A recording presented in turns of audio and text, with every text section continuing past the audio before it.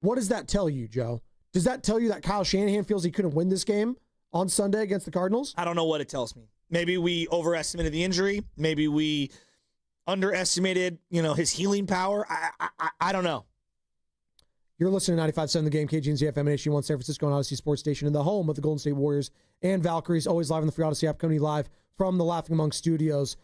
Jennifer Lee Chan, who joined us last hour, 49ers insider, NBC Sports Bay Area, saying she would not be shocked or surprised if Brock Purdy plays this Sunday and plays well, quite frankly. And this is a massive game for a multitude of reasons. First and foremost, it's just any NFL game. It's week 3. You want to win. But potentially going up 2-0 within the division, Joe, and you do it with a backup in Mac Jones, that would be pretty incredible. Now, I would love to see Brock Purdy back, and he looks normal, and he looks safe. And then we're talking Monday, hey, Brock didn't skip a beep. That's awesome. Let's go.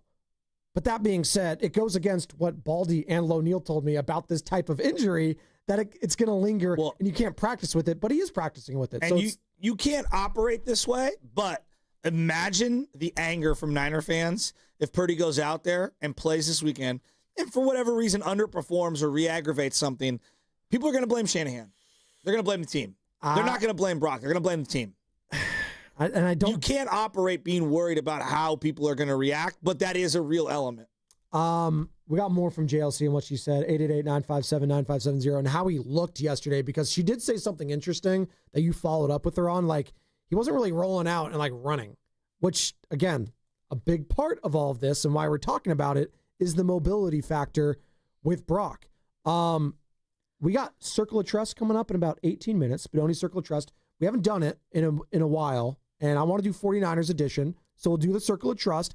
And I don't know if Brock will be in that circle or not going forward. We'll find out. That's a tease for you.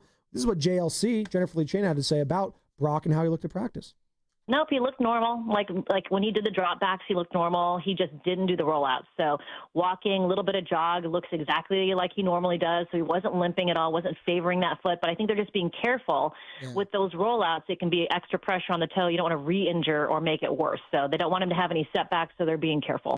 Again, limited. That's why they use that term limited, because he didn't do everything in practice. And if you're limiting him this early, and we'll see, if he's limited again today, what would that tell you? Nothing? If he doesn't practice at all today, he's not playing. Okay, but if I'm saying if he's limited again. Is he moving around? I don't know. I don't know what to make of this. They've been real, guarded with their injuries, right? Yeah, again, this isn't a smokescreen by any stretch of the imagination. You don't put your quarterback in harm's way in practice. Gamesmanship. I don't think this is gamesmanship at all. I keep coming back to maybe they were being super protective and cautious, and they told Rappaport that, it could be up to 5 weeks. And maybe that was a little bit of we're protecting ourselves here if it turns into something that's really scary. But clearly, this might just be a one and done. It was a grade 1. If it was a playoff game, he's playing last week, but you know what? Or a regular season game that has playoff implications. Maybe it was. And maybe this is just a one and done thing and it's being fine. That would be great. I would love for that to happen. And it's not something that's going to linger all season long. I'm just going off what the former players have said about this injury. And I think we were all kind of scared after we saw what happened with Joe Burrow on Monday, the turf toe and the degree of the tearing and him being out for 3 months. That's what we don't want, because we would be viewing this a little bit differently with Mac Jones. I do think there'd be a little bit more of a sky is falling if it was a minimum 5 weeks he's out. Then it's oh, damn, okay. And now I don't have that as much, Well, now it's just stay afloat. That's a different conversation. Yes. It's stay afloat. And, I think about, if George Kittle's not 100% when he gets activated off IR, you wait on him too, right? To me, it's not like this is just the way I operate with Brock Purdy. I think all the players that I have heavy investment in that I think are going to be the reason why we win or lose in the postseason, I want them to be at their most optimal or close to it down the stretch, not in the middle of October. And speaking of Mac Jones, who better to ask, about the film than the guy that does film better than anyone else, outside of Baldy, of course. Greg Cosell, who joined Willard Dibs yesterday, joins him each and every week. Greg Cosell, NFL Films, breaks it all down on what he saw from Mac Jones last week. Mac Jones is an executor and a ball distributor. That's what Mac Jones is. So in a system with Kyle Shanahan where they present a lot of clean throws and a lot of good looks, he can function well. Although I really thought that his touchdown to Jennings early in the fourth quarter, that ended up being the winning margin in the game, I thought that was a really, really good play by Mac Jones. I won't go into all the details because people can't see it, but initially the Saints showed a man-to-man look. And I think that play was going to be, if it stayed man, I think they were going to throw the wheel route to McCaffrey on the boundary side because he was going to be covered by Pete Werner. But there was late coverage rotation, and they went to cover 2. And so when Mac Jones took the snap, he had to recognize that instantly and realize that throwing the wheel route to McCaffrey was not going to be there. And he immediately, intuitively understood where to go with the football, and he hit Jennings right in the void in cover 2 with kind of a layered throw. I thought that was really, really good quarterbacking. That's the kinds of thing he can do. Purdy's really good at that too. He's shown that he can do that in this offense through the years that he's played in it. I mean, I thought that was one of the best plays of the day. That was such a dime. He threw him into that window, anticipating it was going to be there. That seam route, like heat-seeking missile. I mean, that ball caught Jennings. He didn't catch that. It was the confidence of the throw, too. Standing tall in the pocket, the way he delivered it. Yep. It was a perfect representation of what he brings in his skill set was that play for Mac Jones. Yeah. And I think that's why I'm very curious, and I think he's going to suit up this week, is the different looks that the Cardinals could potentially give him on Sunday and try to take away some of those. Because Baldy said it's one of their defense and their guy, Will Johnson, who they drafted, the secondary player. He's hurt. He's hurt? Oh, is he going to be out? It's 50-50, I feel like, this morning. That would be huge. I mean, he's the guy I wanted out of Michigan. Right. So that would be a huge loss for them. And then chalk that up for the 49ers and Kyle Shanahan. I'm sure they're going to try to exploit that. But I wonder, how they're going to go about this game compared to the Saints last week. Again, it's always matchup given. Hell, there was a game that Mac Jones, in his rookie year, remember that game with Josh McDaniels? We all do. You're nodding your head. There's a game where it was like in a blizzard in Buffalo or wherever it was. They said, you know what, Mac, you're going to attempt 3 passes and we're going to run it every single time. Every single time they did that. So Mac Jones has no problem pivoting to the running game. The preview for tomorrow, I think the number one area of concern for me is not Arizona's defense, though I'm sure it will be difficult to overcome.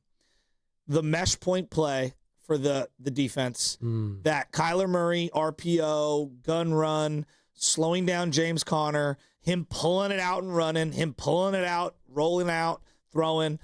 They have got to absolutely dominate that play. You know exactly which one I'm talking about. It's been crushing them for 5 years. Mobile quarterbacks have been crushing them for 5 years, but that play in particular, they couldn't stop Kamara. They couldn't stop Spencer Rattler on that.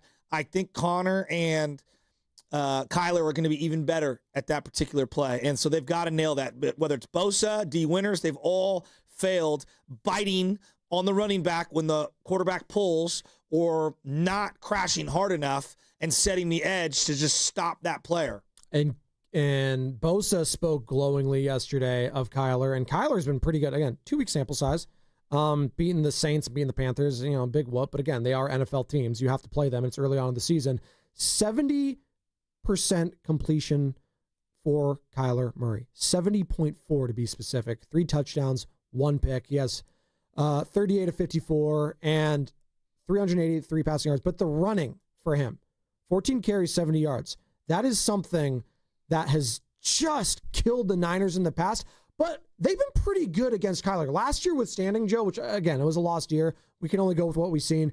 And he had the deuces. He said bye. And then I know. Levi Stadium, you were there in person. Campbell. It was awful. But they have been able to kind of stymie that in the past with that kind of cage defense, they called it, remember? And now that Saleh is back, I think they're going to shore that up and not allow Kyler to beat them with their legs. That's going to be a huge part of this, and Bosa being on top of that is also going to be a huge part because you got a lot of young guys on the D-line that might bite very quickly. Hell, I think it was week 1, I saw Nick's brother Joey bite early on those Lamar give and takes with Derrick Henry. Kind of calmed down a little bit. The whole team calmed down, and Joey didn't bite again, was able to keep Lamar in the pocket, turn it into a loss, and I'm looking for Bosa, Nick that is, to do the same thing to Kyler this week. 888-957-9570. Circle of Trust coming up here momentarily. I didn't want to hear this one from Cosell's as well because he talked glowingly about Mac Jones' performance last week as well. I thought Mac Jones played well. He was outstanding on third down. He was 7 for 12 for 121 yards and all 3 touchdowns. 6 of the 7 completions resulted in first downs. That's what's really important. It's because a lot of times guys can complete balls on third down, but if they don't get a first down, you're punting. So 6 of the 7 completions resulted in first downs. I thought he played really solid football. That's going to be the difference too. Getting off the field third down or, converting on third down. And Ricky Pearsall has been that dude early on here, kind of both games. I'm looking at that connection to continue to blossom too. Probably the best element that has been under-talked about on this station all week from the win against the Saints was the offensive line play. Mm-hmm. I thought they held up really well for the most part, and I thought they gave him a really nice pocket to throw from. And I thought that Kyle Shanahan, specifically on third down, which was talking about Monday, Tuesday, he was brilliant. Brilliant this one. Isolating matchups, getting linebackers on CMC, finding different routes to open up into certain windows and misdirection plays. I thought Shanahan and the offensive line were excellent in this game. All right, we're going to take a quick break. Come on back. We got the Circle of Trust coming up, 49ers edition. Plus, I do want to talk about, week 3 is officially upon us tonight. Bills, Dolphins. What are some of your biggest week 2 surprises heading into week 3 now? After 2 weeks, what do we know? What do we not know? We'll go around the NFL, Joe, because I know you're tapped in on all things there. And it's going to be brought to you by Safeway. Head to Safeway this week for this amazing deal and more for members. USDA Choice Beef New York Strip Steak Bone-In Mega Packs, just $9.99 per pound. Visit Safeway.com for more details. See you in the aisles. Coming to Freeman's Appliance in Pleasant Hill, September 26th through the 28th for their fall clearance sales event. Take advantage of one-of-a-kind opportunities at the Freeman's Appliance Fall Clearance Sales Event for the best time to save on new appliances for your home.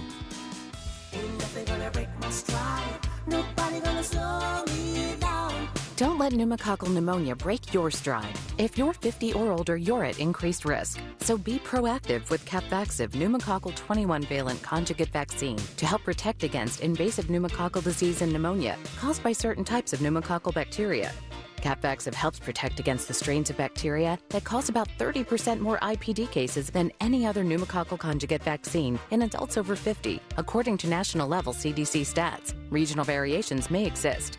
Don't get Capvaxive if you're allergic to the vaccine or its ingredients. Tell your doctor if you have a weakened immune system. Common side effects include injection site reactions, feeling tired, headache, muscle aches, and fever. Capvaxive does not protect against all strains. For more information, call 1-800-927-8888 or visit capvaxive.com. Ask your doctor or pharmacist about Capvaxive. Need help paying for your Merck vaccine? Visit merckhelps.com. Sponsored by Merck.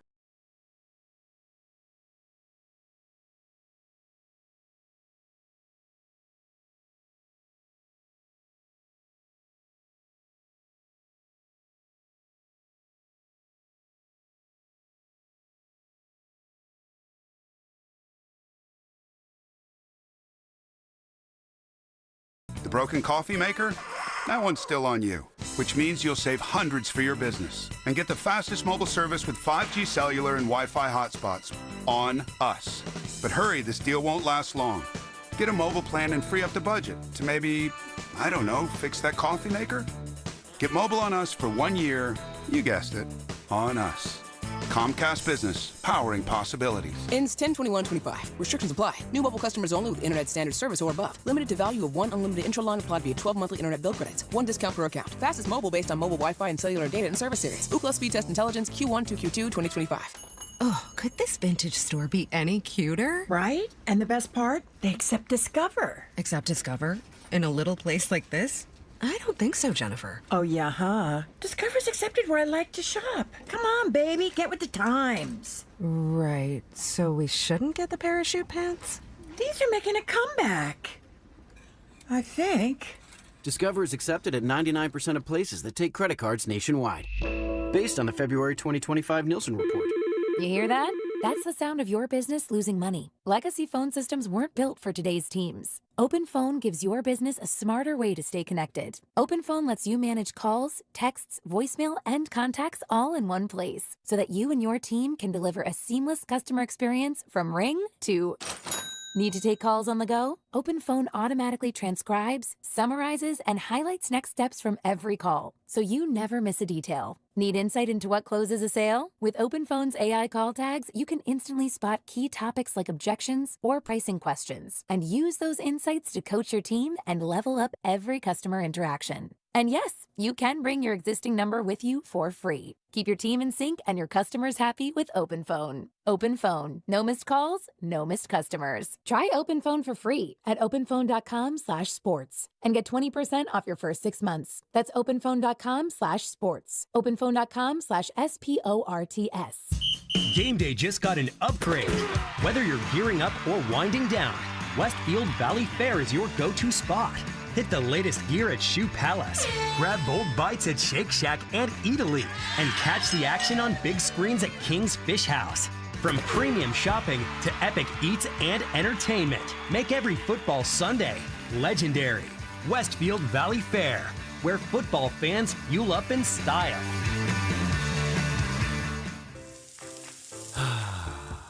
That's the sound of James adding long-lasting Gain scent boosters to his laundry this morning. Several hours later, James sniffs the irresistible scent of Gain on his shirt. Gain. Several hours later, James has even caught the attention of his mother-in-law, and she never gives him attention. Ooh, you smell amazing, James. Oh, thanks, Mom. I love you too. I never said that. Add Gain scent boosters to your laundry. Add joy to your day. Tulsa is my home now. Academy Award nominee Sylvester Stallone stars in the Paramount Plus original series, Tulsa King. This distillery is a very interesting business.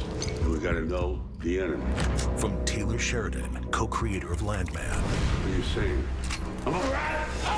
If you think you're gonna take me on, it's gonna be really difficult. Tulsa King.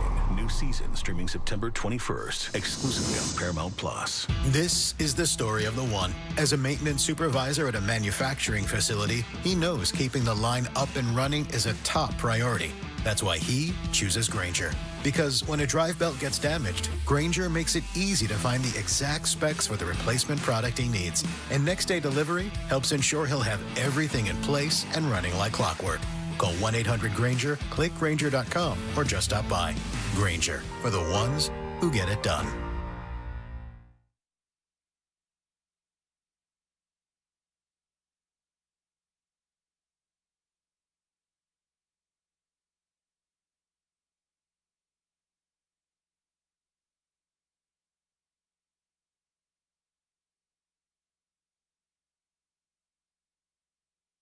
All right, this is Dwayne from Concord. You're listening to The Morning Roast. Spadoni, the Italians love you. Anthony Shasky. Shasky, you're pretty cool too. He is. He's very cool, actually. Joe Shasky, Joe Spadoni here with you. One more segment before handing it off to Steiny and Goo. We got Spadoni's Circle of Trust here, 49ers edition, momentarily. We also can take a look around the league. Some of the surprises that are happening around there. We've mentioned one of them. Daniel Jones and the Colts. Are you kidding me?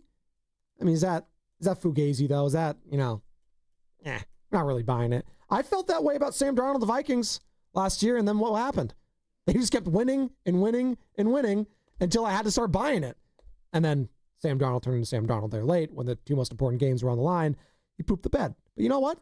He earned his money, he earned his contract, and good for him. They just got a big win last week against the Steelers. I hope the Niners can get another big win this week to move to 3-0 and 2-0 within the division where they struggled mightily. If they win this week, Joe, it's already more division games than they won all of last year, which was 1.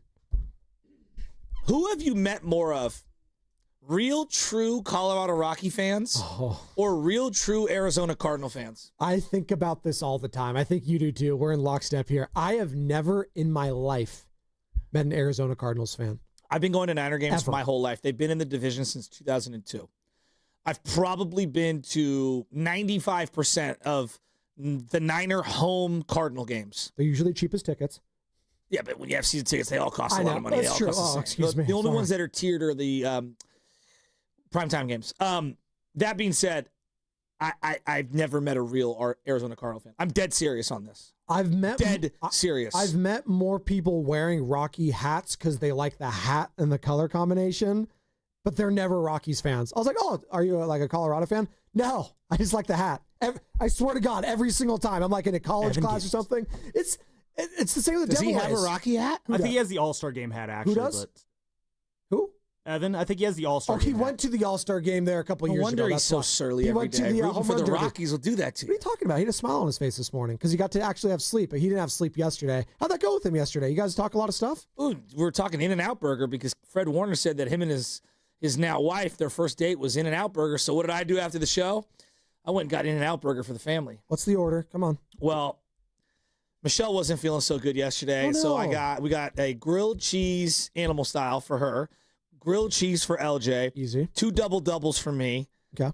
What is the double? Do you do anything to it, animal style? No, just no tomatoes, no onions. Okay. I just wanted to go just straight up meat, protein Okay, style. right. I even like ripped the bun part off as I'm like eating it because I don't want to eat all the bun. What? Just get it protein style. Get a lettuce I know, wrap. but the lettuce wrap gets everywhere, so it's like whatever. And then a bunch of French fries. And what did I get Mia? Because she was taking little LJ to swim. I got her a number 3 with grilled onions. By the way, In-N-Out, if you want to sponsor with us, we're open for business. That's right. We love In-N-Out, and It's In-N-Out like loves us. 1,000 things, $40. Well, So then I called best Carter, and I was like, bargain. Carter, guess what I just ate? In-N-Out Burger. He's like, I hate you. You called him. Wait, hold on. We'll get to the circle of trust in a moment. You just called Carter to say, "Hey, Carter, you'll never guess what I just had." Yes. That's what he did. Yeah. I was taunting him. What he did. I was taunting him. No, he was calling me. It called me, hung up, and then called me back to be like, "Guess what I ate?" I did, though. Jerk move. Usually, that's a psycho. We move were is what talking that about is. getting In-N-Out Burger after the show. I was starving. And he was probably still working here at the station, weren't you, Carter? Yeah, it's cruel, right? Wow, that's It's not a cool. great I was teammate. just bragging. Yeah, okay. I was You know what? bragging that I wasn't with Steiny and Carter was. You know what? You'd be out of my circle of trust at that point if I was Carter when it came to phone calls from Joe Shasky. That leads us now to Spadoni's circle of trust. Starving.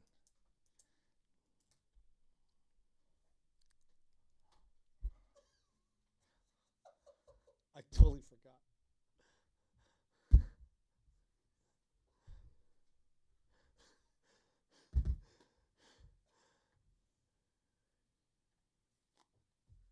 Every time I hear that open, it's the fake Italian, New Jersey, New York accent. It gets me every time, Sammy. You're on fire when it comes to the drops and the rejoins and everything. But it is time for the circle of trust. And as we know, all relationships are built on trust in life and sports and in anything. So that being said, who am I trusting and who am I not trusting on the 49ers right now, Joe? Do you have some names that I you do want have to? some names that I want to pull up, but I'm getting really like insecure because the chat and everybody's calling me fat for eating 2 doubles. Am I fat, guys? Like, be real. Just tell me to my face. Am I fat? No, I have not. a fat-looking face, but I don't think you're I'm not fat. You're not fat. The order made it seem like that's what I was going at all. I just think, if anything, it made me feel fat because I get way more than you there. Yeah, that's a little order. I get a 4x4 animal style, add chopped chilies, add more raw onions on top of it. Whole grilled. Whole grilled too. And then I get the animal fry, and then I get a large Neapolitan shake. See, Shasky, if anything, you were going on a diet with what you ate yesterday. Yes. That's what I'm calling you out on. I burned 5,000 calories on Saturday at a tournament, so I'm feeling, yeah, that's all right. Anyway, let's go. Let's pull these names out of the hat, all right? We got second place, by the way. Oh, look at you. All right, this is the Spadoni Circle of Trust. It certainly is. All right. Sam, I love you, but you love to just go real deep. Offensive line play. Connor Colby, rookie, guard. That was Carter's idea, not mine. Okay. Connor Colby. You are now on the inside of what I like to call circle of trust. He is in the circle of trust. You know, in his limited snaps and filling in for the injured Ben Barch, he was 100% in pass blocking situations, Joe. 100%. Didn't give up any pressures. That's Connor Colby, baby. Wow. Crushing it. 100%? 100%. That's Pro Football Focus, so let's take that for what it's worth. No, that's impressive. He was great. Yeah. And this is a draft pick. Part of this, though, kind of bothers me. I'm going to say this. This also just proves that Kyle Shanahan was right, I guess, in his philosophy. He's going to look at this and say, see, I could find an offensive lineman in the 7th round. See, 6th round, 5th round, doesn't matter. I find these guys. I don't need to invest a first-round draft pick in any of these offensive linemen. So part of me doesn't like that. Does that sound like it's a catch-22? Catch-22. It's like part of me likes that I'm seeing Connor Colby succeed at a high level, but also that Shanahan's being rewarded for not rewarding the quarterback, the offensive line room with high draft picks. But Connor Colby, nonetheless, in my circle of trust. All right. What about Eddie Pinheiro? I've just pulled that name out of the 49er helmet. Is he in your circle of trust? You are now on the inside of what I like to call circle of trust. Absolutely in my circle of trust, because you know what? He made the important ones. He's not Jake Moody. You know what? He's not Jake Moody. He's not Jake Moody, but you know what? And I'm rooting for Jake Moody. He'll get an opportunity this season. I believe in Jake Moody, like I believe in Harvey Dent. He is in the circle of trust. Eddie Pinheiro has one of the most accurate legs in the history of the NFL. It's high 80s when it comes to his percentage. Yeah, Eddie Pinheiro. He had to get that one out of the way early. It's like golf, Joe. You hit that slice right off the first tee, you move right past it. So yes, Eddie Pinheiro in my circle of trust. He is. Am I getting this right? We have non-49er topics in here? That's fine. I can Jimmy pivot. Butler's buy-in. Is Jimmy Butler's buy-in in your circle of trust? We're all over the place. You're still in the circle of trust, so I'm going to give you one more chance. Well, apparently we're talking about it now. It's called pivot and not panicking, Joe, because you could panic in this situation. Well, I pulled that name out. I don't even know what's going on here. But I kind of like it because you know what? The circle of trust is all encompassing here in the Bay Area. And check out what Dalton Johnson, was this on our airwaves? Right here? Oh, no. It's on NBC. Okay, Dalton Johnson. Dubs Talk Podcast. Dubs Talk Podcast. Jimmy Butler is questioning things. Let me hear it. I can confidently say that Jimmy Butler has also reached out to the team and been like, what's going on here? I just want him to know the plan. And of course, Steph, Draymond, Jimmy, they're in the loop. I understand that. But I think Jimmy, as someone who came on last year and kind of showed, all right, you took care of me. All the drama's done. All the Miami stuff. It's just basketball for me. I'm all about basketball. When I'm on the contract for you, it's about basketball. And now I think he's saying, hey, show me that's all about basketball. Well, we have 2 until training camp. So either just pay him or move him. Like, there needs to be a decision. Wait a minute. Jimmy Butler is wondering what's going on with the Kaminga situation? That's what is going on there? He is questioning what is going on with Jonathan Kaminga, and he's wondering why management has not nipped this thing in the bud sooner rather than later. Here's what I would tell Jimmy. Jimmy, no one wanted to give you the $120 million we gave you. Pipe down and get ready for the regular season and let the front office figure it out. He would take that so well. No, I'm dead serious. Jimmy Butler, you've been here 5 seconds, and you went straight Casper on us in the Minnesota series. Miss me with being here for 5 seconds and questioning what's going on. We saved you from Miami. We gave you the money. You can't go a couple of months. The Kaminga thing is annoying. I freely acknowledge that. He wants assurances. So hold on. The assurances are $120 million large, buddy. When did who does he think he is? When did the Warriors get Jimmy in February, right? This February is going to end ugly, him. isn't it? It's going to end ugly with Jimmy. 7 months later. So it took 7 months for there to be drama with Jimmy Butler. 7. It was nice. It was nice while it lasted, guys. 7 months. It's all. Who could have seen that coming? Besides, But you know what? That being said, circle of trust. You're still in the circle of trust, so I'm going to give you one more chance. Because on the court, he has been a baller for the team. I'll give Jimmy that. But don't even get me started with Big Face Coffee, all right? You went to it. You went to the pop-up here. Line took forever. You said you loved it. You were hipsters. waxing like Big poetically Line about Coffee. Big Line Coffee. All right. Well, that's in Miami. Next circle of trust. Who do we got next? By the way, if Jimmy shows up and plays well game 1, all will be forgiven. Jesus. Kawhi Leonard's availability, in or out of the circle of trust? Because I want him. Did I not clearly explain the circle of trust to you? No one trusts Kawhi. The organization he's currently on doesn't trust Uncle him. Dennis does. Spurs don't trust him. Greg Popovich doesn't trust him. His own family doesn't trust him. Uncle Dennis was standing. No one trusts Kawhi Leonard, his body, or where he's getting paid from. No. Zero trust. Get out of here. No trust at all when it comes to Kawhi Leonard. And by the way, you want to add Kawhi to this after Jimmy Butler just said, of all people, hey, what's going on with Jonathan Kaminga? Now we add Kawhi Leonard here. Oh, what's going on with Kawhi? Is he going to play? Is he going to be healthy? At least Kawhi's a Hall of Famer. Yeah. I don't even know if Kaminga's a starter. He's also a Hall of Fame when it comes to swindling organizations with money. Whose uncle do you trust more? Uncle Eddie from the Christmas Vacation series or Uncle Dennis? I trust Uncle Fester more than both of them from the Addams family. How about that? That's who I trust. I do not trust How about Uncle anyone. Phil from Fresh Prince? Yeah, rest in peace, Uncle Phil. Yes, I would absolutely. I have my own Uncle Phil, too. Uncle Phil, I love you. What about Circle of Trust, Mac Jones? Is he in there or is he out of there for you, Spadoni?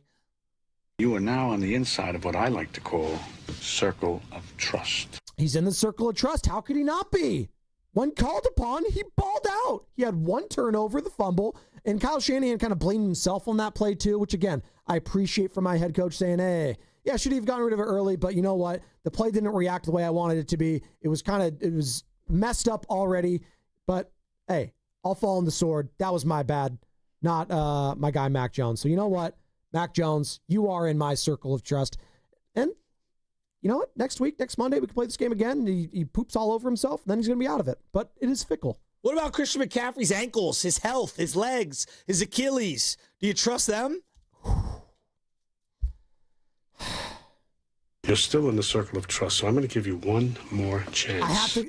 That's my tentative circle of trust right there. Yes, he is in my circle of trust until he's not, because he's shown these last 2 weeks. Isn't it amazing, real quick, how we pivot from the sky is falling with Christian McCaffrey touches to, I don't know, Mac Jones, Brock Purdy, quarterback controversy. We just totally swept Christian McCaffrey's Achilles under the rug. It's gone. Everything's good. You know whose name has not been uttered in 7 days? George Kittle. Oh, Hall of Famer. Forgot about him. Yeah, I know. It's amazing what happens when, you know what, other people around you in the offense step up. All right, Kendrick Bourne, Juwan Jennings, Jake Tonjes, Luke Farrell. It's I'm nice. pulling names out of hats here. A circle of trust. Spadoni and Shasky, circle of trust for Joe Spadoni. Jonathan Kaminga. Is he in your circle of trust? And what are we trusting from him? To not accept qualifying offers? To be a malcontent? To not read the room and realize he's not a starter on this team? We know he's not in Steve Kerr's circle of trust. That much we do know. But is he in mine? You're still in the circle of trust, so I'm going to give you one more chance. One more chance. Who starts more games? McCaffrey on the Niners this year, Kaminga on the Warriors. Kaminga. There's going to be an injury somewhere with these old guys, and he's going to be called upon, and he's going to start. And I think at least 20 games this next season. 888-957-9570. I think Kaminga started 20 games once in his career. Exactly. This is going to be the second year. Here are his starts by year. Rookie year, 12. Second year, 16. We're talking about a guy who has not started more than 20 games in any year. Third year, 46 starts. Last year, 10 starts. You wonder why Adam Silver's NBA is cooked? It's because of this. Right here. This is like the Juwan Jennings holdout. This is where I draw the line. He would have started more had he not gotten hurt last year. Can we all be in agreement on that? Like he would have had 2 seasons. Maybe he wouldn't be here, too, if he didn't get, Potentially, but we don't know. But he was on his way for starting more. So I'll say at minimum, he starts 20 games this next year. It might be a hot take for some. And tentatively, as we're doing Spadoni's Circle of Trust, Jonathan Kaminga remains in my Circle of Trust. Right. There's a bunch of stuff in here that's 49 related. I'm just going to go to one other one, just a random one. Do it. Who do you trust, yay or nay? The Giants front office to get this offseason right. Ooh. You know what? You are now on the inside of what I like to call circle of trust. Posey gets things done.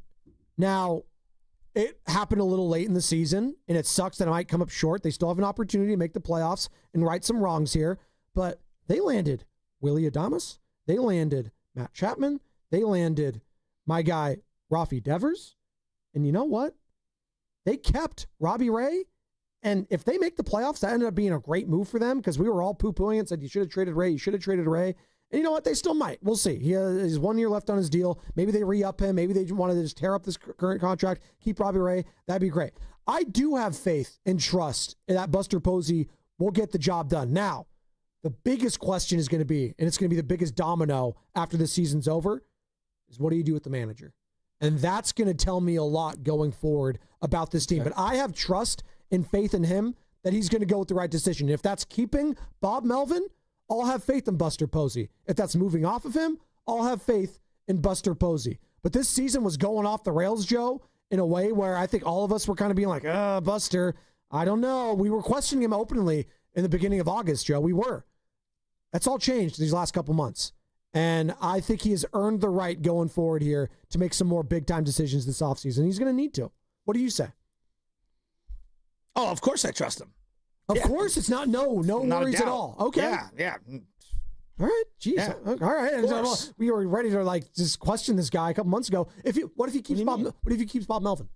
Has Bob Melvin I wouldn't done love that. Okay. But I get it. Would you view him differently, though? I mean, it would not be that inspiring, but then I'd have a fall guy. You know? Are you capping for Buster no matter what? Is it you or Buster versus the world? I mean, when you pick up Raffy and you elevate Bryce Elder the final week of the season, it's hard for me to sit here and feel bad. Like, he's done a lot of work in 1 year. It takes time to win championships. I totally agree with that. All right, so now here's my last one. Who do you trust in the Bay Area to win you a championship first? The Valkyries, the Warriors, the Niners, or the Giants? Okay, so this isn't a circle of trust for just one. Just who do you trust? I'm asking one last question. In honor of the Valkyries' inaugural season, we all think they're headed in the right direction, but you know they could be an organization for 100 years and not win one. All these teams could. I'd have to go Valkyries, right? Just given the hype, I mean, as an expansion franchise to do what they did in 1 year, to push the number 1 overall seeded Minnesota Lynx the way they did yesterday, probably should have won that game. They didn't. Give the Lynx credit. They came back, but missing your all-star. Missing your second best player and Monique Billings. They have a better chance. They have a better chance than Steph Curry. They have a better chance than Kyle Shanahan. Yes. They have a better chance than a Buster Posey ran team. The way you're saying it makes you seem like it sounds insane. It's not. Like, it's legitimately. How many teams are in the WNBA 13. first and foremost? 13, Joe. So just going by the math. A couple more coming in the next few years, too. Yes. Portland and Toronto. Exact. But again, I like to see what they do as expansion franchises in their first year, if they could even sniff what the Valkyries just did. Natalie Nakase absolutely earning the Coach of the Year honors. And her speaking yesterday, I want to hear from some of what she said. But I'm going Valkyries. I am drinking the Kool-Aid. I am. I've been to the games. I trust the owner, and they're going to make some big-time moves. What if they get Asia Wilson this offseason? She's a free agent. What if they get Sabrina Ionescu? She's using my material against me. No, but what if they do, Joe? What if they do? What team do you think? Did I omit the Sharks, by the way, when I asked that? I think you did, but I wouldn't have taken the Sharks still. They're still like a year or two away. Almost, do you guys trust that they'll make good on Joe Lacob's 5-year promise to win a title? I just think it's really hard. I think it's really, really difficult. Yeah. And basketball, too, you usually have to have one of the top handful of players in the league to win it all in any, like, whether it's the NBA, the WNBA. Like, you look at it like great teams that are loaded with top-end talent usually win it all. The Sharks might get my bid. Really? They might, but I'm probably going to go with Kyle Shanahan and the Niners, even though I don't think Kyle Shanahan's the one who's ever going to win one. Winning one. Even when he won one, I knew he wouldn't win one. Oh my God, he was a fraud. Did I not clearly explain the circle of trust to you? He's back in. Is Kyle? Do you trust Kyle again? You back in? It's your boy. Baseball's so fluky. It's so difficult to win it all. Yeah. You know, and like just because you have a great year, something can happen in the playoffs and you're out and you're done. You know, and I think in the NBA, like, it'd be really difficult for the Warriors to win another title. Really do. Everything would have to align. Health for them internally, favorable matchups, other teams falling apart physically or on the floor in terms of chemistry. It'd be really difficult. The Giants, they need a lot to have happen. I mean, in their own division, you can make an argument there are 2.5 teams that have better odds over the next couple of years to win it all in their own division. In football, like, I've seen the Niners knock on the door with this coach and this quarterback, so I'm going to give them probably the benefit of the doubt, even though I do believe Kyle's cursed. I'm still going WA and the Valkyries, but I like this. Who has the hardest path to a title coming up here? 888-957-9570. It's Bay Area specific. Do you believe in curses? No. At all? I don't believe in ghosts or curses. No. I'm not a superstitious guy. So you don't do anything different when you're watching and maybe something's not going right, like switch into different socks or change your position on the couch? Okay, actually, turn the volume up to a specific number? Let me backtrack. There is one thing that I do that is superstitious. Okay. If I am following a game on my phone or something and my team was winning, and then I turn on the TV to watch my team and they start losing, I turn it off. I do that. Well, that's superstition. I said that. That's the one thing that I do that I believe is just, it's ridiculous, doesn't make any sense. We do that as fans. That is the one thing I do. But I will outside switch of, like, seats. I'll do all kinds You'll of do stuff. all. Is that okay? Yeah, fair enough. What are you doing right now for It's the baseball player in me. Yeah. One batting glove on, no batting gloves, go batting gloves, back pocket out, socks up, socks down. Like, it's just always something to change it up. I wonder if Brian in Palo Alto has anything that he does that's superstitious. 888-957-9570. BPA, you a superstitious guy? No, not at all. I believe in the power of my mind and the power of data. I love you. Oh, my God. You are 100% at the Salesforce Workday conference or whatever the hell it is. He said he's not going there. There's not a chance in hell. I would not be caught not be caught You're a dead there with keynote those guys. speaker. He's on the corner with all those other tourists taking pictures of nothing. Yeah. So I think my trust would most be in the Niners at this point. I think what's gone down with the Warriors and Lacob this offseason, it's damaging, right? I don't know that I've ever seen a more incompetent handling of an asset before by an owner. And it really is not Kaminga's fault. It's Joe Lacob's fault that they're in the situation they are. And this is what happens when you enable a child, right? When one child is providing proper parenting and the other child is, stroking their ego and in their ear telling them how great they are. It's unfortunate, right? Because this could be a pretty good team with a couple pieces, and we're almost in October, and they've not done a single thing in the entire offseason. So really is unfortunate. So, yeah, Kyle and John, especially with this recent draft and all the young guys that look good, would be my best shot. Then probably Buster. And I don't know, Lacob. I'll give the Warriors and Lacob sort of tie for third and fourth with the Valkyries. Probably Valkyries over the Warriors as far as, where Lacob's strengths lie at this point. Did you see the Dallas Cowboy doc, BPA? No, I watched one episode and then I could not do it. Hey, I did get Jerry Jones' own self mythologizing. No, sorry. I did. And I know people have been saying this for a couple of years. I did see a shade of Joe Lacob inside of Jerry Jones. I did. Jerry Jones, yeah, that's what I call him. Jerry Jones Lacob. So that's where he's going. No. Hey, Brian, real quick before you go, what about the latest from Sam Amick, the Athletic, saying read the whole sentence. The Warriors are afraid that Kaminga would turn into a star if traded to Sacramento. I don't care. I mean, I don't care anymore. Just if we can get Kaminga on a qualifying offer, it's unfortunate we ever got mixed up with this kid at all. If Kerr had his druthers, probably would have gotten Franz Wagner. So at this point, put him on the qualifying offer and use that money to get some good players. Bury Kaminga on the bench. I'm out of the Jonathan Kaminga business. I was never that far in it, but if he comes back on the qualifying offer, they're gonna bury him on the bench for a year, and he deserves it. Have a good day, guys. There you go. All right, so Sam Amick, who's super tapped in. The Athletic. This is his quote. Now, I'm laughing at the quote because I think that he is literally explaining how back and forth the Warrior brass is by the statement he's putting out. And I'm not ripping Sam Amick.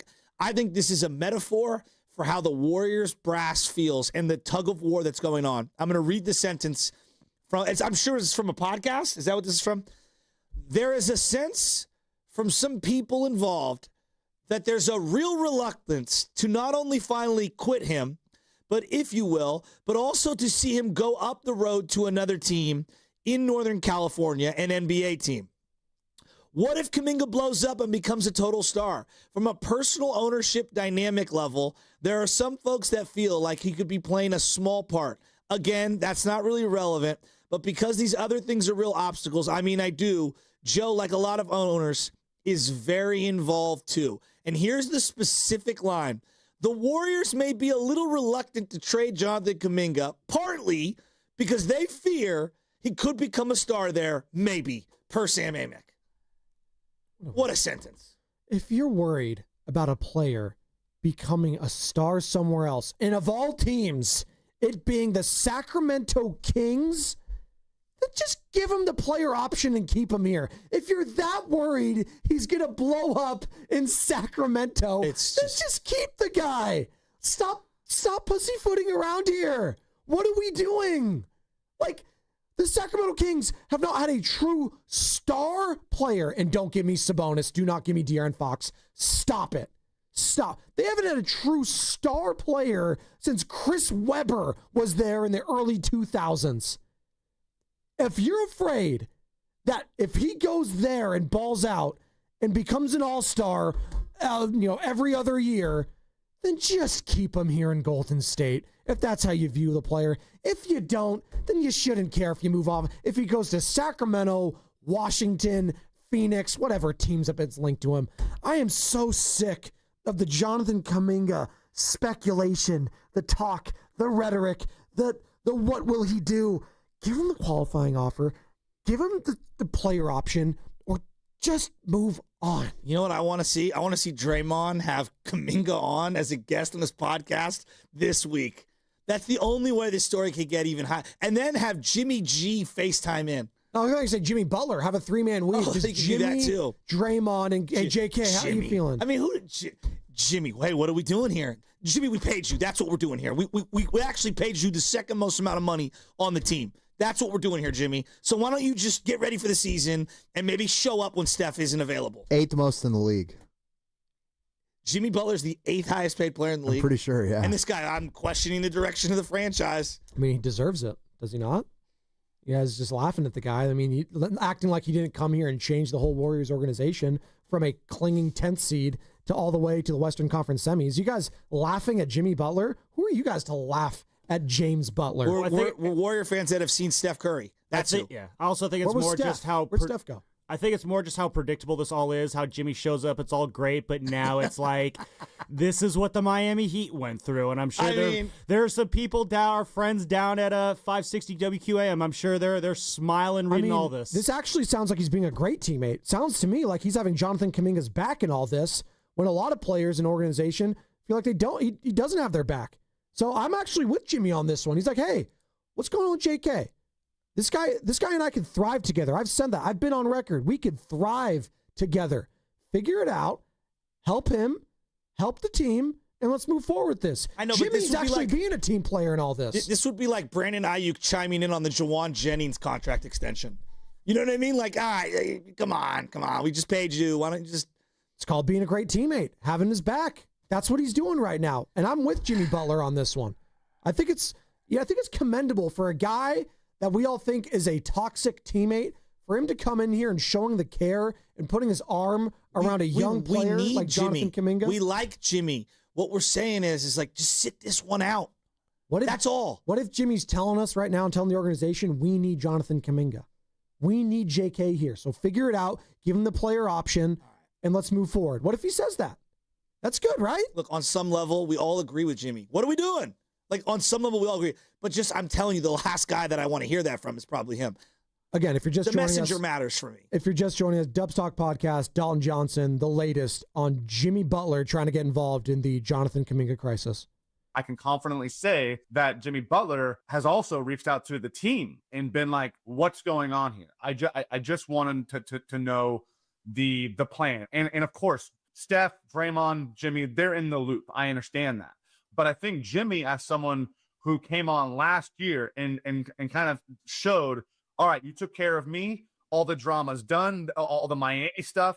It's just basketball for me. I'm all about basketball. When I'm on the contract for you, it's about basketball. And now I think he's saying, hey, show me that's all about basketball. We have 2 until training camp. So either just pay him or move him. Like, there needs to be a decision. Again, that's well put. Hey, I thought I was promised that there'd be no drama here. I'm not trying to bring in any drama. We don't want that. Figure it out, and let's move on to Fast 5. He's the 5th highest paid player.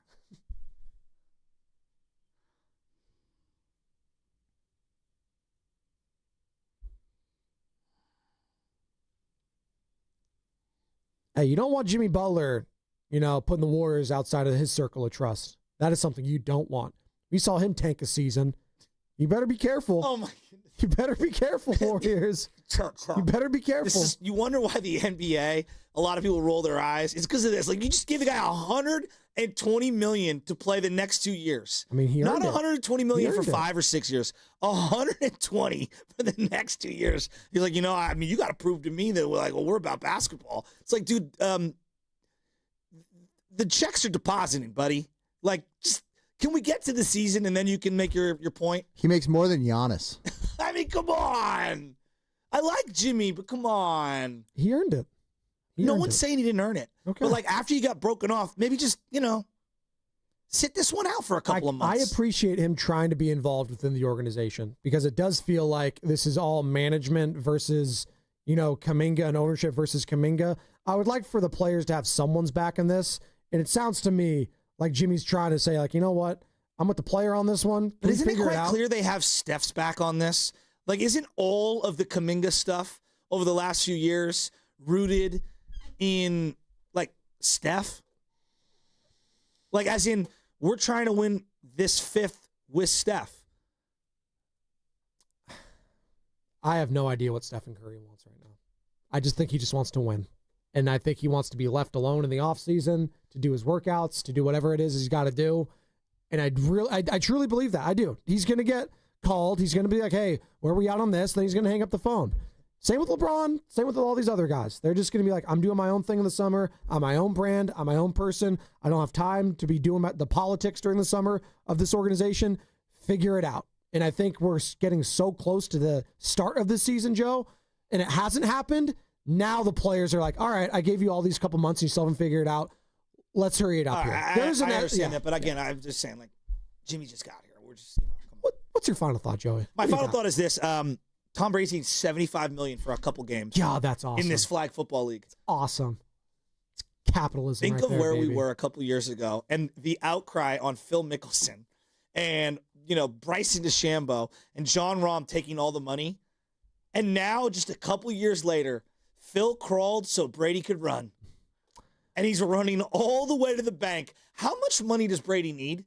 Like, I'm being real. Like, when's enough? It's never enough. Oh, I'm trust me. I'm married. I get it. It's never enough. That was 3 years ago, the Phil Mickelson comments. And what did he say? Let's see. Where is it? It's like those guys are really scary, but hey, they pay well. Right here. No, this is what him talking about the Live Golf people. They're scary MFers to get involved with. We know they killed the Washington Post reporter and have a horrible record on human rights. They execute people over there for being gay. Knowing all of this, would I even consider it? Because this is a once-in-a-lifetime opportunity to reshape how the PGA Tour operates. Yeah, Tom Brady didn't say that. That's why Phil Mickelson got destroyed, because he said that. No, that's all on Phil. Yes. All on Phil. But it's not even close. Well, that statement is awful. Horrible. The acts are quite similar, though, in terms of you're taking the blood money. Yeah, but you don't say what he just said there. I hear you, but good God. Phil. How much is Shanahan getting paid to coach these games? Oh, probably similar, you would assume. 40? Right, Carter? 40? It's got to be. Something ridiculous, What's for sure. CMC making? Because he's I can try and look into it. Yeah, but please. Pete Carroll's like 75. What's he doing over there? What does he need? I want Pete suiting up. I want him on one side. Oh, my God. I want him with the gloves on and the Air Monarchs. Sam, what you got? My final thought is we have a result for who's going to be starting for Shasky's quarterback, Shasky's fans team. As we know, his team is the people's team, so the people choose who start for him. And with 68% of the vote, the pick is going to be Bo Nix. Oh, Sko Nix. I'm 0-2. I need this to work out for me. Yeah, you're cooked. Got a big one this week. I'm It's you and me, not cooked. Shasky. You and Sam are both cooked. Battle for the basement. Yeah, it's done. Guys, that's listen, over. Even when I lose, I win. Okay, LeVar Ball. What do you got, Carter? Hey, Thanks for adding those teams to our league, though, Shasky, the 16. We really appreciate it, man. That was so much fun. It's cool. Like, when you guys try to extract finances from me, we'll see how cool that is. When they're coming. Can't extract prime rib from you. Hey, pipe down over there, buddy. Okay, well, anyway, my final thought of the day is I have good news for you guys. Jimmy's now the third highest paid NBA player. I have very good news. They're adding more Stephen A. Smith to ESPN. NFL Countdown will be having Stephen A. Smith on Monday. No. You better be careful. Yeah, and they think he's going to do about 3 games this season, just as of now. So that'll probably be more than just 3. Hey, I'm telling you right now, he should watch out. The Russell Wilson arc is the arc Stephen A's been on. He was a Hall of Famer. He's playing himself out of the Hall of Fame. He just signed a new ESPN contract, and it's $21 million a year. It's absurd. Jimmy Butler money. $1 million. Got to get your money's worth. That's a third of what Jimmy Butler is making. What are you talking about? That was Fast 5, brought to you by Xfinity, introducing the 5-year price guarantee. One consistent internet price for the next 5 years guaranteed. Happy birthday, Ben Spadoni, 6 years old. I love you, buddy. Steiny Guru next, brought to you by Fremont Bank. Here for you. Here for good. Hi, I'm Brian Bakhtiari, Executive Manager at Stevens Creek Subaru. The Bay Area has much to offer, with some of the best natural landscape, cuisine, and entertainment in the world. Stevens Creek Subaru also has much to offer, like our good prices, great selection, truly exceptional service, and the Subaru A Lot to Love event going on now. If you're considering a new or pre-owned Subaru, parts or service for your Subaru, or want to visit the Subaristas at our Wilderness Cafe, Stevens Creek Subaru is your destination for all things Subaru. This month, lease a new 25 Crosstrek 2.0i for just $239 per month for 36 months on approved credit, plus tax, license, and registration fees. No security deposit needed. $24.95 due at signing includes a $650 acquisition fee and an $85 dealer documentation fee and first month's payment. Must take delivery from retailer stock by 9/30/2025. MSRP $31,567. 15 cents per mile over 10,000 miles per year. Offer expires end of month. VIN 23505. See Stevens Creek Subaru for details. Visit us on Stevens Creek in San Jose, right next to Santana Row, or StevensCreekSubaru.com. And remember, buckle up and drive safely. Change is always happening. It's part of life. And when it comes to music, change is all around us. Songs are rewritten, classics are remixed, bands and artists come and go. Even our taste in music changes. Here at Xfinity, we know there's still good in keeping some things the same. That's why we want to do our part with a 5-year price guarantee on our internet.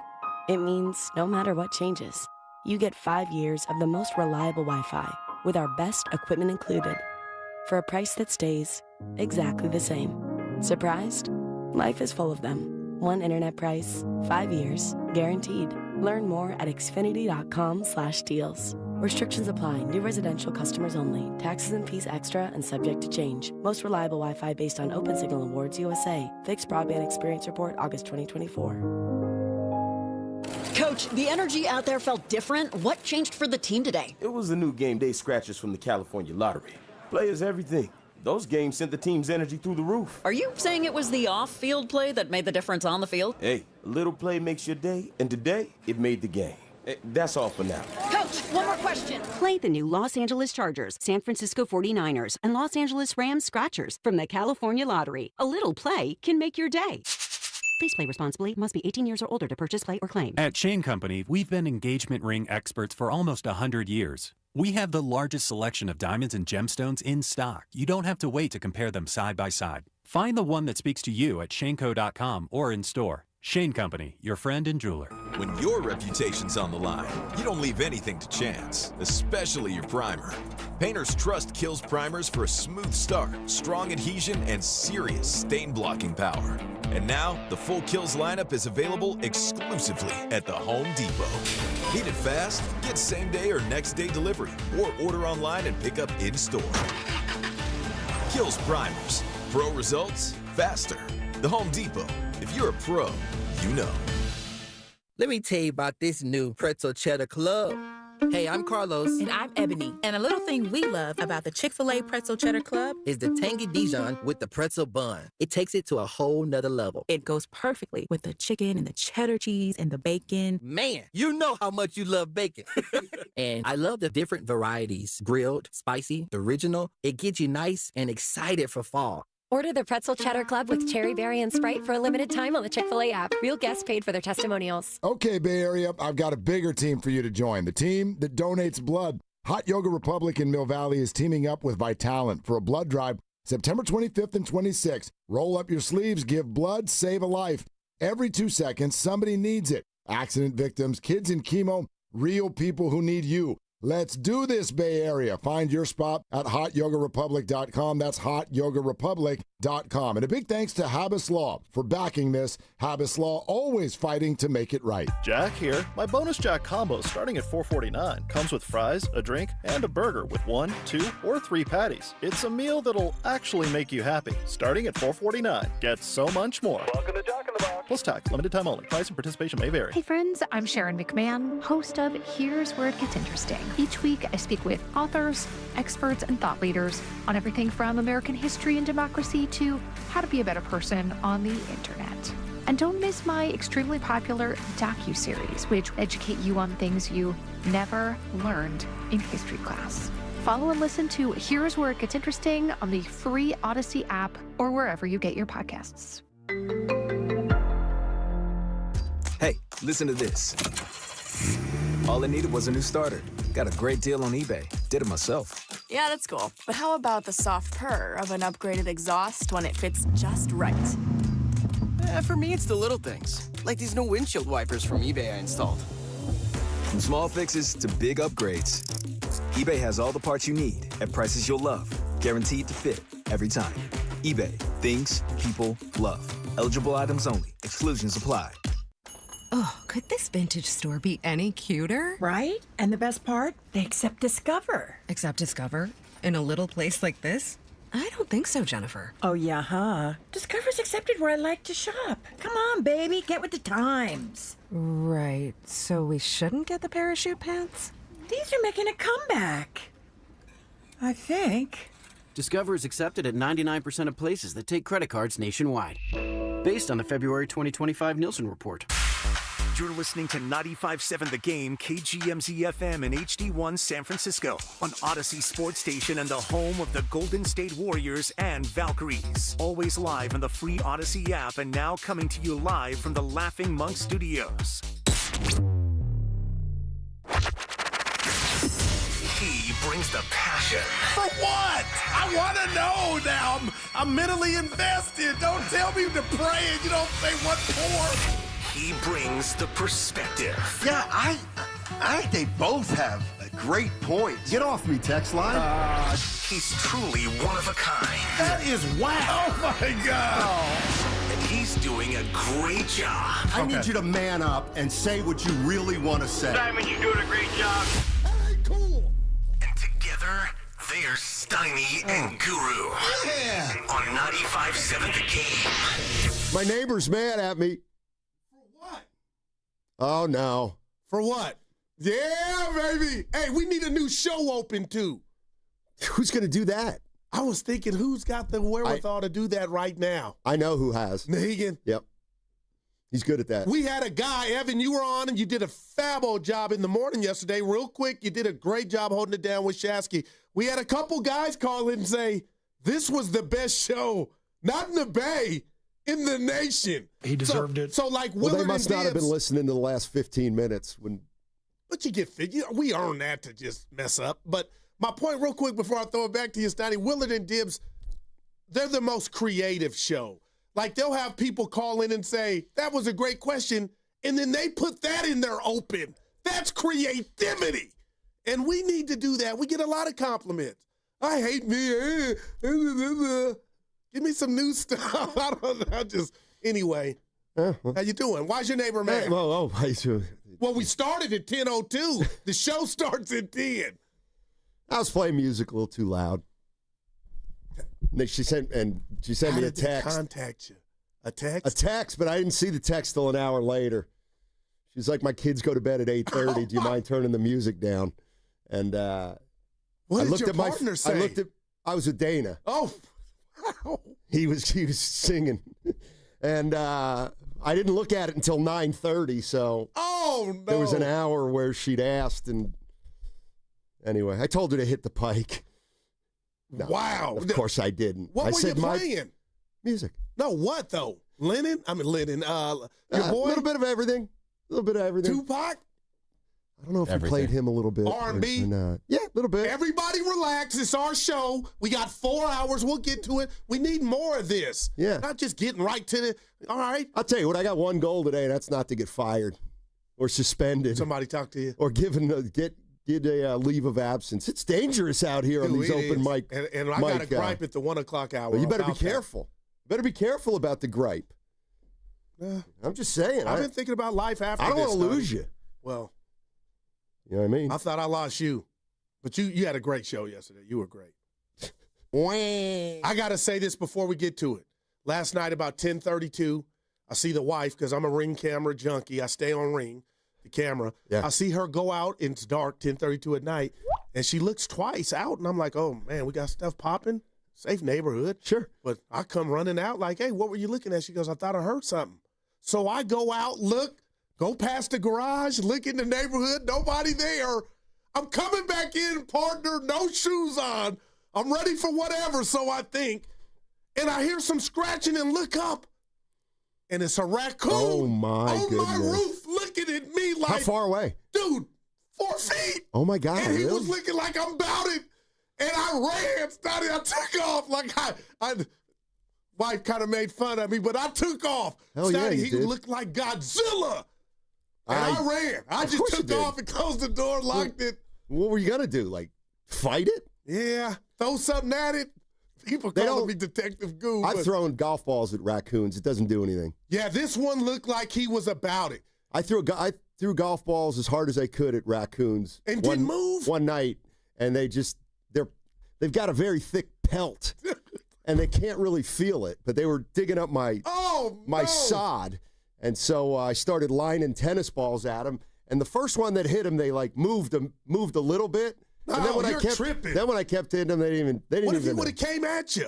You're losing that. I was up high. Okay. So I was lining golf balls as hard as I could. I was low, and he was looking down like I'll jump on your ass. So I went to Google, and Steiny, I guess he's found some spot in the roof or attic in our home, and that's where he was coming from. Yeah. Scared the bejesus out of me. Yeah. So raccoons were digging up my sod, my new sod to eat grubs. Oh, so you had multiple. Oh my God, there were like 6 of them out there ripping up my grass. Evan told me about Raccoon Island. I didn't even know that existed. In Miami. In Miami. Evan, how did you hear about that? It's an unincorporated island where people go to hang out with raccoons. Apparently they're used to people. You can pet them. You can feed them. Not all of them. They can. Oh, speaking of all this, did you see Matt Barnes' video? No, I didn't. I did see it. Of the possum. Of the possum in his house. That was incredible. That would freak me out. Dude, and it didn't move. He was throwing stuff there. He had the boxes. He set up boxes so that You wimp. Oh, nah, God. man, we love you. I would have did the same thing. That weasel wasn't going anywhere. Oh, God. Yeah. All right, back to sports. Yeah. Valkyries. Yeah. You know what? They got beat last night, but, man, what a great season. And, you know, I watched that game a little bit last night, and then I watched some of the highlights today. Fans were amazing. It was the atmosphere was electric. Okay. The atmosphere was absolutely electric. It was coming over the TV. That team is, I'll tell you what, that team's well coached. The Valkyries, awesome. the Coach Valkyries of the year. They're well coached. Yeah. I mean, they play the right way. They play hard. They make the extra pass. They do all that kind of stuff. They play really hard. First Asian American coach in the WNBA, Miss Natalie Nakase. Yeah, and so they had a great year. I think we should have a parade for them. You kind of scoffed at that. No, seriously. Nobody, even their owner. See, this is where you sometimes Evan will be at the Labor Cup, hopefully Saturday this weekend, but we know the venues were tied up. Nobody had them making the offs, and they did it and took Collier and company down to the wire at home. Let's have something at Thrive City for them. Who'd they say? Who'd you say? Collier, Nafisha, the beautiful Nafisha Collier. It's Nafisa. I call her Nafisha. That's not how it's pronounced. Anyway, all right, Miss Collier. And Kim Mulkey talked about that, the coach of LSU. What did she say? Somebody said Nafisha, and she said, it's Nafisa. Nafisa. Well, you sound like my boy Reg B last night. You're rubbing off on him. We're on the thread. My boy June goes, why aren't they playing at Chase? I go, the Labor Cup, Labor. Here comes Reg over the top. It's Labor, Laver. Dude, I can't win, man. Anyway, they played their ass off. Let's give Steiny, let's have something for them at like Thrive City. Like a shot of Jameson or something, maybe. Well, we'll do that tomorrow. I want to get into something on the other side involving the Valkyries and Lacob. And Nakase tells it, hey, can you please, the coach of the Valkyries, Nakase was talking about how Lacob told her she had to win a title in 5 years. And if she wasn't prepared to win a title in 5 years, that she probably wasn't the person to take the job. And I just kind of want to get into that a little bit. And how it, kind of an owner is that? A winner. No, wink. If you do good and you don't get there, you still got the job. I'm going to play it on the other side. People say I'm handing out participation trophies. Yeah, you are. It was a season in their first season to make the playoffs. Let's have something for them. Stop. Thank you. Oh, Evan, I like that. Guru. I don't even know who you guys are anymore. Guru, we're outgrowing each other. Guru, we talk on this station about professional sports, not peewee sports. You know what I'm saying? You just said they had a great season. They made the offs. That was their chip. All right, so let's just have some music, hot dogs, hot links. People get on the mic. You know what? See, this is where you're so lost. The coach of the Valkyries would not, and Joe Lacob would not allow there to be a parade for this kind of year, which was ordinary. Dude, their standards are higher than that. Wow. Their standards are higher than that. But I do want to get into just kind of the coaches around the Bay Area, and if Joe Lacob was being serious about needing to get something done in 5 years, where does that leave some of the other coaches? But we'll get into it on the other side. If nothing else, we can get into the kind of owner that Joe Lacob is. But we'll talk Niners. We got to get into Purdy and Mac Jones. And if Goo has any new thoughts on the Giants, I'll give him a minute or two to talk about them. I got my tuxedo on. What's coming for what? Funeral.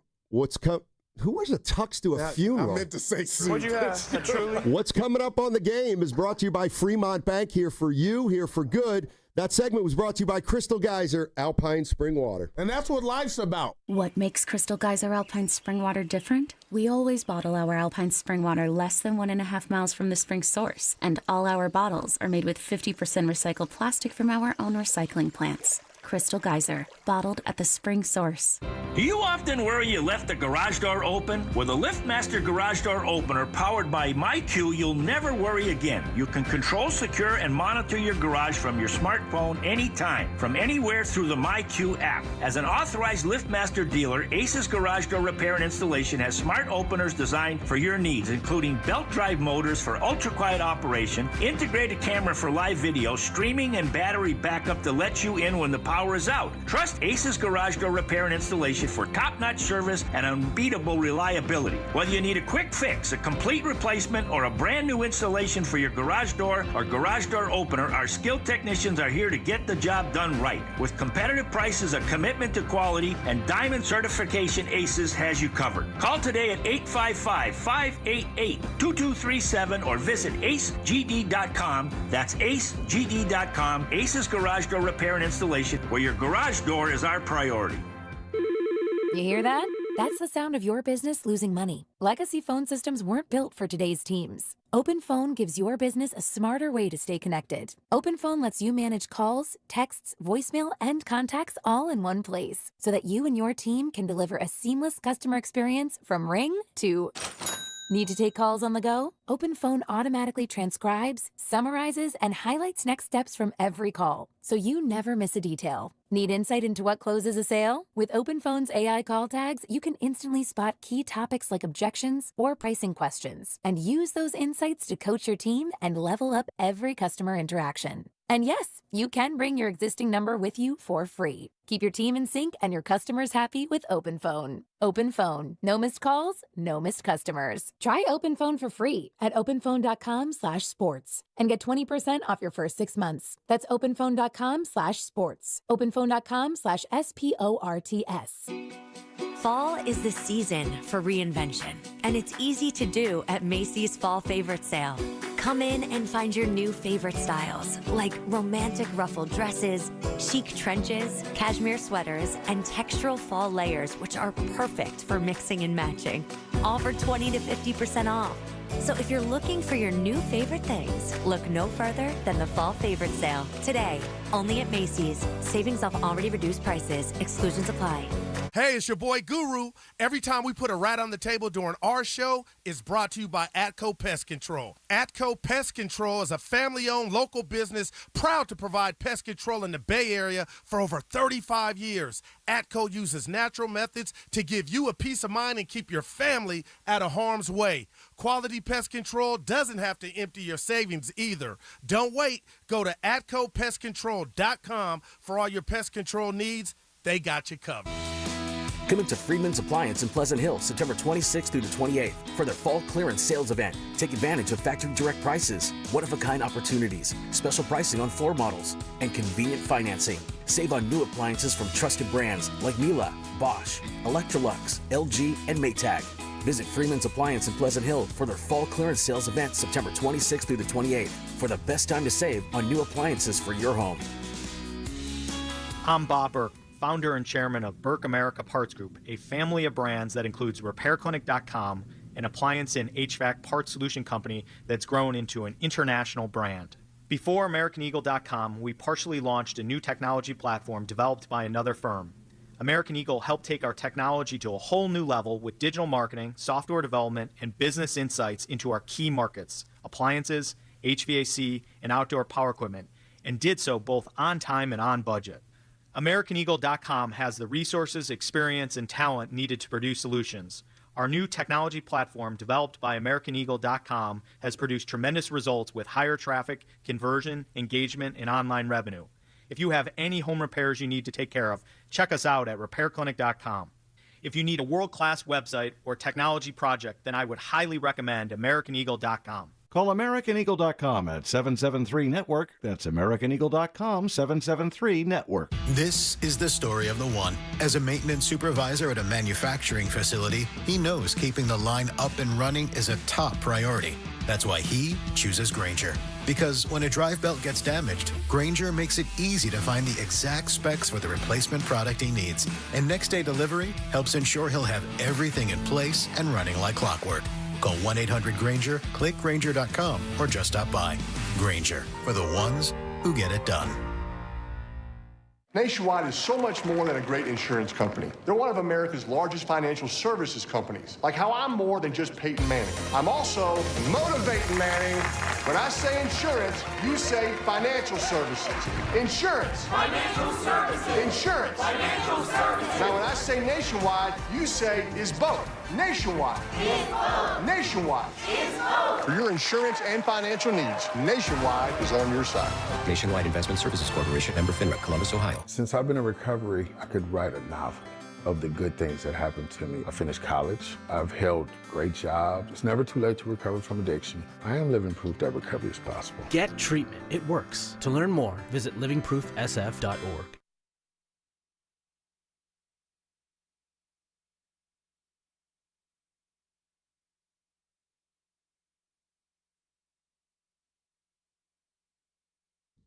Obviously, thank you, Kathy, for honoring me with this award. Like I said, and I'm being true, no one really cares. Like, I'm being very serious. You know, I never aimed for this type of award. My dad taught me that early on. It's all about winning. And that's why, you know, I took this job, because Joe was like, if you take this job, we got to win a championship in 5 years. And so that's the goal. Now, back to Steiny and Guru on 95.7 The Game. All right, that was Natalie Nakase. Coach of the Year. For the Valkyries, and she relayed that story. That was from her when she won the Coach of the Year, and she said that Joe Lacob basically said you got to win a title in 5 years, and it's just got me to thinking, that maybe he's on to something. Well, Steve Kerr won his in his inaugural season. He got it done right out the gate. Yeah. I mean, so here's what I was thinking. I mean, if you're an owner of a team and you set up an expectation that something's got to happen in a certain amount of time and you make it that cut and dry, then nobody's got any gripes. I got 1-1. Yeah. You not only you don't have any gripes, it's like you know why you get fired, and you know why you get retained. But it takes a village, too. So Joe Lacob was in part of that, or any management guy that says you got to win 1 in 5. What I'm saying is if he were the owner of the San Francisco 49ers, and he said we need to win a title in 5 years, does that tell him, would Kyle Shanahan have been fired by now? By Joe Lacob? You want my honest opinion? Yes. And I give it to you. No, because he got there. And obviously, Steiny, he got there, and he got there twice. So that's just me. And Lacob said it, and Lacob's demand. So, you know, are you really telling me if Kyle got to the NFC championship game, didn't get to the Super Bowl, win the championship, that a guy like Joe Lacob would say, you know what? Yeah, it was cute. Fans lightweight happy. Disappointed, but, man, we're one of 4 teams left. You're out of here. And if you take him at his word, that could happen. But, man, there's a lot of good stuff and fun times in a run that would get you, you know what I mean, to as close to the chip as possible.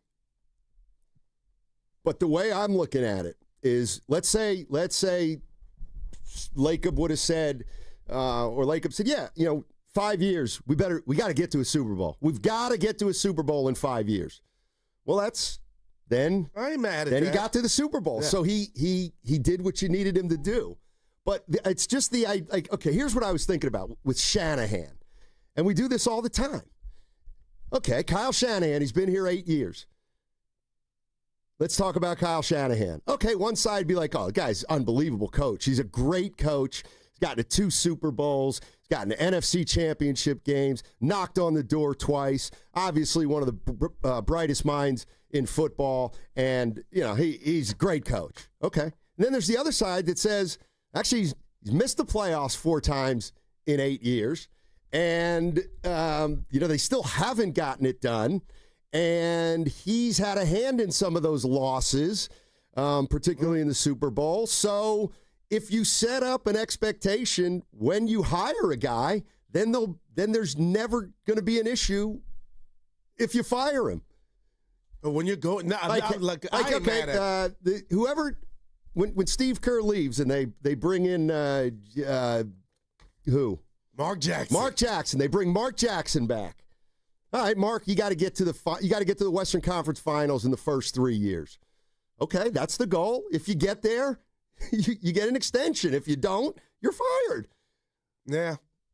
I like it, but I don't like the Kyle part. And I love, and you do it because you always, what word am I looking for, Steiny? You cook the books in regard to helping your argument. And when we want to talk about bad Kyle, we'll talk about how many times he's not made it. But from afar, all the kudos, the announcers, the players, and just what York, and I'm using the Niners as an example here, just Chip Kelly was a nightmare. Tom Sula, Joan and payroll was a nightmare. So when you get some continuity, a guy that, has brought you back and taken the likes of Jimmy Garoppolo and now Brock Purdy to the cusp of winning it all, Steiny, I think that constitute the most eager owner to step back and say, hey, when we did make it a couple of those years, Jimmy Garoppolo, our starting quarterback, had a high ankle sprain. This happened or that happened. But I think you take it all with a grain of salt, Steiny, and see the more good than bad. And that's why Kyle right now, even though he hasn't won, wouldn't you say, Steiny, if we did a draft of NFL head coaches, and I know the conversation is bigger than just Kyle, he's going top 3 because he's going top 3 in mine. And top 3? Yeah, in the NFL right now. Top 3? Oh, McVay, Andy Reid, and Kyle. Well, don't say it like it's a done deal. What about John Harbaugh? It's been a while for John, but he's got one. What about Sirianni? Huh? I'm just saying. Yeah, no, hey, Evan. Remember I was What down about Saleh with the Jets? He got fired. Well, but he's still a great coach, right? You got absolutely got a raw deal. No, I'd say he's a top 5 coach. Yeah, Saul absolutely got a raw deal. For sure. Boy. No, but I love the premise of, hey, do it and you're done. Have we ever really seen that, though? So if I asked you right now on this beautiful Thursday, if the Vows don't win it under Natalie in 5 years, you think she's gone? Off of that premise, I like if they got there, Steiny, or got to the conference finals. I think she's gonna be. You want me to be true? Yeah. I think she would get fired. Okay. Because especially now, and I'll tell you why, is because in their first year they made the playoffs, so that's now the baseline. Well, so much so that they had the Laver Cup here, so Lacob must have not thought they were going to do that in year 1. So they have. In their first year, they make the playoffs. I think they were 500, maybe a game or 2 over. No, they better be better next year, right? I mean, like this is what Lacob kind of demands. All right, Steiny, I'm being real and I'm interrupting. Can we role play and you be Lacob and I'm Natalie? We're year 5. We've made the playoffs every year, but we haven't won a chip. How do you tell me I'm out of here? So, Mr. Lacob, you wanted to see me? We're gonna go in a different direction, and I'm sure it doesn't come as a surprise to you.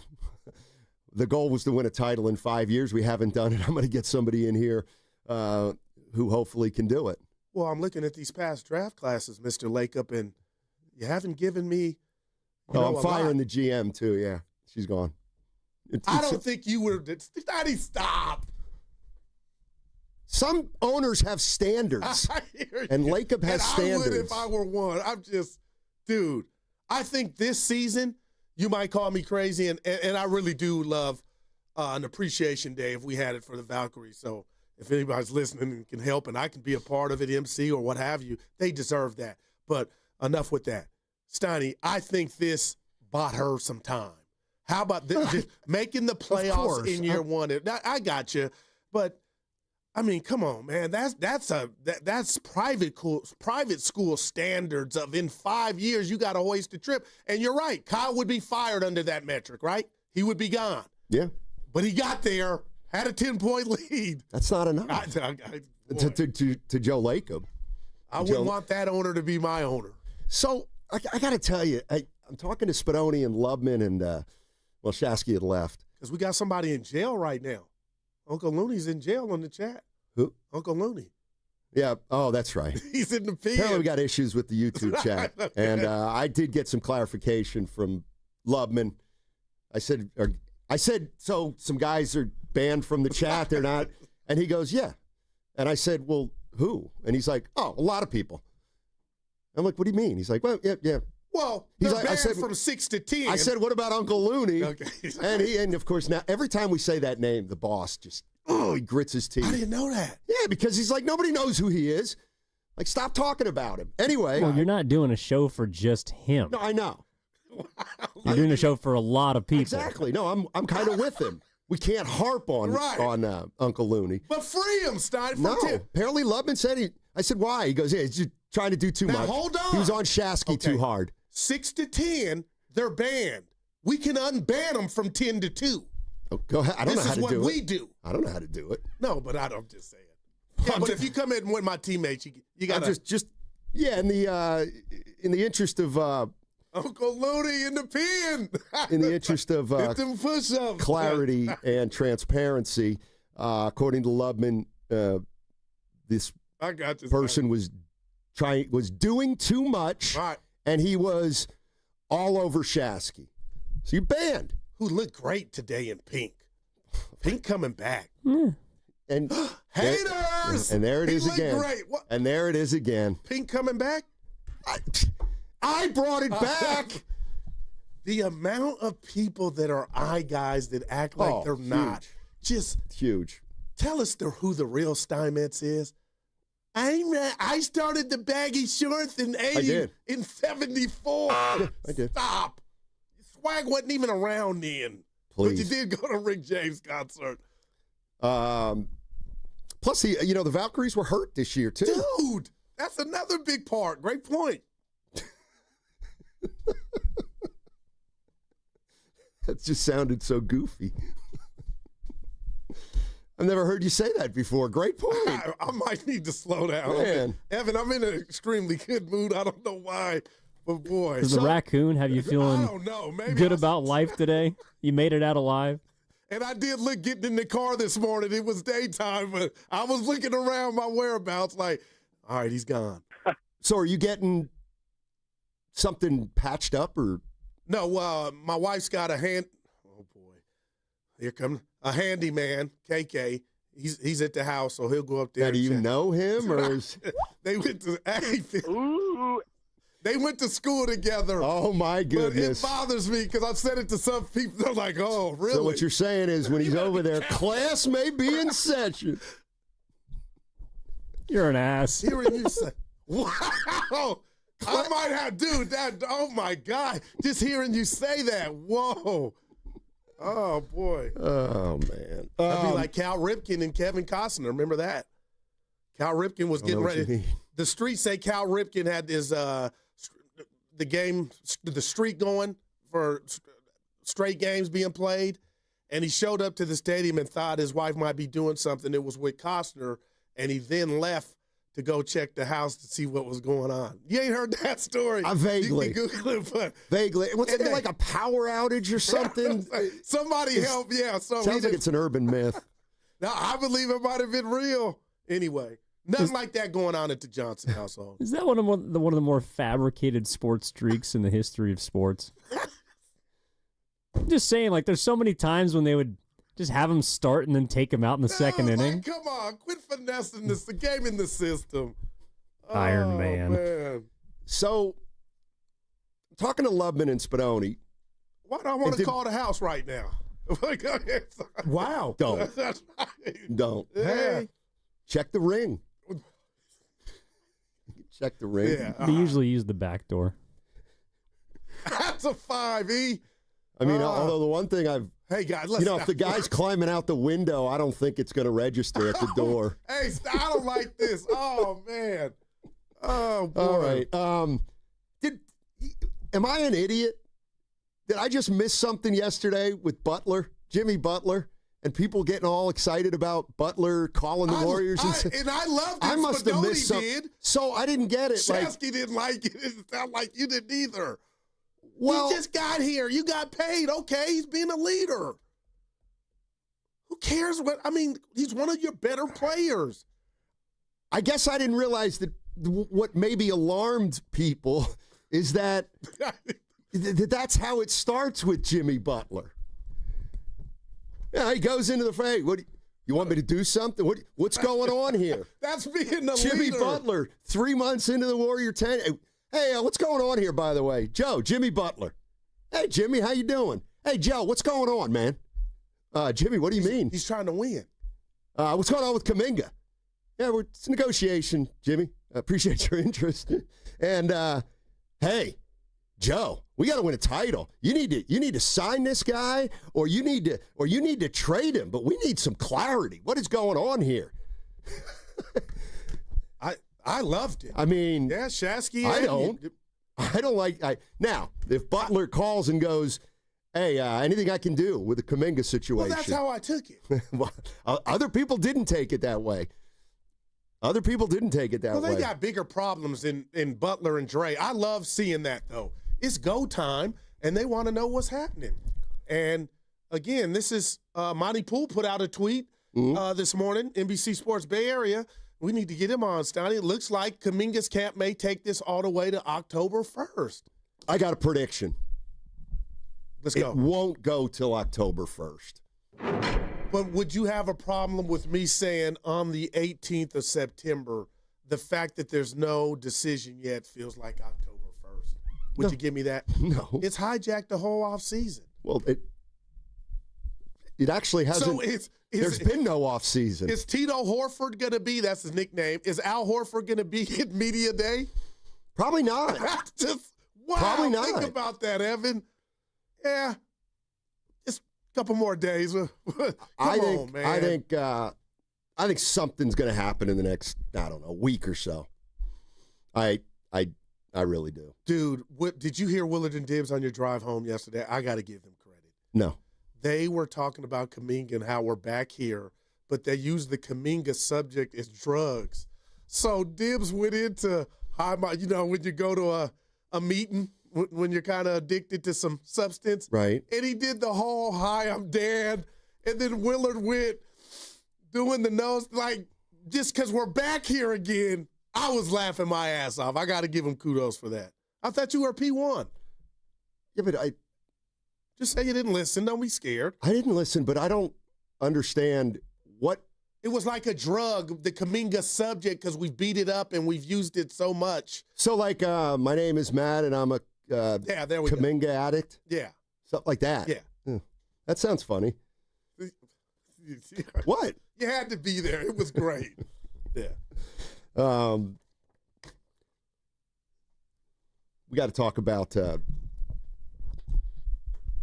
got 4. We got 3. We can do it all, baby. We can.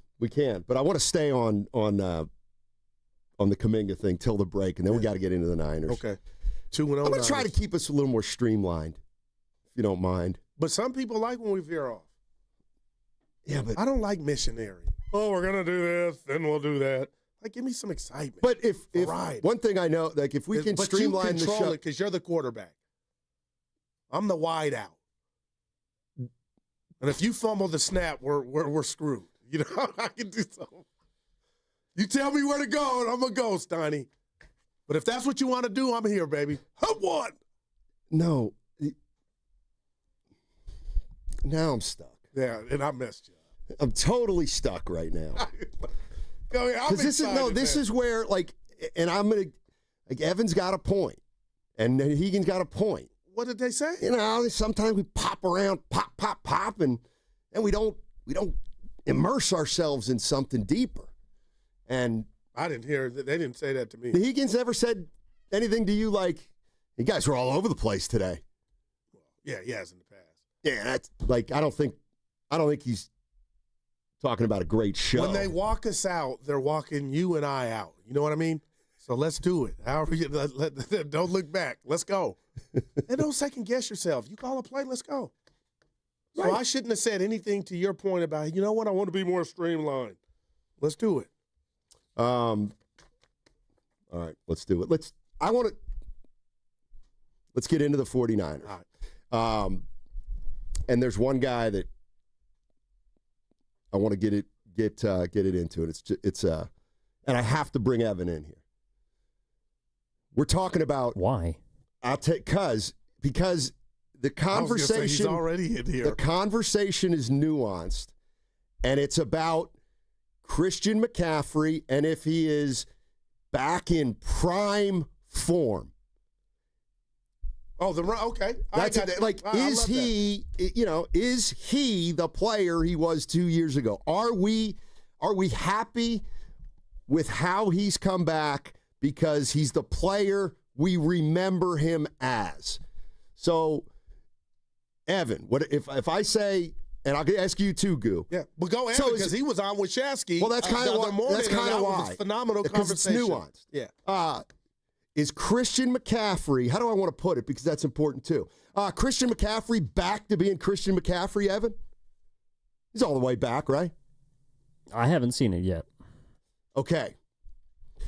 What are you looking for? Looking for him to break one. Okay. His longest carry is like 13 yards. All right. That's fair. Okay. And I would say to that, Guru? what I'm looking for right now, and I hear Evan, is can he handle the load? And he showed right out the gate, 31 touches, that he was healthy, and then 19 just this past weekend. So went to James Logan High, started that's 50 touches in 2 games. I'm curious to see what happens this week against Arizona. But I will say to Evan's point, and the fans out there, and this might be unfair, I'm not mad, but I've noticed he's had a bigger impact in the passing game this year. And he's had it in the past, but never to where I felt like it superseded him running between the tackles. And that, Evan, could also be, just chime in if you can, on the offensive line. But I'm with you on, I don't know what I'm seeing, but there's something. But he's catching the rock. So he's got 35 rushes and 15 catches, 7.5 a game, a small sample size, but maybe he's more of a passing. He's getting more catches receiving the ball. Is that a way to moderate the physicality that he experiences? Only is it easier to is it less risky to catch a pass than to run the ball? You know what I mean? For a guy that in other words, if they start throwing to him more and more and more and more, is it? That's easier than running the rocks. Okay, so it's a way to preserve him a little bit. No doubt. But he's averaging 3.5 on the ground, 35 carries. And to Evan's point, Steiny, his longest run is 13 yards. But, again, he's effective. And he's a threat just when he's out there. But that's interesting, Evan said that. But because I'm watching two games, and I'm like, especially watching the game again, like Dibs against the Saints, I'm like, this dude's crazy in the passing game. And now he's downfield catching the rock, doing it. So I love it, but I do wonder if we're going to see another game rushing the ball where he's under 20 carries. And is that by design? I don't know. I mean, 20 carries, that's pretty many for a running back today in the NFL. So, like, even though 19, he had 13, but he had 19 overall touches against the Saints. Steiny, 13. But maybe. That's light. Well. I'm not saying it was a bad 13. I'm just saying that's light. But isn't that what we want? We want a light workload for McCaffrey during the season, and we want him ready for the postseason. Well, but to me, again, this is just me, Steiny, I question, are you so sure that a light load with McCaffrey is going to get you to what you're preserving him for? Well, they're 2-0. Yeah, no, but game one, he touched it 31 times. Right, and maybe he backed off game two because he thought that was too many. I can't remember if he was asked that, Kyle, in his presser, or is it one of those things, Steiny? Like, I won't be shocked either way, but it's just something I'm watching. Yeah, but the other thing is, if he's being used more in the passing game, is that an acknowledgement by Shanahan and the 49ers that they do think he's maybe lost a little bit of his burst, or that they are concerned about injury? Yeah. So I just, I want to get into McCaffrey and kind of where he is and what. When you watch him, do you feel like do you see a little step slower? Like, with I think a step. This is exactly what I wanted to talk. I don't see a step yet, but I know what Evans. I kind of feel what he's. But Christian might get on this microphone and be like, "You fool! It ain't blocking for me." Yeah, I don't. That burst that he has. I don't know that he doesn't have it right now. I mean, I think he looks pretty good. Yeah. Pretty darn good. This Sunday, your tailgate destination is Laughing Monk Brewing in Sunnyvale. Our pregame show starts at 10 o'clock with Lorenzo Neal and Evan Giddings. We'll have games on in the parking lot, great food, great drinks, and it's your place to watch all the early games. They start at 10 o'clock. If you're going to the game, come on by before you go to the stadium and join us for a pregame party, and then you can take the shuttle back and forth to the stadium for just $25. Go to 957thegame.com and click on the kickoff show link to get your spot on the shuttle now. Laughing Monk Brewing, 1235 Oakmead Parkway, right near the stadium is where we'll be. That segment also sponsored by Saramonte Ford. Saramonte Ford has hundreds of cars in stock for you to choose from before the federal EV tax credit runs out at the end of the month. Do not miss your opportunity to save big at Saramonte Ford in Colma and Daly City, or 24/7 at SaramonteFord.com, your Bay Area Ford store. Doors and loading dock equipment are a crucial part of your business, and one you probably don't think much about until they break. A broken door or dock leveler can be a real security threat, along with disturbing the flow of goods in your business. Luckily, RNS is here for all your commercial door, dock, and gate needs. From overhead doors and security shutters to fire-rated and personnel doors, RNS can provide your business with safety and security. Call 800-FIX-A-DOOR to schedule a free estimate or visit rsdoors.com. RNS Doors. Look for the red truck. Injured at work? Don't wait. Every moment counts. You may be entitled to medical care and financial compensation, but time matters. The attorneys at Boxer & Gerson are here to protect your rights and fight for the treatment and support you need. Boxer & Gerson have helped thousands of people across Northern California who were hurt on the job. Don't wait, don't guess. Get answers. Call Boxer & Gerson today at 510-835-8870 or visit boxerlaw.com for a free consultation. Boxer & Gerson, your life is worth the fight. Tired of hearing scary radio ads about the IRS? Tax Relief Advocates is different. TRA is here to tell you that if you owe money to the IRS, whether it's $5,000 or $500,000, we have a solution. TRA can eliminate or reduce what you owe to the IRS with zero risk to you. We have over 1,000 5-star reviews on Google and an A+ with a BBB. End your tax nightmare today by visiting TRA.com or call 800-275-2027. That's 800-275-2027. Lanny went to college and racked up huge debt. A little bit over $100,000. For a degree he couldn't use? Now what? I had a friend that went to my computer career. They even helped him get hired immediately after graduation. One of the things I love about IT is that you can work from anywhere you want. You could become an IT pro in just months, including cybersecurity and the basics of AI with zero experience at mycomputercareer.edu. My Computer Career, an elite CompTIA certification partner. It worked for me, and I know it can work for you. This is one student's experience. Individual results vary. Welcome to Dugout Radio, the undisputed home of Boomtown Baseball. The Wi-Fi is booming with Xfinity, baby.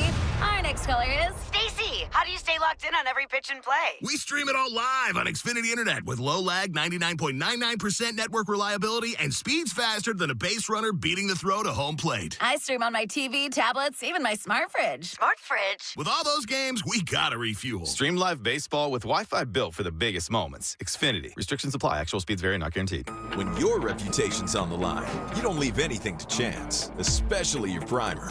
Painters trust Kills primers for a smooth start, strong adhesion, and serious stain-blocking power.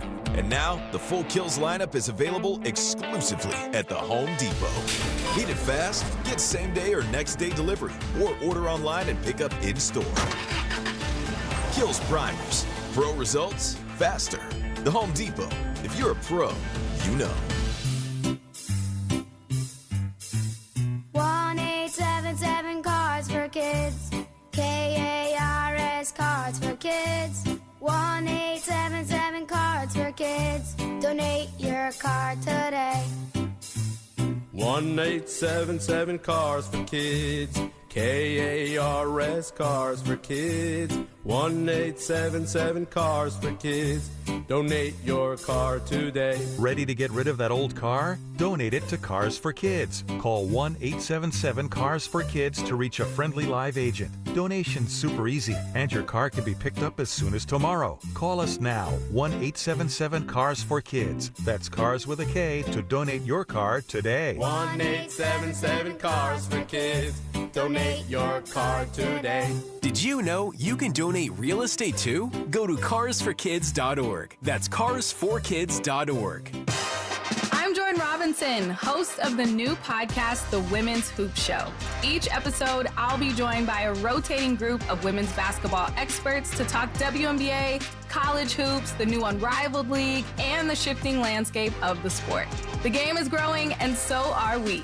Listen to and follow the Women's Hoop Show and Odyssey podcast, available now for free on the Odyssey app or wherever you get your podcasts.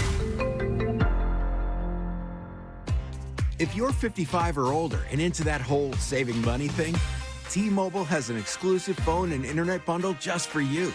Right now, get 2 unlimited phone lines plus 5G home internet for just $30 each per month with autopay, plus taxes and fees. And with 5G home internet, setup is easy with just 1 cord and no technician needed, which is great if you're also into that whole keeping it simple thing. Switch now and experience the best mobile network in the U.S. Visit your local store to start saving. T-Mobile, it's better over here. Based on analysis by Ookla of speed test intelligence data Q4 2024 to Q1 2025. Ookla trademarks used under license. Unlimited on our network. Customers on voice plan may notice speeds lower than other customers and further reduction if using more than 50 gigs a month due to data prioritization. Video streams and SD on this plan. Home internet pricing after $20 a monthly bill credit plus $5 per line without autopay. Debit or bank account required. See 5G device coverage and access details at T-Mobile.com. Join Lorenzo Neal and Evan Giddings at Laughing Monk Brewing in Sunnyvale every red and gold home game this season for our special live pregame broadcast. Plus, we'll have tailgate games, prizes, great food, and drink specials. For more information, visit 957thegame.com.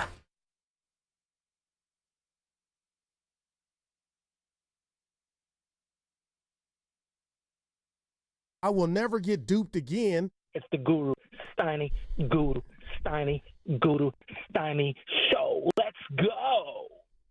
All right. I mean, is this what it's come to with the morning show? They're It's asking the morning for roast. They're asking for fantasy football advice. Should Chasky start this guy or that guy? Chasky's out. He's on. That's what everything's reduced to now. Oh, if that's the case, I got one.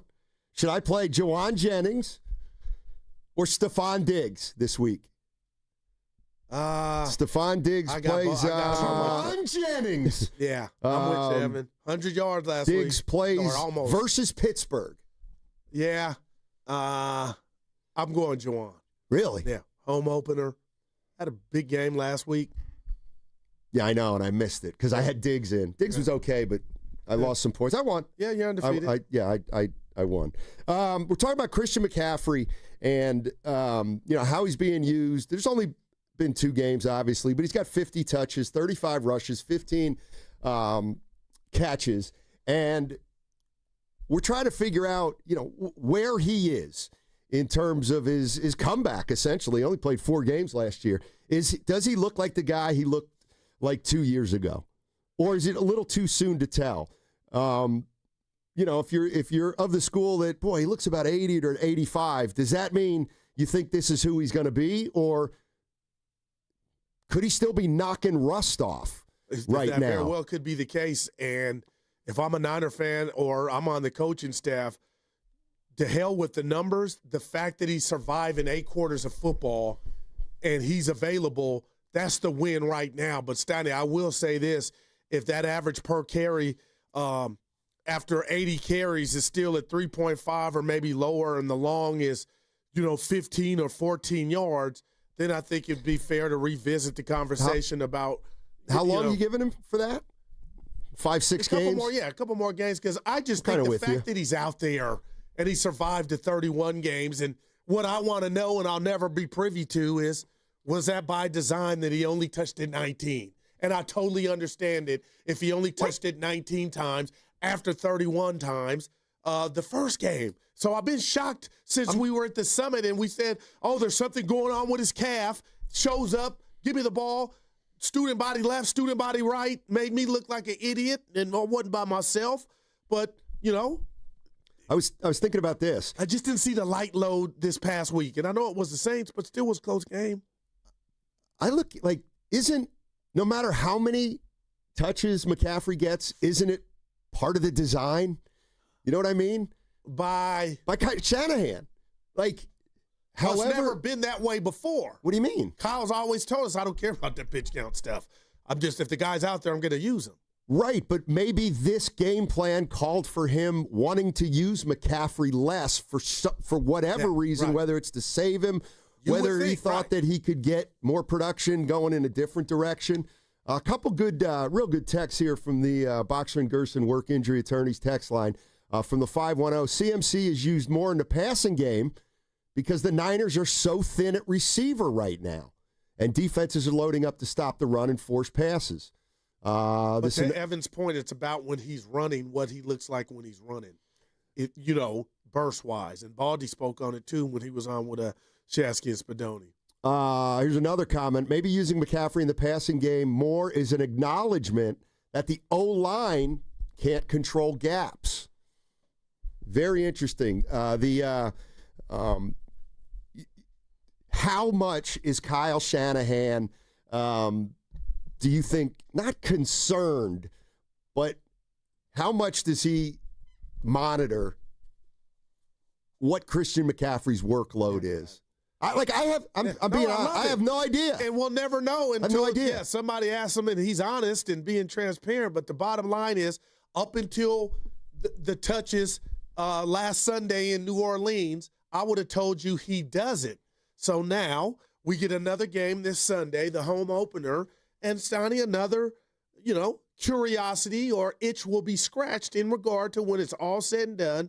I think maybe we'll start seeing a pattern. You tell me if I'm wrong, developing to where maybe it's one game with 30, then one game not, And I don't know how much of McCaffrey you need to win these games moving forward. And to be honest, when you used him a bunch, the Steph Curry game against Seattle 30-plus times, it was a close game.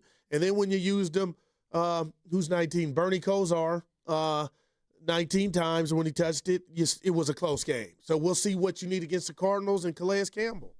Greg Cosell was on with Willard and Dibs yesterday, and the yards per carry for the whole team are down, and McCaffrey specifically. Again, only through 2 games, but Greg Cosell was asked what he thinks is going on with the 49ers run game. Yeah, I didn't think the run game was bad. I think what's been missing, is just that there's been no long runs broken. So in other words, normally someone like McCaffrey, he could have, this game, I think he had only 13 rushes. They were very heavy throwing the football, which obviously was a decision made during the game that's how Kyle wanted to play it. Normally they don't play like that. But normally with really, great backs, what happens very often, guys, is they get one or two runs of, 25, 30 yards. Sometimes they could get a 50-yarder, and that makes the numbers look really good. But in some ways, it's no different than the 13 for 55. Let's say his next run was for 30 yards, and then he would be 14 for 85 yards, and you'd probably be saying, oh, McCaffrey had a pretty good game. So what's missing is really the one or two breakaway runs. I'm going through the same thing in Philadelphia with Saquon Barkley. There's just not breaking the one or two long runs that he seemed to break in the third and fourth quarter every game a year ago that McCaffrey broke 2 years ago seemingly in every single game, and that jacked up the numbers. But I don't think their run game was bad. That was Greg Cosell on with Willard and Dibs. Interesting. And we're not – it doesn't sound like we're – either one of us or all three of us are not saying that they were bad running the ball. Just waiting for that long one, for him to break that. And the fact that he hasn't, and 13 yards is his longest one, does that have anything to do with his burst?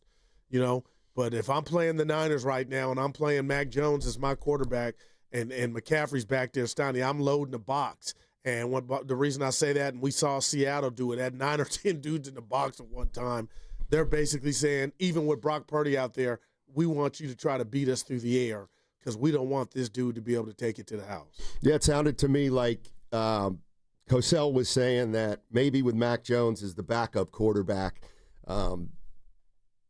the Saints just made Kyle Shanahan throw the ball because it was so there, and they ended up winning that game because they had to go through the air, and it might be totally different against Arizona. Now, we may be getting somewhere here, Steiny. I do feel like a detective, and I love it sometimes with this show and all these subjects when it comes to sports. But the fact that he's lined up out wide, that's a decision, even if he gets it or not, that we know where he's not getting it at, and that's in the backfield taking that pounding. Yeah, and I wonder if that's and I wonder if they plan to do that all season, or are they doing it just because they're without so many receivers right now, and because they're down so many receivers? Maybe they're basically saying, let's put him in the slot like a receiver because we need guys who can catch the ball. And I know this is not part of the discussion, but I just have to throw this caveat in about the Niners offense and that point you made about the receivers. But there's going to come a day, Steiny. Kittle is going to be back. Demarcus Robinson's his suspension is going to be over. Brandon Ayuk is going to be back. So I bring that up because I just can't stop thinking about it. When it does happen, they're 2-0 right now with a chance to go 3-0. But, man, you talk about some weaponry or some options coming back. And right now, I know it's 2 games, about to be 3, but you got to think this offense is sitting pretty in regard to what's coming back. Careful. Down the road, and it's Operation Arizona. But, man, those are just facts on what you could look like or what you're going to look like offensively. Yeah, or it could be a situation like the San Francisco Giants who acquire Rafael Devers, and everybody thinks they're going to be better, and they're not. Well, it's possible. Ayuk comes back, they get worse. Yeah. Well, that could happen this Sunday. I know. Hey, I know we weren't sparring, but we always do. You had a night to sleep on it for Brock Purdy. And, again, we don't know what's going on with the toe. But, Steiny, have you come any closer to a conclusion about what you would do if you were Kyle? Because I have. I was driving in, and I think what we're going to see Sunday is Brock Purdy. Even if he said, you know what, Coach, I think I can go, I think we're going to see Mac Jones in his second start. You might be right. We'll have to wait. But I'm saying your thing hasn't grown either way or lessened. No, I tend to, when talking about that, I would tend to lend a keen ear to what guys like Shanahan and John Lynch are saying. And I heard John Lynch talk about how Brock was limited out there yesterday, but it was nice to see him out there. And they'll wait, we'll see how he responds today to that limited work. And when I heard it, I did say to Evan, you hadn't arrived yet, but I said to Evan, I said, just from the way it sounded, I don't think he's playing. All right. Meaning Brock Purdy. I got you. I think Mac Jones is going to play. Yeah. And that to me seems like a logical decision. The one thing I do feel like is the opponent doesn't mean anything to my way of thinking for what you do here. If Brock Purdy is healthy, then he should play because it's a division game and it's an important game. If he's not, or you want to give him an extra week, then that's huge. That makes sense. And go tell Mac Jones to win the game, and maybe he will and maybe he won't. But I'm not making any kind of decision because it's the Cardinals for, whether you think that makes it easier or tougher. Well, yeah, and it's bigger than the Cardinals. To me, it's about longevity and the fact that Mac Jones, could you imagine had Mac Jones, instead of throwing for 3 touchdowns, thrown 3 interceptions, they lose to New Orleans, and he just looked like the bad version of himself? I think, Steiny, that would expedite or speed up whatever the Niners were thinking. Brock Purdy, for that matter, not I'm trying to go out here and wreck my toe and make it worse, but that's when you're operating from, I think, a disadvantage in regard to, man, now we don't want to cost ourselves games. But the fact that Mac looks so good, if you need to wake up Sunday morning to tell me how you feel, then I think you could use another week off with that toe. And we can hold it down because we got the good version of Mac with Kyle. I guess the way I would look at it is whether Mac Jones threw 2 or 3 interceptions or he threw 3 touchdowns. His performance. If Purdy can't go, he can't go. So, that's what I mean about, if let's use your hypothetical. Mac Jones was really bad in week 1, and you're thinking, holy Toledo, maybe our backup stinks. Right. Well, you still got to use your backup if Purdy's not ready against the Cardinals. So, yes, it was great that he threw 3 touchdown passes. Threw 39 passes, Yeah, but I don't. This is all about Purdy and whether he can play or not. And if he can and it's safe, you play him. If it's not, then you don't. It's pretty simple. You take your chances with Mac Jones. Yeah, James Wilson in the chat saying, different than us, Donnie. I got a feeling Purdy's playing. He could be right. But the fact that you just said, you told Evan, just from what you're hearing and what you're reading, you feel like Purdy's not going to play. Yeah, but I'm acknowledging it's just a total hunch. Yeah. I'm just trying to read into the language, but I don't know what I'm talking about. And I think it's going to be a decision that's made, on Sunday. You're listening to 95.7 The Game, KGMZ FM and HD1 San Francisco, an Odyssey sports station, always live on the free Odyssey app, now broadcasting from the Laughing Monk Studios. Calais Campbell, Cardinal defensive player, was asked about who he would rather face, Purdy or Mac Jones, on Sunday. And where's this? Oh, take a listen to this. This is Calais Campbell talking about who do you want to play against, because we don't know who's starting for the Niners on Sunday. You want a truthful answer? The truthful answer is I'd much rather play against Mac Jones. And that's not a shot, because Mac is a first-round talent, and he can do all the things. Yeah. He just hasn't been that defense. He hasn't been that offense a long time, so he just is still going through it. But with Brock, he's a master of that offense. He can make it go. I'm willing to play whoever they put in front of me, and we go out there and we go earn it. But we have a little bit of advantage, with just a quarterback who hasn't been there as long in the offense versus somebody who's a master of it. I totally get that. What a voice, huh? But, Snotty, I get that. And, he didn't say he thought one was better. He kind of alluded to the fact that Mac Jones has to get up and running and more familiar with the Niners offense than Brock, who hasn't mastered to the point where he got his team to, the Super Bowl and a couple of NFC championship games. So I get that. Yeah, I mean, it's so funny. Like, you hear that and you're like, oh, well, but then you think about it and you're like, well, of course, you'd rather play the backup than the starter. You should theoretically have more success against the backup. So and if we had a draft, Steiny, nobody's taking, because it is what it is. I sit here and talk about you're a product of your environment. There's not one person walking the streets here, Arizona, that would take Mac Jones over Brock Purdy as a quarterback. Some of the people in the YouTube chat might. Oh, well, they're different. The lunatic fringe, some of them. Let me ask you this, Goo. I'm going to ask you 2 questions. I want answers. Here's the first one. I'm ready. Purdy's going to start on Sunday. What's your prediction? Number-wise? Yeah, score. They owe the Cardinals. The Cardinals are 2-0. I watched the shorts. That's the YouTube TV NFL Sunday Ticket, where they just give you the games and no commercials. So I watched Arizona play Carolina, and it was a close game. I'm saying the Niners go 3-0. I'm saying I'm not going to hold you to this right now. It doesn't matter if you do. 28, Arizona 21. 28-21 Niners. By the way, coming up momentarily, or I think at 11:15 we'll have him.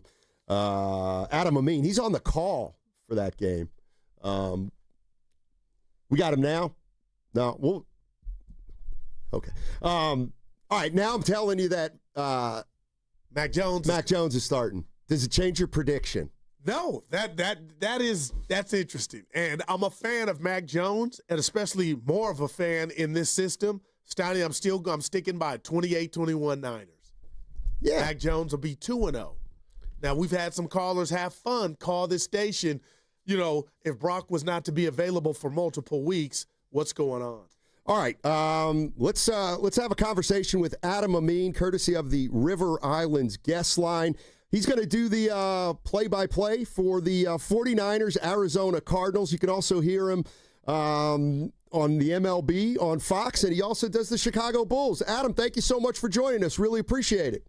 No, thanks, boys. Appreciate your time. Yeah, of these 2-0 teams, which one do you think is more real? Man, that's an interesting framework for the question, because I mean, you look at the first couple of weeks and what kind of San Francisco team did you get? I think defensively they're both really good. I think that's what probably stuck out for Arizona in particular, with how they pressured Carolina. San Francisco has ended the game on great defensive plays. I think they've moved fairly well in their first couple of games defensively. I would lean Arizona, because I do think this is what they're going to be more consistently. I don't think we know what San Francisco is going to be consistently. I know the injuries have a lot to do with that, and that's probably the thing that skews me the other way in terms of Arizona. This is probably a little more close to who we expect them to be. Kyler Murray is going to do a lot of improv. Marvin Harrison is going to be a key target. The offensive line is going to hold up for the most part this year. And then defensively, I think they're rock solid because they have a lot of continuity. I think the Niners, their defensive prowess is very well documented, I think, at this point. But I have no clue what they're going to look like offensively in a month. So I think that's why I would lead towards Arizona being a little bit more real at 2-0. Adam, can you share with us what you've seen from Christian McCaffrey the first 2 games? Because before week 1, we got a scare that Thursday. I don't know if you remember. We didn't know his availability. Touched the ball 31 times, only 19 against the Saints. We got some callers saying his longest run is 13 yards. And is that a byproduct of the old line? Or maybe just how does he look to you, Adam? I still like him in the pass game, and I think Mac actually did a pretty good job of finding McCaffrey in the pass game in the game in New Orleans. I thought he was a key part of it. Obviously, had a touchdown with it. The offensive line just had so much dysfunction in the first couple of games, and I know the injury at left guard is going to hurt a little bit, although I thought Connor Colby played pretty well. against New Orleans last week when he had to fill in at least in pass pro. But, 3.5 yards a carry, it's not good enough. I haven't seen an explosive run from Christian yet. He had the third, like you guys said, he had the 13-yard run. Like, I haven't seen it yet. Do I worry about him as an individual talent? Not really. My concern is with his health, like every year and every week. That has been the case for the last couple of years with Christian. But I think a lot of what the offensive lines look like across the league is not particularly impressive. And I think that has a lot to do with what we see or maybe don't see in the preseason. A lot of things don't look very good anymore in the first 2, 3, 4 weeks of the year because teams are kind of ramping themselves up into form in this first month of the season. So I don't expect this to be the baseline for what we're going to see from the run game for San Francisco all year, but I would like to see a little bit more explosiveness in the run game to get a little bit more balance, especially if Mac Jones is going to end up starting at quarterback. I know Brock was at practice, obviously, the other day, but if Mac does have to play, you'd like to take a little bit of pressure off of him with the running game. So I'd like to see a few more explosive plays. Adam Amin joining us on 95.7 The Game. He's calling the 49ers home opener versus the Arizona Cardinals this weekend. I started out by asking you, which 2-0 team feels maybe a little bit more real, and you suggested the Cardinals. But let me ask you this. You said you have no idea what the Niners may look like in about a month. Are you saying that because of injuries, or that when they get guys back, they might play a little different style? No, I think more so just due to injuries. I mean, it's hard to lean. It's hard to lean on Luke Farrell, right, in the receiving game when you've basically taken away one of the top receivers at that position out of the lineup. Like, it's hard to really imagine what it's going to look like. I don't know what the offensive line makeup is going to be in a few weeks, obviously. With Barch being out right now, some of the issues that I think a lot of teams are seeing across the league, they're more willing to make changes on the offensive line. So, again, that has less to do with San Francisco and I think more to do with general trends and major injuries. That's probably where I'm thinking more. Adam, a lot of time when we refer to receivers on any level, we call them diva receivers.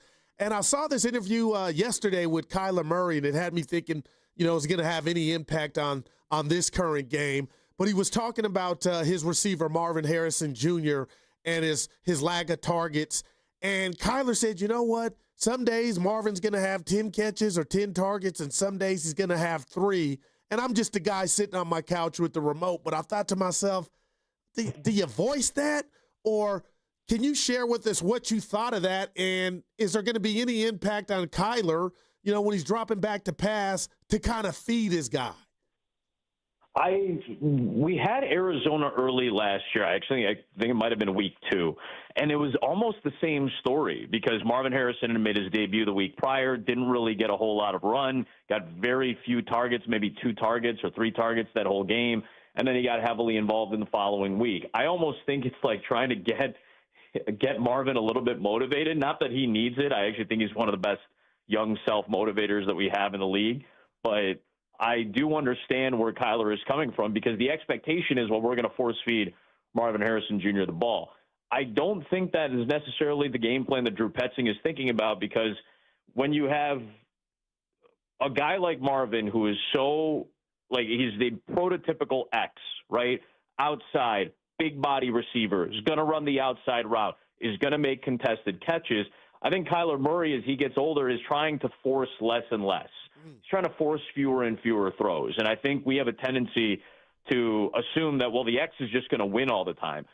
That's very fair, but a lot of the times you have to make really tight window throws. You have to make dangerous throws to allow the receivers to make those types of plays. It's a lot to put on a young receiver, even as one that has the pedigree that he does and has the talent that he does. And obviously he's put on a lot of weight. That's one of the big storylines for Harrison this year is that he's put on a bunch of muscle to try to be better in those contested catch situations.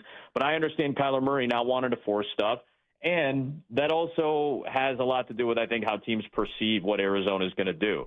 Michael Wilson's a perfectly capable number 2 receiver, and I think he's going to find some success on the opposite side of Harrison. Trey McBride is a really important player for what Arizona does offensively. As you guys know with Kittle, that's what McBride is to Arizona. He is their Kittle, and he is their great pass-catching tight end.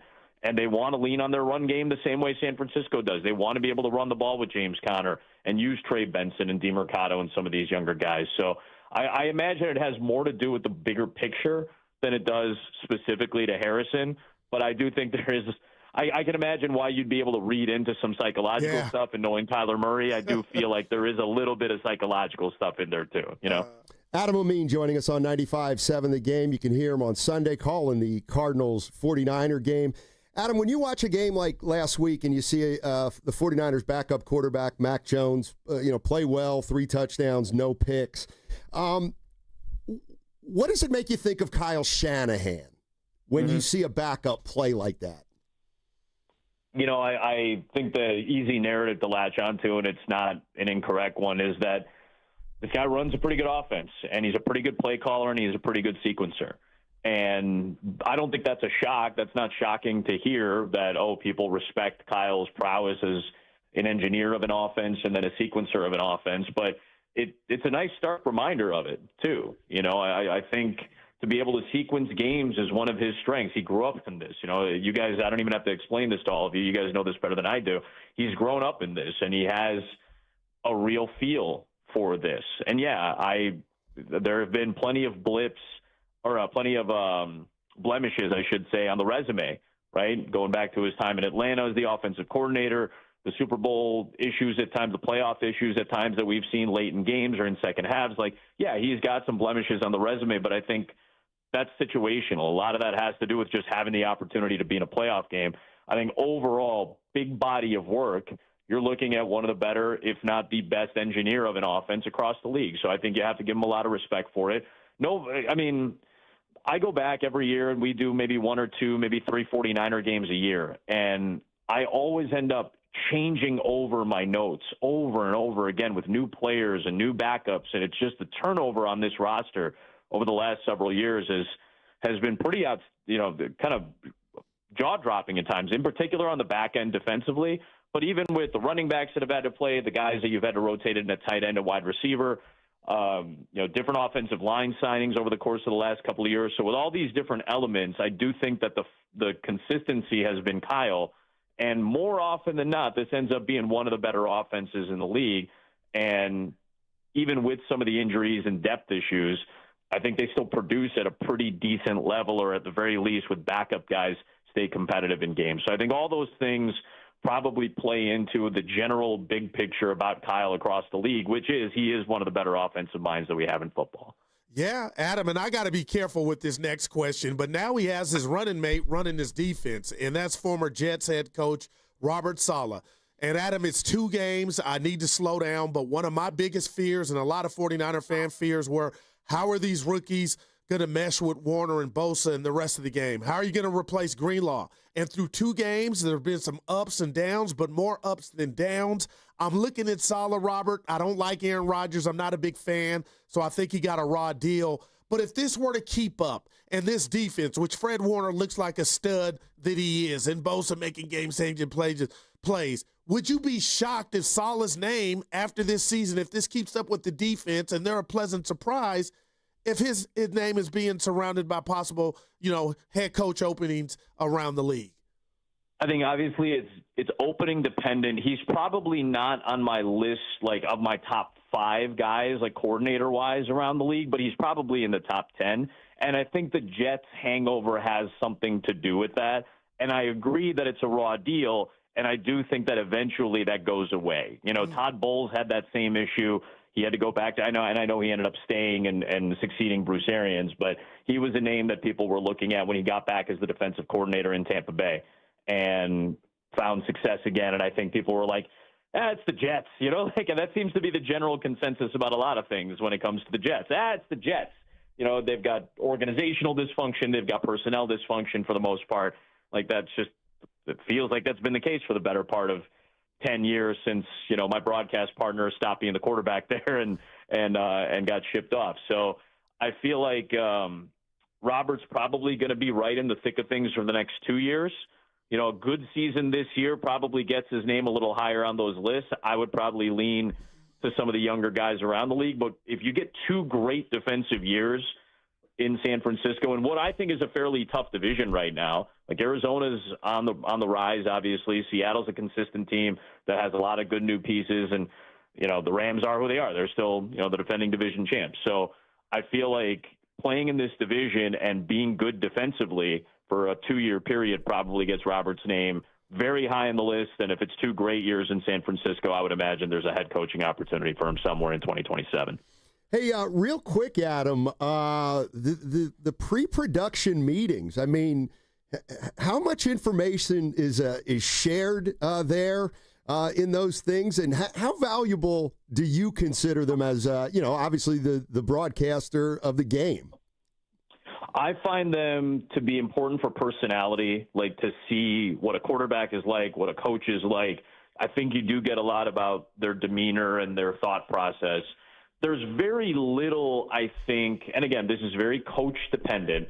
I think there's very little that you're going to get from them that the analyst probably hasn't already figured out, right? Like Mark, this is just Mark. And then I worked with Greg Olson for a month during, the back end of the baseball playoffs. I've worked with, a bunch of different guys over the course of my career, whether it was, Mark Schlereth on the NFL. I did college football at ESPN for 9 years. Like, I've worked with a lot of people, and mostly everybody I've ever worked with pretty much knows what they're looking at by the time they look at 2-3 games worth of film. Mark pretty much knows what the 49ers are. And in the NFL, it's even easier because the turnover is far less. The coaching turnover is far less. Styles are very specific, for the most part, whether it's defensively or offensively. But what it is an opportunity to kind of gauge what a coach is thinking. If Mark says, hey, I like X, and he can speak this way to a guy like Kyle, he probably wouldn't look at me and listen to me the same way that he listens to somebody like Mark or Greg Olson or Tom Brady or any of these guys that walk in. I'm coming from a different angle, but for the most part, if we say something and this is what we think is taking place, I think most coaches kind of understand how to basically confirm or deny that without confirming or denying it. And a lot of that is just human interaction. I think Kyle is pretty close to the vest, but I also think he's got a lot of trust in somebody like Mark or Greg or Tom or Daryl Johnston, just to name some of the guys that we work with and that we have at Fox. Like, I think there's a trust level there. I think he's done this enough now to the point where he knows what the TV side is looking for. Brock, I've sat down in meetings with Brock Purdy. He's very easygoing. He's very likable, very affable, and he gives us some candor about his own stuff. I think players want to talk about what they want to get better at. I think players like talking about their teammates more than they like talking about themselves.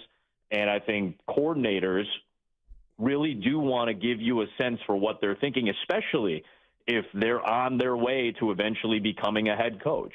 I think sitting with Ben Johnson in Detroit meetings, we got a lot of that.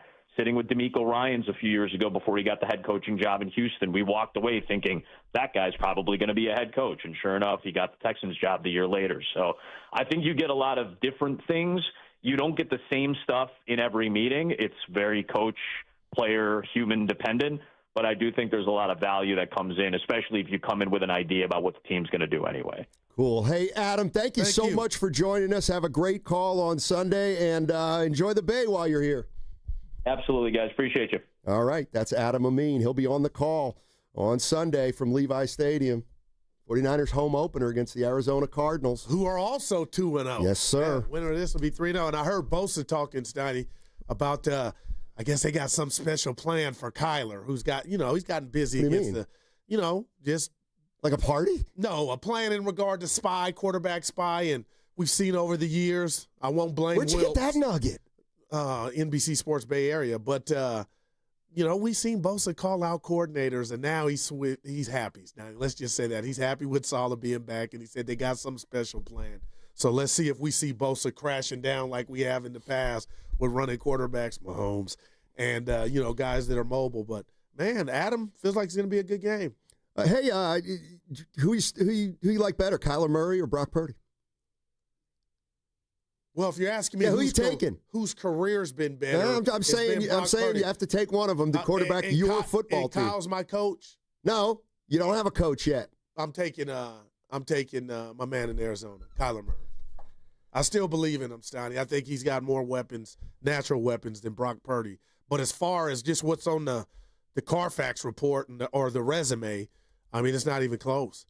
Brock Purdy's had more success than Kyler Murray, but Kyler, man, he's like a little road runner. Beep, beep. Back there with a laser arm. You just got to find somebody to put it together or help him put it together. How would you – yeah, because I've always said that Purdy's like a mouse in a kitchen. On the skedaddle. He's running behind the fridge and you can't get to him, and then he comes out of the fridge and then he goes under the stove, and you're like, he is elusive. What's Kyler Murray? If Brock Purdy's a mouse in a kitchen, what's Murray? He's got like burner speed, I like my right? road runner. I like the road runner. Yeah, he's like road runner's like really fast. Yeah. How do they open the morning show? Shasky says, I am slippery. That's what Brock is too, but Murray is just on another level. But yeah, I saw that he was getting asked about Marvin Harrison Jr. had 2 receptions last game. I know. I didn't like him saying some games Steiny's going to have 10 and some games he's going to have 2.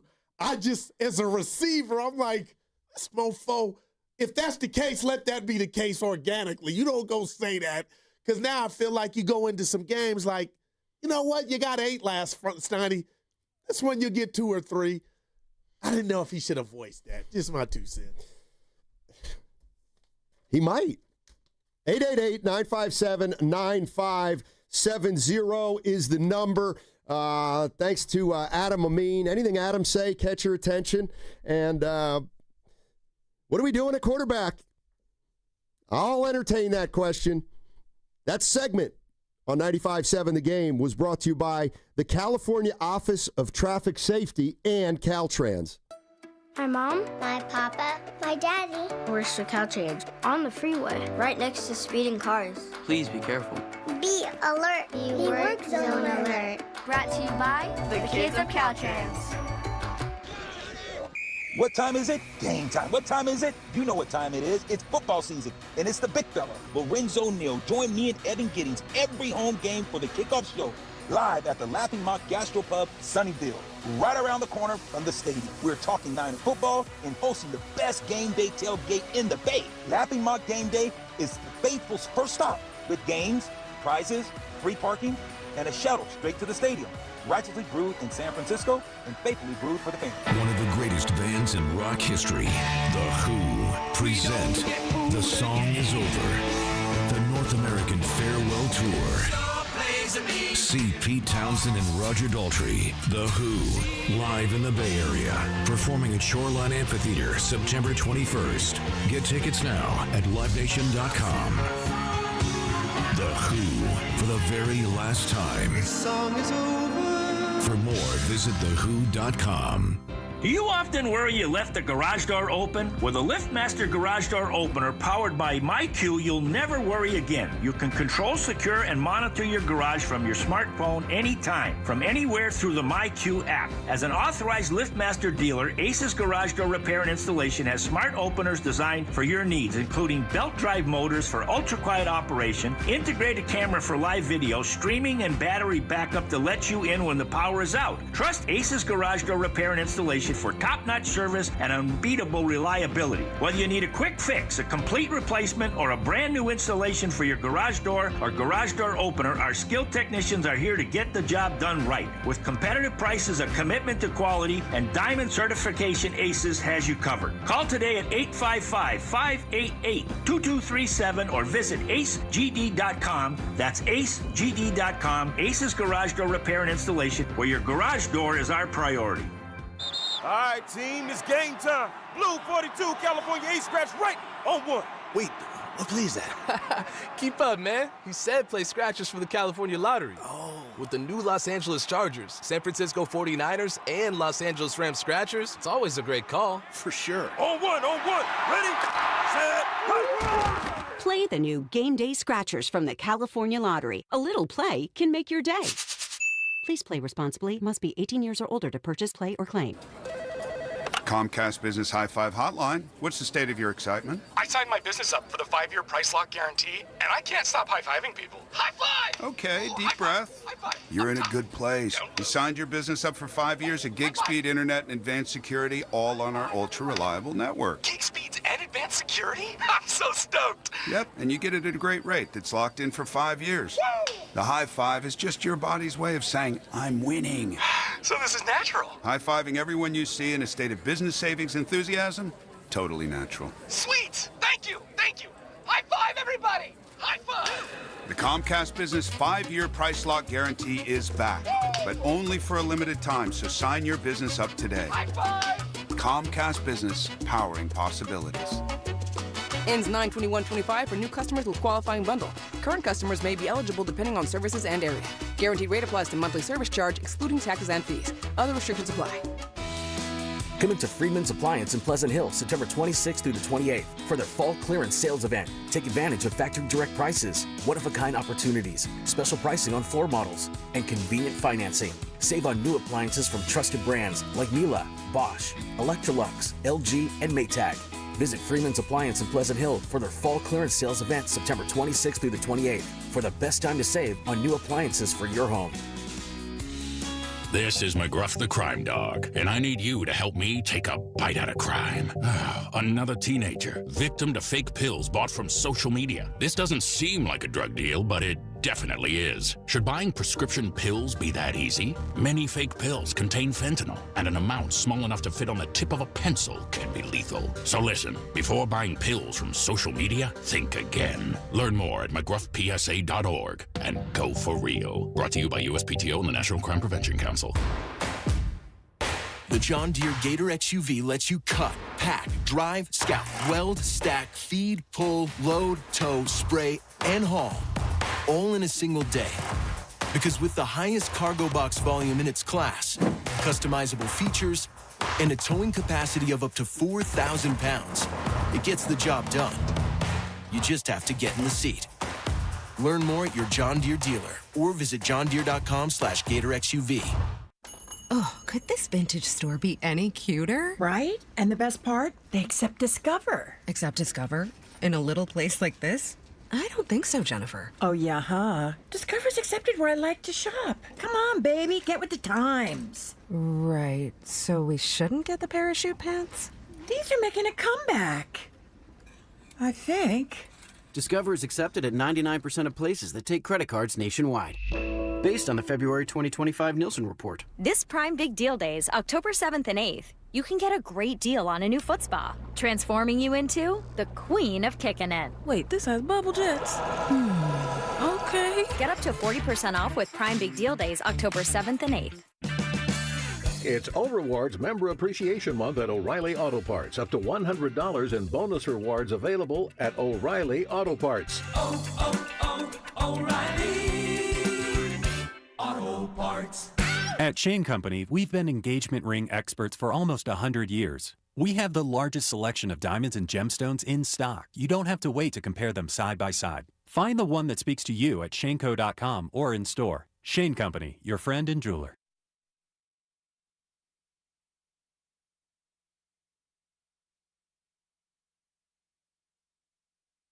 Yeah, Saul absolutely got a raw deal. Now, back to Steiny and Guru on 95.7 The Game. Please. Hey, Abner. What? Everything. Kyle. What? Go ahead. Say what you're going to say about Salah, and I'll tell you. I'll tell you the truth. People are saying he's got to get in the back of the line, but I get that. For what? To get another job, like he's not getting another job as a head coach. You don't think if the Dolphins cap McDaniel, which is just after they get blown out tonight, it's coming. I mean, Steiny, I'm a guy that loves passion. I believe Robert Saleh, was he perfect in New York? No, but that Aaron Rodgers thing killed him. So can't handle big personalities. So what's he going to do with Purdy and Juszczyk? Those guys are saints. They're not big personalities. They're good guys. But I do wonder. Well, I mean, one thing that happens sometimes with guys like Robert Saleh is, some teams don't like to hire retreads. So hopefully he doesn't get the Mark Jackson. He's a retread. So was our guy in Tampa who's having success right now. Who? The black head coach, my guy. Oh, yeah, he's good. Yeah. Adam brought him up. Defensive coordinator. I'm forgetting. Steve Wilkes? No. Flores? No. Raheem Morris? Goo. I'm out. I can see it. Can you see the smoke coming out of his ears? No, there's not smoke. I'm mad at myself. Do you remember what team he said he? Tampa Bay. Oh, Todd Bowles? Yeah. Remember, it was ugly for him in New York, and he got back and got a chance. And Adam brought him up. That's why I'm like, Saleh ain't there. So, man, I get it, guys. He's not the flavor of but, dude, don't be shocked. All right, here's the question. If this defense Who would you balls rather out? have as your head coach? Okay. Robert Saleh or Mike McDaniel? I mean, at this point, I don't even think that's a thank you, Evan. My good, Steiny McDaniel's using the vape on the sideline. That was last year. I was here before last. But I'm taking Saleh, man. I would look at what happened in New York and give him a second chance, especially, and this is it, if this defense continues to grow and by, let's just say, the postseason, week 15, 16, they're a problem, and Collins and Mykel Williams and Stout and the rest of the game, guys like Fred Warner are playing with their hair on fire, and Bryce Huff is continuing to come around the edge. Like, man, Steiny, I think that'll bode well for Robert Saleh. Let's remember, he's had one shot at it, not two. How many years did he coach there? Like 1.5? Yeah. Let's go to Doug in Berkeley. 4. Was he there 4? Dude. That 4? Well, 3+. So you know what? I saw something else. It was just like that. D-Lou. Damn, Guru Balls. But yeah, 4 is a. He was there 4 years. He got fired middle of year 4. Okay. So he had Rodgers Holy one time. Toledo. Yeah, wow. Yeah. I mean, does that make you change your opinion? He had plenty of time. Joe Lacob would have fired him. A couple points came off the score, but damn. How about this one? I couldn't believe this one. Wow, man. Let me see. This was one. It was exactly like that with Kyler Murray. Dude, Kyler Murray? This is his 8th year. Man, time is flying. 1, 2, 3, 4, 5. 7th year. It's his 7th year. That was like his 4th. Man, time is flying. Yeah. And you didn't answer your own question. Who would you take, him or Brock? If you needed a quarterback, Steiny, come on. One was Mr. Irrelevant, and one was everybody was trying to get him. Boy, that's. See, I got to pull a you. Do I get Kyle? Nope, because that's what you said to me when I asked you. I think I'd take Purdy. Evan, who would you take? I need to break this. I think Purdy or less volatile than Kyler Murray. But is he better?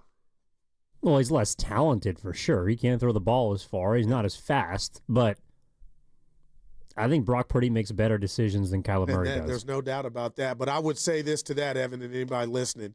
If you got Kyler with Kyle, would his decision-making improve? I got to believe yes. It looks like Mac Jones threw one game in that. Any quarterback that you have to include a homework clause for, you don't like that. I can't trust. I mean, dude, not only that. I think they ended up rescinding it, but the fact that they suggested it and floated it in the first place. They gave him the chicken, though. They gave him the chicken, but that did happen. I think Kyle would. I don't think he would be crazy about Kyler Murray.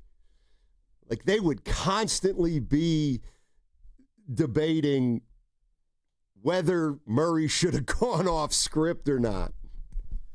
The 17 times during the game. But it's a compliment to Kyle, though, that now when I hear, and I've been kind of this way. You wouldn't before. trust him. No. I'm just saying, when you get a quarterback, it does matter who's the maestro, Steiny, who's helping you, the system you're in. And we're watching that. And Jimmy Garoppolo, I'm wishing the best for him. But until Stafford goes down and he comes out on the field, and again, he's with a great guy, McVay, right? But Kyle just, he has that Midas touch for the most part when it comes to quarterbacks. And Yeah. Let's go to Doug. Doug's in Berkeley, wants to talk about who the 49ers should play at quarterback on Sunday. Hey, Doug, what's going on, man? Hey guys. A lot of good lot of good stuff this morning. Thanks, man. With regard to that question, we hear that Brock's got turf toe. It's a 2 to 6 week proposition, depending on how serious it is. Seemed like it was going to be more serious. And then Mac Jones comes in. He's got a good game. All of a sudden, it's like all of a sudden the jock mind in all of us comes out. Okay. All of a sudden, Purdy's back on the practice field on a limited basis because his understudy has had a good game. His understudy happens to be somebody that Kyle actually allegedly has been interested in since the draft, and he plays really well. Lynch has paid big bucks, to Kyle, so he kind of, to Purdy, so he'd like to see him back on the field. But is there any question that we'd be rushing him back? Is his turf toe all healed up in 1 week? I mean, come on. Basically, this is a no-brainer. We played a guy that played well last week. You play Mac Jones. You don't risk, Purdy after 1 week. And, even if he has a mild case of turf toe, it's not going to be totally healed. He should definitely sit out this week. End of discussion. Appreciate the call. I could say some stuff about Salah, too, but, great defensive coach. It's kind of an offensive league. No shade at him. But and if he wants another shot, he should get it. He'll get it down the road. But because he seems to be a really good defensive mind. But sometimes you can star if you stay in your lane. So those are my two thoughts. Definitely Mac Jones this week. Yeah, I'm with you there, Doug. Thanks for the call. Appreciate it. And you think there's some posturing just to put something on the Cardinals' mind that it could be Mac or Brock? You know how I feel about that. You like that? No, I don't. You like and that? I'll tell you why I don't like it on the other side. 888-957-9570 is the number. A couple things we're batting around today. Who should get the start at quarterback? Mac Jones or Brock Purdy? And then also talking about Christian McCaffrey. Where is he in his comeback attempt after only playing 4 games last year? Do you guys feel like Christian McCaffrey's 100% of who he used to be? 888-957-9570 is the number. What's coming up on the game is brought to you by Fremont Bank. Here for you, here for good. Segment also brought to you by Moderna. mNEXSpike COVID-19 vaccine mRNA by Moderna has arrived. To learn more and find it near you, visit mnexspike.com. That's mnexspike.com. Hey, it's Joe Shasky here for Ceremony Ford, and let me keep it real with you. If you've been thinking about making the switch to an electric ride, now is the time to pull the trigger because Ceremony Ford in Colma is ending the summer with some heat. So check this out. Slide into a brand new 2025 Mustang Mach-E for just $225 a month on a lease. That's right, $225 a month for 36 months. Or if you're ready to buy, lock in 0% APR financing for 72 months and grab a $2,000 rebate. Who else is giving you that? Only Ford. But here's the kicker. The federal EV tax credits on Mach-E and the F-150 Lightning are about to expire September 30th. You wait, you lose. Don't let Uncle Sam keep your money. Ceremony Ford has one of the biggest inventories in Northern California, and they're ready to hook you up. Find them right off at 280 in Colma or online 24/7 at ceremonyford.com. That's Ceremony Ford, the Bay Area's Mach-E superstore. Tell them Butcher sent you. Fall is the season for reinvention, and it's easy to do at Macy's Fall Favorite Sale. Come in and find your new favorite styles, like romantic ruffled dresses, chic trenches, cashmere sweaters, and textural fall layers, which are perfect for mixing and matching. All for 20 to 50% off. So if you're looking for your new favorite things, look no further than the Fall Favorite Sale. Today, only at Macy's. Savings off already reduced prices. Exclusions apply. Okay, Bay Area, I've got a bigger team for you to join. The team that donates blood. Hot Yoga Republic in Mill Valley is teaming up with Vitalent for a blood drive September 25th and 26th. Roll up your sleeves, give blood, save a life. Every 2 seconds, somebody needs it. Accident victims, kids in chemo, real people who need you. Let's do this, Bay Area. Find your spot at hotyogarepublic.com. That's hotyogarepublic.com. And a big thanks to Habas Law for backing this. Habas Law, always fighting to make it right. You hear that? That's the sound of your business losing money. Legacy phone systems weren't built for today's teams. OpenPhone gives your business a smarter way to stay connected. OpenPhone lets you manage calls, texts, voicemail, and contacts all in one place so that you and your team can deliver a seamless customer experience from ring to... Need to take calls on the go? OpenPhone automatically transcribes, summarizes, and highlights next steps from every call, so you never miss a detail. Need insight into what closes a sale? With OpenPhone's AI call tags, you can instantly spot key topics like objections or pricing questions, and use those insights to coach your team and level up every customer interaction. And yes, you can bring your existing number with you for free. Keep your team in sync and your customers happy with OpenPhone. OpenPhone. No missed calls, no missed customers. Try OpenPhone for free at openphone.com/sports and get 20% off your first 6 months. That's openphone.com/sports. openphone.com/SPORTS. Here we go. Count on Sundays with the NFL on CBS and Paramount Plus. This is incredible. Watch your local NFL game live all season long. And he's in for a touchdown. Visit ParamountPlus.com/NFL to get started today. This is the story of the one. As a maintenance supervisor at a manufacturing facility, he knows keeping the line up and running is a top priority. That's why he chooses Grainger. Because when a drive belt gets damaged, Grainger makes it easy to find the exact specs for the replacement product he needs. And next day delivery helps ensure he'll have everything in place and running like clockwork. Call 1-800-GRAINGER, click Grainger.com, or just stop by. Grainger, for the ones who get it done. Score big by saving lives with Stanford Blood Center. Donate blood between September 1st through the 30th and be automatically entered for a chance to win 2 club-level seats to the ultimate Sunday night showdown, San Francisco versus Atlanta at Levi Stadium. It's your chance to make a difference and experience the game like never before from premium seats with an unbeatable view. Every donation helps patients in need and brings you one step closer to the end zone. Learn more at StanfordBloodCenter.org/touchdown. This is the story of the one. As a custodial supervisor at a high school, he knows that during cold and flu season, germs spread fast. It's why he partners with Grainger to stay fully stocked on the products and supplies he needs, from tissues to disinfectants to floor scrubbers. All so that he can help students, staff, and teachers stay healthy and focused. Call 1-800-GRAINGER, click Grainger.com, or just stop by. Grainger, for the ones who get it done. My ride smells just right, just right, just right, just right. I gotta try that for Bree's car. Just right, just right, just right, just right. La la la la la. With up to 40 days of consistency, all over Bree's car clips right on your vent. You know my car's my happy place. Keep a smile on my face when it smells just right, just right, just right. And breathe happy for Breeze. La la la la la. Mostly cloudy for San Francisco today with a high temperature of 69. Weather brought to you by Robert Half. Our recruiters' expertise and award-winning AI will find you the skilled candidates you want. At Robert Half, we know talent. Visit roberthalf.com/talent today. Don't waste time trying to get rid of your old or broken car. Cars for Kids is the easiest and fastest way to donate your car and get a tax deduction. Go to carsforkids.org today. That's cars with a K.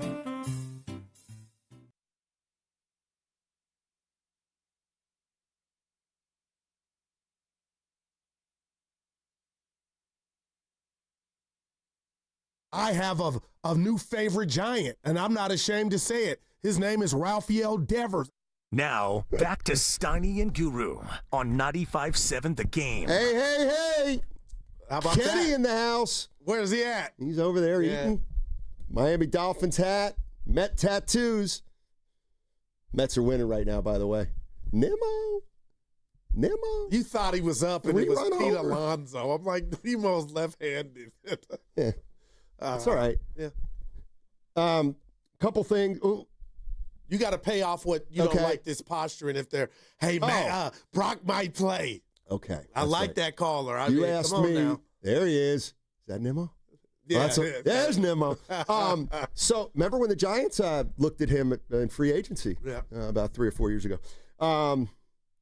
Boy, Robert Saleh, 3.5 years in New York. Dude, I thought he was there for a long weekend. And now I get, thank you, Evan, for helping me, but now I get Adam's energy, who joined us kind of like, nah, Goo, he had problems before Aaron Rodgers, so that is kind of funny. But I'll tell you what, forget that. He's already having an impact on this Niner defense. I really believe that.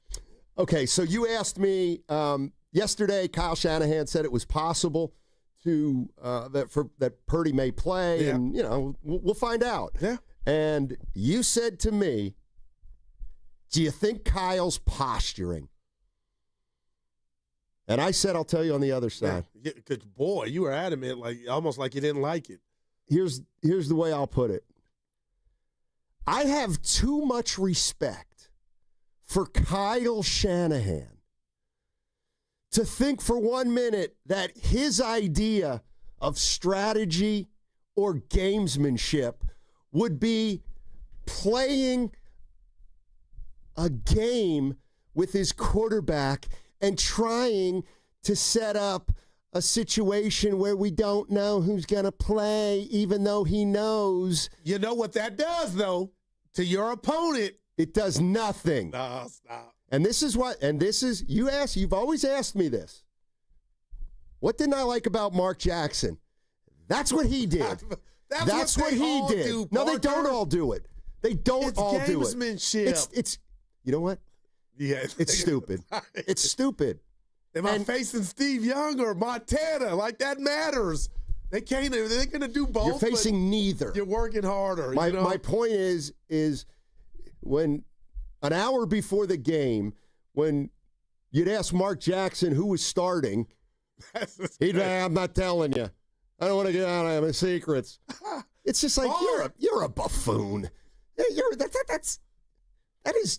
That is the lamest excuse for strategy. But if he feels like that's working, let him have it, or let them have it. Just admit and look at me, Steiny. You know it happens. Not from a credible coach. That is infantile coaching. That's the kind of coaching that should send you to the Pee Wee leagues. Oh, dude. I'm not going to tell. I don't want to give the opposition any. You're a dope. Hey, please. Come on, man. Seriously.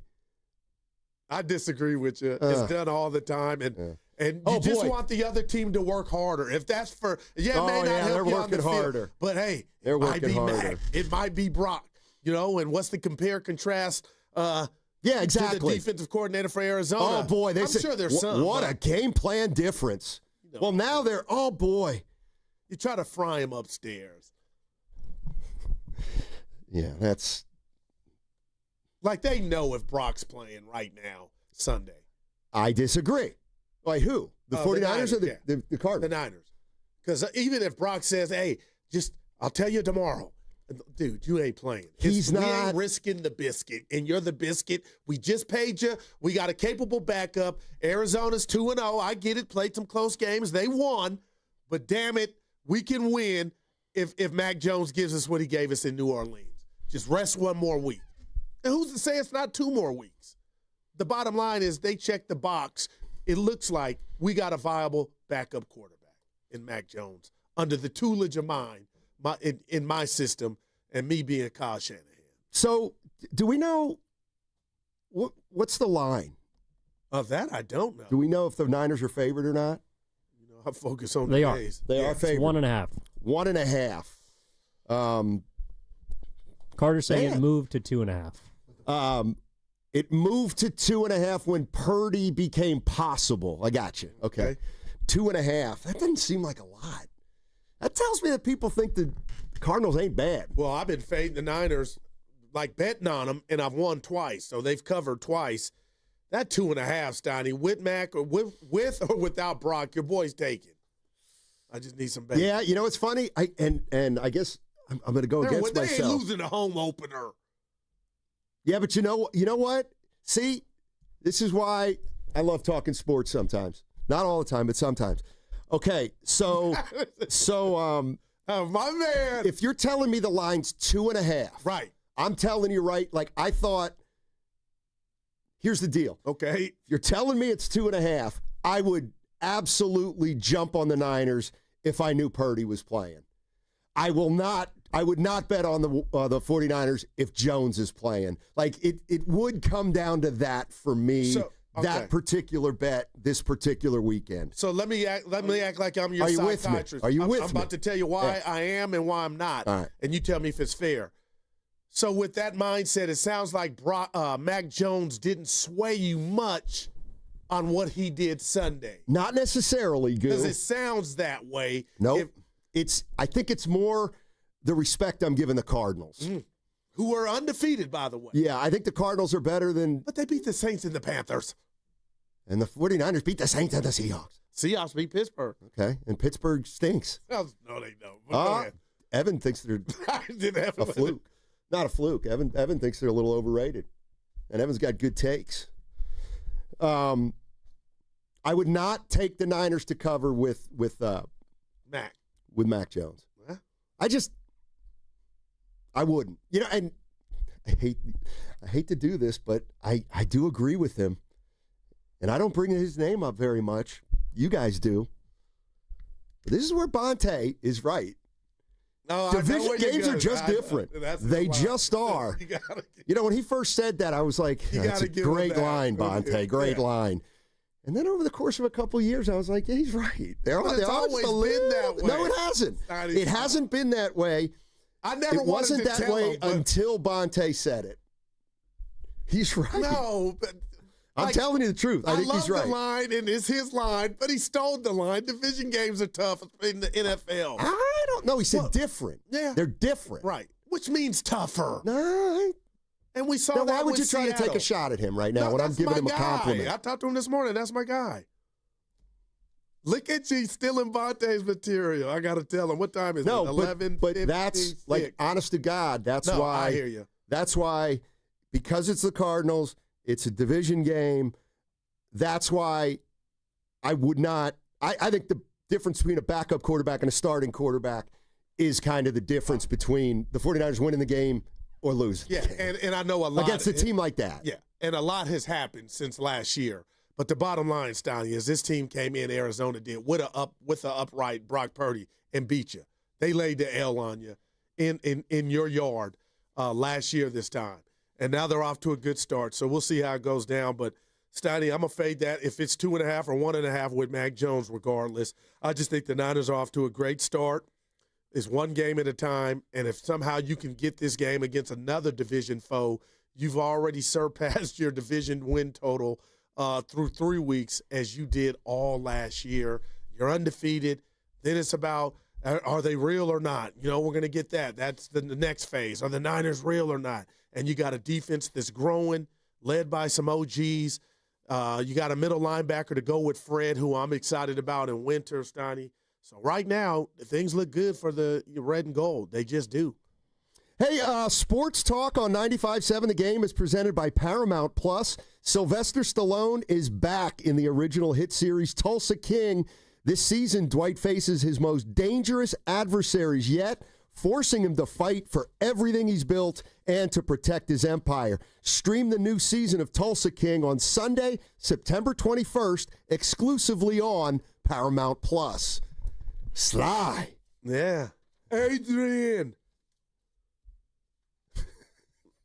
You know what that's from, I hope. Of course. But that was Rocky 1. Yeah. That was the shirt you had on last week, the gray one, when he used to go collect the money and jog. I think you wore that to the summit. Well, dude, I'm saying You're that. an ass. Why would you do that? Because it had bacon. Why would you collar. do? No, it didn't. He might have used it in the actual movie. What you got, baby? No, I'm not. I got nothing right now. No, I got a lot. Let me do the legal. You're listening to 95.7 The Game, KGMZ, FM, and HD1 San Francisco and Odyssey Sports Station. Always live on the free Odyssey app and now broadcasting from the Laughing Mug Studios. Mac Jones or Brock Purdy or Mac Jones. If it's Mac Jones, Greg Cosell was on with the afternoon show yesterday, and he was asked about Mac Jones and what he did that was impressive and what he did well on Sunday. Mac Jones is an executor and a ball distributor. That's what Mac Jones is. So in a system with Kyle Shanahan where they present a lot of clean throws and a lot of good looks, he can function well. Although I really thought that his touchdown to Jennings early in the fourth quarter that ended up being the winning margin in the game, I thought that was a really, really good play by Mac Jones.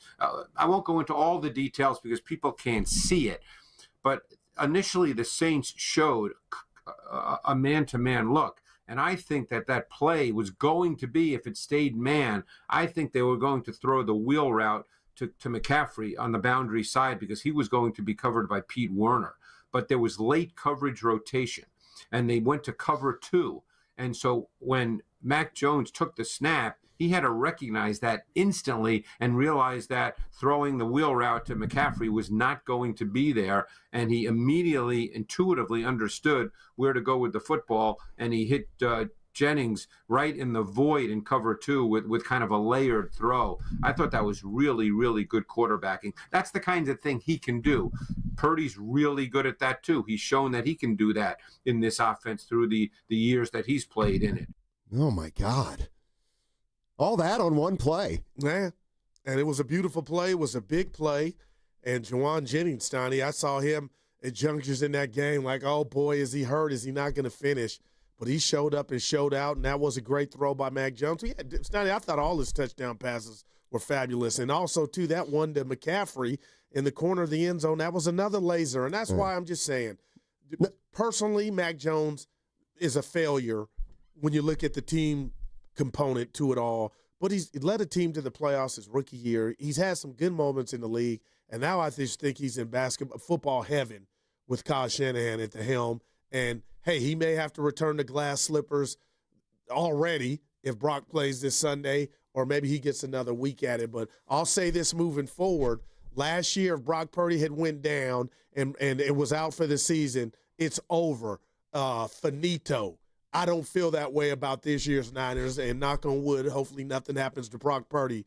But, man, oh, man, I'm going to keep playing that record of, boy, Kyle was astute in going out and recognizing that he can make Mac Jones, keep the show going in the right direction if something were to happen to his quarterback. I believe that, man. Yeah, you're talking about 49 starts. Talking about Mac Jones's throws. Okay, the one to Jennings was nice. Yeah. The one to McCaffrey was nice. Gotcha. Who was the last one to Tonjes? Yeah. I could have thrown that. But come on, Goo. No, it goes on the just ledger. in the flat. He just threw it in the flat. It's like Tony Gwynn. I layered that ball 4 in. hits, right? And some are just, right up the middle. And then there's a broken bat flare. Still counts as a hit. Oh, but you know what I mean? Yeah. Give Mac his flowers. Hey, let's play a little exercise. Niners are 2-0. You buying or selling? I'm going to read you the 2-0 teams along with them, and you tell me if you're buying or selling, all right? Oh, boy. The Niners are going to be the first team. It's one word. Yeah. Push the Niners to the back. I don't want to do them yet. I was doing that. All right. This is buying or selling on 2-0 teams. Yeah, here we go. All right. The 2 in the Niners division. The Los Angeles Rams. I'm buying them. And as you know, Give me my how does Stafford get out of here? Last year at the Summit? That was last year. I'm victory lapping the Rams because I said, Stafford's fine, everybody. He's fine. Right. My sources said that he was fine, and he is. Yeah. So I am buying the Rams. All right. And I also, I really like Kyron Williams. Yeah, he's bad. Yeah, but I'll tell you, bad meaning good. Yeah, sure. Hey. I will tell you this about the Rams. Don't take that victory lap into the first quarter of the season, so I need some more games. You all right? Yeah. What happened? Feels like I have a bruise here. Hurts? Like hurts. Yeah. Push in. All right. We're watching. Okay. Arizona Cardinals 2-0. You buying or selling? Arizona. I'm selling. You know why? Dude, go ahead. I got to sell because I can't buy all 3 of the 2-0 teams in the NFC West. All right. So I'll say no, I'm not buying the Cardinals. Okay. Now we go to Tampa Bay. Mr. Oklahoma. Baker Mayfield 2-0, Steiny. Are you buying the Tampa Bay Buccaneers? This should be easy. I think I am. They're physical as hell. Are they? Yes. It's your segment, but you're buying them? Yeah, I think I am. But boy, you want to talk about a guy that's flipped the script, Baker Mayfield. Yeah. I mean, would you rather have Baker Mayfield than Brock Purdy? Well, coming out of college, it was no question. Like right now. I would. I'm just being real. Yeah, I couldn't believe when I saw Mayfield's numbers. Now, how about Green Bay? They're 2-0. Boy, they are flavor of the month. They are. You want them to be. I still have to. I still have to be. I'm buying them. They're good. With the mic? They're good. Yeah. Okay, and then that takes us. This one is interesting. The Philadelphia Eagles. Buying. Italian Philly coach. Buying. Do you know Jalen Hurts is the only quarterback that hasn't thrown a pass in the air more than 10 yards? And they're 2-0. A.J. Brown's like he's biting his tongue because they're winning, but I'm wondering if something's going on with their passing game. They're 2-0. I'm buying. Okay, yeah. All right, and they're the Super Bowl champs. All they right, They are. Something's up, man. It has the ingredients to just blow up. No. See, and this is what you do. No, it's what's happening in Philly, and it happened last year. Ain't nothing blowing up on Sirianni's watch. He's got that team locked in. I don't know why he reminds me of you, Coach. And like, I hated him, man, but I got to put respect on his name. All right, how about Evans Chargers? Why would you Next question. Jim Harbaugh is a G. For me, it's back to work and attacking with an enthusiasm unknown to mankind. If you think that stick, look at the Chargers. Both sides of the ball, man, they're a problem. They seem like they're pretty good. I guess I'd buy them. If you get the real guy in there, it matters. Who's like a real man, a leader of men. Stop with that. Indianapolis Colts? No. Tell me why. I'm shocked at that. Steiny, I think I am. They're just not that good. Can you elaborate? No, I can't. Daniel Jones? Exactly. See, I think people I'm not. I watched them a lot last year. Right. They ain't it. Well, it's this year. I know. Okay, right. I know. Steiny, I think you're going to be wrong there. How about the Cincinnati Bengals? You can't buy them. No doubt. Can't buy them. You would be a fool right without now, Burrow. right? Yeah, you can't buy them. They need to call for Kirk Cousins. You got weaponry. That's it? Those are all the 2-0 No, one teams? more. Buffalo play tonight. I'm not buying them. I almost want to throw this baseball at you. Why? You're Josh Allen left and right. Josh Allen. Him and Lamar are your guys. Go. I'm going to be quiet. Why would you not buy? You are, you off that Barack Obama. Too much pressure's on him. Too much pressure. So? I don't like Josh Allen when he feels the heat. So you think he can't handle it, and that's why he hadn't won. He's performed well in the playoffs, unlike Lamar. Can I just buy or sell? No, it's your without you guys saying I'm wrong? So you could provide a reason for it. I can, but I don't have to. And the reason is you're divorcing Allen if there's pressure on him. I'm a big. No, it's not because of that. Okay. I was kidding. It's more because I think with only 2 games into the season, I always think there's teams that are too well thought of and not thought of enough after 2 stinking games. Look at their past record. They've been close. It feels to me like people are anointing the Bills. And just because of that, I'm selling. I don't know. There's something about them. All right, I got to give you this. It's got something to do with the expectations, but I'm not sure altogether what. I don't like. I think they're too highly thought of right now. All right, that's it. Okay, and this is my last one. I know we're up against it. Steiny, yeah, a 0-2 team that I'm telling you I'm done with, and I hope I'm wrong, but there's a price of a dynasty. We have watched, and the Chiefs have failed to put young Thundercats around Patrick Mahomes. This 0-2 is real. Travis Kelce's done.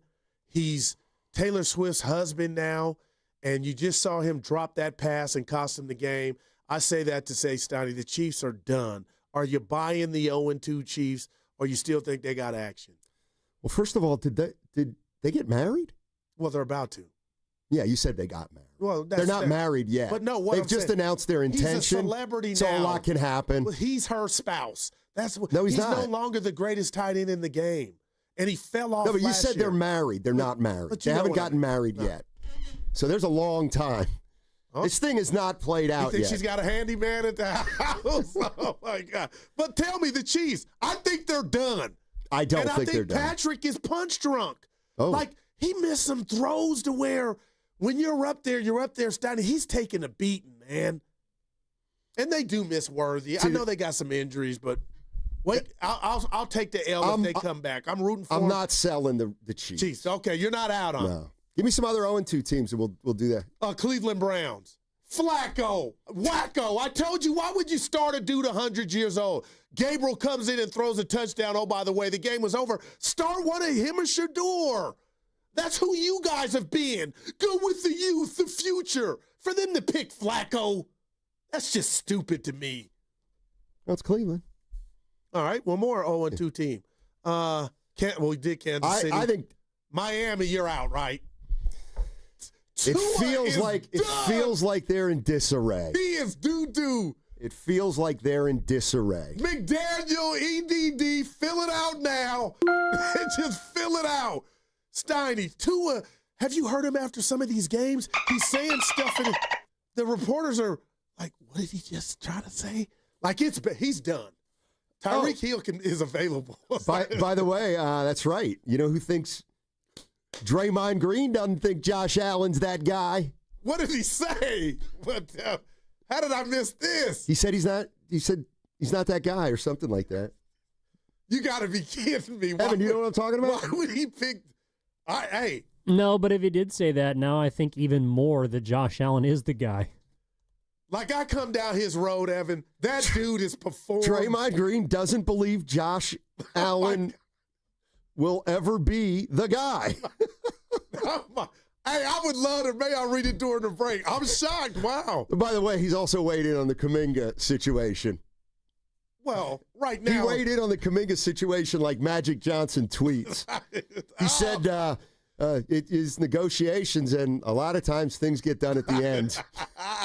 Well, you look at you. Magic is special. And that's what life's about. All right, 888-957-9570 is the number. Will it be Brock Purdy or will it be Mac Jones on Sunday? We'll continue talking about it. Also, on the other side, we'll take another look into Christian McCaffrey, some of the numbers and where he's at. 888-957-9570. What's coming up on the game is brought to you by Fremont Bank. Here for you, here for good. Segment also brought to you by Life Source Water Systems.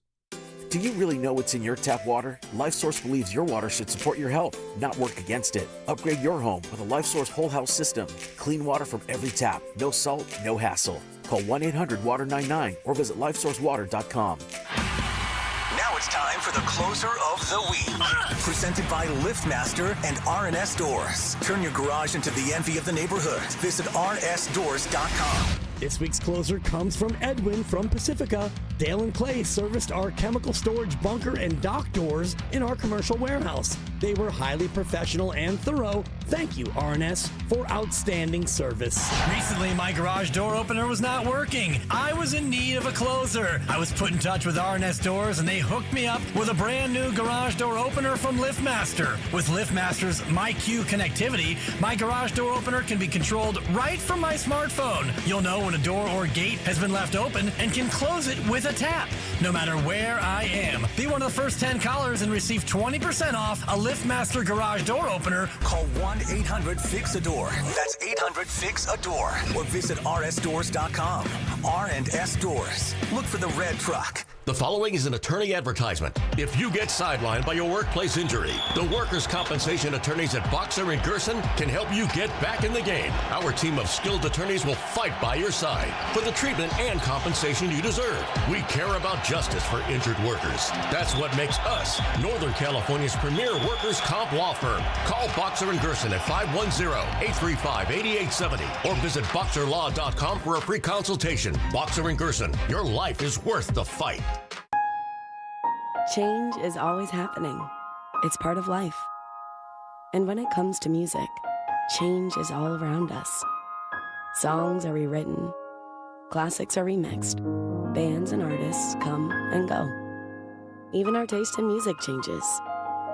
Here at Xfinity, we know there's still good in keeping some things the same. That's why we want to do our part with a 5-year price guarantee on our internet.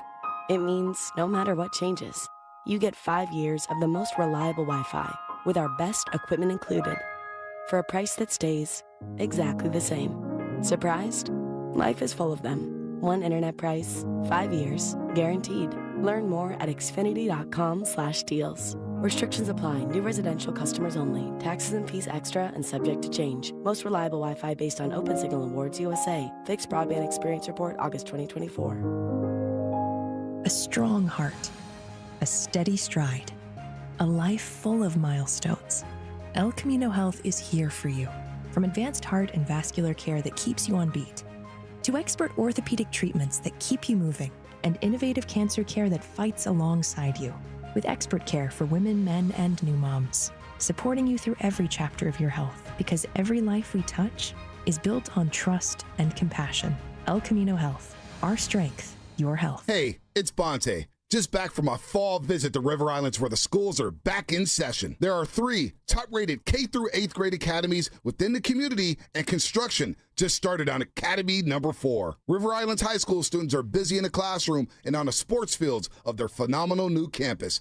I don't remember high school ever looking this good. Elsewhere in Northern California's most successful lifestyle community, they're putting the final touches on another park. This one with the playground, workout areas, tennis, a splash pad, and a picnic area. The fall weather is still perfect for launching a kayak or a paddleboard off your own deck and head over to the Boathouse restaurant for lunch or dinner. More than 4,000 households have already made the move to River Islands. Today, with 15 neighborhoods priced from the $600,000 to over $1 million, there's more variety in home styles and sizes than ever before. In fact, the only thing missing at River Islands is you. Start your tour today at riverislands.com. Isn't it time for you to discover the islands? If you're 55 or older and into that whole saving money thing, T-Mobile has an exclusive phone and internet bundle just for you. Right now, get 2 unlimited phone lines plus 5G home internet for just $30 each per month with autopay, plus taxes and fees. And with 5G home internet, setup is easy with just 1 cord and no technician needed, which is great if you're also into that whole keeping it simple thing. Switch now and experience the best mobile network in the U.S. Visit your local store to start saving. T-Mobile, it's better over here. Based on analysis by Ookla speed test intelligence data Q4 2024 to Q1 2025. Ookla trademarks used under license. Unlimited on our network. Customers on voice plan may notice speeds lower than other customers and further reduction if using more than 50 gigs a month due to data prioritization. Video streams and SD on this plan. Home internet pricing after $20 a monthly bill credit plus $5 per line without autopay. Debit or bank account required. See 5G device coverage and access details at T-Mobile.com. Another app for inventory, one for CRM. Oh, don't forget accounting. Wait, which login was that? Or you could use Odoo, one fully integrated system that does it all without the hassle. Ditch the app overload. Get everything your business needs on one platform. Try Odoo free today at odoo.com. That's ODOO.com. It's time. Time for the pro to get everything for the entire job, all from one partner. To get access to over 3 million products, including many products you won't find in our stores. It's time to get delivery on your schedule or next day on over 50,000 products. And time to get dedicated support on the job site or in our stores. From ordering to planning, we've got you. One partner, any job, all in. Ask about all we can now do at the Pro Desk. The Home Depot Pro, it's about time. I knew that I was not living the life that I wanted to live. Buprenorphine, it gave me the time and space to take life one step at a time. I am living proof that recovery is possible. Get treatment. It works. Learn more. Visit livingproofsf.org.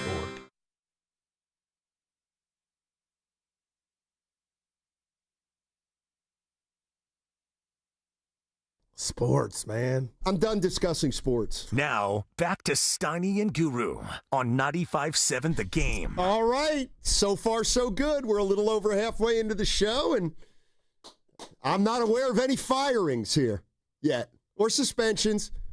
And my Just wife be careful answered. what you say. My wife answered. Be careful what you say. Steiny, stop. You would have been gone a long time ago. Careful what you say. If you worked in that Keep it type of positive. Must keep it positive. I made it up. Well, I'm just down on our industry, man. See, Everybody careful. wants some This drama. is what I'm talking about. You can't do this now. Hey, I'm ready. It's a tumultuous time. Hey, Steiny and Evan, I'm ready. I can't bite my tongue, man. Stephen A. Smith was in a damn fight, had a conversation at the fight Saturday in Vegas, having a good time. And you got all these credible people making the video. He runs into Shannon Sharp and Ocho Cinco, just the three of them, and they're having a conversation. Nobody knows what it's about, but you got guys that I look up to, Marcellus Wiley, qualified guys, going all on the internet saying, Shannon, check Stephen A. There's problems. Nice. Then I went back and watched the video again, like, could he have really been getting at him? Stephen A. says, yeah, on his show. He was getting on me because I told him by September I'd have a six-pack.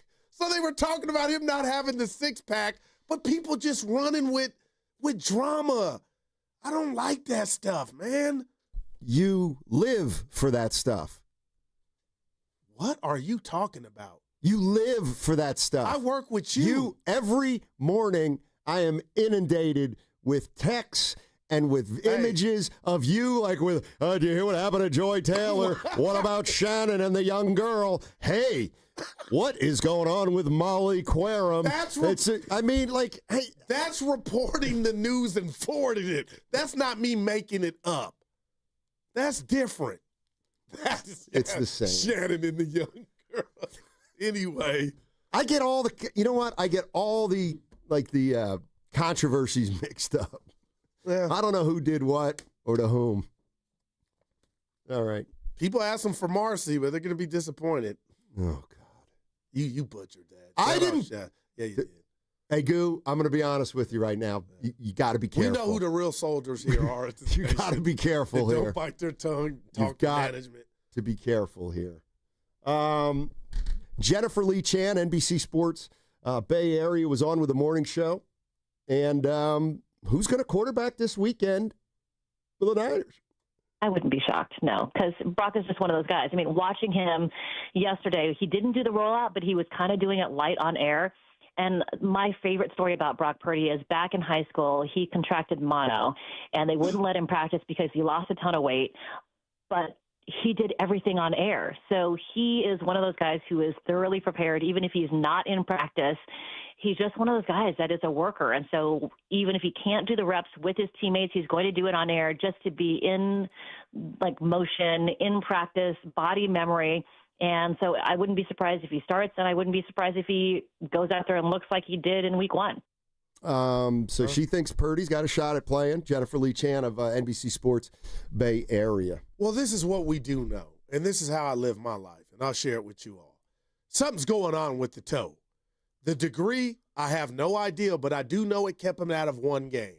So, Steiny, I'm just looking at the Niner chessboard. We got a quarterback that looks like he can handle it. The worst case scenario, if he's the reason we lose, we're still 2-1. But JLC, and she's just reporting it, and I get it, and I love her. But, Steiny, at the end of the day, aren't you risking a little too much by just having them sit out 1 week? Think about it. I need you to think big picture. Not just Sunday. I need you to get off it. And you hate that they're doing that to Arizona. It's working.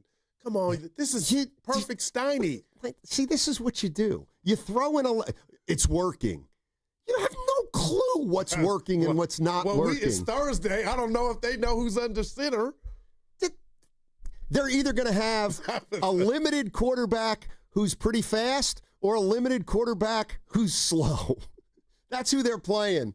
And he did a rollout. He ain't on air. Slow. He did a rollout on air. No, I'm just talking about Mac Jones and the speed. I didn't get that. I didn't either. Yeah. I didn't either. People saying let Mac start. One person. Veggie on the YouTube chat. This is an easy one, and but this is where again, when you say backup quarterback's good, or he got us through last week, so we're in pretty good shape with our backup quarterback. Like, to me, you could be in the greatest shape of ever with your backup, or you could have the worst backup in the history of backups. To me, the decision still has to be made independent of the backup quarterback. All right. If he's ready and healthy, then go ahead and play him. If there's anything that's not there that may impact his mobility, then I wouldn't play him. It's like, to me, it's kind of simple. And if erring on the side of safety means you go with Mac Jones, then yes, I would probably lean in that direction because we're still very early in the season. Give me a letter grade for this take, and I want an honest letter grade. Steiny, sometimes it's bigger than the game.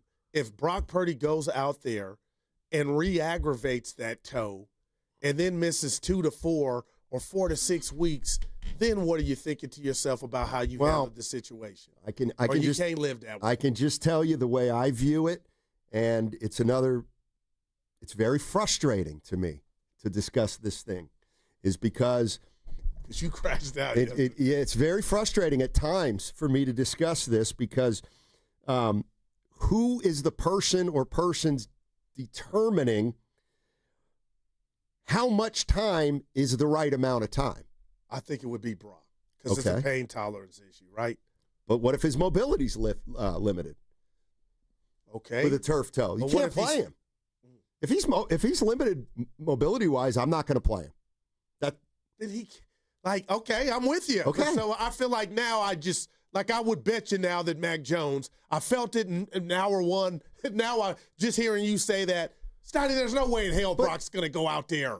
But I also don't like people who say, well, if he comes back, what if he comes back this weekend and then he re-injures it and it's That's 2 to 4 concern. Okay, and the way I always, what if he doesn't come back this weekend, comes back next weekend, and gets hurt? But you would feel better that you gave it time to marinate from the outset. You are so wrong there.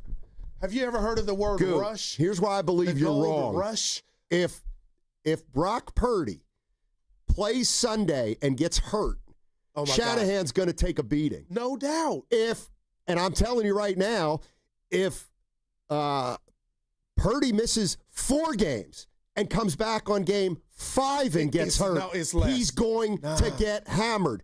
Yes, he will. But it's because if he gets hurt on any first game back, everybody's going to assume he came back too early, whether it was week 1. Is what you're underselling, the fact that they waited him out. You will not give him a pass. That hammer will be light. It no will be chance. Light as if you run him out here after 1 week when all the science tells you it's more than that. But Steiny, he'll be questioned, but the fact that you did your due diligence and it was multiple weeks. You didn't do your due diligence. No, at that point, it just got away from you. And so what's the magic number? 1 week?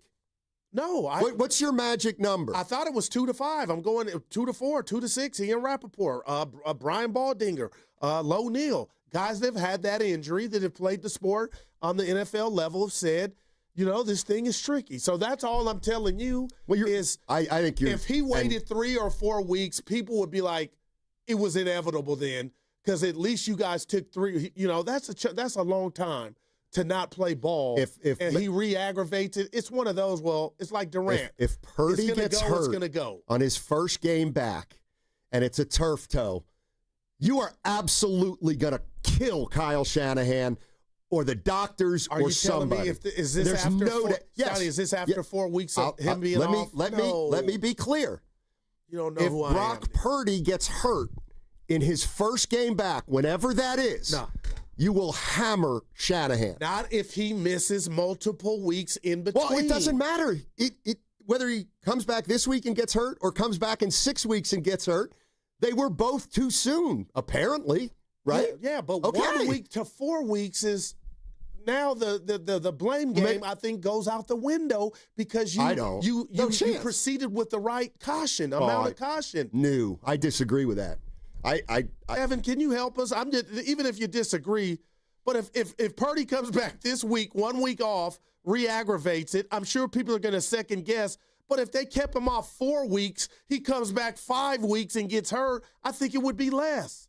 Yeah, I think it would be less, but I still think they'd get hit. No, I don't think so. Like, okay, if George Kittle comes back from IR off his hamstring injury and pulls it again, did they hold him out or did they bring him back too soon? That's my point.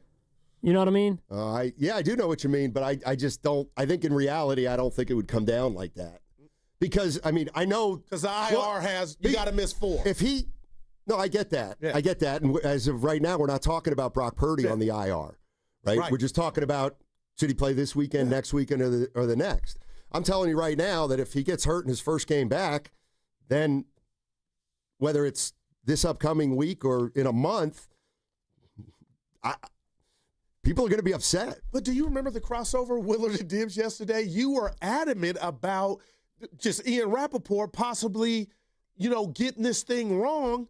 So if this guy comes back, Brock Purdy comes back in 1 week and were to re-aggravate that toe, I think. Okay, what about if he comes back in 2 weeks and he re-aggravates it? How are we going to be feeling? I think it's lesser than 1 week. What about 3 weeks?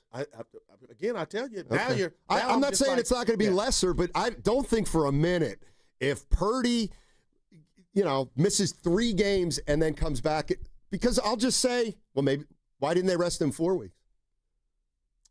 Because the initial prognosis or diagnosis was 2 to 6, and you met the minimum requirement with 2. But coming back after 1 week or letting him come back, I think you're playing with fire. And it ain't even about the game. That's the thing. This is what I mean about injuries. We know nothing about the injury. We don't know what playing with fire even is with Purdy. Missing multiple weeks. I mean, if he starts Sunday, are they playing with fire? I think so. Okay, what about next Sunday? But they're not playing with fire next Sunday. I mean, that's all I'm saying. That's all I'm saying. But you will give me this. Probably not. Not right now. I'm defensive. Yeah, we all would be surprised if number 13's out there this Sunday at the home opener. From what was told to us, I think you're lying. I won't be surprised. You think? I won't be surprised if Mac Jones starts. I get it. If Purdy starts, I get it. Even after I'm not going to be surprised. Drop that 2 to 6 I am not. weeks. What Ian Rappaport saying 2 to 5 weeks is so irrelevant. I don't it's not even part of the conversation to me. Like he's and a he report wasn't by himself. It was other guys. Even Adam Schefter was saying they expect him to miss multiple weeks. And now just 1 week is the only thing I've heard from the only thing I think is that's official is Kyle Shanahan saying a week ago that he might miss multiple weeks. Right, gotcha. And then yesterday he said it's possible he could play this week. Which was breaking news. That's all that I'm working. Those are the only assumptions I'm working on. And I guess I took the initial report along with a lot of other people, but it doesn't matter. Like, okay, he's going to be out 2 weeks at minimum.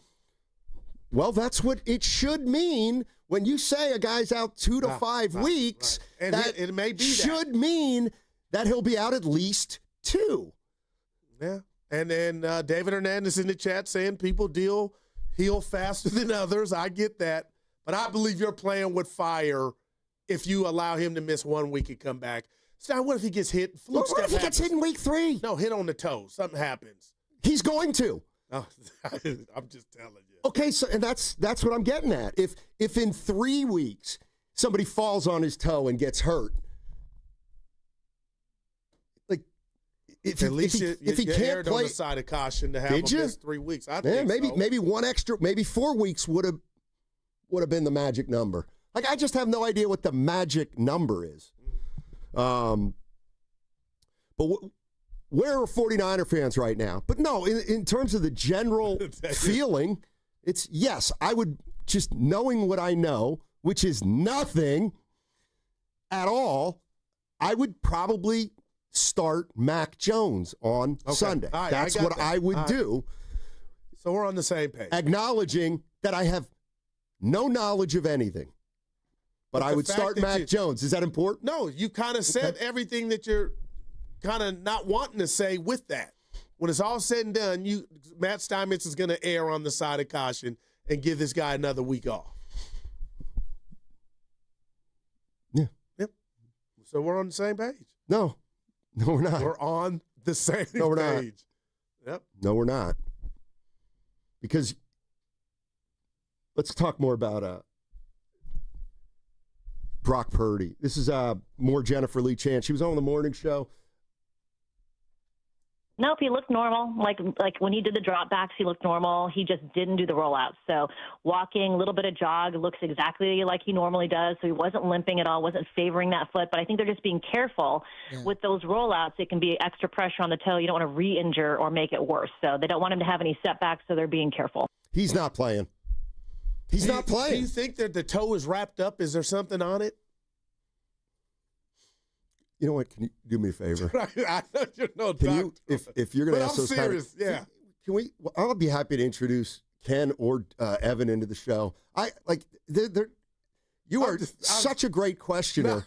I don't have any answers. Evan, help Boo here. He's got a question for you. Do you think the toe has some device or something on it, or is he just in his socks and shoes and cleats? Well, he wasn't wearing a boot on Sunday, so I think that probably is what would be considered a device. But like during the game, I don't know, you probably wrap it. Yeah. I don't know. Do you think he wraps it with like adhesive tape, or do you think he uses one of those Flexol things, the stretchy thing? There's probably a lot of padding. That's what I'm looking for. Okay. Thank you, partner. Okay. Well, like you never had a foot or a toe problem when you played? You know, I don't know, you just put padding on it. Blisters about it. Ooh. Yeah, so like you stuff your sock and... Yeah. Pause. Does that answer your question? Damn it, Goo. Yeah, I got Evan. I'm so sick of that. He's not even playing. Have a conversation He's not anymore. playing. This is one of those things. Well, then that's what I've been trying to take it to the bank. And I'll tell you why. B of A. You know why? You know why he's not playing? Fremont. You know why he's not playing? What? Karl Malone. Karl Malone. That's why he's not playing. Because Karl Malone made it clear. When you get a little older or you're a little banged up, it's easy to run straight ahead and straight back. It's hard to go side to side. He's not ready to go side to side yet, Brock Purdy. He's a baby. He's not ready to go side by side, side to side. But your premise was older. Karl Malone. Brock's a young kid. Is that because he's number 13? Works with injury also. It works with injury, age and injury. What were you saying, Evan? Give me the Francel. What I'm telling you is he's got turf toe. It is easier for him to run straight ahead and drop back in a traditional drop than rolling out. That's why they didn't have him rolling out. Oh, okay. But rolling out is a big part of his game. He didn't do that yesterday. He's not going to play Sunday. Take it to the bank. Well, we've been telling you to take it to the bank. No, you haven't. Not as strong as that. You're welcome to the club. No. You just don't know how you got initiated. All right, Steiny. He's not playing. That's how He's not. He's not playing. All right. He's not playing. Why would he? My man, now I'm getting warm inside. I'm halfway saying, like, I'm ready to say, just get all. He shouldn't play. You know why? Hello? They can beat the Cardinals with a backup. You would think. Actually, I was kidding. Dude, no, I just. Like, I was waiting. I actually don't think. I saw the Carolina Panthers give the Arizona Cardinals, that's the new NFL, in any given Sunday. Al Pacino and Jamie Foxx. Steiny, I mean, anything can happen. They played the Saints. Saints had a chance to beat Arizona. Arizona on the road played. Saints had a chance to beat the Niners. No. What do you mean? No, you're right there. Yeah, same game. Same game, one-score games. I can't get over 1.5. If even, well, 2.5. Are you upset because they don't seem to think the Niners are as good as you? Because they're building a bully now with Salah. Dude, the L I took today was thinking Salah was with Aaron Rodgers. It felt like that was the reason he lost his job. Let's just say he was in trouble before this. 4 years. Damn it. It didn't feel like it, man. Thank you. I'm with dude, you. I just, Like that's I why said, Adam was like, dude, what are you on? I'm He with had you. ample time. I'm with you. I'm like, oh, man. I thought he was basically hired by the Jets on a Thursday and fired on a Tuesday. But I'm going to stand by this. If this defense, I know I'm being proactive. If this defense continues to pop, and these youngsters in year one and these 2-year players, and this defense is a problem, and they have a playoff game, and we're singing the We're already praises. talking about a playoff game I'm just okay? in this scenario. Robert Saleh's back in the line of being a head coach. Now, that's a different story, but don't get it twisted. This would be a hell of a job. There are a lot of youngsters on a defense that was a mess. They played 2 games. No, Chill. I get you. No, I'm going on last year. How many points? What's the over-under on this game? Do we know? I'm a guessing. I don't know. I'm saying 43. Tell me I'm wrong. It's going to be over that. I think it's going to be over that. I'm going to look now. It's got to be higher. 49. Yeah, 48. Well, they scored 26 and 17, the Niners, 2 games.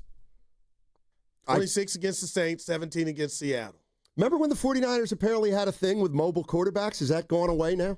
Well, listening to Bosa, they got a new plan. So where's that sound? I couldn't find that sound. It was in, I read it on NBC Sports Bay Area.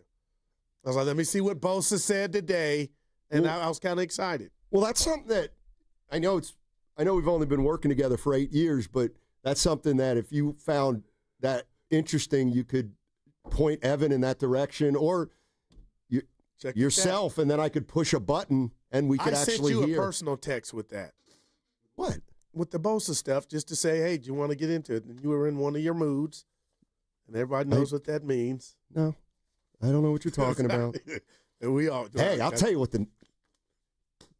get ready for this, baby. I'm looking for the over-under. Go ahead. I'll save it for the other side. 45.5. I was off. So 45.5. Yep. So 26-20 gets it done. That's a lot. 26-20. Yeah, they scored 26 just last week. Oh, Cardinals. I think the Cardinals are going to score more than the Seahawks scored and more. They're going to score more than 21. I think. What about you? I think it's going to be low score. I see 17-13. 2017. I see one of those games. 23-20. We're getting close, though. Yeah, but no cigar. Hashtag random from the Boxer and Gerson Work Injury Attorneys text line. I didn't get a chance to weigh in on JK yesterday, and I got to say that he needs to fire his agent. I believe it's the agent, and he's digging in his heels. Can we just do this? I know we're up. I'll tell you on the other side. A lot of people are saying that. Yeah. Well, that can't be good. This Sunday, your tailgate destination, let me tell you where it's going to be. Laughing Monk Brewing in Sunnyvale. Our pregame show starts at 10 o'clock. Lorenzo Neal and Evan Giddings will have all the games on at 10 o'clock in the morning in the parking lot. Great food, great drinks, and it's where you want to watch all the games. And if you're going to the game, check this out. Just go to Laughing Monk Brewing and get on the shuttle. It costs $25. Go have a couple pops at Laughing Monk, pay $25, and take that shuttle to and from the stadium. Laughing Monk Brewing, 1235 Oakmead Parkway. It's right near the stadium, and it's where Evan Giddings and Lorenzo Neal are going to be doing the pregame show. That segment also brought to you by Saramonte Ford. Shut up, Evan. Saramonte Ford has hundreds of cars in stock for you to choose from before the federal EV tax credit runs out at the end of the month. Do not miss your opportunity to save big at Saramonte Ford in Colma and Daly City, or 24/7 at SaramonteFord.com, your Bay Area Ford store. Do you often worry you left the garage door open? With a LiftMaster garage door opener powered by MyQ, you'll never worry again. You can control, secure, and monitor your garage from your smartphone anytime, from anywhere through the MyQ app. As an authorized LiftMaster dealer, Ace's Garage Door Repair and Installation has smart openers designed for your needs, including belt drive motors for ultra-quiet operation, integrated camera for live video, streaming, and battery backup to let you in when the power is out. Trust Ace's Garage Door Repair and Installation reputation for top-notch service and unbeatable reliability. Whether you need a quick fix, a complete replacement, or a brand new installation for your garage door or garage door opener, our skilled technicians are here to get the job done right. With competitive prices, a commitment to quality, and diamond certification, Aces has you covered. Call today at 855-588-2237 or visit acegd.com. That's acegd.com. Aces Garage Door Repair and Installation, where your garage door is our priority. You hear that? That's the sound of your business losing money. Legacy phone systems weren't built for today's teams. OpenPhone gives your business a smarter way to stay connected. OpenPhone lets you manage calls, texts, voicemail, and contacts all in one place so that you and your team can deliver a seamless customer experience from ring to...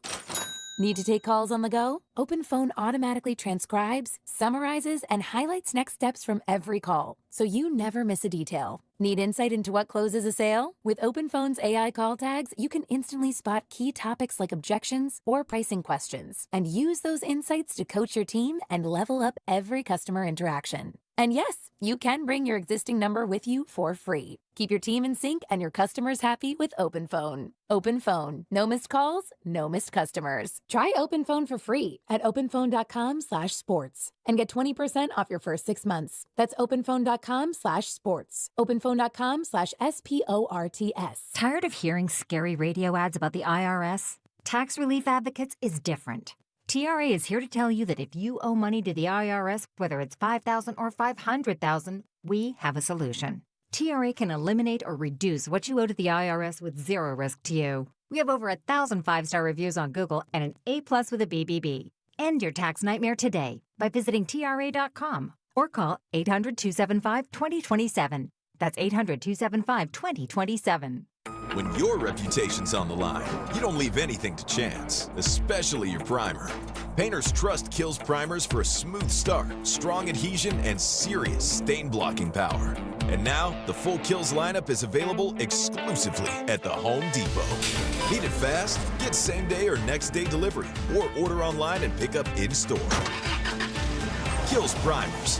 Pro results, faster. The Home Depot. If you're a pro, you know. Texting terms at unlock.com/SMS. Privacy policy at unlock.com/privacy-policy. Texting enrolls for recurring automated text marketing messages. Message and data rates may apply. Reply stop to opt out. Terms and conditions apply. For full details, see unlock.com/legal. After portrayal. Lisa, thanks for having me over. Your new kitchen is gorgeous. How'd you find the money to do it? We worked with this great company, Unlock. They help you unlock the future value of your home to get the cash you need today. So it's a home equity loan? No, it's not a loan at all. There's no monthly payments and no interest charges ever. And you can use the money however you want. We were able to redo our kitchen and pay off our credit card debt. Wow, Jack and I could really use this to finally pay off our old student loan debt. How do I get started? It's easy. Just go to their website. Text EQUITY to 865-865 to unlock the value in your home and get up to $500,000 in cash with no monthly payments and no interest ever. Pay off debt, improve your home, add to your retirement fund. It's up to you. Text EQUITY to 865-865. Text the word EQUITY to 865-865. Text EQUITY to 865-865 now. Coming to Freedman's Appliance in Pleasant Hill, September 26th through the 28th for their fall clearance sales event. Take advantage of factory direct prices, one-of-a-kind opportunities, special pricing on floor models, and convenient financing. Save on new appliances from trusted brands like Miele, Bosch, Electrolux, LG, and Maytag. Visit Freedman's Appliance in Pleasant Hill for their fall clearance sales event September 26th through the 28th for the best time to save on new appliances for your home. This is the story of the one.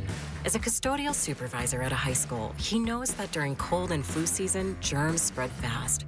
It's why he partners with Grainger to stay fully stocked on the products and supplies he needs, from tissues to disinfectants to floor scrubbers. All so that he can help students, staff, and teachers stay healthy and focused. Call 1-800-GRAINGER, click Grainger.com, or just stop by. Grainger, for the ones who get it done. Oh no, stomach issues again? Stomach issues? Who are you? Your pancreas. I could be the real reason for your diarrhea, gas, bloating, stomach pain, or loose oily stools. I thought it was my stomach. People often do, but any of these symptoms could mean having a condition called exocrine pancreatic insufficiency, or EPI. With EPI, the pancreas doesn't release enough enzymes to break down food, but EPI is manageable. Use the symptom checker on identifyepi.com and speak with your doctor. That's identifyepi.com. Sponsored by AbbVie. Join La Lorenzo Neal and Evan Giddings at Laughing Monk Brewing in Sunnyvale every red and gold home game this season for our special live pregame broadcast. Plus, we'll have tailgate games, prizes, great food, and drink specials. For more information, visit 957thegame.com.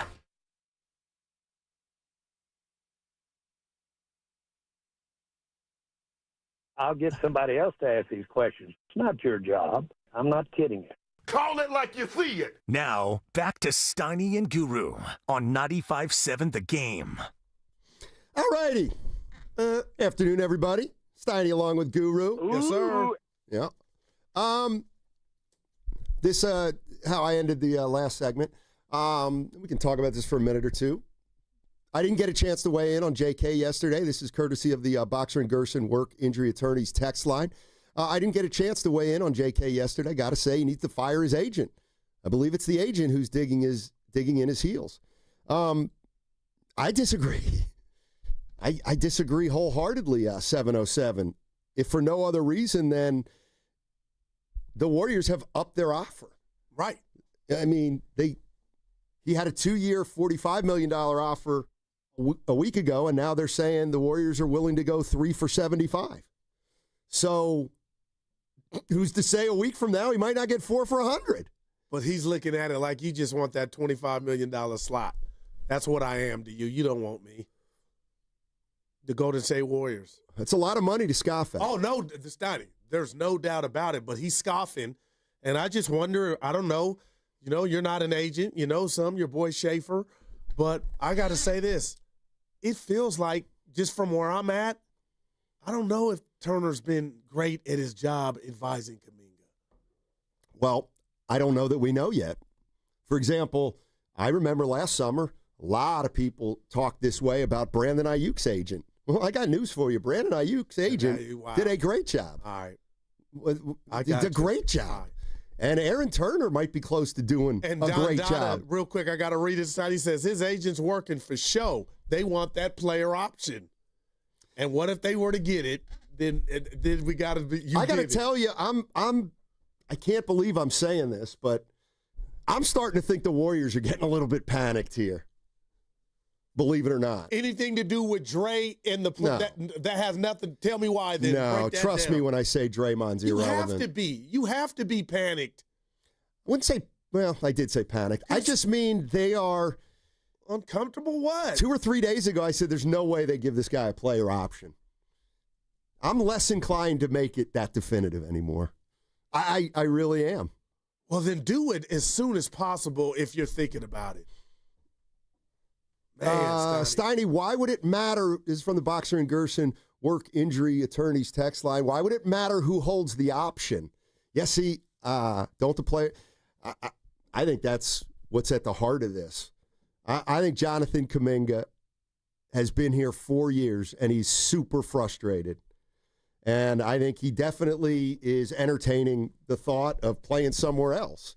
Well, he's 1 year away from essentially being able to pick the team he wants to go to. Now, that team's going to have to offer him money.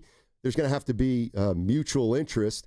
But Jonathan Kaminga can get anywhere that he really wants to at the end of the season if he holds the line. If he takes a contract with the team option, then the Warriors continue to control his future for at least the next 2 or 3 years. And that's the part that I think he wants no part of. Man. None. It's kind of obvious at this point. You would think, unless in 2 or 3 days they say Jonathan Kaminga has signed a 3-year, $75 million deal with the Golden State Warriors. And at that point, would you come in here and do our show and say, people, not just me, people, it took a little longer than expected, but nothing was mishandled. We're smooth. We're ready to go. And then you get the news of Horford and whoever's coming. You know what I mean? Like, what has there anything been lost in this up until this point? From not camaraderie, but now Dre and I know you don't like this, but now Dre and Jimmy are sniffing around. Like, that to me signals this is going on too far now. When OGs are coming around, I got to tell you, that doesn't. No, that part of it. I'm sure Dunleavy has to deal with that. Hey, Draymond's on the phone again, Mike. Hello? Hey, Mike, Draymond Green. Hey, what are we doing? Who have you called this today to make a deal? Yeah. Draymond, let me alone. I'm trying to do my job. Yeah.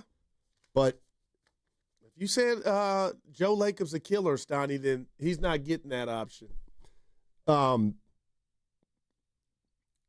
But I feel like they got their cleats dug in the sand, man. I mean, I don't know how unattractive this 1 year 7.9 is to the Warriors. Like how he said how driven are they to avoid that situation? And I don't know the answer to that. And what happened to the rumors of, I just saw it here, I got to give somebody credit, Seth Curry. Remember we thought Seth was possibly coming back. He stinks. What are you looking at me like that for? We're on the flagship. That's I'm Curry. talking about his Seth. Yeah, that's his brother. His brother Steph. I'm not allowed to talk bad about his family? You're digging the ditch. I'm playing. He's all playing. And he done stinks. He doesn't stink. I'm kidding. You met him? Seth? Yeah. No. I gotta believe his first. Didn't he? Maybe he had a tour duty here years I don't ago. think he was ever on the roster. I think he might have just been on the summer league team. Right. But I thought you had That doesn't met him. count. It doesn't count. Well, you definitely met Dale. His daddy. I don't know if I have. Well, maybe you don't need to write a book. I just assumed you did. Steiny, you I ain't never met them. Del Curry. I don't. And not the mom at all, right? You ain't met mom? No, not the mom, not Aisha. That None of the shocks me. kids. Yeah, I might have met Dell like way back in the day before I even knew who Steph was. I don't know why. Yeah. Does that bother you? I Yeah. mean, No, that doesn't bother. I'm just shocked. Sonia. Yeah, Sonia. I don't know. Yeah. All right. 888-957-9570 is the number. And the 49ers play the Arizona Cardinals. Who's going to be at quarterback? Will it be Brock Purdy? Will it be Mac Jones? We'll find that out. And you're on as the record as week saying goes. you would prefer it to be Mac, right? Oh, look at I've been here 3 hours with you, pal. I couldn't be more Matt Steinmetz here than this, but the word prefer, I don't. No, that's not the right word. I want to see Mac and Kyle 4 more quarters. What if I told you that? Just to see if it would go as well as it went. That's fine. With the Saints. Like, and the win in that is no shaded Purdy. You get to heal. You know, I'm really, see, this is where I really try to process question. You know what? I'm like, who am I like? Kind of like Klay Thompson. When I get a question, I think about the answer. I don't blurt out anything without thinking. You know how some people do that, Goo? Next you question. Ask them a question, you just blurt it out without even thinking anything. You know, some people do that, Goo. I'd like to really give a measured answer. But people only have so much time. What was the question? Oh, you would prefer it. Yes, I have no preference to who I want to quarterback on Sunday. But yet you told us you think everything's pointing to Mac Jones. And I can see how that's different. Right. I'm gonna be honest, I want to see another week of Mac if he can keep this up. And you know what, Goo? And this is where I don't like to bog down on this, but I must tell you. Is that Looney? Who? No, is that a Looney? Shout out Uncle Looney. Is that and Kavon? Is that a Looney thought to have that I would like to see? No, and that's what. No, it's not a Looney thought. In fact, you know, I'm here on my high horse saying I don't really have a preference. I don't care. However, when you think about it more, I'm going to dig deep here. You know what, Goo? You know what, Goo? Tell me, hey. I would actually prefer Mac Jones. That's all. You're right. And why? Let's see. I just want to see him play quarterback one more game. You're right. I do. You got me. And I do. I share another nugget? I feel like Kyle's the quarterback when Mac's back there because he's telling us, look what I can do with another guy. And I know it's a short sample size, but I really believe if we do get that and he performs well, Mac, the Niner fans got to be ecstatic knowing if something were to happen with Brock and things happen to quarterbacks, Steiny, they're okay. The season's not over. Well, and we can't get there. But one more good game from this guy. Yes. I think we were there, and you look at his resume before he got with Kyle. Dude knows he started almost 50 games in this league. I mean, that's Geico is what I'm saying. Right, but and if he quarterbacks 2 games and Purdy quarterbacks 15, then that's great. If Purdy quarterbacks 8 and Mac Jones quarterbacks 9, let's see how good it is. You know, the more I think the more games that Mac Jones quarterbacks, the more the season's at risk. Right. I think so. I think that's, I don't know. Is that fair to say? Yeah. And you remember I got me and Philmo Mike went at it when we were talking about arm strength. And that was not a great day for you. Yeah, stop. That's my guy. But listen, Steiny, a lot of people think what hurt about that day in that conversation was people thought that I think, oh, whoever can throw the ball the furthest is the best quarterback. Joe Montana on line 1. Never. But what I'm telling you is, if you lined up Brock Purdy and Mac Jones and had that contest, I'm telling you who's winning that. They both lose. No, Mac Jones is winning that because he's got a stronger arm. Oh, he does? Yeah, throwing the ball further. So I am like that was what am I looking for? My curiosity is peaked to see how it would look for 4 more quarters, or was that just the Saints that Kyle had Mac look good? That's all. You're right that was Philmo's one of his finest hours. No, it was one of mine because I put to rest what he thought I was. If you'll remember, I think you're trolling. If you remember exactly the way it came down, I said, "What's the most important part of being a quarterback?" Why would I bring and this you up? said strong arm. No, for me it was my preference, and I stand on that. I check Mike. We talked and that's on why the side. that's why your teams will always stink. You guys have no accuracy. Your quarterbacks have no accuracy. You're listening to 95.7 The Game, KGMZ FM and HD1 San Francisco. On Odyssey Sports Station, always live on the free Odyssey app, and now broadcasting from the Laughing Monk Studios. Yes, that's my creak. It's not a chair. It's the microphone. Do it, though? You know people hear it. Sound like we drive an old Studebaker. Oh, my God. Or you're in a coffin like a vampire. Tim Jordan. Dude. Hey, Spadoni's right behind you. All right, I'm done. Shafsky gets on him every morning. He's like he needs that thing that our old boss gave you. The fidgety thing. The fidget spinner? Yeah. Didn't work. It didn't. Mia talks about it. Like, why does he grab it? Does she really? The handyman left the house. So we're all He good. cannot be that guy. Let's go to Murillo and Petaluma. Keep it moving. Keep it pushing. Such a bad line. Yeah. I have a question. Sorry, I'm going to steer this back to the Warriors, but I'm looking at the NBA salary cap right now, stands at 155, thereabout. Today, with 9 players, not counting Kaminga, the Warriors have a salary payroll of 170. So, and we're also hearing that many signings could be Steph Curry, Hofford, GP2, all these guys are hinging on the Kaminga situation. So my question is, if Kaminga picks up this 25, whatever the option is in the end, if he picks up a salary of 25, does it mean the Warriors cannot sign these guys? No. And if so, because then that means the Warriors are going to go way above that apron, right? Is it what the situation here? Because I'm confused in here because let's say he picks the qualifying offer, right? That's easy for the Warriors to bring these guys. But if he picks his full 25, it will put the Warriors in a tough situation. Will I want Kaminga with this roster, knowing what we know, being strapped of bringing anyone else? I think I've been wondering about that. Can you guys help me with this? Well, I mean, listen, I don't have the cold, hard numbers in front, but if they sign Kaminga to 25, it still means they can get Horford and DeAnthony Melton. I mean, hell, DeAnthony Melton might be a minimum guy. But good Lord, it's going to have to be tat-a-tat-tat because, I mean, what are they going to have? It's already done. Like, I think it's all done. All right. I think the minute Kaminga makes a decision, they'll also announce that Horford's here and DeAnthony Melton's here. Peyton, hopefully. This team can't shoot. Peyton. This team can't shoot. Forgot Steiny. about him. This team That's cannot another shoot.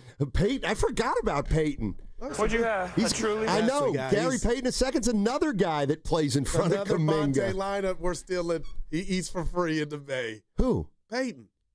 Why? For being his defense and being a champ and being ready. That's a bad one. Now, I complimented Bonte. Gary Payton II? The dude's a fan Eats favorite. for free? No. Evan, you got a problem with that? Man, hell no, he doesn't eat for free. What are you talking about? Might get a 10% discount. Dude, what email did I miss? Does anybody who plays for the Warriors that want to... Does Nemanja Bjelica eat for free? No. See, this is where you have no feel. By saying that. I'm from the Bay. You have no feel. Everybody loves this dude. Here's a guy who, this is the nuance you don't get. Here's somebody who eats for free. Okay. Sean Livingston. All right, I like Would that. you agree with that? Got no problem. There. And at the same table, it's Gary Payton II. No, it's not.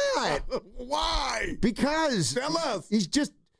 He's not elevated. He's just a guy, and Sean Livingston's elevated. What about Otto Porter? Well, I mean, I would get his tab. Porter's a yes, but Bjelica's a no. Peyton's Wait, Porter's a yes? He might be. Eats for free? He had. It's about it's about just having a moment. If Porter's there, then Peyton's there. I was with you up until if Porter is there, I'm with her. Peyton is right next to him. That's no. Actually, I'm kind of with Goo on this one. If you're putting Porter in, GP2's got to be in. GP2 is there. No. You need a moment. A moment. Like, for example, this is the thing. What was his moment? Like Brandon Belt. Brandon Belt does not eat for free in the Bay Area. But you know who does? Travis. Cody Ross. Or Travis. Yeah, that's what it's all about. Brandon Belt hit a go-ahead home run in inning 18 of the playoffs. He eats for free. He doesn't. Why in my don't I city. remember that one either? Against the Nationals, where Yusmeiro Petit pitched 7 shutout. Like, for example, Matt Cain doesn't eat for free. You're What are high. you talking about? I'm not high. Steiny, stop now. I believe it's about a moment. Look at me and tell me this is a bit. Matt Cain has a sandwich at Ike's. And a moment, you ain't even That's mentioned enough. Travis Ishikawa. What about that Yes, homer? Ishikawa would count. All right. Because he was a role player who wasn't a fan, wasn't big. Iguodala eats for free. Nope. No. Now it's personal. I had him on the eat for free until LeBron What? pinned his stuff on the glass. Why didn't he dunk that? Because he couldn't. He's too old. No, Steiny, stop. You dunk that, get fouled. You really, shout out Shasky, you butchered this. Porter Jr., who I love. He started that last series. Listen, Jordan Bell started the final game. He don't eat for free. No, he doesn't eat for free. But in a crazy way, if you're a mainstay, you have enough. Draymond doesn't eat for free. He's a 4-time champion. He's been recognized. We all know he's gone to the Hall of Fame. He's made a ton of money over his career, so he doesn't need free meals. Right. But a guy like Ishikawa, he probably has money problems now. He's been out of the game. He works for the San Jose Giants. Yeah, but he's been a little careless. He's been a little careless with his money. A guy like Ian Clark, he eat for free? No, absolutely not. What about McCaw? Now, he's an interesting one. No, he is an interesting one. I think I would say no, though, for McCaw. I would say no, and I would say no for McCaw. Now, you know who does eat for free? JaVale McGee. Oh, no, I have no problem with that. He eats for free. He may eat for free, and Bogut doesn't. How about Fences? No chance. That game 7, that hurt my... Hurt what? I'm still going through some stuff. I know. Dave Fleming, shout out, Dave. But those fouls on LeBron game 7, that hurt, man. He should have to pay double. That's right. Fences, Festus should pay double. Oh, man. That was a bad sequence, but we love him. He actually has a food Instagram channel. I think he does eat for free everywhere. Yeah. You know who? Here's one we'll all agree on. Murray Spates is a yes. He eats for. See, the reason Spates eats for free is because he's a nice role player, but he was a fan favorite, and everybody loves him, and I got you. And he's just cool, and people just gravitate toward him. The city also owes him. David West eats for free. David West? Come on, God. I don't even want to be like, it's over for. That's the. Are you kidding me? I would say no. He was one of the anchors in the. I would say no, though. And one of the big reasons is. I'm so disappointed. I don't even know who you two are anymore. Well, I didn't like the fact that he lied to Sam Amick. About what? About the it never disease got out. or whatever. It never got out. What happened again? It was the allergy. I don't believe him. Oh, no, but that's why he's there. He eats for free. He ain't telling you what it was. He's doing what they do in D.C. Okay, this is what I mean. You know who eats for free? Jordan Poole. Brian Scalabrine. Oh, God. He does. Why did we both say that? Huh? Because you have to have a niche. You have to have, like, one little different kind of characteristic. What was his niche besides recording conversations? Well, that wasn't him. That was Darren Erman. Oh. He put Mark Jackson in his place. And well, that's what I was about to say. He eats for free. Yeah, he was off he eats for free in my to city. Santa Cruz. In my city. Hey, what did Kerr mean by there's always fights every year? So I want to know who fought who, Evan. I think we know one of them. That's but that wasn't a fight. That was a great punch. I'm sorry. I'm not making fun. Give Draymond that credit. That was a hell of a punch. I think, like, in a way, and this would be a tough one, but he said 2 or 3. If I'd have to tell him to his face, I think I would. And I think he would understand. There's nuance here. Like Chris Mullin. Yeah, you don't eat for free. Because he's a Hall of Famer. He don't exactly. need it. Okay? You're starting to get it. Yeah, you're starting to get it. Curry, there you go. You're not even up for the There award. you go. So you're starting to come around. No, but who do you think got in a fight on the Warriors? I think Wiggins got in a fight with him and Dre, and they broke it up. I couldn't believe Kerr dropped that. Now here's one that this could be an entire team eats for free. The We Believe team that's the probably best thing eats for free. That's the best thing. Whether you're Barron all day or Al Harrington or Steven Jackson. All day. Yeah, Petrus? Oh, he missed those free throws, man. Nah, he eats for free. He was on the team, man. That's just I got feeling it out. Come in, sit where you want, Miguel. Steiny, stop. He's part of it. Good conversation. Kevin Durant? Nope. No. You left. No. It does have to do with. I'll try to think of another one. Wait, so GP2 would eat for free for you? No, he wouldn't. No. Well, but okay. He fits your category. Just forget the defense. People love him. Play it, Evan. Nobody really loves him. What'd you have? A Truly? Wait, you don't eat for free for that, dude. But being a fan favorite. He's not a fan favorite. Stop, Steiny, stop. He's no more fan favorite than anybody. Dude. But people is he more of a fan favorite than Livingston? If JaVale eats for free, GP2 eats for free. And he's your best lockdown defender. That's all in the 2022. Come on, man. He broke his elbow, right? 2022. Come on, man. I don't have him eating for free. Nick Young? That's funny. Okay, I not done that. Now that's really funny. Why'd you do Monte, that? well, he was on Weaver, so yeah. No, Monte doesn't eat for free. What are you smoking? He doesn't. I don't even, it's over. Hey, yeah. Who eats for free? Who doesn't? Who's this guy? Who was that again? Who's this guy? That's, Who was it? Wait, don't tell me. Okay, don't tell me. Who's this guy? I know who it is. Oh, I do too. Miles Turner. No, one more, Evan. No, don't tell me. Who's this guy? Oh my God. Oh shoot, this is driving me crazy. It's we gotta go. It's Siakam. Gotta go. That segment was coming up on the game, brought to you by Fremont Bank. Here for you, here for good. Segment also brought to you by Safeway. Head to Safeway this week for this amazing deal and more for members. USDA choice beef, New York strip steak, bone-in mega packs, just $9.99 per pound. Visit Safeway.com for more details. See you in the aisles. Hey, it's Bonte. Just back from a fall visit to River Islands where the schools are back in session. There are 3 top-rated K through 8th grade academies within the community, and construction just started on Academy number 4. River Islands High School students are busy in the classroom and on the sports fields of their phenomenal new campus. I don't remember high school ever looking this good. Elsewhere in Northern California's most successful lifestyle community, they're putting the final touches on another park. This one with the playground, workout areas, tennis, a splash pad, and a picnic area. The fall weather is still perfect for launching a kayak or a paddleboard off your own deck and head over to the Boathouse restaurant for lunch or dinner. More than 4,000 households have already made the move to River Islands. Today, with 15 neighborhoods priced from the $600,000 to over $1 million, there's more variety in home styles and sizes than ever before. In fact, the only thing missing at River Islands is you. Start your tour today at riverislands.com. Isn't it time for you to discover the islands? Toyota's legendary truck event is on, and the deals are legendary.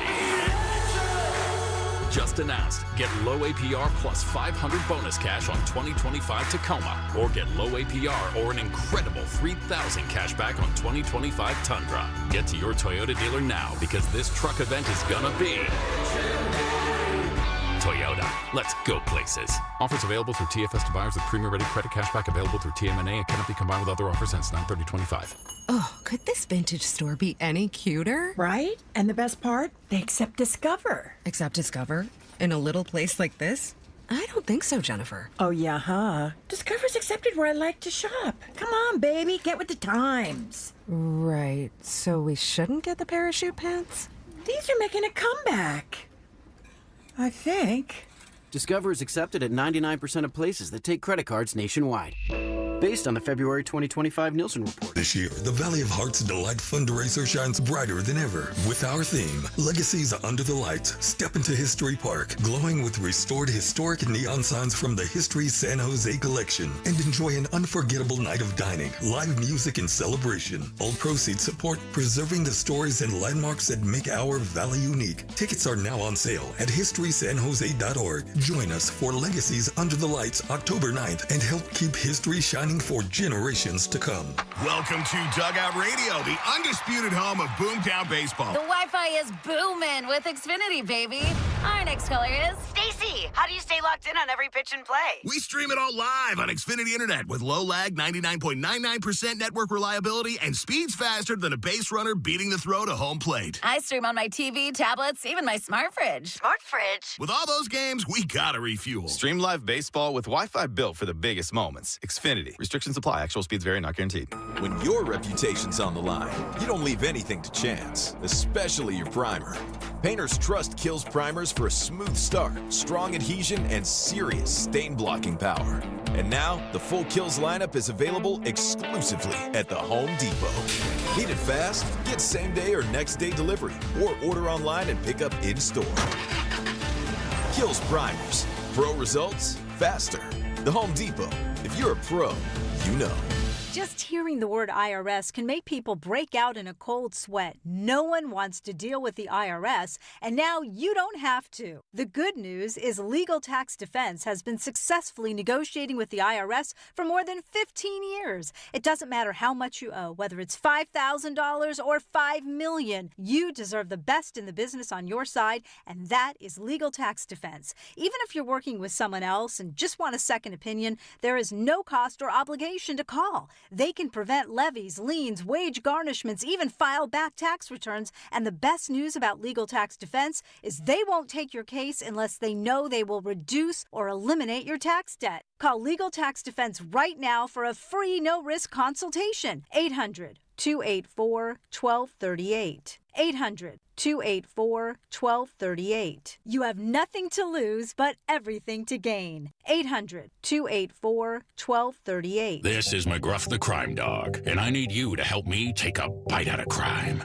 Another teenager, victim to fake pills bought from social media. This doesn't seem like a drug deal, but it definitely is. Should buying prescription pills be that easy? Many fake pills contain fentanyl, and an amount small enough to fit on the tip of a pencil can be lethal. So listen, before buying pills from social media, think again. Learn more at McGruffPSA.org and go for real. Brought to you by USPTO and the National Crime Prevention Council. Do Crohn's disease or ulcerative colitis symptoms keep coming back?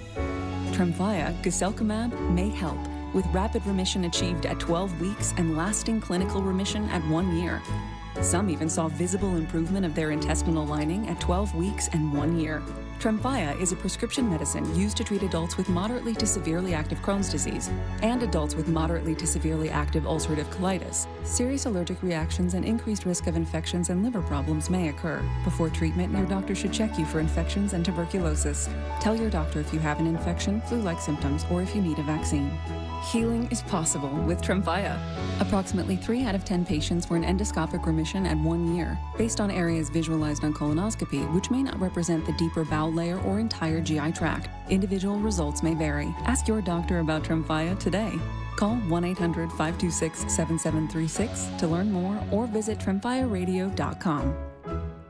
Since I've been in recovery, I could write a novel of the good things that happened to me. I finished college. I've held great jobs. It's never too late to recover from addiction. I am living proof that recovery is possible. Get treatment. It works. To learn more, visit livingproofsf.org.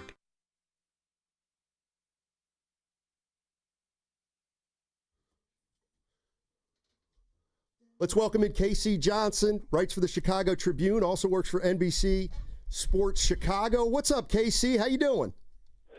Steiny, I left the Tribune 6 years ago. Oh, man. And that's what life's about. Now, back to Steiny and Guru on 95.7 The Game. Do you ever get past moments like that? Because that hurts. That's your guy. And it hurts me. Well, I mean, I'll just be honest with you. Of all the things in my life that have registered as mistakes, that one doesn't come up. That is so harmless.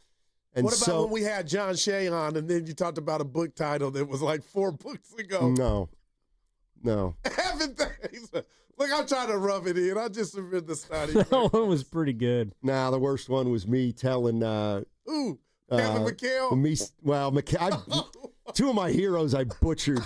Like that, I will acknowledge I butchered. I butchered Kevin McHale and I butchered Reggie Jackson. So bad. What happened with Reggie? I got nervous. I wasn't here. And I forgot the names. Evan was here for me. Billy Martin said something, and I attributed it to Reggie, and I was just wrong. I just got it wrong. Did he correct you? Yes. Oh, no. Yes. Yikes. Yeah, Evan was in. Remember who'd he call Evan? Billy Martin said of Reggie Jackson and George Steinbrenner, one's a born liar, the other's convicted. That's just incredible. And I said to Reggie, that was just such a great line you used. I was like, what did I choked. You got not talking the matter, Eric. I took the choke, and then I took it again with McHale. Oh, that one hurt me, Steiny. Oh, God. Oh, I know how you are. I mean, it's amazing the way you have something, you've known it for your whole life, and then you're Mount Rushmore just blow man. Yeah. Well, you hadn't asked me what's going on top with my lettuce. What's going on? I see Marky D today, haircut. Evan didn't even ask. Some people are noticing it, but I get cut. OTB, barbershop in the U. Off-track betting? No, Evan. OTB barbershop. Anybody? Can you guess, Evan? I know you're. The more accurate would be offshore betting. OTB. No, OTB's horse racing. Wait, what? So what is it short for something? Yeah. Oh, God. You're a pretty smart dude. OTB, barbershop. What could OTB mean? How about on the bus? That is wrong, but how about OTB means the last one's got to be barber, right? No. Oh.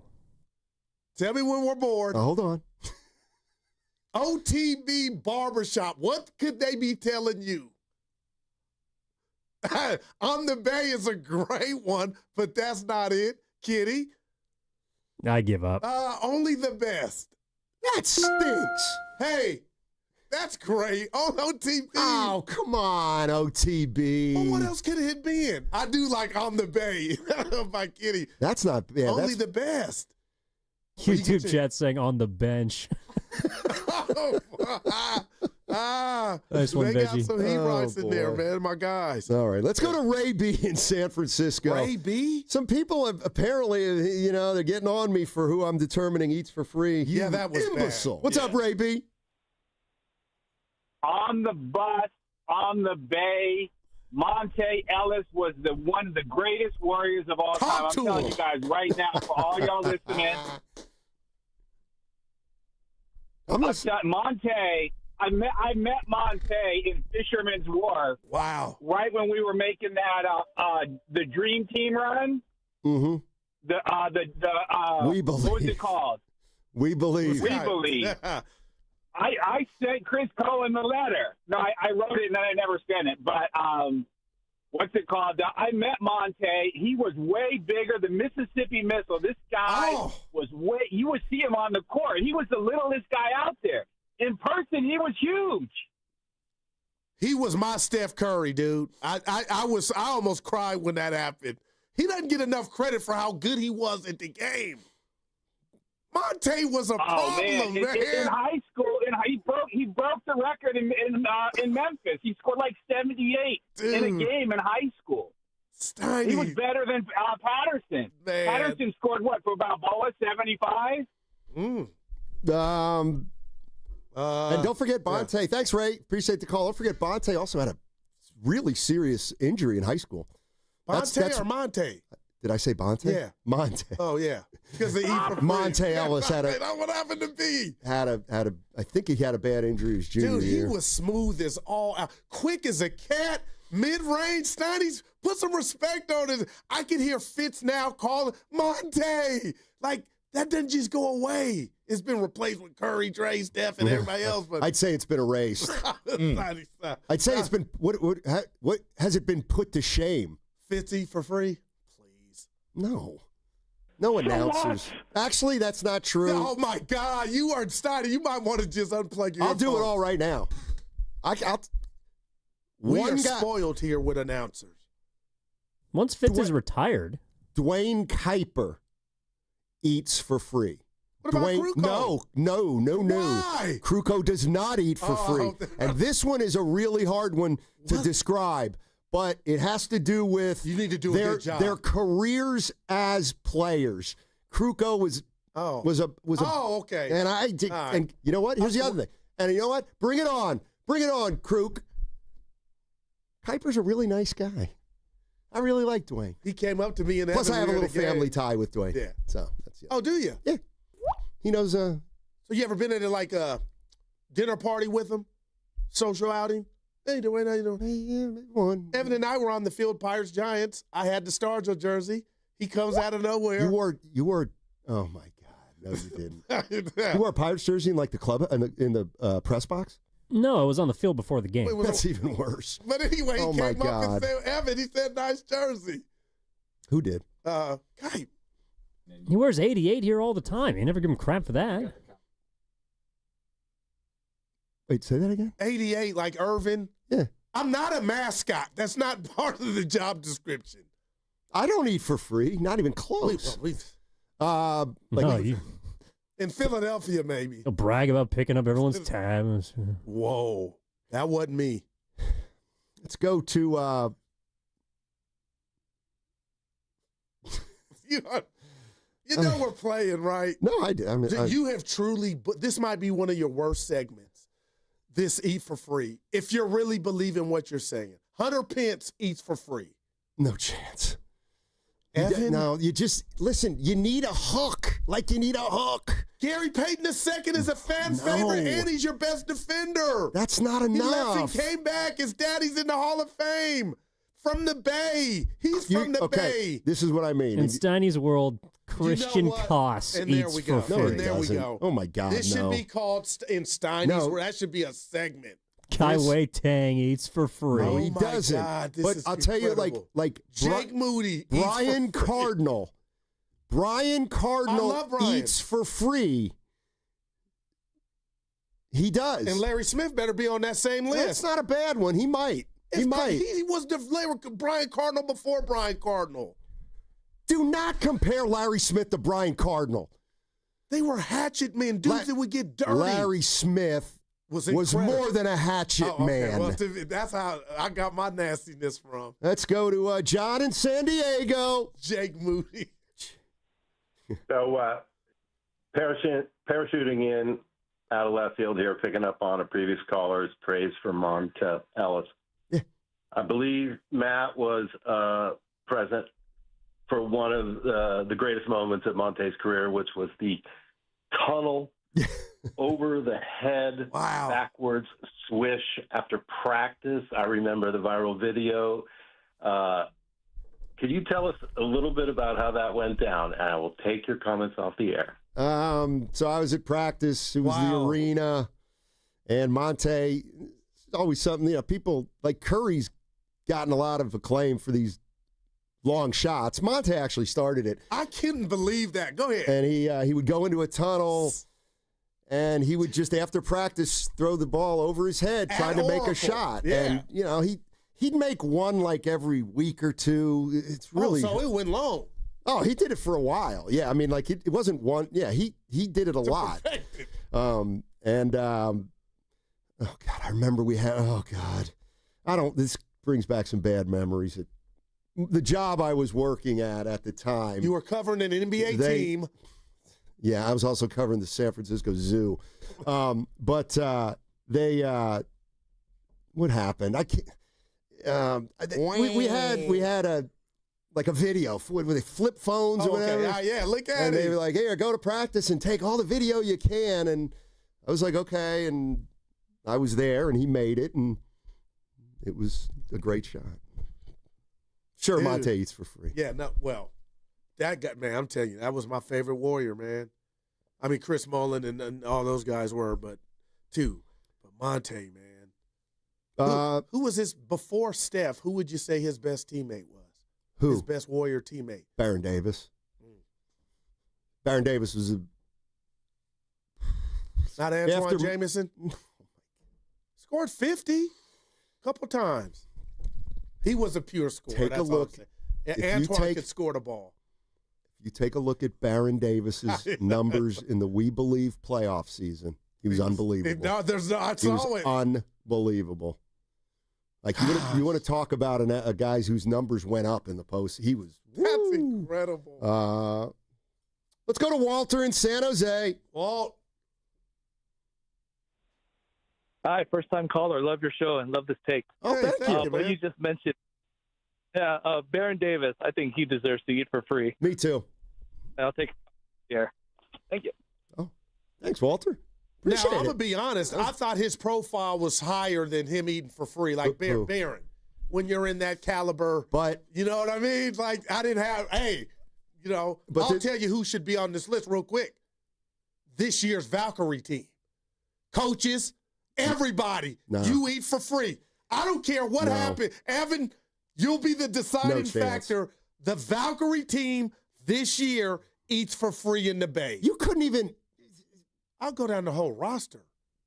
But Evan, this Valkyrie team shocking the world the way they did? They didn't shock the world. Who had they made the playoffs. Nah, it's never happened before in the WNBA. The league is 4 years old. Stop. 1996. There's 8 teams in a 13-team league that makes the playoffs. You have a problem with this year. Do not pit me against the Valkyries. Steiny, don't you dare. Do you remember the name of the woman who left to go to the Euro tournament, came back, and got cut? She eats for free. Yes. Wow. Evan, I can't believe I made you go there. She made the first basket in the history of Valkyries basketball, That's right. then had to leave to represent her country, came back. Why y'all bringing up old stuff? And got cut. She eats for free. Yikes. Yeah, I'm with you there. Oh, boy. Let's better go to than yours. Huh? I mean, all right. They eat for free for me. My restaurant. We got salmon. And you better not be giving out free meals. That's expensive. Yeah. Salmon overrated. Van Loo. He would not. You would be such a stingy owner. Rats? What are you talking about? If you owned a restaurant, you'd be stingy. I said it. No, I know how to play the game. If you're somebody, I got you. You know what I mean? That means you're coming back, Evan. Man, I'm just telling you. Barry Bond, well, he's too big. You know, of course. Exactly. Will in Pleasanton. Hey, Will. How you doing? Like Jim Barnett eats for free. Jim Barnett. Kruko does not eat for free. Why? What's up, Will? What's up, Will? I'll tell you on the other side. What's up, Will? So the callers are always here for you guys. So Steiny, I wanted to help you out on your feeling bad about your Reggie Jackson interaction. Yeah. So it was the first year of interleague play. They were doing it regularly. So I go back to New York, take customers to the Yankee Met game, drinking before, drinking at the game, go out drinking afterwards. Almost missed my flight, so just jump right in a cab, get to LaGuardia on JetBlue, and I'm standing in line, hurting, just waiting to, get on the plane. And this guy turns around, and it's freaking Reggie Jackson, and he looks at me, and he goes, "Man, you stink." And I'm like, "Yeah, man, it was a long night with customers." And he goes, "Let me give you a couple drinking tips." He's like, "There's two things you could do when you order a mixed drink. Get extra ice, and then you let it melt, and then you do it slowly, then you won't drink as much." And then he's like, "Or when they're not looking, pour some in a plant." So I look at him and I go, "But Reggie, I wanted to get drunk." He goes, "Yeah, bad decision." Oh, safe to say you didn't sit next to Reggie on that flight. Oh man, no, I went straight to the back and put my head down. Oh man. Reggie Jackson. All right, guys, have a good one. Thank you, appreciate Only it. Reggie would tell you. I wouldn't have said you stink or reek. Man, the truth will set you free. Am I talking to Matt or Eric? That was great. Can't believe you missed that day with Reg. And I call him Reg. Was it Thursday? I don't remember. I had to do I don't remember. Yeah. Well, okay, the crew goes. We're like Kaminga. We've come this far. We might as well go one more year. What about you said you're going to pay that off? Why is Kruko? He was too good of a player in his. Gotcha. He was. All right. Like Kruko won. Dwayne played. Guy played. Right, but he was synonymous with the Cleveland Indians. He played though. Hey, by the way. How about those Guardians? They're 2.5 out, or they won today. 10 of 11. Did they win today? They played today in the morning. I don't know. For you. Let's go to Devin. Devin's in an Uber. Hey, Devin, what's going on? Hey, gentlemen, how you guys doing today? All right, they won 3-1. Doing well, thank you. They win today. Hey, I'm sorry. Let me turn that off. So real quick, I just wanted to. I love you guys, man. And Evan is the real GOAT. But I want to real quick say that I think that I understand your ideology when it comes to the stars, right? Like superstars, that's any time. But like some really good players that they are really good and they did show flashes, but it's also personality and connection to the base, right? Yes. To the fan base. So I feel like someone like Sebastian Janikowski, he's always going to get the beer. He's always going to get the free meal. And then someone like Leandro Barbosa, I think those are two examples of guys that's get to eat over here for free. I agree. That's all I wanted to say, gentlemen. Yeah. Have a good day. Thanks, Devin. No, I agree. Janikowski ain't coming in for me, personal. But well, the other thing with Janikowski is he's going to cost you an arm and a leg. He is going to cost you a lot of money. The Brazilian blur, you are in, my friend. I can't believe we didn't bring him one of the up. reasons he gets in is for his one line. We're going to be championship. Like that. That's kind of what I mean. That little nugget was pretty good. It was pretty good. I just got a text from Shasky. This is what you do all the time. Oh, I love that. But he didn't send it to me. I'm convinced the motivated Baron Davis had Hall of Fame talent, and it's not even close. Joe, I would agree. He was one of the best defensive point guards when he wanted to be, and he could rebound. Yeah, I'll tell you what, Shasky. Baron was really good. And had he not wrecked his leg, we would have never had him. How about that? Had he been on that trajectory, we would have never had him. You know what? I'm going to disagree just to disagree. That's the only reason we got him. No, not necessarily. He wanted out of New Orleans. Yeah, but you know what I mean. They've made knee injury. They've made bad trades before, but I mean, maybe one of the best post-up point guards ever. He was quit. I love Baron Davis. The dunk heard around the world on Karolinko. AK-47. That dunk I'll never forget. And then lifted his shirt, showed the taco meat on his chest. Taco meat? The hair. I've never heard that phrase. Dudes with nappy hair, we call look at all that taco meat. I don't think I can say that. No, seriously. If you have some, you could say it. Right. I don't have a lot of chest. Fedoni accused me of shaving my chest. I'm like, dude, who do you think I am? I just don't have no hair chest. Anyway, chest hair. Hair chest. All right, crossover coming up in 5 minutes. We got to ask them. We got to take this to them, too. What, Who eats taco for free? meat? No, oh my God. Who eats for free? What's on my list? He cannot be that guy. I want to know fights. Patrick Beverly starting to jump the shark. He got Starting checked. to. Trey Young checked his ass. Yeah. I think we need more of that. And he did it professionally. You starting to like Trey Young now, Steiny? No, you can't have him. No, But Yeah, I'm kind of with Goo. Well, this is something like I saw LeBron James and Chauncey Billups were going back and forth. Over what? And How did I miss it?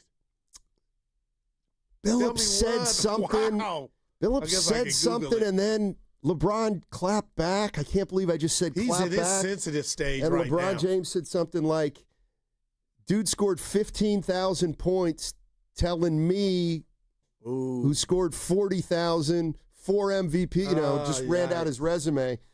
And I'm thinking, you know what, Chauncey, Under 500 in the finals, Chauncey bro. Billups isn't the guy you want to come down his road. Chauncey responded to something Thank you, saying Evan. maybe if he would have hit the shot that Kyrie hit.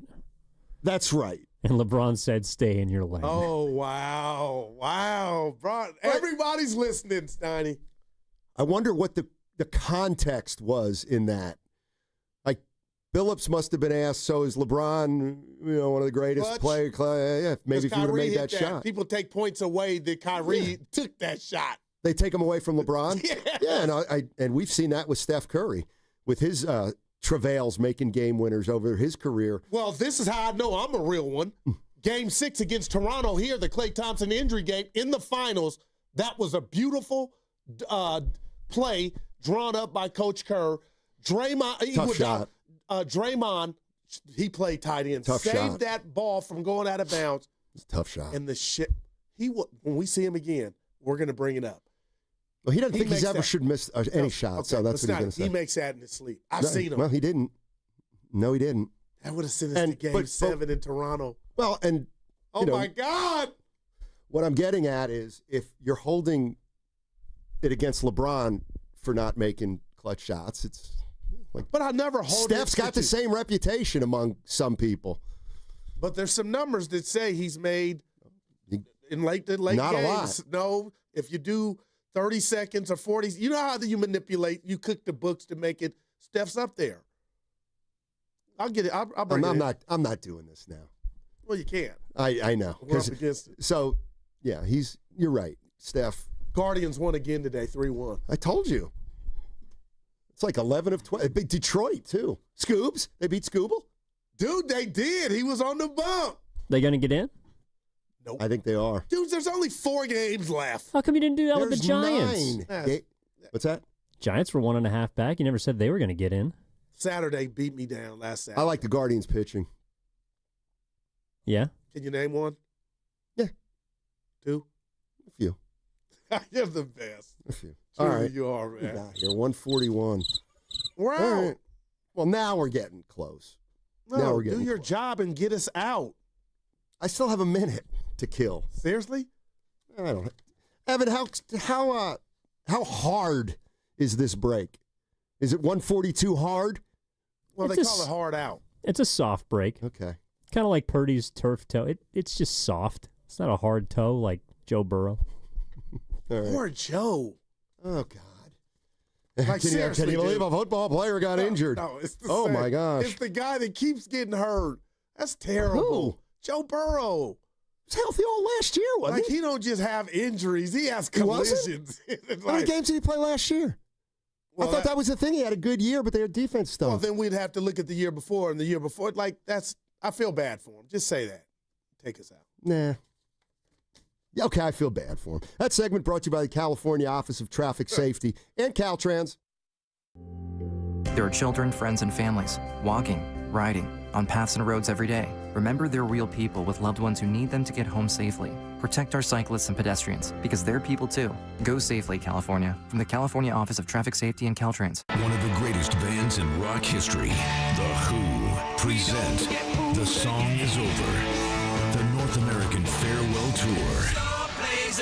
See Pete Townsend and Roger Daltrey, The Who, live in the Bay Area, performing at Shoreline Amphitheater September 21st. Get tickets now at livenation.com. The Who, for the very last time. The song is over. For more, visit thewho.com. Come into Freeman's Appliance in Pleasant Hill September 26th through the 28th for their fall clearance sales event. Take advantage of factory direct prices, one-of-a-kind opportunities, special pricing on floor models, and convenient financing. Save on new appliances from trusted brands like Miele, Bosch, Electrolux, LG, and Maytag.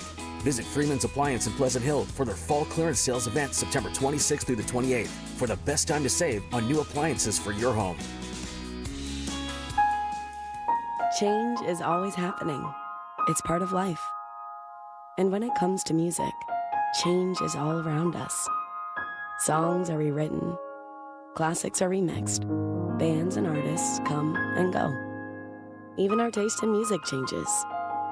Here at Xfinity, we know there's still good in keeping some things the same. That's why we want to do our part with a 5-year price guarantee on our internet. It means no matter what changes, you get 5 years of the most reliable Wi-Fi with our best equipment included for a price that stays exactly the same. Surprised?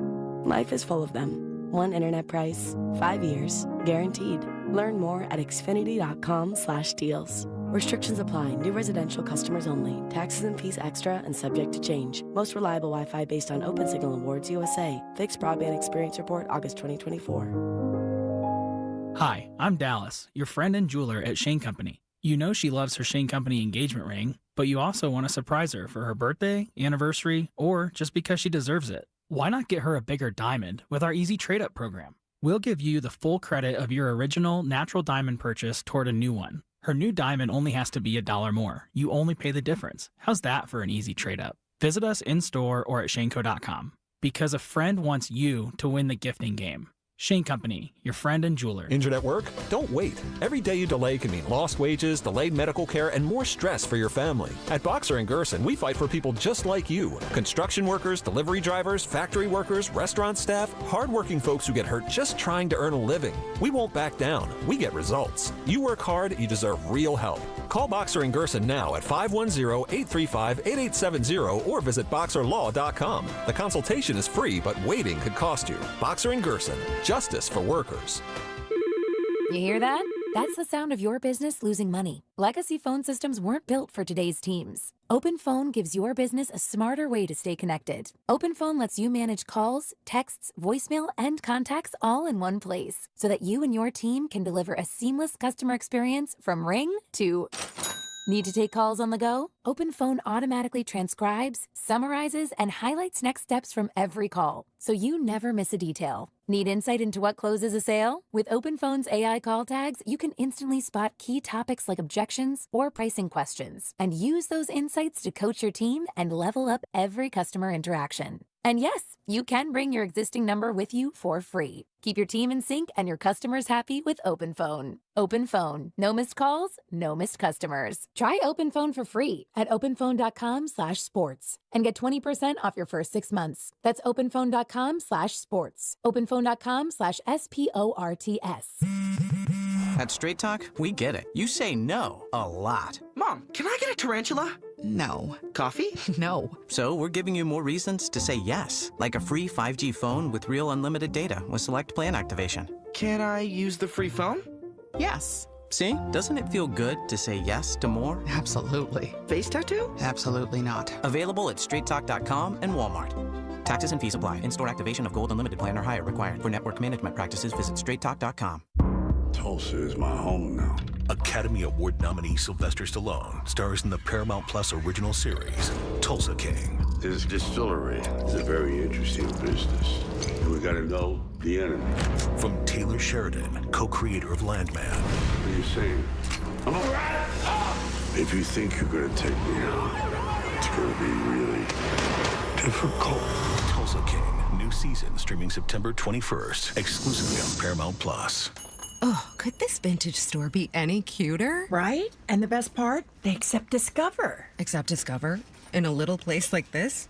I don't think so, Jennifer. Oh, yeah, huh? Discover's accepted where I like to shop. Come on, baby, get with the times. Right, so we shouldn't get the parachute pants?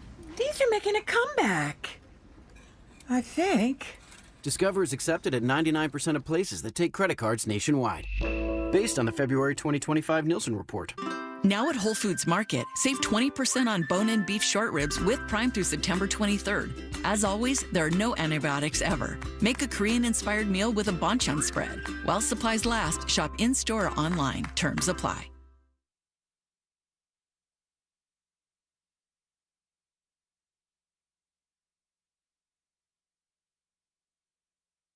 I am mad at you now. I don't care. No, you will. Now, back to Steiny and Guru on 95.7 The Game. All right, crossover time. Yeah. That means Willard and Dibs in the house. Let's go. What's up, guys? This is one of my favorite shows I've had in 8 years with this man. And it might be a bad show to some, Actually, but it's one of my favorites.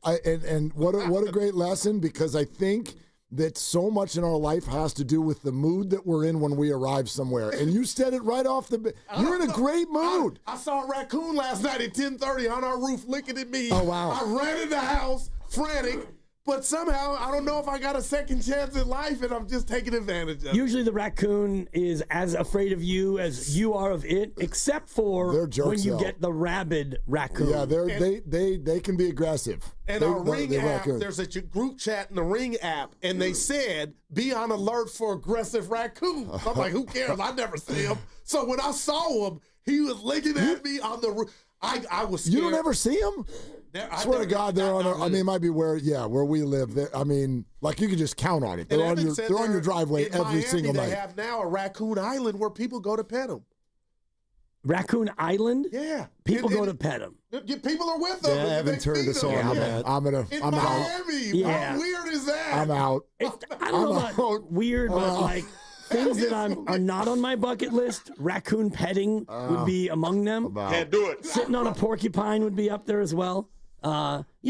Teasing an alligator in a swamp. Probably not going to do it. You know what's funny in my hood is you can tell the raccoons are almost like, when on Nextdoor they're like, somebody's going through driveways and checking on your car doors.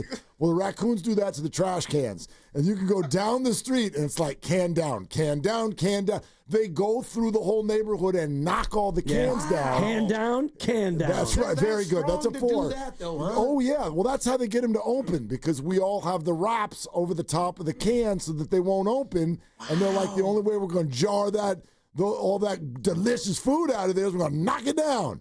Knock it down. Yeah. Wow. Not a lot of raccoon activity in my neighborhood. Yeah. And I did see a raccoon, though, open a garbage can. And they look in, they're like, nah, it's not highbrow enough. Must be a vegan who lives here. Screw that. This is not organic chicken scraps. I'm not eating that. These raccoons in my neighborhood. We were having some fun when we stole it from Bonte with athletes that, we'll get to the Niners, who eat for free in the Bay. Okay. And the travesty that is, I'm about to give you the name, but Steiny said this athlete does not eat for free in the Bay. And there's a lot to it, fan favorite and what you've done, but Gary Payton II, you eat for free in my restaurant. Steiny says no. No. Why? No. Just not quite reaching that elevated status. Like, for example, Steph Curry is great. He doesn't eat for free. Gotcha. They're too you know what I mean? big He's a Hall of Famer. He's made $1 gazillion. Travis Ishikawa, he eats for free. Yes, Ishikawa eats for free. He had a moment. That's interesting. And like I said, for example, like Matt Cain, to me, does not eat for free. What? But you know who does? Who? Cody Ross. Matt Cain was on those teams. I know. Dude, he dealt in game 2 of that World Series. He threw one of 24 perfect games ever. Yeah, that's not a moment? No. Really? Yeah, I don't get the premise, I guess. The premise is I'm not eating at your restaurant. How about that? Like, household name is one of the reasons why you wouldn't eat for free. Like, of course, like you get Lincecum, definitely. Like, Barbosas of the world. Barbosa, like for me, like JaVale McGee, he counts. He gets in. He gets to eat for free. Gary Payton II's a fan favorite. What did he drink? I don't think he is. He's more of a fan favorite than like Barbosa was or Spade. So at your restaurant, Which, by the way, didn't we come up with the title of that restaurant 3 weeks ago? That was a bar. I know. This is a different, but it could be a bar restaurant. Maybe it's a bar and grill. Whatever. Your place will serve without a wallet JaVale McGee, but not Matt Cain. That's what I'm saying. Matt Cain must be too bigger in your eye. Yeah, that's it. Like, it's not. Now, when you say that hits different. Like, Barry Bonds he's will too never. elevated. Okay. Like, that's so are you basing it on the size of their biggest contract? I'm basing it on, like, no superstars allowed. And like, that's the premise. It's assumed that if you're a superstar, you're going to get. Jake Tonjes eats for free. That's not a bad. Yeah. Like, that's not a bad. But Kittle does not. No chance. Okay. No. All right. No. Yeah. There That's needs a to weird be, restaurant. There needs to be like a little, and like here's what, like the We Believe team actually all eats for free. There we go. The We Believe team. Even Baron Davis. Oh yeah, he does. That's a big contract. I know, and now you're right. It doesn't quite fit my narrative, but Brandon Crawford is in the restaurant as well. He eats for free. He does not. He's not a Hall of Famer. Yeah, he doesn't eat for free. He's too much of a mainstay. Matt Too Cain's much not a Hall of Famer either. Yeah. Plus, if by he the eats for way- free, Crawford's got like 5 kids, so that might break you. That's a good point. You might go broke. Married to Garrett Cole's sister. Yeah. Or Garrett Cole is married to. There you go. Okay. Brandon Crawford's sister. There you go. Yeah. My man. That's Jay Lynn is not What related you to guys Garrett did Cole. yesterday on this station deserves an Emmy. What and happened? I told Steiny and the listeners, when you acted like Kaminga was a substance, and Dan Dibley goes, "Hi, my name's Dan Dibley." Yeah. And you were doing the, can I get Hi, Dan. Was that scripted? What were you saying? I've never done Trying to explain I it. mean, We've never scripted anything. No, just on how That was incredible. I'm strung out on Kaminga. You know, it's been 5 days since I talked about Kaminga. I texted Dibs. Actually, it started with you guys in the morning. So Well, we did the whole show. I woke up and Shasky and Spadoni are barking about it, and then here comes and I texted Dibs and I go, "Hey, did something happen, or did Tim McMahon just say something on ESPN?" He goes, "Tim McMahon just said something on ESPN," and I go, "This whole thing is crack. It's crack." Yeah. And all Well 6 of us played, have man. been trying to quit, and today we got a whiff of it, You and guys- everyone went, "Fire that sucker into my arm." Oh, yeah. I need some I Kaminga. almost scratched the caddy. I need some Kaminga. Yeah, so and we it got went it. from there to me being strung out on Kaminga. It had been Hi, some my time, name's Dan. Yeah, and he plays right along. I went but- for a walk at 3 a.m. last night. Yeah. Whoa, my eyes were wide open. Exactly. That's creativity at its finest. I went to the gas station and I just looked at people and I said, "Do you guys have some Kaminga?" I And need what some I'm laughing Kaminga. at is, I get you. I'm there with it. Oh, Kaminga, like it's too much, but it is what it is, man. What about Kerr saying 2 or 3 fights per team? Kerr saying like he in was a on some season, panel, yeah. like there's 2 or 3 Fights. like fist fights or Yeah. whatever. Well, he said fights. I took it as that. Okay, and maybe that's why. Why do I want to know who against who? That's why he Willard was so against offended Dibs. that video got leaked because when the punch video gets leaked, all of us on the outside are so appalled. And if he's saying it's 2 to 3 a year, Well, maybe imagine that's if why every he one of brought it those up. got leaked. You Is know, there a difference though between this? Would have been my next question. Do all fights look like that, where No, somebody they can't. acts like you got knocked out cold? Thank you. I don't think that's. They can't all be like that. No. Like that No. was a. Yeah. I think they're like. Have you ever seen Yeah, this? no, you're right. I think they're more like. You ever see the Steve Blake one when he's at Maryland? I love it. It's really Yeah, good. it's Oh good. no, I haven't seen It's this. pretty You gotta good, check and it it's out. like that's what I think he was talking about. Like something happened, it was Intensity, yeah. pushed, a couple punches. And it was even fight or whatever. When they dude tried to get it, he caught one though. Yeah. He did. I mean, that happens in football almost every practice. No, that I get. Yeah. But the basketball, I was like, Well, hurry ever I get mean, the fight? Nah. He's not the first one to say that. Like I back at when this was what we were talking about every day, there were plenty of ex-players who were like, "No, This is Tuesday." Steve Kerr got in one with Jordan. Yeah. Or Well, and I'll. Wow. he was on the receiving Also end. one way. Yeah. Nobody's firing on you. Could you imagine if Steve tried to hit him back? I mean, That would have been incredible. Oh God. You'll never be able to convince me that what Draymond did to Poole happens 2 or 3 times a year. I agree with you. That particular thing. there's no. I just don't believe it. Nobody. Now, you know, the Steve Blake thing or a couple guys pushing and shoving and getting Right, into it have to be right. separated. Yeah, but like in a way, that wasn't even a fight. Yeah, No. right. No. He just walked up on him and kapow. And that was it. It wasn't like in the middle of a play, like two guys fighting for a loose ball or something, and they get into it. After 5 months of being on the same team, and you're just sick of it.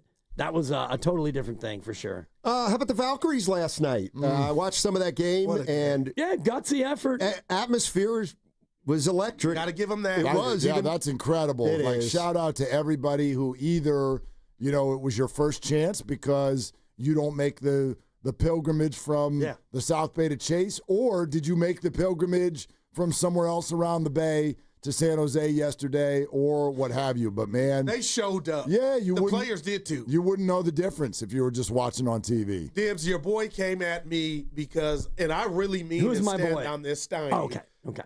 I believe the fact that this game was in San Jose, nobody gave them a chance in the world to make the playoffs. It had never been done in the WNBA. But if we were to do something, or the powers to be, right here in Thrive City, just in the I know you guys you lost. Look at it. He's laughing like it's a participation trophy. They shocked the world. You're thinking parade? Yeah, or Now you some said music, parade. hot dogs, some popcorn.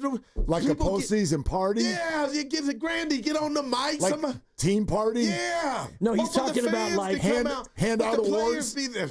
Oh, my God, Who's the most improved player? Who? Seriously, coaches Who had the best attendance? Oh my God! No, but this was a special season. I get where you're coming from. Look, I mean, the whole thing has changed.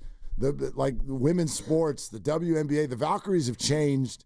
Like Caitlin Clark changed it, and the Valkyries took it to another step. With injuries. Yeah. If you're a Valkyries player, the very notion of this is so offensive that you would want to have a parade after being a first-round outsider. I said that to you, Dibs. Not a You're parade. professional. I said that to him. I didn't hear you say that. Oh, but I that said just it. hit me. And anything. I don't know if I agree with that. I mean, think about it this way. What happens? We're going to give you the keys to the city. No. But to celebrate the accomplishment of what the entire organization did this year, think about what happens when they lose. It happened again last night. Second the game ends, what happens? Standing ovation. There you go. So I think that's what you're tapping into. That's after a loss. And the attendance, Okay. the fans did their part. They set records. Great. They got swept. Yeah, I'm just viewing.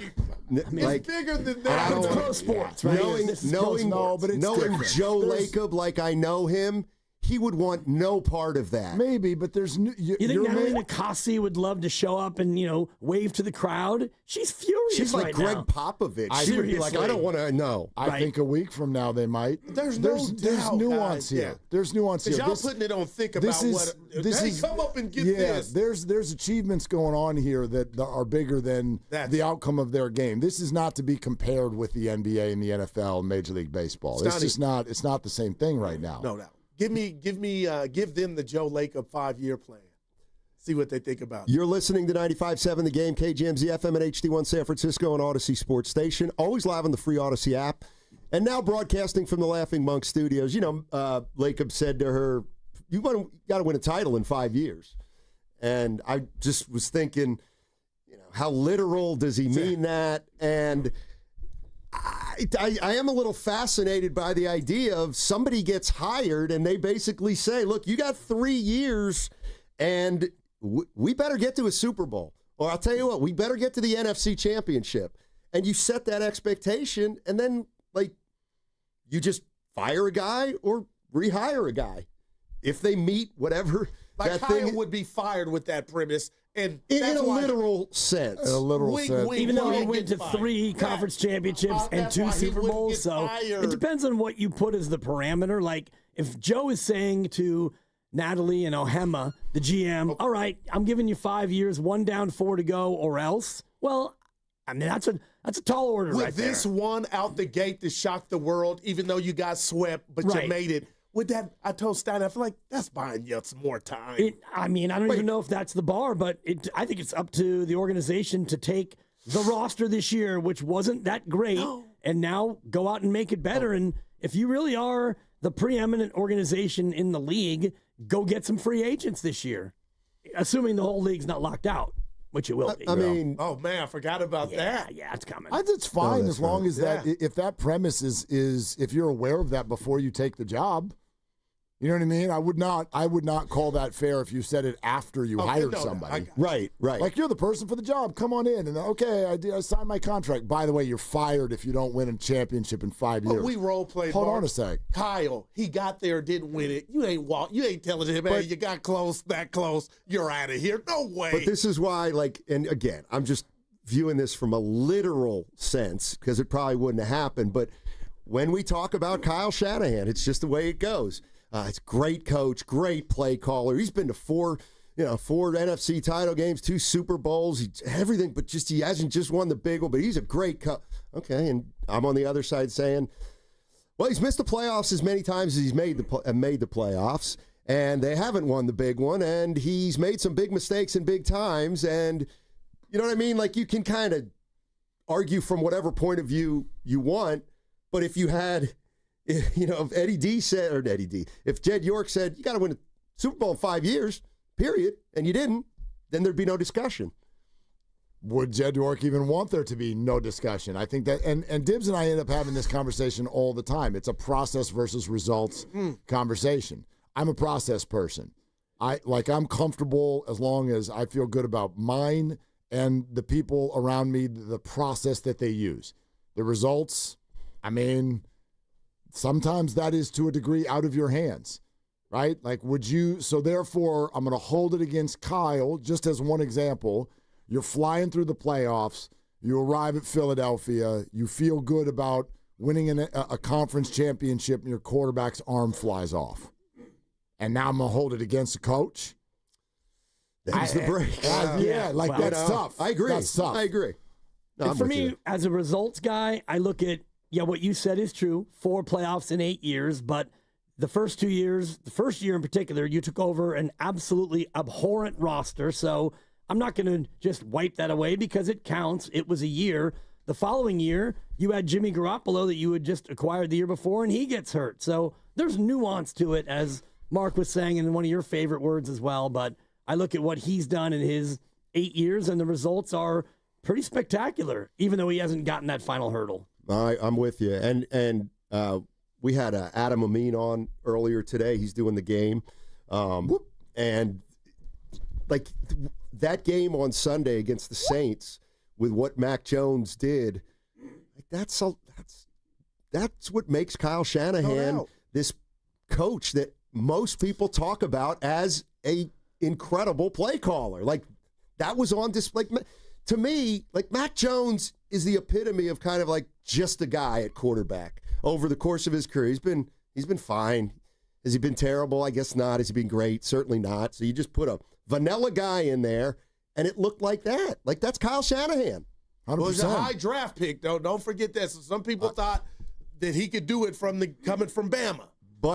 But now you have 4 years of data since then. He's just a middle-of-the-road quarterback. Who's special? Well, no, I'm not taking anything away from Kyle yesterday. I will say this: can I weigh in and vote on the conversation y'all were having? Oh, please do. I would not be shocked at all if Brock plays. Oh, that one would not be shocked at all. Why, why? Okay. The main premise is this. It's not about Brock's foot, because I'm with you, Steiny. I don't know how the hell we're supposed to know we don't even know which foot it is. We don't even know which foot it is. Wow. It looks like the left based on how he was limping into the game. We don't. The 49ers have not announced which foot, so I don't know which foot. I don't care what Rappaport tweeted. If it went better than they thought, whatever. I'm not predicting that he will play. He was QB3 in practice again today. But you're not surprised. I would not be shocked at all, because this is a monstrous game, and everybody's underselling it. This is a division game, and both teams are 2-0. And if you lose it, they're 3-0 with a game in hand on you at your place. Those games cannot be undersold. Then think about what happens if you win this game. Now you're 3-0 and 2-0 in the division. Yeah. You can pretty much be just whatever Charlie the rest of the way and probably end up in the playoffs if you're just a 500 team the rest of the way. Mark, that's this real. Is massive, massive game. And so if you think that Brock is healthy and gives you a better chance, you're playing him. But what if he re-aggravates it and What then if? you lose him for more than you would have lost him had you proceeded with more caution?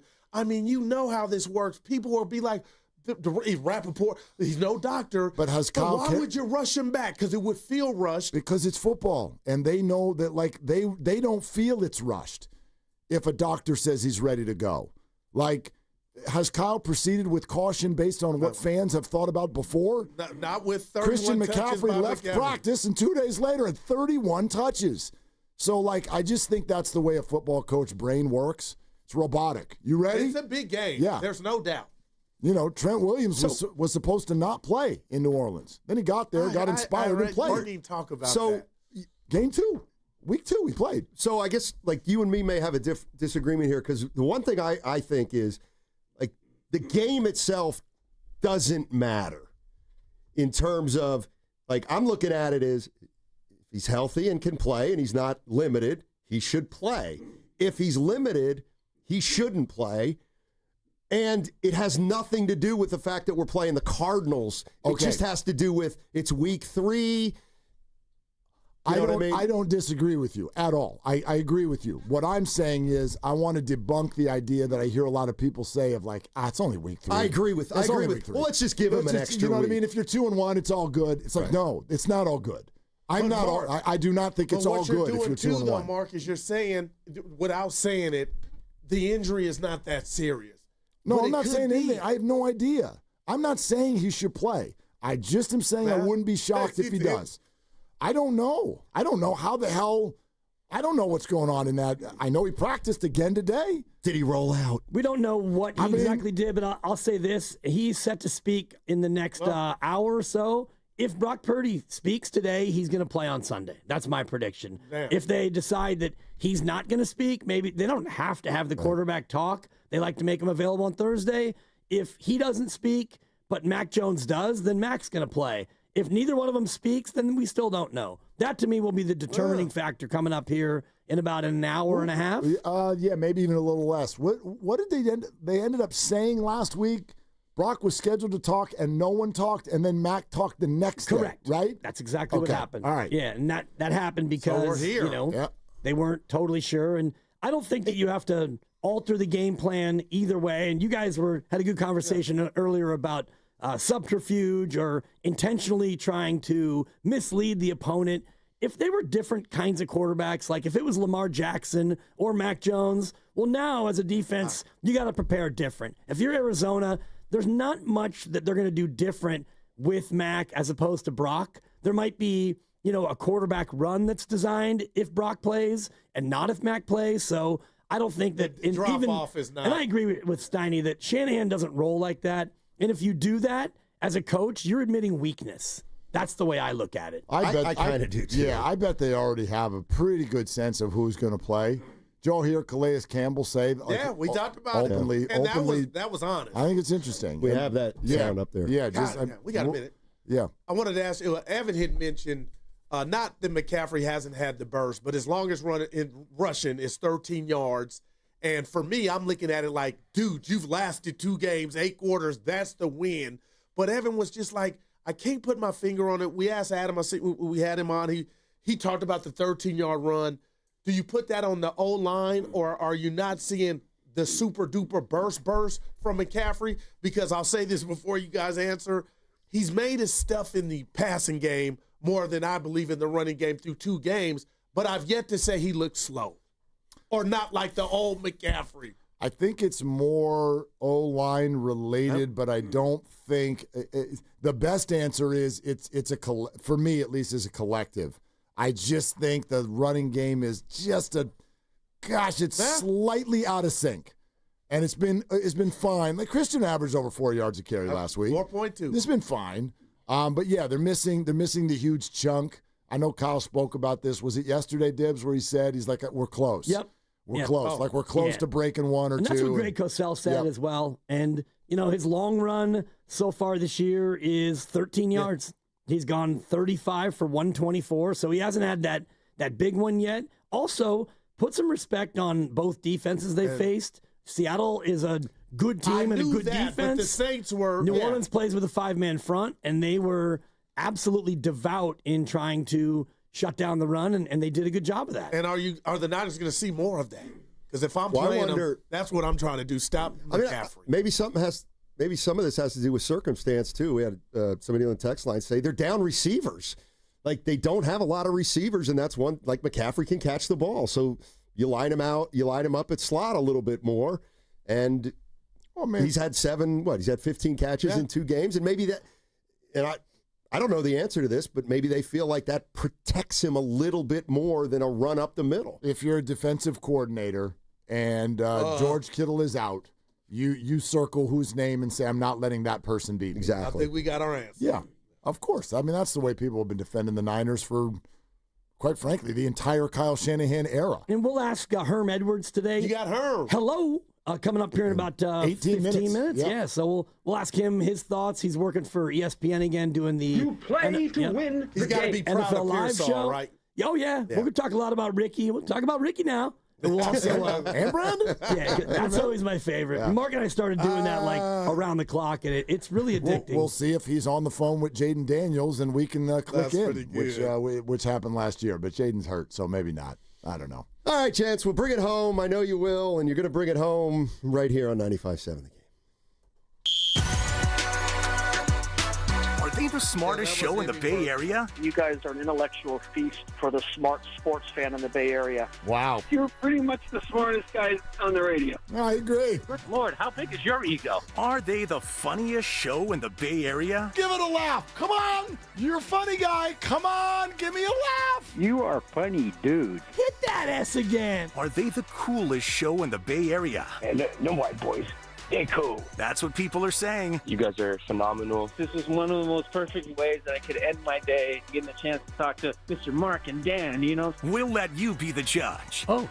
All I know is it's a couple of Bay Area boys talking sports. I know nothing. Thanks. It's Willard and Dibs on 95.7 The Game. Yeah, let's go. Let's do this. Oh, you know what today is. Best day of the week. Guru's sitting there going, man, I don't know why I was in such a good mood the entire day. I'm like, because it's Thursday. It's because it's Thursday. Oh, yeah, it's Thursday. Y'all got over the hump. There's an NFL game in 3 hours. Yep. What do you mean, why are you in a good mood? Because it's Thursday. Thursday does. That's why. This time of year, it definitely gets you into that mood and that mode. And, you check your various fantasy lineups to see who you've got going tonight. And it's like, okay, Khalil Shakir. I got you in there. Shakir. Thursday, do y'all have this? Thursday's like a little to-do list. You wake up, and there's that mental thing. You're like, okay, did I do my picks? Is my fantasy lineup set? Is my other fantasy lineup set? Did I check the injury report? What do we got going? Did I do my survivor pool? Like, I've got... And so, man, priorities. I don't know if the kids got to school today, but I did my picks. Yeah. And so I am ready to go, and we're going to have a ride the Dibbers today.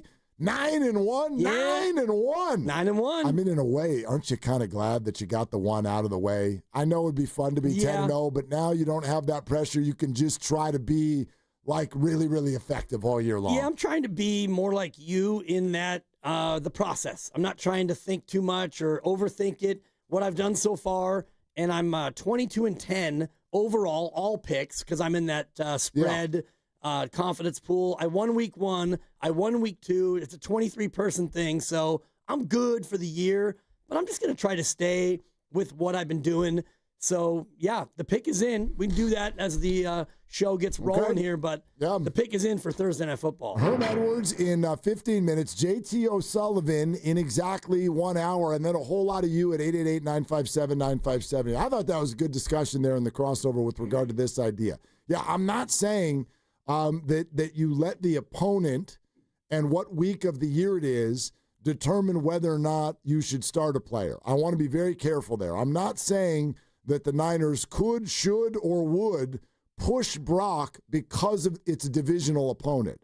All I'm doing is I am dismissing what I hear from many this week, which is, it's the Cardinals. Look, I get it. They're boring. This is a boring opponent. I don't think so. I know you don't, but for a lot of people, and there's a lot of this all year long, you're not going to get the Cowboys on Sunday Night Football. Lamar's not coming to town. Josh Allen, fireball, we're not doing that this year. So there's a sleepiness to it.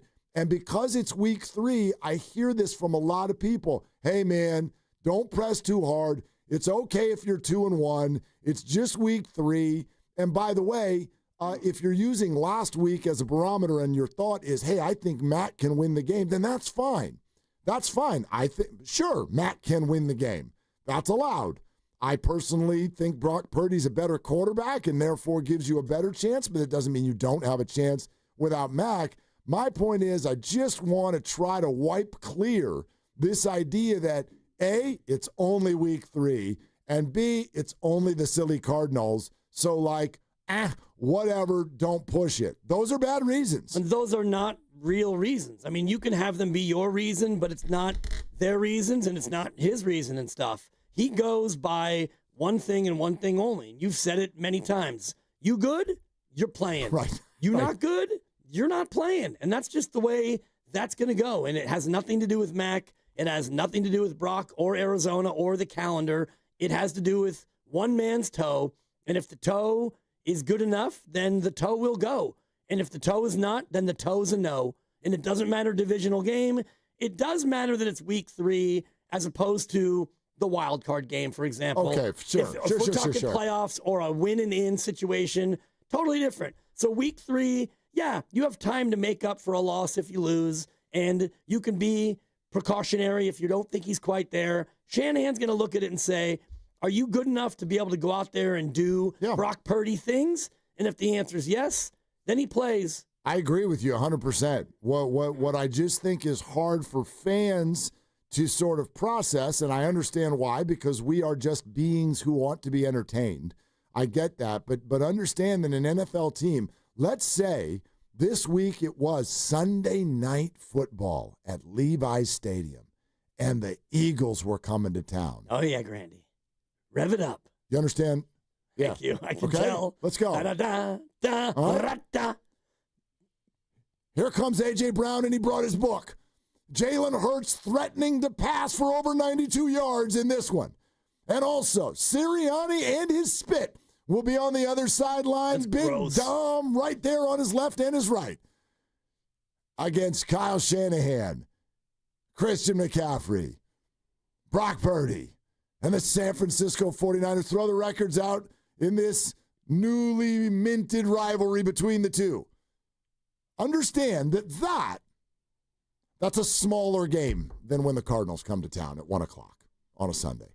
Well, it's worth less to the 49ers than a division game at home, period. In the case of a tie, you're right. And when it comes down to, you're 12-5 and they're 12-5, well, they beat you twice, so you don't win the division. Yeah. And Philadelphia's in another division. It's not just a tiebreaker. It's you get a win and they get a loss. Of course. And that's who you need to beat. That's right. And that's why Seattle's the only team that's not undefeated right now, because they had to play the 49ers. So all those things considered, and hopefully we'll hear from Brock Purdy within the next hour or so. That would be good news.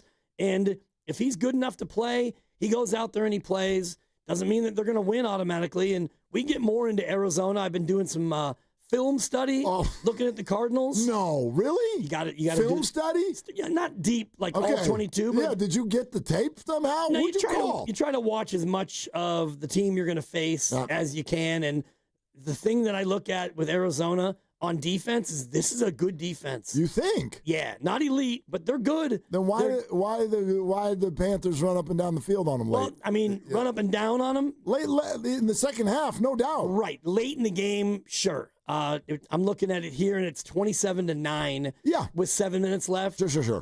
It's a 3-score game. So, did you allow them to dominate early? No, but with a lead, you played a little softer. You played with a little cushion. I'll tell you this: what I see on the film from Arizona, you're going to need Brock Purdy more than you're going to need Mac Jones, because they're going to confuse you. We'll ask Herm about this, about Arizona and their front. They bring 5 or 6 or 7 up, and they'll drop guys into short zones, and they do a lot of confusing things. I'm not saying that Mac can't decipher it, but that's going to be a big key in this game. Did they turn Spencer Rattler or Bryce Young over? They had a fumble 6 in the opening minute of the game. Okay, but I guess I'm even more interested in interceptions. They pick either of them off? I don't remember off the top of my head if there were any interceptions. Bryce Young was picked off, once? Yeah, Bryce Young gave up one interception. Did they pick off Spencer No, Rattler? there was no turnovers in that opening game. All right. No turnovers. All right, so one interception.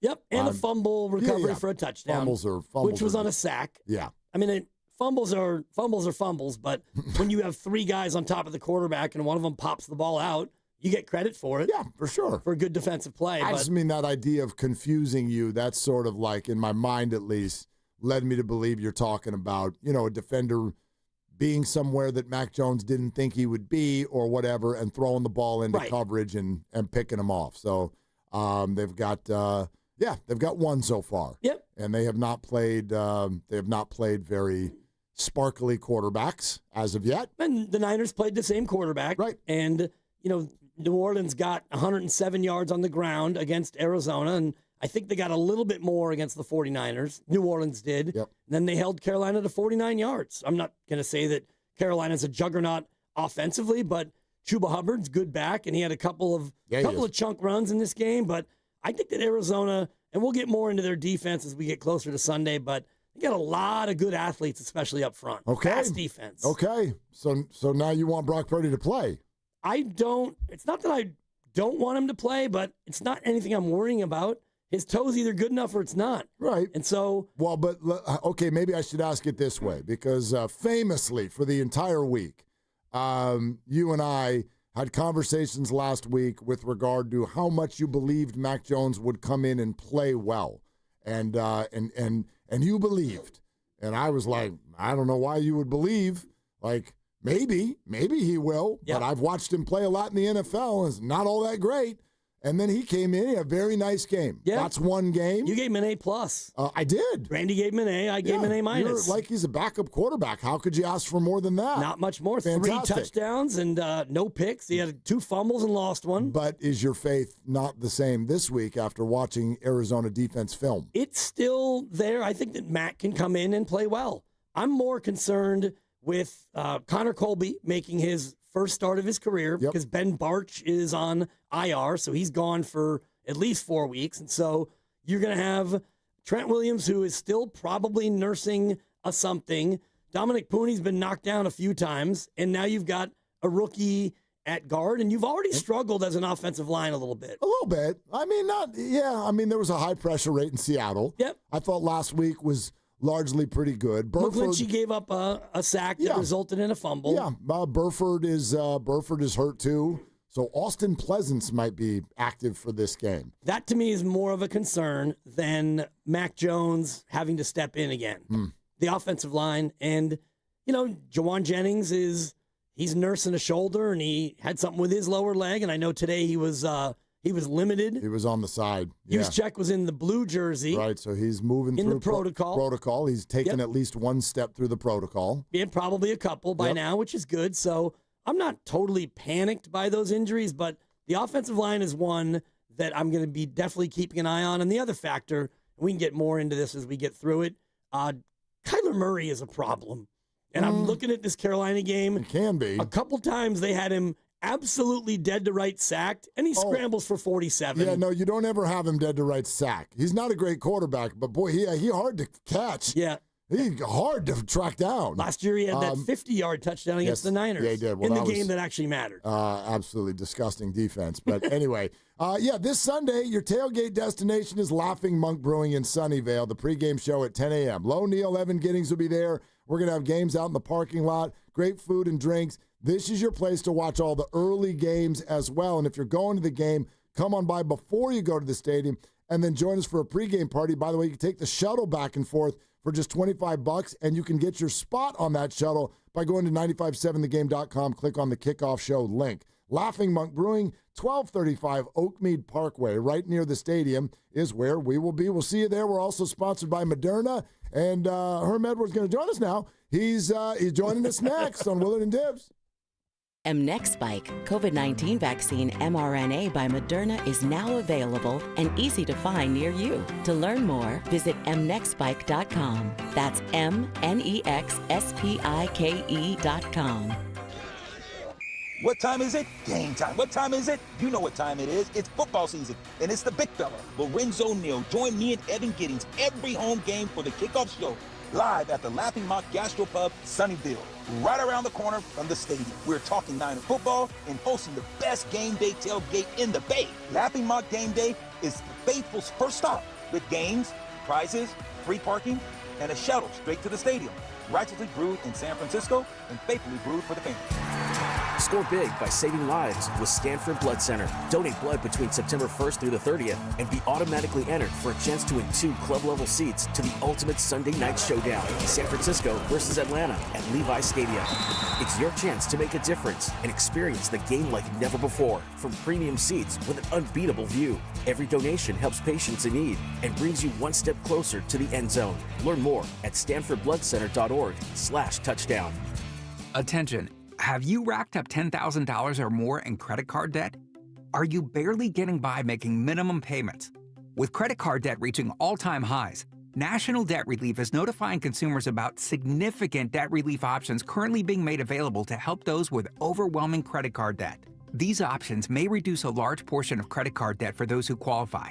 You don't need to declare bankruptcy or take out a consolidation loan, and you may only have to pay back a fraction of what you owe, even if you have bad credit. National Debt Relief has already reduced the credit card debt for more than 550,000 consumers, so don't wait. If you owe $10,000, $20,000, or even $100,000 in credit card debt, you can now take advantage of this financial debt relief as the cost of living continues to skyrocket. To check what debt reduction you may qualify for, call 800-894-7722. That's 800-894-7722. Again, 800-894-7722.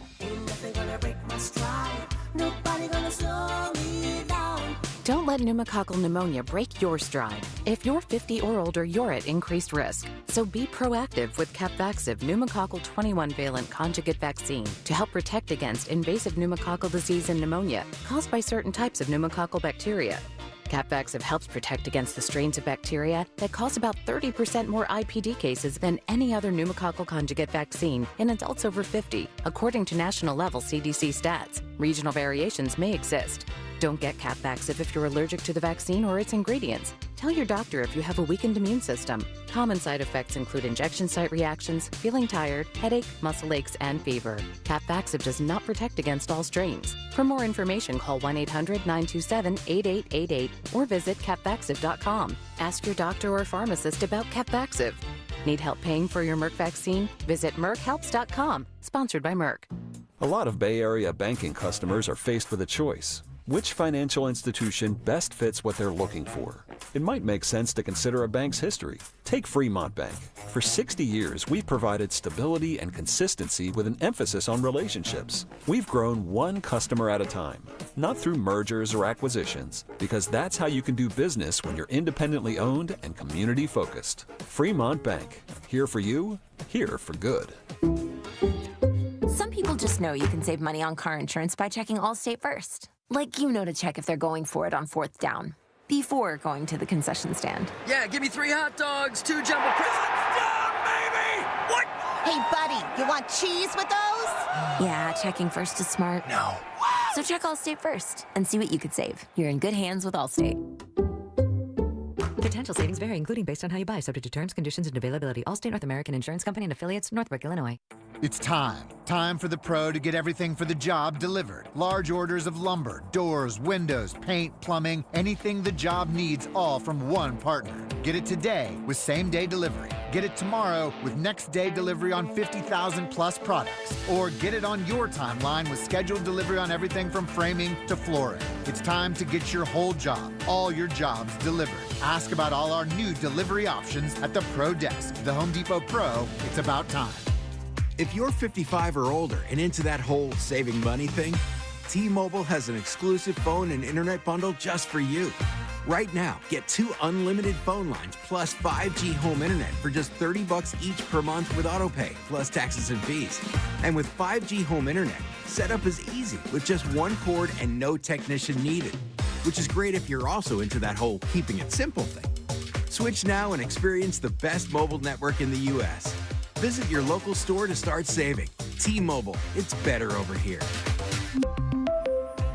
Based on analysis by Ookla Speed Test Intelligence Data Q4 2024 to Q1 2025. Ookla trademarks used under license. Unlimited on our network. Customers on voice plan may notice speeds lower than other customers and further reduction if using more than 50 gigs a month due to data prioritization. Video streams and SD on this plan. Home internet pricing after $20 and monthly bill credit plus $5 per line without autopay. Debit or bank account required. See 5G device coverage and access details at T-Mobile.com. Jack here. My bonus Jack combo starting at $4.49 comes with fries, a drink, and a burger with 1, 2, or 3 patties. It's a meal that'll actually make you happy. Starting at $4.49. Get so much more. Welcome to Jack in the Box. Plus tax. Limited time only. Price and participation may vary.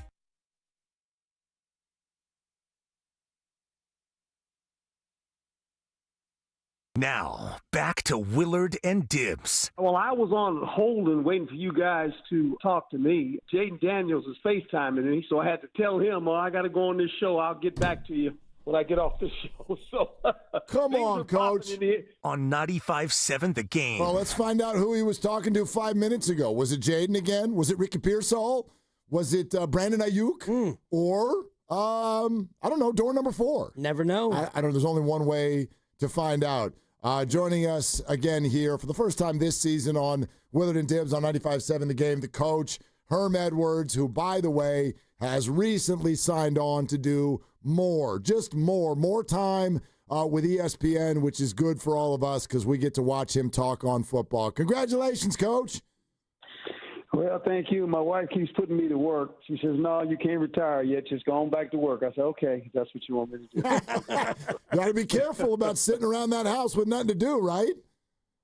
Yeah, well, we're paying tuition in Texas for both our daughters, so I get it. I understand it. That'll do it.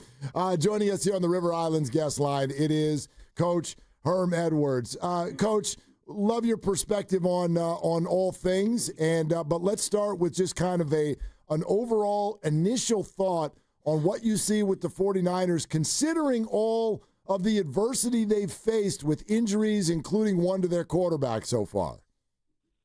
Well, a champion mindset. There's no doubt about that with all the injuries, and they still sit at 2-0. And it's a division where everybody's 2-0 except Seattle.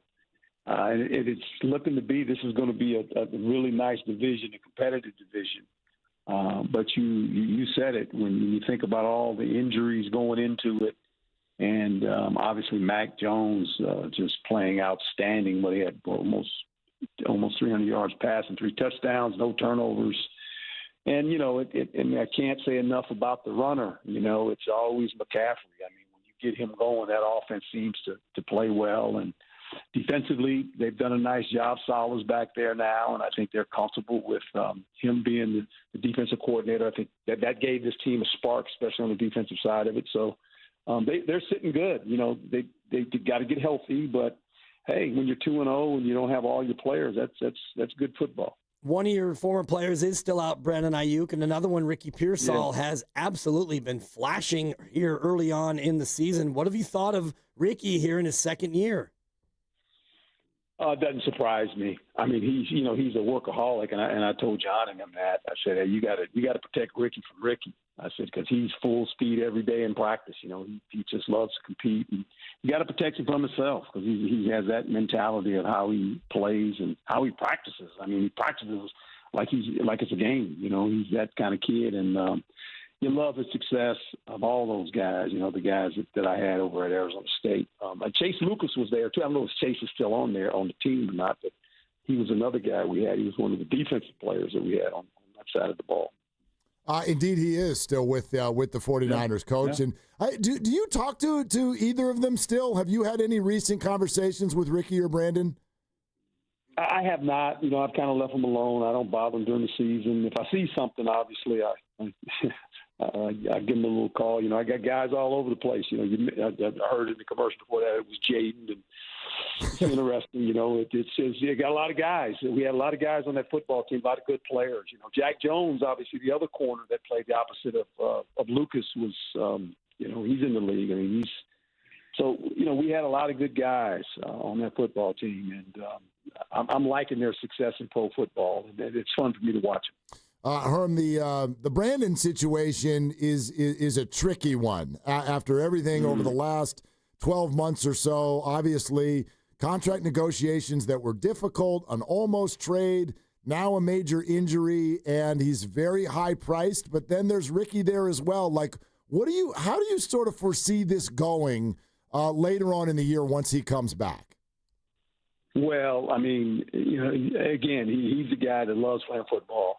I know this is bothersome to him that he's not able to help this football team win games. But the good part is, they're finding ways to win, and they're not at full strength. And that's, that's good coaching. That really is. It's good coaching. I mean, there's a reason. I always tell guys, it's funny.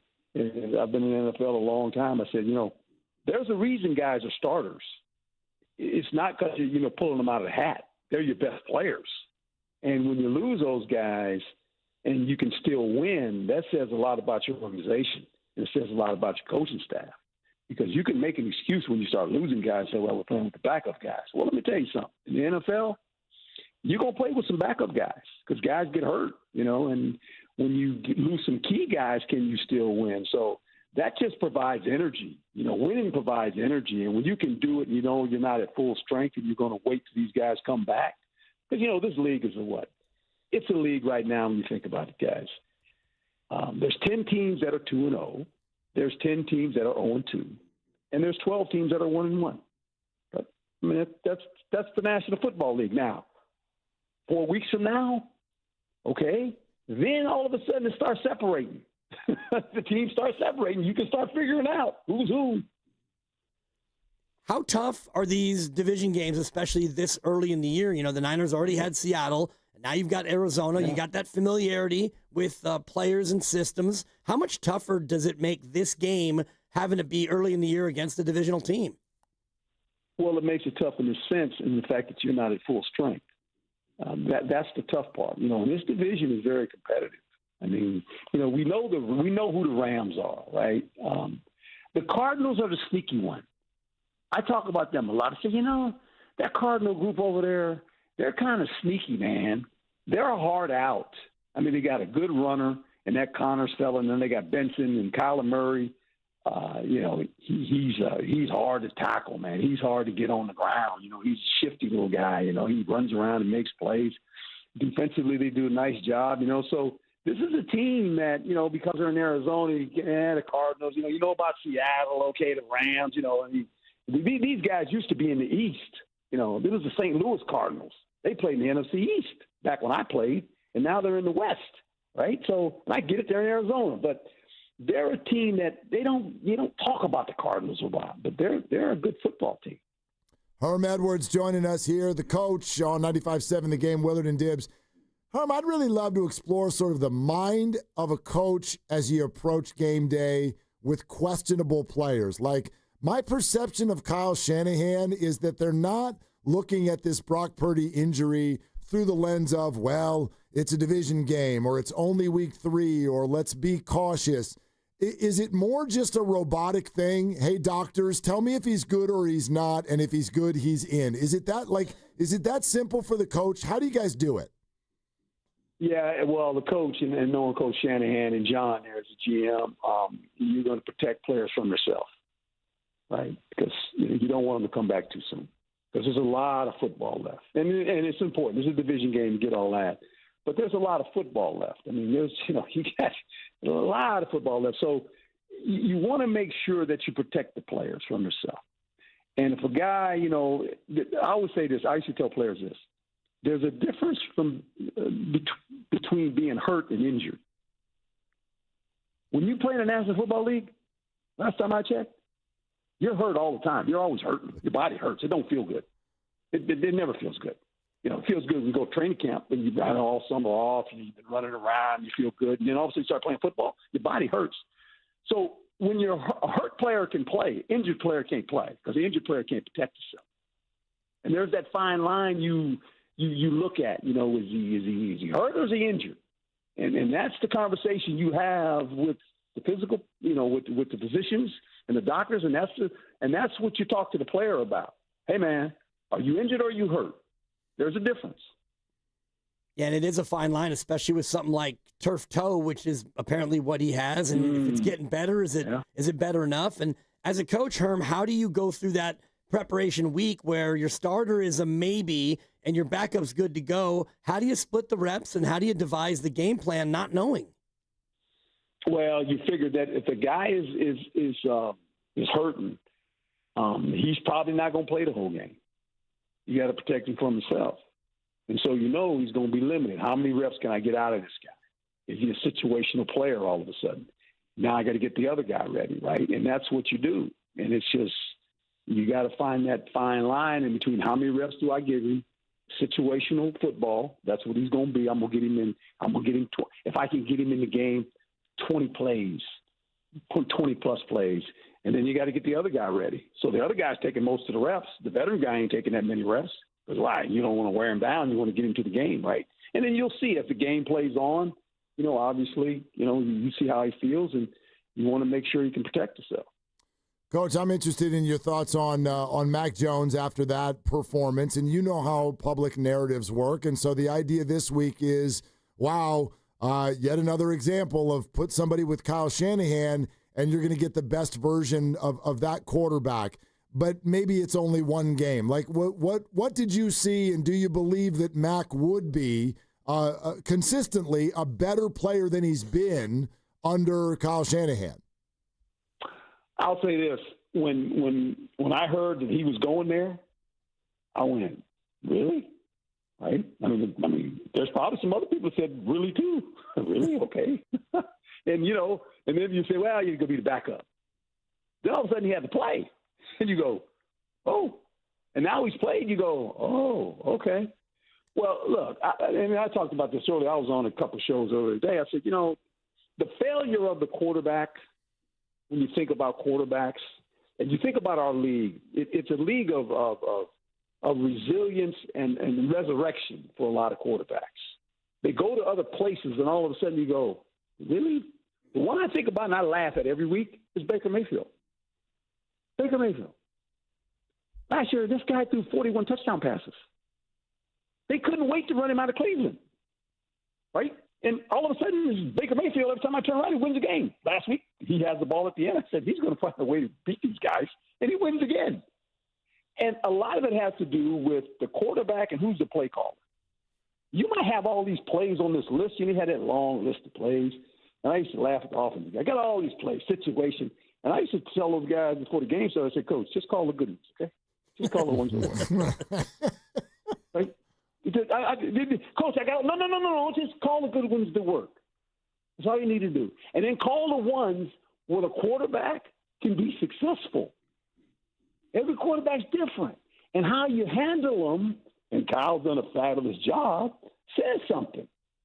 Right? I mean, Daniel Jones, how about the guy with the Colts? Yeah. Danny Dimes. Daniel Jones. They're 2-0. The Colts. And you're like, really? Danny Dimes? That's they call him in New York. Danny Dimes. And all of a sudden they run him out. And he's 2-0 with the Colts. And you go, oh, okay. It's just fun to watch. Danny Dollars now, am I right? Oh, boy. Coach, why the way you said that makes me think your initial thought when Mac was signed to the 49ers was one of surprise. Why did that match surprise you? Because, you just kind of watch a guy and you go, really? But then you go, he's in a system that, he got a good coach. And, he's got a good team. And all he has to do, it's funny. All you got to do is drive the car, man. Just drive the car. Keep it, stay in the speed limit, drive the car. Don't do anything extra, and this will work. And sometimes these quarterbacks, because they've been beat up in their career, they've been to a couple places. They've probably been through every system in the history of mankind. They go to a place where all of a sudden kind of the play caller matches the things he can do well and goes, okay, we're only going to run this. We're not going to run all these plays. We're just going to run these for you. And all of a sudden the guy gets some confidence, and then because he's talented. I mean, look, when you get drafted that high, you're talented. But, a lot of times talent can be a curse. If you don't play up to the talent, or you're in a system that doesn't allow you to do that because whatever reason. So it's just when they signed him, I went, Mac Jones, that's interesting. right? And I said, well, he's the backup guy. And all of a sudden he's playing. I'm going, oh, boy, he played really good. I said, he threw 2 touchdowns. He didn't turn the ball over. That's good. Yeah, I mean, the system, you're right. And I was just wondering about Kyler Murray now in his 3rd year with Jonathan Gannon. How much has that system and that coaching change helped him become a better player? Yeah, no doubt. I mean, you look, and you know, you guys have the 49ers have a perfect example, a system, right? Okay, think about it this way. And I'm going back now. I'm going to date myself. Okay, Bill Walsh, go San Francisco. He's got this system. He got Joe Legend, Joe Montana, okay, from Notre Dame.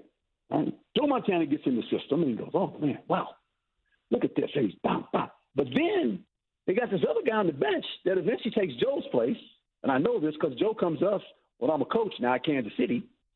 Well, it's Steve Young. But Steve Young's a little bit more athletic than Joe. Not killing Joe, but he's a little more athletic, can run a little bit. And you go, how's this going to work? Well, it worked. Did a little bit, did some things a little bit different with Steve using his athleticism, but the system was still in place. And I'm going to call some more ease for him than I did for Joe, right? And that's what good coaching is about, in my opinion. You just jogged my memory here, Herm, when you're talking about being with the Chiefs when Joe Montana arrives there. Like what? Yeah. And remember there was that famous game pretty much right away where Joe faces the 49ers and beat the 49ers. Like, can you take us back to the sideline and maybe something that he said or felt at that time? I used to mess with him all the time, right? Because we kind of cross over. I was a young coach. I played against Joe when I was with the Eagles in San Francisco. So I knew Joe, you know, and I knew this was going to be a big. I was a secondary coach. I knew it was a big game, you know, and we knew we were playing for it. And he was very calm all week, you know, and it was just kind of one of them games. And look, 49ers were a good team, but Kansas City was good too now. I mean, we were pretty good. I mean, we got to the AFC Championship game against the Buffalo Bills, and then all of a sudden Bruce Smith came around the corner, and nobody blocked him. He hit Joe, and Joe hit the turf, and I went, we're done. We were done. Buffalo Bills won the Super Bowl. That was it. And, you know, and remember, that team in Kansas City, we also had Marcus Allen. Because Marcus Allen, you know, for some reason, Al got tired of Marcus. He didn't want him anymore, and, you know, he ended up coming to us. You know, so we had Marcus Allen and Joe Montana, and all of a sudden we had a great defense because we had Derek Thomas and Neil Smith, and we had some great defensive players.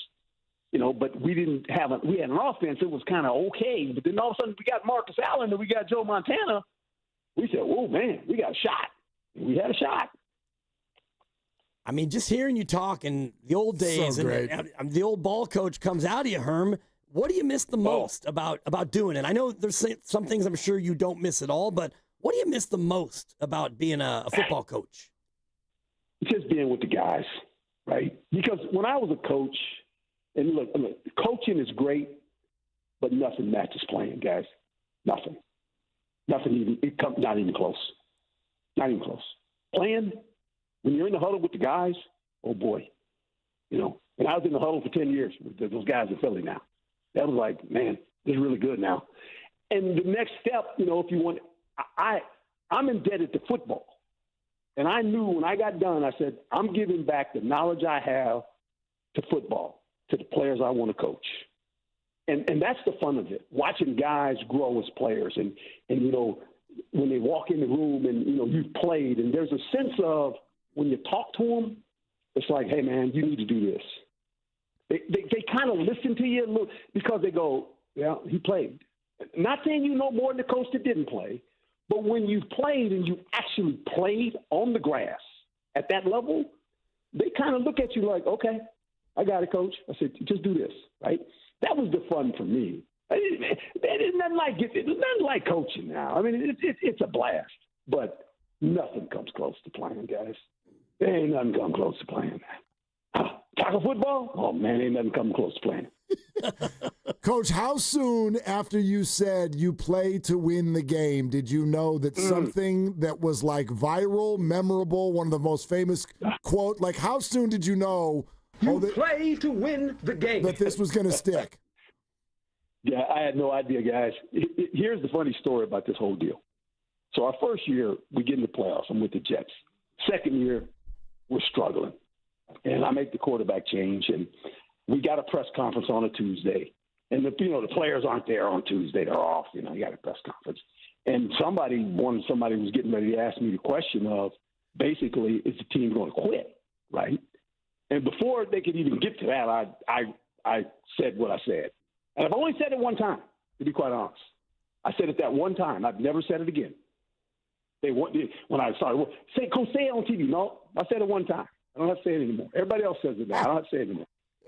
I can't stop saying I it. say it on the Tuesday. I say it on the Tuesday. And so, I'm at work. Coaches work till late at night. You get home 12 o'clock, 1 o'clock in the morning. And I walk in, and my wife answers the door. She says, "What did you do?" I said, "What are you talking about?" I said, "What are you talking about, honey?" She said, "It's everywhere. People are calling." I said, "What are you talking about?" The rant. And I looked at her and I said, "Oh, that," because that was like at 12 o'clock in the afternoon, right? And I'm tired. I want to go to bed. And then I looked at her, I said, "Was it good?" She said, "Oh, it was good." I said, "Good." And so the next day, the players come in, and I'm going to have the team meeting. And I go to the team meeting, I go to the podium, and I'm getting ready to talk. And Chad Pennington stands up. He said, "Coach, I got something." I said, "What you got, Tim?" He looks at me, and he says, "Coach, we heard what you said." And I looked at him, and I looked at the team. I said, "Are we good, boys?" "We're good, Coach." I didn't have a meeting. I said, "Go to your position groups. We're good." We won the division. Outstanding. You never had to say it again, especially since all of us. I literally never said it. I won't say it. We all have the clip, Herm. It's okay. We can play it. I know. And you know what? It almost haunts you because even today when I go places, "Hey, Coach," and I go, "I know. You're getting ready to say it. I got it. And I know. I get it." So many less famous people got tabbed with just the one saying too, but at least you've been able to do a million other things. Yeah, no, it's been good. Hey guys, football. Let me tell you something. I am very fortunate to spend my life in football, from high school to college to professional, and now on television get to talk about football. Man, look here, I'm liking this. When you go to Disneyland, you get that e-ticket, you can ride all the rides. I'm blessed, man, and I love football. I love the game of football. I love what it's all about. I love the huddle. That's the most important thing in football. Football, like life, is about a huddle. And when you walk in that huddle with those other 10 guys, your teammates, that's a special deal, guys. And I tell people all the time, man, that huddle is powerful, man.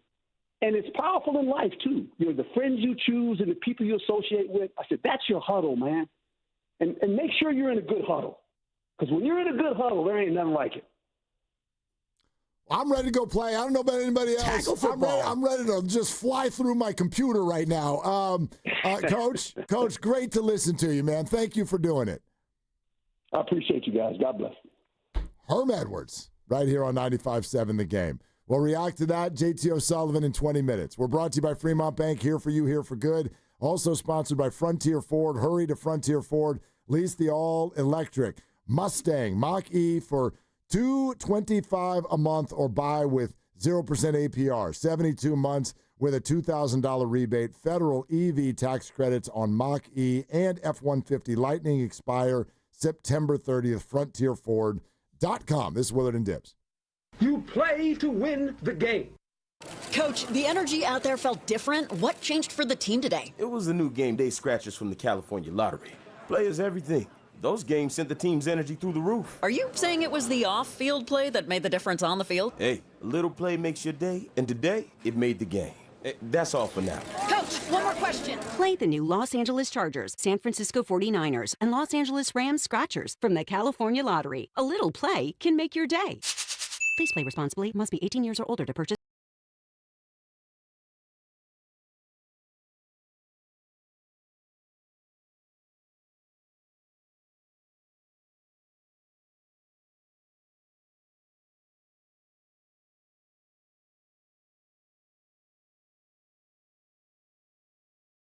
Texting Janine and shipping on us. The broken coffee maker? That one's still on you. which means you'll save hundreds for your business. And get the fastest mobile service with 5G cellular and Wi-Fi hotspots on us. But hurry, this deal won't last long. Get a mobile plan and free up the budget to maybe, I don't know, fix that coffee maker? Get mobile on us for 1 year, you guessed it, on us. Comcast Business, powering possibilities. Ends 10/21/25. Restrictions apply. New mobile customers only with internet standard service or above. Limited to value of 1 unlimited intro line applied via 12 monthly internet bill credits. 1 discount per account. Fastest mobile based on mobile Wi-Fi and cellular data and service series. Ookla Speed Test Intelligence Q1 to Q2 2025. The following is an attorney advertisement. If you get sidelined by your workplace injury, the workers' compensation attorneys at Boxer and Gerson can help you get back in the game. Our team of skilled attorneys will fight by your side for the treatment and compensation you deserve. We care about justice for injured workers. That's what makes us Northern California's premier workers' comp law firm. Call Boxer and Gerson at 510-835-8870 or visit boxerlaw.com for a free consultation. Boxer and Gerson, your life is worth the fight. You hear that? That's the sound of your business losing money. Legacy phone systems weren't built for today's teams. Open Phone gives your business a smarter way to stay connected. Open Phone lets you manage calls, texts, voicemail, and contacts all in one place so that you and your team can deliver a seamless customer experience from ring to... Need to take calls on the go? Open Phone automatically transcribes, summarizes, and highlights next steps from every call, so you never miss a detail. Need insight into what closes a sale? With Open Phone's AI call tags, you can instantly spot key topics like objections or pricing questions, and use those insights to coach your team and level up every customer interaction. And yes, you can bring your existing number with you for free. Keep your team in sync and your customers happy with Open Phone. Open Phone. No missed calls, no missed customers. Try Open Phone for free at openphone.com/sports and get 20% off your first 6 months. That's openphone.com/sports. openphone.com/SPORTS. Thinking of a fresh start but feel stuck with your house? At John Buys Bay Area Houses, selling your home is hassle-free. Just call us and you'll get a fair cash offer in minutes. Choose when you want to close, sign the deal, and get your cash. It's that easy. Start fresh. Don't let your house hold you back. Call 510-800-JOHN or search online for John Buys Bay Area Houses to get a fair cash offer today. Start fresh with John Buys Bay Area Houses.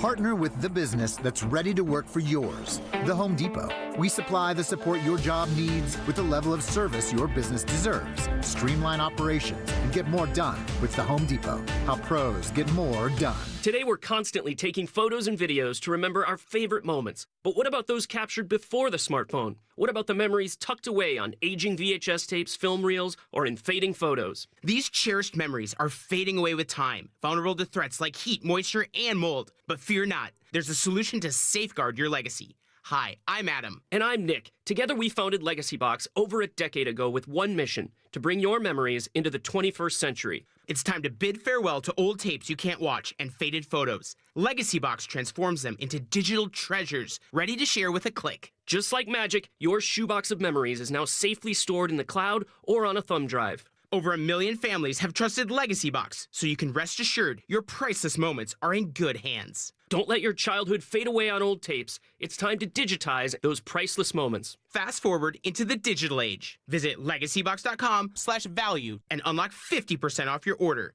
That's legacybox.com/value. Fall is the season for reinvention, and it's easy to do at Macy's Fall Favorite Sale.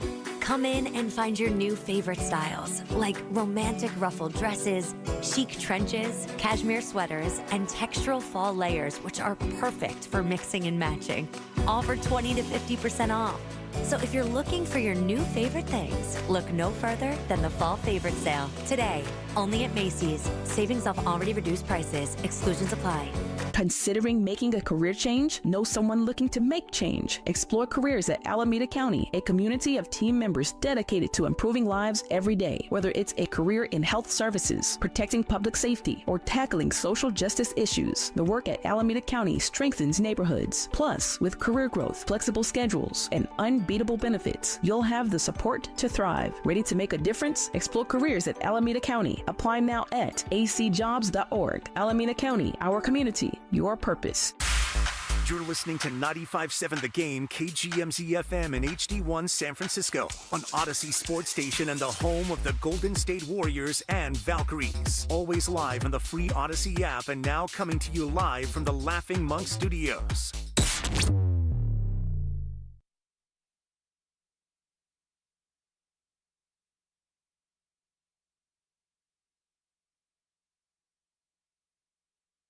Walk in, and my wife answers the door. She says, "What did you do?" I said, "What are you talking about?" I said, "What are you talking about, honey?" She said, "It's everywhere. People are calling." I said, "What are you talking about?" "You know, the rant." And I looked at her and I said, "Oh, that." You play to win the game. Now, back to Willard and Dibs on 95.7 The Game. Yeah, I like the next thing he said, too. He said, I look at my wife, I'm like, was it good? She's like, yeah, Exactly. It was good. I'm like, oh, yeah, it was, Herm. It was really good. You should see how many people on our YouTube chat and our Boxer and Gerson Work Injury Attorneys text line. Everybody's like, I put my helmet on right now. Let's go. No doubt. I'm ready to play. Some people, and Herm is one of them, they just have that unbelievable knack. And they can inspire you even when they're not trying to and you weren't looking for it. We didn't ask Herm to come on and give a guru speech. No. We just asked him to come on. Let's talk some ball. And you talk ball and you talk old ball and he walks you through it and then he tells you a story and then he tells you about the huddle. And, men, it's about the huddle, the importance of the huddle, not only in football, but in life. It's like, Herm, I want to get my team together right now during the break, Grandy and Ken, and we'll get Lucas in here from, where his house and get everyone together. Let's just huddle up. Get you a good huddle now. You get yourself a good huddle. And he let out a few nows, which was good. Oh, my God, it's amazing. I don't know if this went through your mind. He gets going, and I'm like, I need my son to hear this. I got to play this interview for my son. Yeah. We got to get into a huddle tonight after dinner. We're going to get into a huddle now. No doubt. We're going to get into a huddle. We're going to do this. We can handle anything in this huddle. I told Grandy like 2/3 of the way through and talk back. For those of you not in the business, there's a button we can push to talk to the people on the other side of the glass without it going over the air. Right. And I just said, can we keep him? Like, seriously. Not just for a second segment, but can we just have Herm? 71, and he still has that same undeniable energy and the love for life. And he's teaching, like you're saying. Yeah. He doesn't even do it on purpose. He's just being Herm. Just talking. And he's inspiring and teaching, and you learn about football and you learn about life. Oh, speaking of talking, that was so good. So good. Speaking of talking, you think Brock will? I do think he will talk. Okay, yeah. I want to let everybody know. Well, that's interesting. Then you think he's playing Sunday? I don't know what he did at practice today, but he practiced. He did a little more than yesterday, but still warmed up as QB3.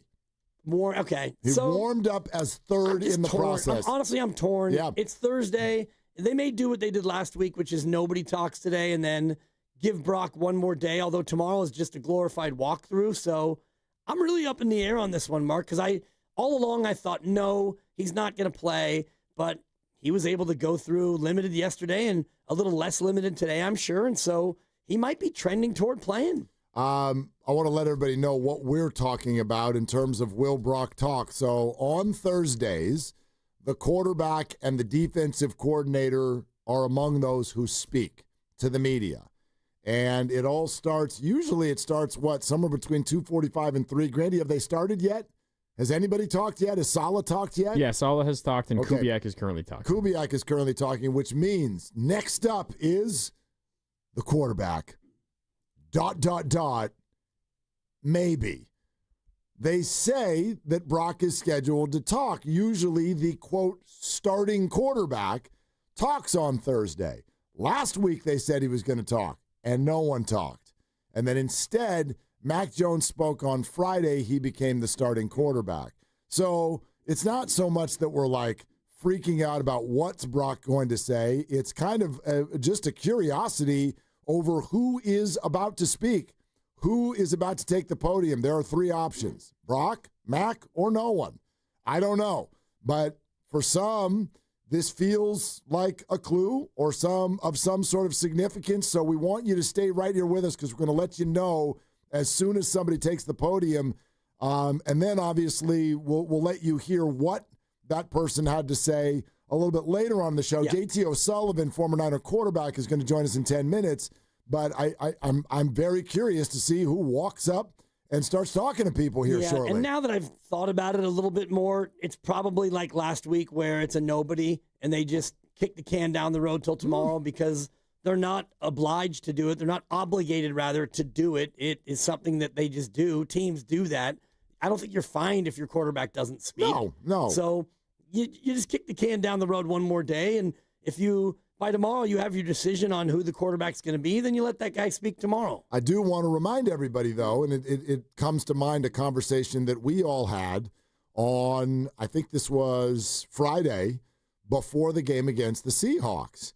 And I don't think you should dismiss who is speaking in front of microphones when they're injured. Because remember, Christian McCaffrey left practice on a Thursday with a calf injury. The world freaked out for an entire day, all of us included. And then Christian McCaffrey welcomed reporters to his locker after practice on Friday when he worked out only on the side on his own. But he welcomed reporters to the locker. David Lombardi was one of those reporters. He then called our show right afterwards, and he flippantly was like, Christian's playing. Right. And all of us were like, how can you be so cavalier? How can you say that? And David was 31 touches later. David was absolutely right. And our curiosity simply not with what Christian was saying, but with that he was allowed to talk. Yeah. Professional sports teams don't often put injured players out there to speak. So I do think there is some measure of significance to what's about to unfold. And this always reminds me of the thing you pointed out with Steph Curry 3 years ago when he joined Steiny and Guru, even though he was injured. And so it was a sense that, he's close. He's going to be coming back, and he was close, and he did come back and play, and the rest was history. So it's just something I was thinking about earlier today. Yeah. Like, will he speak? Won't he speak? It might not happen till tomorrow, but the more you get closer to it, and hearing Herm, he described it perfectly, the idea of hurt versus injured. Yep. If you're hurt, well, most guys are hurt because it's football. Tackle football now. And if you're injured, then you don't play. So with the toe, we don't even know which toe it is really. We don't know how severe it is. When they throw out a 2 to 5 week timeline, the report was 2 to 5, which means 2 is closer to hurt. 5 is much more injured. Joe Burrow is injured. He's going to have surgery on his bad toe. It was a weird timeline to begin with. When you have a 3-week gap in your window, that's large, which I'll understand if somebody was like, oh, it's going to be like 7 to 10 weeks. In other words, it's like, dude, it's going to be a while. Right. So, like, there's a big gap. You don't normally see a 3-week gap that starts 10 days from now. You're like, it could be 2, it could be 5. Like, it could be mid-October. It might end up being 1. And some, and I know this is semantic, some have said, like, understand that this Sunday, it is 2 weeks. Now, they meant he would miss 2 games, but if he misses 2 games, he's actually resting for 3 weeks. I don't know, man. I don't know. I don't really want to even get into the whole semantics game. I'm not going to be mad at Ian Rappaport if he only misses 1 game or whatever. People heal differently, but the timeline in and of itself suggested that there was some mystery. Even to them, as to how long this was going to take. Well, there was mystery to Kyle as to what it actually was. You guys are going to call it turf toe and stuff. You want me to say turf toe? I can say it. Variant. It's a variant. That's the thing. Like, so I already hated that. Like that word. I don't know about you. It brought up PTSD for me. Like, from COVID. Yeah. Oh, we got a variant. And everyone's like, strain. Like Darth Vader music. Right. There's a variant on the way. And then they kept naming them different things. It's like, if it's COVID, let's just call it COVID instead of COVID 14BX or whatever the next variant is. It's like with the flu. Every year there's a new flu. Mm-hmm. You have the flu or you don't have the flu. Right. Okay? It's just the flu. Can we just umbrella it? But anyway, the 2 to 5 is kind of a random thing anyway because you don't know how somebody heals and you don't really know how severe. Like if you break your wrist, you cast it, and that's going to be 4 to 6 because that's what it is. we've had so many broken wrists in history. You know that the bone will take that long to heal. This is different. So we're coming to you live from the Laughing Monk Studios. Laughing Monk is righteously brewed in San Francisco. Also, the Sunnyvale outlet will host the Niners pregame. We'll tell you more about that throughout the show. JT O'Sullivan will join us coming up in just a few minutes. We're keeping an eye on the podium. And then also, if you've just been, doing what people do on a Thursday and like working and being busy and getting the kids places and things like that, the Mets won. The Mets beat the Padres earlier today. So, that's unfortunate. The good news is the Giants need to face Clayton Kershaw one more time. That's it. And then never, ever again. Because he's retiring. Tomorrow night will be, in fact, his final Dodger Stadium appearance of his career. And it appropriately comes against the San Francisco Giants. Yeah. I mean, good for him. Great career. And Great career. Holy obviously, smokes. First ballot Hall of Fame, but for the Giants and Giants fans, it'll be nice to not see that weird kind of leg action anymore. I hope they torch him the same way that they did last week, even though they lost the game. That'd be a great way to send him off. Yep. Bye, Clayton. How about 6 runs in an inning and 2/3? I got no emotions around that at all. We're sponsored by Moderna. JT O'Sullivan, former Niner quarterback, joins us next. We're checking in on Brock and Mac and Who Talks next on Willard and Dibs. mNEXSpike COVID-19 vaccine mRNA by Moderna has arrived. To learn more and find it near you, visit mnexspike.com. That's mnexspike.com. Hey, it's your boy Guru. Every time we put a rat on the table during our show, it's brought to you by Atco Pest Control. Atco Pest Control is a family-owned local business proud to provide pest control in the Bay Area for over 35 years. Atco uses natural methods to give you a peace of mind and keep your family out of harm's way. Quality pest control doesn't have to empty your savings either. Don't wait. Go to AtcoPestControl.com for all your pest control needs. They got you covered. Change is always happening. It's part of life. And when it comes to music, change is all around us. Songs are rewritten, classics are remixed, bands and artists come and go. Even our taste in music changes. Here at Xfinity, we know there's still good in keeping some things the same. That's why we want to do our part with a 5-year price guarantee on our internet. It means no matter what changes, you get 5 years of the most reliable Wi-Fi with our best equipment included for a price that stays exactly the same. Surprised?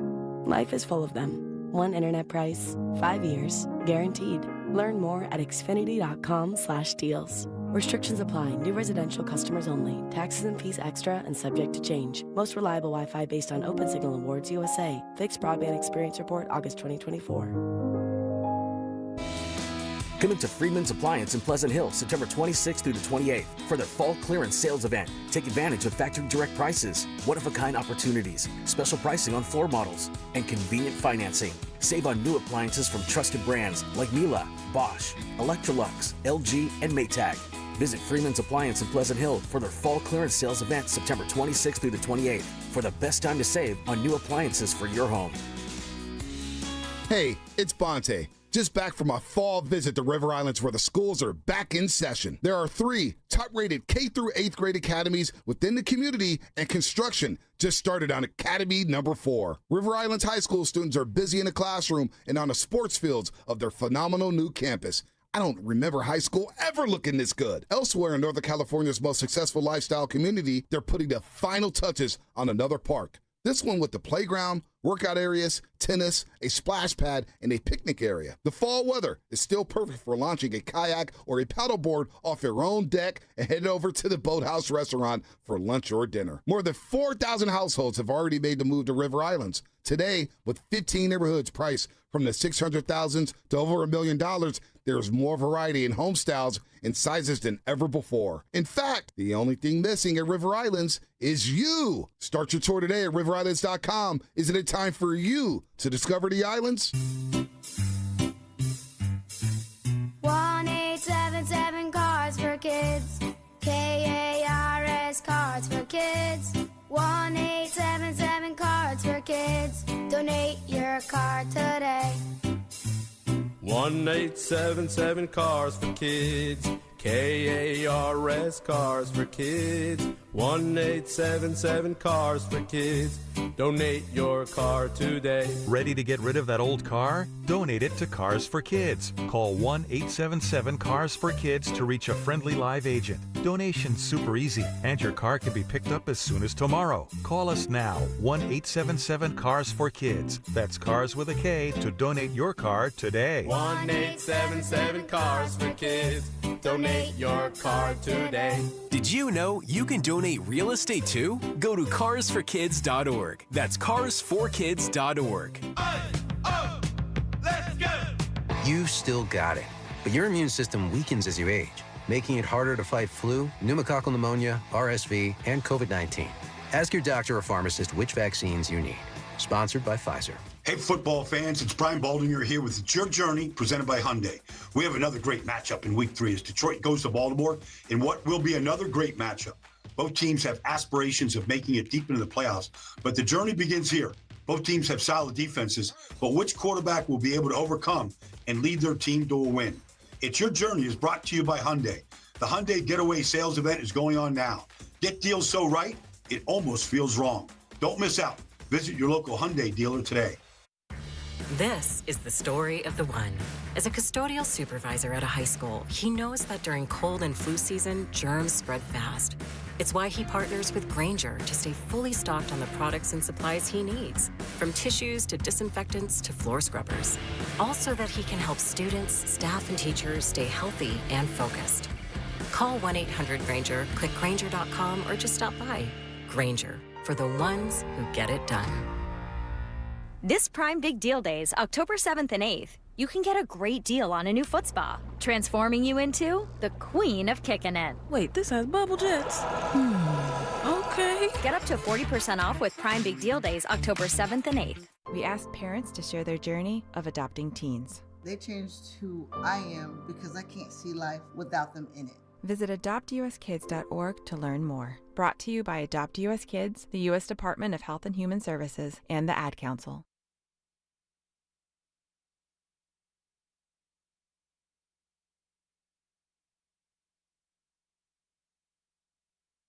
What did you do? It's everywhere. People are talking about, oh, that. Was it good? She said, oh, it was good. Now, back to Willard Dibs on 95.7 The Game. All right, we're trying to connect with JT O'Sullivan. Should do that shortly. This is completely off subject. This just I'm scrolling. Yeah, because that's what we do. That's what we do as human beings in life. Where are you scrolling right now? It happened to be on X. Okay. Not the drug. No. Some would say it's the same thing. Can be addicting. NBA Central threw out a hypothetical. Hypotheticals.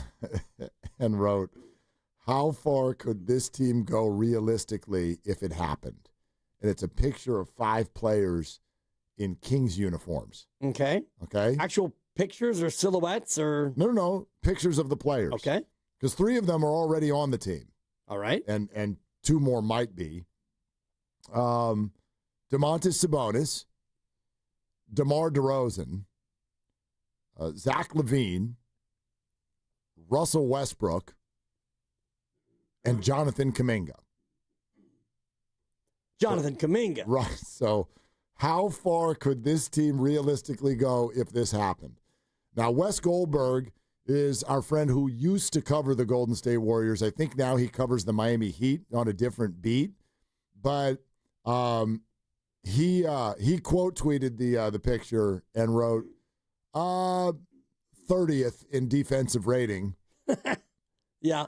So that one kind of gave me a little bit of a chuckle. Yeah. Look, there was a lot of Kaminga yesterday.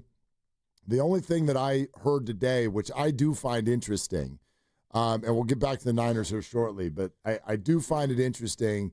Dalton Johnson said on the Dubs Talk podcast that Jimmy Butler recently called basically the powers that be with the team to sort of give, and again, I didn't get the sense it was like a what the for or a WTF, right. But it was like, what's going on? And I do find that interesting because what that says to me is even on the inside, and I don't know how this wouldn't be the case, there's got to be rising discomfort with the lack of definitiveness with your offseason. You've got a lot of things that are supposed to be happening, and they're not. Like Al Horford, I wonder if he calls every day and just says, am I a Warrior yet? Today? Am I a Warriors? No? All right, I'm back to the gym or back to the exercise bike or whatever. So, yeah, you get the Kaminga thing done, and then you start to check off all these other boxes, and now you know who the Warriors are going to be heading into the season. And right now, I can see where Jimmy Butler's probably wondering, like, what's going on here, guys? And also, the other piece of it is Jimmy Butler has been traveling around doing a bunch of other things. He doesn't strike me as the kind of guy who is that locked in anyway on the news cycle, on social media. Probably not. He's out there living his life. So I'm sure he's probably wondering, like, hey, have you guys signed Kaminga yet? I'm just wondering because right now I'm in Portugal hanging out, and because the guy goes everywhere. Yep.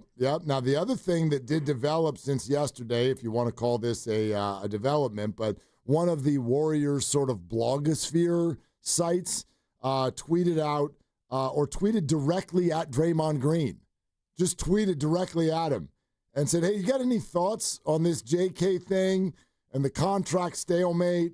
And seems like both sides have valid points. You got any thoughts? And Draymond responded. Just tweeted right back at him. And he wrote, negotiations are rarely easy, but they usually get done in the end. Well, yeah, I mean, they usually get done in the end. I don't know how many players they don't get done. And what Russell Westbrook is the name you threw out earlier, right? He doesn't have a team right now. And, you still have a couple of weeks to decide if you want to have Russ, if you want to pay Russ. So that's not the same as a negotiation, but they usually do get done. And I thought Draymond would say something like, yeah, Kaminga should just go over to his house and have dinner. Go to Lacob's house, have some dinner, and you'll get $100 million. Why does that get everybody so much? Oh, it doesn't. It doesn't bother me at all. No, but it's just kind of a funny thing. Yeah, like what? I don't know.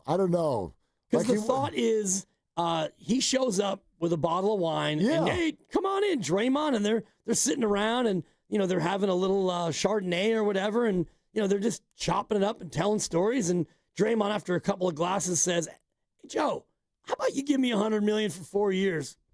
Where's my pen?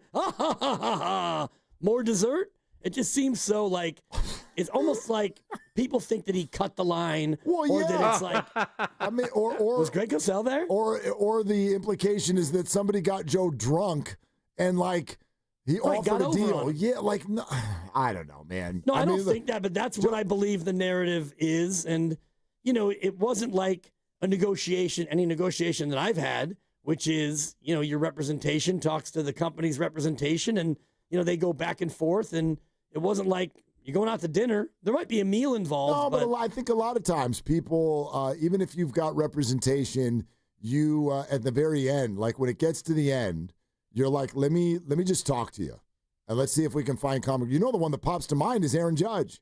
Like as the story went, Arson Judge signed with the Giants. Then John Heyman went through a period of embarrassment, and then we all went to bed. And then we woke up. I don't know how early or what kind of a morning person you are. At that time, a gentleman by the name of Kyle Madsen, who now works up in Sacramento, was our producer. And I got a text from him at like 5:10 in the morning. I don't know if he was already here or what was going on. But all he said, sometimes when there's something going on and you got people in your life and all they got to do, they don't even need to use all the words. He was just like, damn. And he sent it. Yep. And there was no context. Damn. And I woke up and you get the gunk out of your eyes and I looked at it and I went, crap. Yep. Where did Judge sign? I knew what he was talking about. Right. So then you go to the Twitter and all that. And the story is that they got to the end. The Giants were offering X. The Yankees weren't. There are representatives and general managers. And then Aaron Judge called Steinbrenner. He just called him. Dude, me. let's get this over the finish line. What do you need? Here's what I need. You give me this right now, I'm a Yankees for the rest of my life. And they said, let's do this. Done, yeah. All right. So it might have been something like that. I don't know, but it's not like the Warriors were planning to just completely move on from Draymond, but then someone had lasagna, and all of a sudden it's okay, and here's $100 million. Like, that's not my perception, at Mine least. either. And honestly, if you look at the contract he signed, you could think that it's an overpay because you think that Draymond Green is not as good as the Warriors, but $100 million for 4 years is probably not that bad of a contract for either way, and it's not anything that hamstrung them from going out and getting Jimmy Butler later. And it also makes me think about the Moses Moody contract, where that thing just came out of nowhere. It's like, boom, 3 years, 39, it's done. He probably could have haggled and got more. They probably could have battled and paid him less. But it was, you know what, 3 and 39. I don't know how much back and forth there was, but it was a deal that got done. Okay, stand by, because I do believe we have an update with regard to what we've been waiting for. Will Brock talk? Let's go live to Grandy. There is a quarterback speaking down in Santa Clara right now. Do you guys want to guess which one? Adrian Gonzalez. His name is Adrian Martinez. Adrian Martinez. I don't think former Padre and Dodger first baseman Adrian Gonzalez is speaking now. Nor was he a quarterback. I will guess. Ooh, there is a quarterback talking. I'll guess Mac Jones. I'd say the same, yeah. Yeah. Mac Jones is at the podium right now. Okay, there you go. It doesn't mean that Brock can't play Sunday. No, it doesn't. It just means to me that he's not going to play for sure. If he would have talked today, that would have been a signal to me that, oh, he's playing. And I think I said that on our text thread. Like, if he talks, he's playing. The fact that he's not talking doesn't mean that he's not playing. He still could get better and ramp up and still play. But I doubt it. I do doubt it. Like, yeah, as you said, tomorrow is a glorified walkthrough, which I think is a little bit of an understatement, but not a lot. You know what I mean? Like, it's a practice. They will do some things. But my sense is, based on a few things. First of all, you've had 2 practices where you participated, but you participated as the 3. Okay? Which even behind Adrian Gonzalez. And Adrian Martinez and various other Adrians. All the Adrians, yeah. My wife's named Adrian. I know. I don't know what she was doing today. And I don't know how many people even knew that because we call her Supper. But anyway, point is that Brock has been operating as the 3, plus when Jennifer Lee Chan and Matt Barrows both questioned Kyle Shanahan about it on the conference call, it struck me when Kyle was like, yeah, he's got a chance to play. You know, and Jennifer's like, is he progressing? He's like, well, clearly, because he didn't practice at all last week, and now he is practicing on a limited basis this week. So he's progressing. Then out of nowhere, and not out of nowhere, but Barrows asks what I think is kind of an intricate thought. And he goes, is there a chance that he operates as your emergency QB3 this week? And just so everyone knows what that is, that's not a normal, active, rostered position. It's a new rule that basically is because of Brock Purdy and what happened in Philadelphia a few years ago. So you can have this QB3 that's not on your active roster but can come into the game if QB1 and 2 both get hurt and ruled out for the game. So he says, could Brock operate as that this weekend? And Kyle had a very definitive yes. And it struck me at the time. I'm like, ooh, that was a hard yes, because Kyle's been doing the questionable concern. He's been like, I don't want to give you definitive about the injury for 2 weeks now. And so that struck me.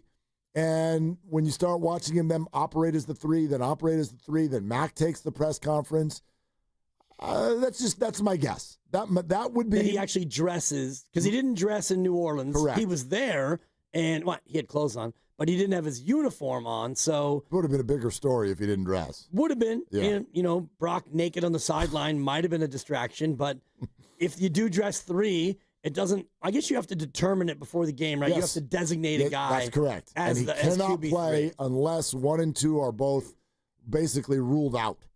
Like, you cannot, if QB3 comes in, 1 and 2 become deactivated essentially for the rest of the game. And you wouldn't have him be QB2 because at that point, you might as well have him be QB1. Right. So you'd only have him be QB3 out of absolute desperation, just in case you you had the worst case scenario happen. And yeah, that would be a weird one. If he's QB3, you might as well just have him be in street clothes. I mean, you're really just having him have his uniform on as an absolute emergency. Well, no, you got to be ready. But you didn't have that in New Orleans. You just had 2 quarterbacks. Right, because he wasn't QB3. Right, but you didn't even find another quarterback and roster him for the day and throw him in there. Imagine if Martinez were to get hurt and then then you tell Brock, go get your pads on. What are you doing in the meantime? If you're QB3, you wear your uniform. Of course, and you have to be ready. Yeah. And, had they had a QB3 that day in Philadelphia, they'd probably still lose because, QB2 went out there and when he got hurt, you had nobody, but already things were kind of slipping away when you lost Brock that day. Depends on who QB3 is. Don't forget who was smiling on that sideline, having a great time without his uniform on. One Jimmy Garoppolo. Oh, handsome Jim. He was. Yep. Still is, according to some. Smiling or good looking? Both, yeah. Both. My sister still sends me all of his Travis Matthew advertisements every week. Oh, this one's my favorite. Oh, wait till you see this one. I mean, dude, some I can't even remember the shop. They put out a commercial about having basically it's a rich Italian sandwich. So they're like, you need to come here if you want a rich Italian. And it's just the whole thing is it's Jimmy and then this other woman who I don't even know who it is. But the implication is that they are rich Italians. Gotcha. And you could be a part of a rich Italian sandwich. There you go. And Jimmy doesn't say a word. He just eye candy. Sure. So that's what Jimmy's doing now for a living. Well, and he's just keeping an eye on Matt's back. Matthew Stafford's back. And so far that thing's been holding up through 2 games. But, I'm sure Jimmy Garoppolo is at the ready. He's been a backup before many, many times. So, anyway, that'd be my guess. Right now, if you were handicapping it, Mac Jones gets another game. Brock Purdy operates as the emergency QB3. And the spread, I think, has climbed, right? I heard the guys earlier saying it's at 2.5 now. Up to 2.5, I do believe. I'll get you an up to the minute. The number right now is, 2.5. 2.5. Okay. And in fact, 2.5 at minus 120. It's threatening 3. Threatening 3. Threatening 3, which is interesting.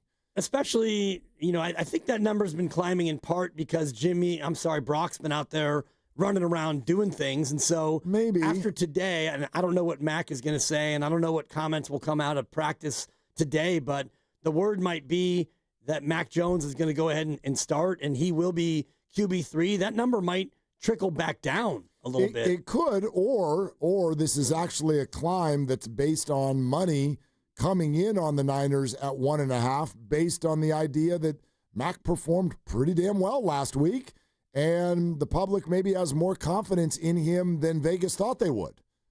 And there's a Niner tax. There's a Niner tax. But I would agree at 1.5. I think that number in a way is too low. You get 3 points for being at home, right?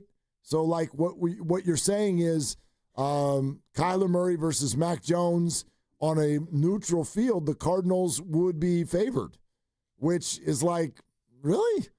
Again, I'm not you know me. I'm going to take largely the same opinion that I had last week into this week, with the only caveat being it was great that he performed once, and so does that up the likelihood that he can do it again? Sure, but new opponent.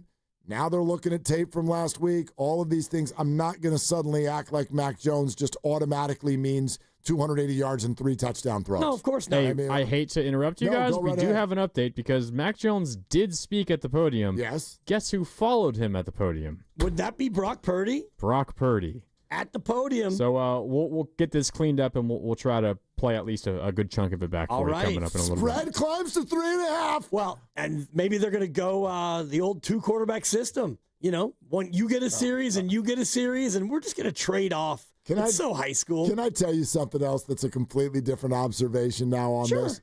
Kyle Shanahan and the 49ers are absolutely playing chess so far this year with the way they're navigating the injuries, and what they say, and how they are sort of holding their cards. Just masterclass. Everyone lost their mind about Christian. He hasn't missed a damn snap. Now the Brock Purdy situation, you're not going to pin them into a definitive situation. And I think they're doing that not to mess with us. I think they're doing that to mess with their opponents. I think they're doing that because that's just the reality of where they are. Yep. And tomorrow when the injury report comes out, he'll be listed as questionable. Sure. Questionable concern. And then come Saturday, we'll all wonder it's questionable about concern. What he's going to be. And on Sunday, if it's a 1 o'clock game, I think by 11:30, they're going to have to put in that piece of paper with your active roster, and he'll be listed either as a guy who is QB1 or 2 or QB3. And at that point, we'll know that Mac Jones is getting the start. We might know. Possibly. Though some of us have this habit on Saturday nights. I don't know if you've adopted this habit. I do this. This is part of the sickness that we have, NFL fans, multiple fantasy leagues. Adam Schefter's Twitter is always active. It's always definitive. But it's never better than Saturday around 11:30 p.m. That's when you go to Adam's Twitter, and he will tell you, largely, who's going to be in and who's going to be out. And if you want to know before you go to bed, because maybe you're one of those people who likes to sleep way in on a Sunday, or maybe there's a London game or something that's coming at you at 6 a.m. If you want to know who's in or out. And by the way, sometimes his tweet will be, we don't know yet, true game time decision. Questionable. Yeah. Pre-game workout. We'll tell you then. But there would be a list. This person is expected to play. Sure. This person is not expected to play. And he usually gets especially the key figures in there.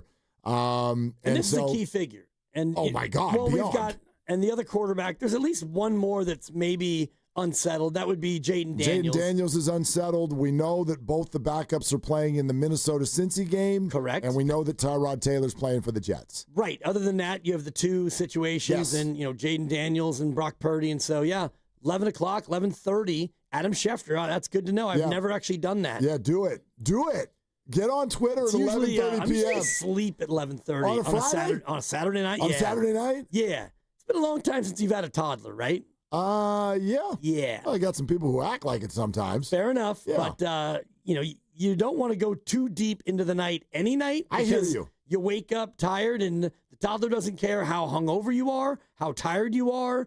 If you were looking at Schefter's Twitter at midnight, Mama doesn't care. Yeah, you know me. I'm not doing a hangover, so we don't have to worry about that. Right. But I will tell you, it's not that you're more tired than me. I am also exhausted every night. You have like 5 jobs and 3 kids and a bunch of problems. By 9:30, I'm ready to go to bed. The problem is I don't.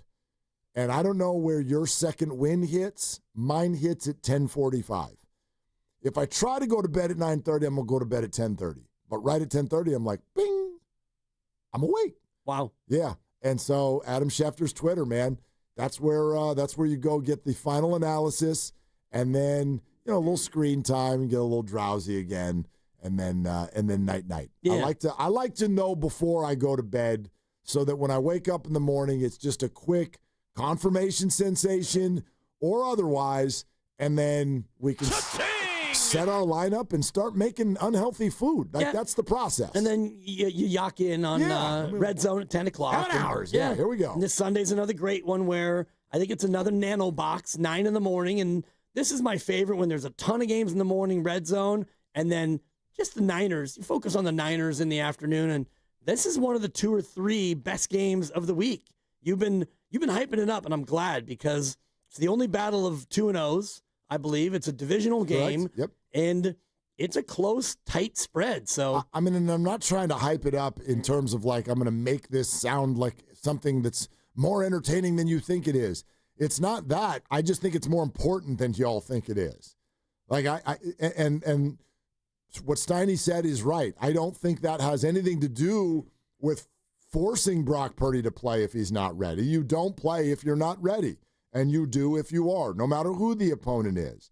But a little bit uncomfortable for me, the tone that I hear from a lot of people with regard to Cardinals week 3, whatevs. there's a lot of that out there. Like, we could be 2-1, and that's still like, that's great. We're on, and yeah, Herm said it. There's a lot of football left. Yeah. I didn't say it's a death blow, but wow, the gap between 3-0 with 2 division wins versus 2-1 where there's a different 3-0 division team that beat you in your building. I find that to be a very large gap early in the season. It's a gap, and it's just you play them twice, and you only get 6 divisional games, and you probably won't go 6-0. If you go 6-0 in the division, you're going to win the division. You and I did this exercise earlier in the week about last year the division winners and what their record was, and they all had the best record within their division. So that's the way that goes. Boxer and Gerson work injury attorneys text line helping us out. There is one other 2-0 versus 2-0. Rams and Eagles. Oh, thank you. Rams That's right. and Eagles is one other one. We're brought to you by Fremont Bank. Here for you, here for good. And if you want to hear what Brock said at the podium when he did talk, we will have that coming up for you next on Willard and Dibs. One of the greatest bands in rock history, The Who, present The Song Is Over, the North American Farewell Tour. See Pete Townsend and Roger Daltrey, The Who, live in the Bay Area, performing at Shoreline Amphitheater September 21st. Get tickets now at livenation.com. The Who, for the very last time. The song is over.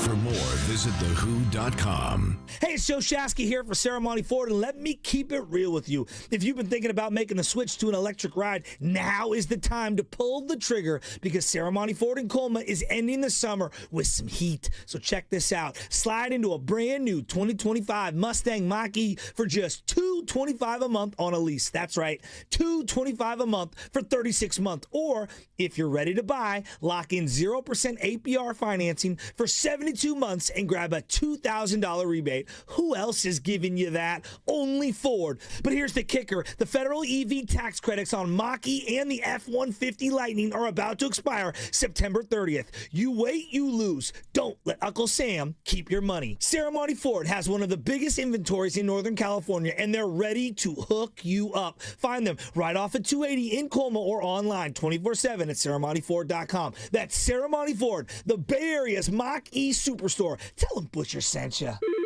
You hear that? That's the sound of your business losing money. Legacy phone systems weren't built for today's teams. OpenPhone gives your business a smarter way to stay connected. OpenPhone lets you manage calls, texts, voicemail, and contacts all in one place so that you and your team can deliver a seamless customer experience from ring to...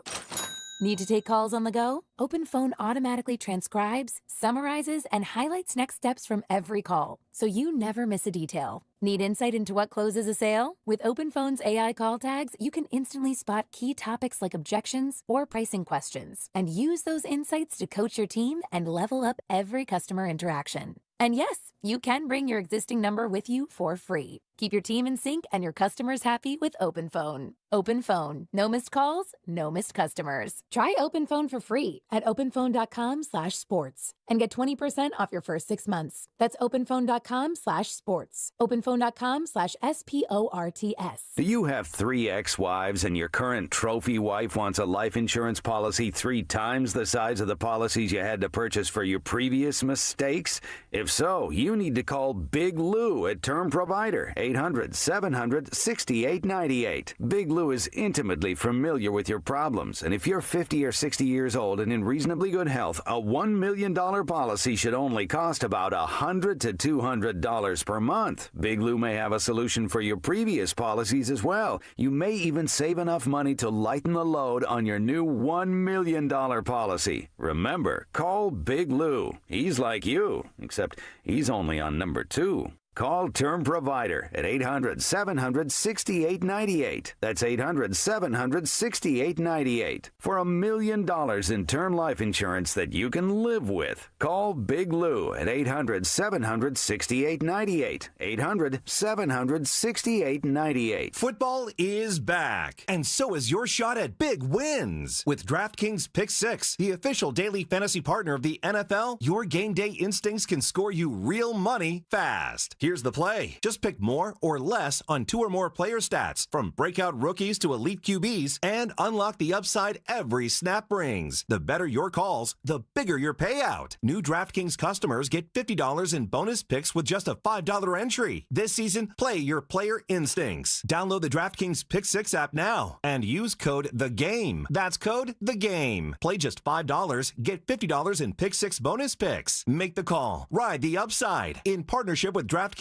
Pick 6. The crown is yours. Gambling problem? Call 1-800-GAMBLER. Must be 18 and over. Age and eligibility restrictions vary by jurisdiction. Void where prohibited. 1 per new customer. Bonus awarded as non-withdrawable Pick 6 bonus picks that expire in 14 days. Limited time offer. See terms at pick6.draftkings.com/promos. You know your customers. Ralph likes his coffee black on Fridays, but Mondays he takes a little cream. Jennifer comes in every 3 years when her lease is up to get the newer and better model. And for some reason, pepperoni pizza sells like crazy on Friday nights. Who knew? At Odyssey, we have the expertise to get your media plan done right. With ads like you're hearing right now, to targeted social media campaigns, search engine optimization, and location-based advertising. Advertise with Odyssey and help us grow your business. Visit ads.odyssey.com. This is the story of the one. As a maintenance supervisor at a manufacturing facility, he knows keeping the line up and running is a top priority. That's why he chooses Grainger.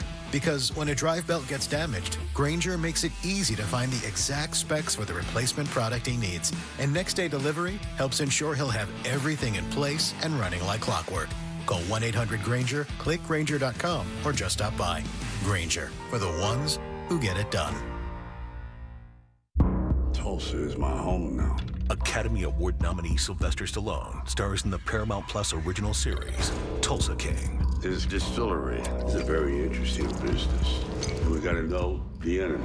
From Taylor Sheridan, co-creator of Landman. What are you saying? I'm a rat!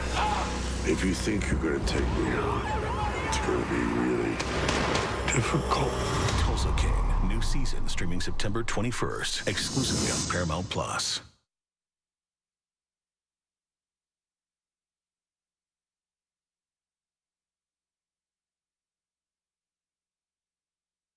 Now, back to Willard and Dibs. It's Uncle Scott from Sundays. We got a lot of touchdowns to watch together. On 95.7 The Game. You have no idea how often that gets played in my house. It's constant. It's Uncle Scott. It has not slowed down yet. Not at all. Week 3 in the National Football League is only hours away. And I got 3 announcements to make before we hear from Brock Purdy. The first of which is to let you know where you need to be this Sunday before the Niner game. The tailgate destination sensation is Laughing Monk Brewing in Sunnyvale. Good time in Grandy, where our pregame show starts at 10 a.m. Lo Neal and Evan Giddings will be there. They'll do the talking. You do the fun part. Games in the parking lot, great food, drinks. That's your place to watch all the early games. And as Dibs said, it's a nano box. Yep. So that's how you start. But if you're going to the game, we encourage you to come on by before and join for the pregame party, and then take the shuttle back and forth for just $25. It's right down the street. Go to 957thegame.com, click on the kickoff show link, and you can get your spot on the shuttle now. Laughing Monk Brewing is at 1235 Oakmead Parkway, right near the stadium, and it's awesome. Love the food there. We've had a great time there, so our group will see you there. That's announcement number 1. Announcement number 2 is just for fantasy dorks like myself. Jalen Waddle is in tonight. Wide receiver, Miami Dolphins. Jalen Waddle was questionable with a shoulder, didn't even need the pregame workout. He is good to go. And my sources on the scene say a large part of the game plan tonight. Do what you want with that. That's not from me. That's from my sources. Jalen Waddle is in for the Dolphins tonight. And then announcement number 3, and this might be what I am most excited about. Announcement number 3 is that tomorrow at 10:30 in the morning on Steiny and Guru's radio program, Aaron Turner will join.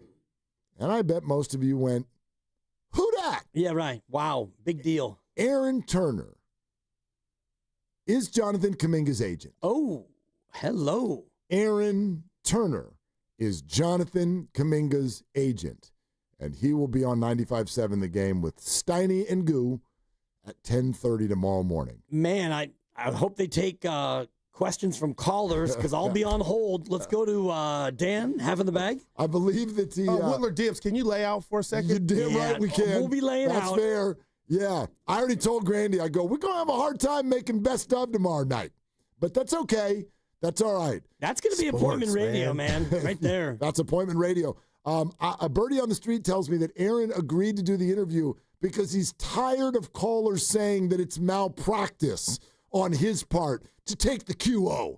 He would like to discuss this with the people of the Bay Area. I'm looking forward to hearing all of his answers to the obvious questions and the ones that are less obvious. Like, what's going on? Like, did you guys really turn down $35 million last offseason? Is Jonathan really mad at the Warriors? Do you want to be here? How set are you on this player option for the third year?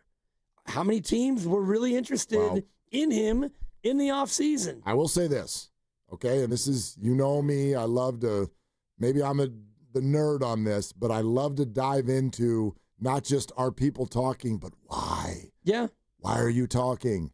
And I will say, from my years of experience in media, the fact that Aaron Turner agreed to do this is not the best sign for the state of negotiations. I think it's a sign that there are things that have been thrown out there that are being received as facts that he wants to refute. Yep. Whether it's this $75 million contract offer, which is the latest scuttlebutt, or Jonathan's going to play it and trust himself, and all the things that we think we know, Aaron Turner is a lot closer to it. And so he's going to give his side, which is, it's a side, but look, he's in on it. The bottom line is, Bay Area, this is as close to a Jonathan Kaminga interview as you're going to get until this thing is over. This is as close as you're going to get to what would Jonathan say. And what does Jonathan feel? So far to this point, basically Anthony Slater and a couple other dialed-in people are as close as we've gotten because he's invited them to come watch him work out and talk to them, and so they can kind of put out what Jonathan's side of the story is, but we haven't gotten anything like this until now. So we're going to get Jonathan's side to the story, and there's a reason that Aaron Turner has decided now is the time that we would like to get this out in the public, and he's doing it here with Steiny Guru, and that's awesome, and I cannot wait to hear what he has to say. Yeah, I mean, this may be a long interview because there's a long list of questions that they're going to ask. Yeah, we're going to check with Aaron before it starts. I know you're coming on at 10:30. Do you have anything to do prior to noon, or can you just hang out for about 90 minutes or so? We'll see. So Aaron Turner tomorrow, Jonathan's agent, at 10:30. But right now, Brock Purdy. Brock Purdy, we did this whole thing, which QB is going to talk, and wouldn't you know it, the 49ers are like, both. It's reminiscent of when Jim Harbaugh was like, who's starting, Alex Smith or Colin Kaepernick? And he's like, we're going to go with Colin and Alex. We're going to go with Colin and Alex. I'm like, Jim, you can't start two. But both of them spoke. Mac spoke, and then Brock spoke, and this is the question and answer that took place. We talked to head coach Kyle Shanahan, and I asked him what the conversations were like between you and him, and he just said, it's day-to-day, how is he feeling? So how are you feeling? Yeah, I mean, exactly that. It's been a day-to-day thing this week, and I feel like I'm happy with the progress that I've been making with my foot and toe, and so more than anything, it's just going to be a day-to-day thing on how I feel. Nothing really more to that. So. Was it indeed the play you kind of scrambled out to the left and got tackled as you were going toward the sideline that you heard it? Like, how did you when did you start feeling it, and how much worse did it get as the game went on? Yeah, I mean. I think it was just accumulation of certain plays and different moments in the game and stuff. So, I think I finished the game, and it was more so like the adrenaline cooled down, and I was like, all right, something's wrong with my toe here, and obviously you go in, get an MRI, and you get a diagnosis and all that. So I didn't really know until after, but obviously you go throughout a game and you get hit and go through certain things, but. My mindset's always been like, I can play, and you got to really take me off the field for something serious. But if I can walk and jog and throw a football, then I'm good to go. So like that was more so my mindset. And like I said, I didn't feel it till after. So. Did you let them know during the game that there was at least something that was bothering you in some way? Yep. Would you play this weekend, or do you still need to wait and see how it feels in a day or two? Definitely just got to see, come game time, how I feel. It's not – obviously I want to play every game, dude. Like, I want to be out there. We only get 17 regular season games, and every game matters, especially a divisional, going against Cardinals. So if you ask me, I'd love to, but, I mean, I'm trying to be smart with my body here. But you never know. We'll see when the game comes. Brock, have you ever dealt with a toe injury? And if not, do you have, more appreciation for the importance of the big toe? Yeah, I've never dealt with a toe injury, but yeah, it's crazy. Just talking to receivers and skill position guys that, you hear them go through a toe injury or whatnot, and then they go, no, dude, it's one of the most painful things regarding, because you use your toe, you use your feet, in every little movement and stuff, and you got to be explosive and go in and out of cuts so yeah, I definitely have a new perspective and an appreciation for making sure that your toes are healthy and it's everything. So your shoulder, is that still an issue, or is it at this point not an issue? No, it's good. Yeah. Obviously, it affects your mobility. How does it affect your ability to throw a football?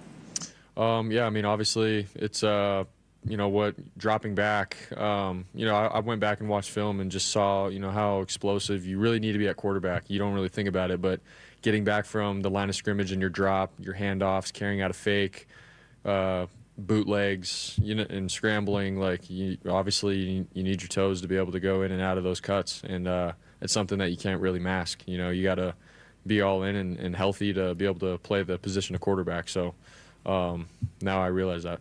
You have to wear a steel plate under the toe, Brock, or have the footwear adjusted? And then my other question is, are you pretty glad you escaped what Joe Burrow's got? Yeah, I mean, I think the orthotics and cleat footwear and stuff, we're going through that right now. But yeah, there's been guys that wear, the steel foundation that can help out with your toes and whatnot. But yeah, there's that, and then obviously, yeah, what happened to Joe sucks, man. And so I'm fortunate, that I don't have to have surgery. But I don't really know what else to say, man. It's just unfortunate. When you're watching the game, are you going through the reps that Mac's going through mentally, emotionally? How are you approaching that? During the game or practice? During the game.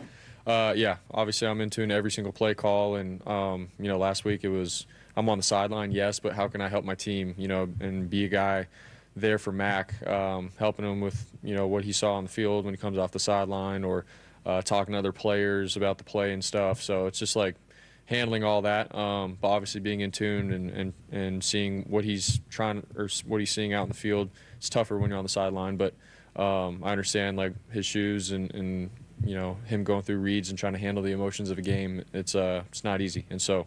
Obviously, I want to be there for him and my whole team as a whole. All right. Thank you, guys. Thanks, guys. Okay, thanks, guys. We'll react to that in a sec. Brock Purdy, who spoke today after Mac Jones spoke, starting quarterback, speaks on Thursday. Both of them talked. Last Thursday, neither. This Thursday, both. I love it. I just love it. You're listening to 95.7 The Game. KGMZ FM at HD1 San Francisco and Odyssey Sports Station, and the home of the Golden State Warriors and Valkyries, always live on the free Odyssey app, coming to you live from the Laughing Monk Studios. What'd you make of that? Game time decision. And the one takeaway was, I'm going to have to see how it feels when I get out there before the game. And you were mentioning earlier that at 11:30 is where you have to submit your actives and your inactives officially. They got a 1:25 game, so I don't know if it still is 11:30. No, it's not. So it's probably noon it's then. Well, yeah. 90 minutes before. Technically, a little bit before noon. So if fine. It's a 1:20. Yeah, 11:55. Just hearing him talk, the fact that he talked at all, and then hearing him talk that, they're already working through footwear and orthotics. They're already trying to, figure out what might be comfortable, what might be supportive, what might work for him from a shoe standpoint, and him saying, yeah, I got to wait until I get out there on game day and see how it feels. So 1:25 kick, you get out there probably at 10 o'clock and you do your first little run-around session, and if he feels all right, he's going to play. Correct. I think Brock's going to sit this week. That's likely. I'm going to put this here's how I would phrase, kind of what I think the 49ers are doing, what I think Brock Purdy is doing. I think that, because you always have to go into anything in life with a plan, but then be open. Like you've got a young daughter, right? I would argue that you do this every single time you leave the house. Every time you wake up in the morning, you've got a plan, but then we're going to be open to go a different way. And that could be because the school calls, or go back a couple years. It could just be because we're about to leave and she just filled her diaper. Every day. Every single thing. So you have to have a plan, but then be flexible and open for it to go a very, very different way. And I think that's what the Niners are doing here. And the plan is to start Mac Jones, but be flexible to be ready to go a different way if things progress rapidly over the next 72 hours or so. Again, this is me guessing, but I'm guessing based on what I'm hearing. There's one specific part of his sentence when he's talking about whether or not he's going to play that kind of stands out to me. And let me reread the quote. We just heard him say it, but here's the quote.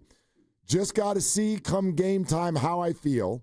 Obviously, I want to play every game. I want to be out there. You only get 17 regular season games. Every game matters, especially a division game going against the Cardinals. So if you ask me, I'd love to, but I'm trying to be smart with my body here, but you never know.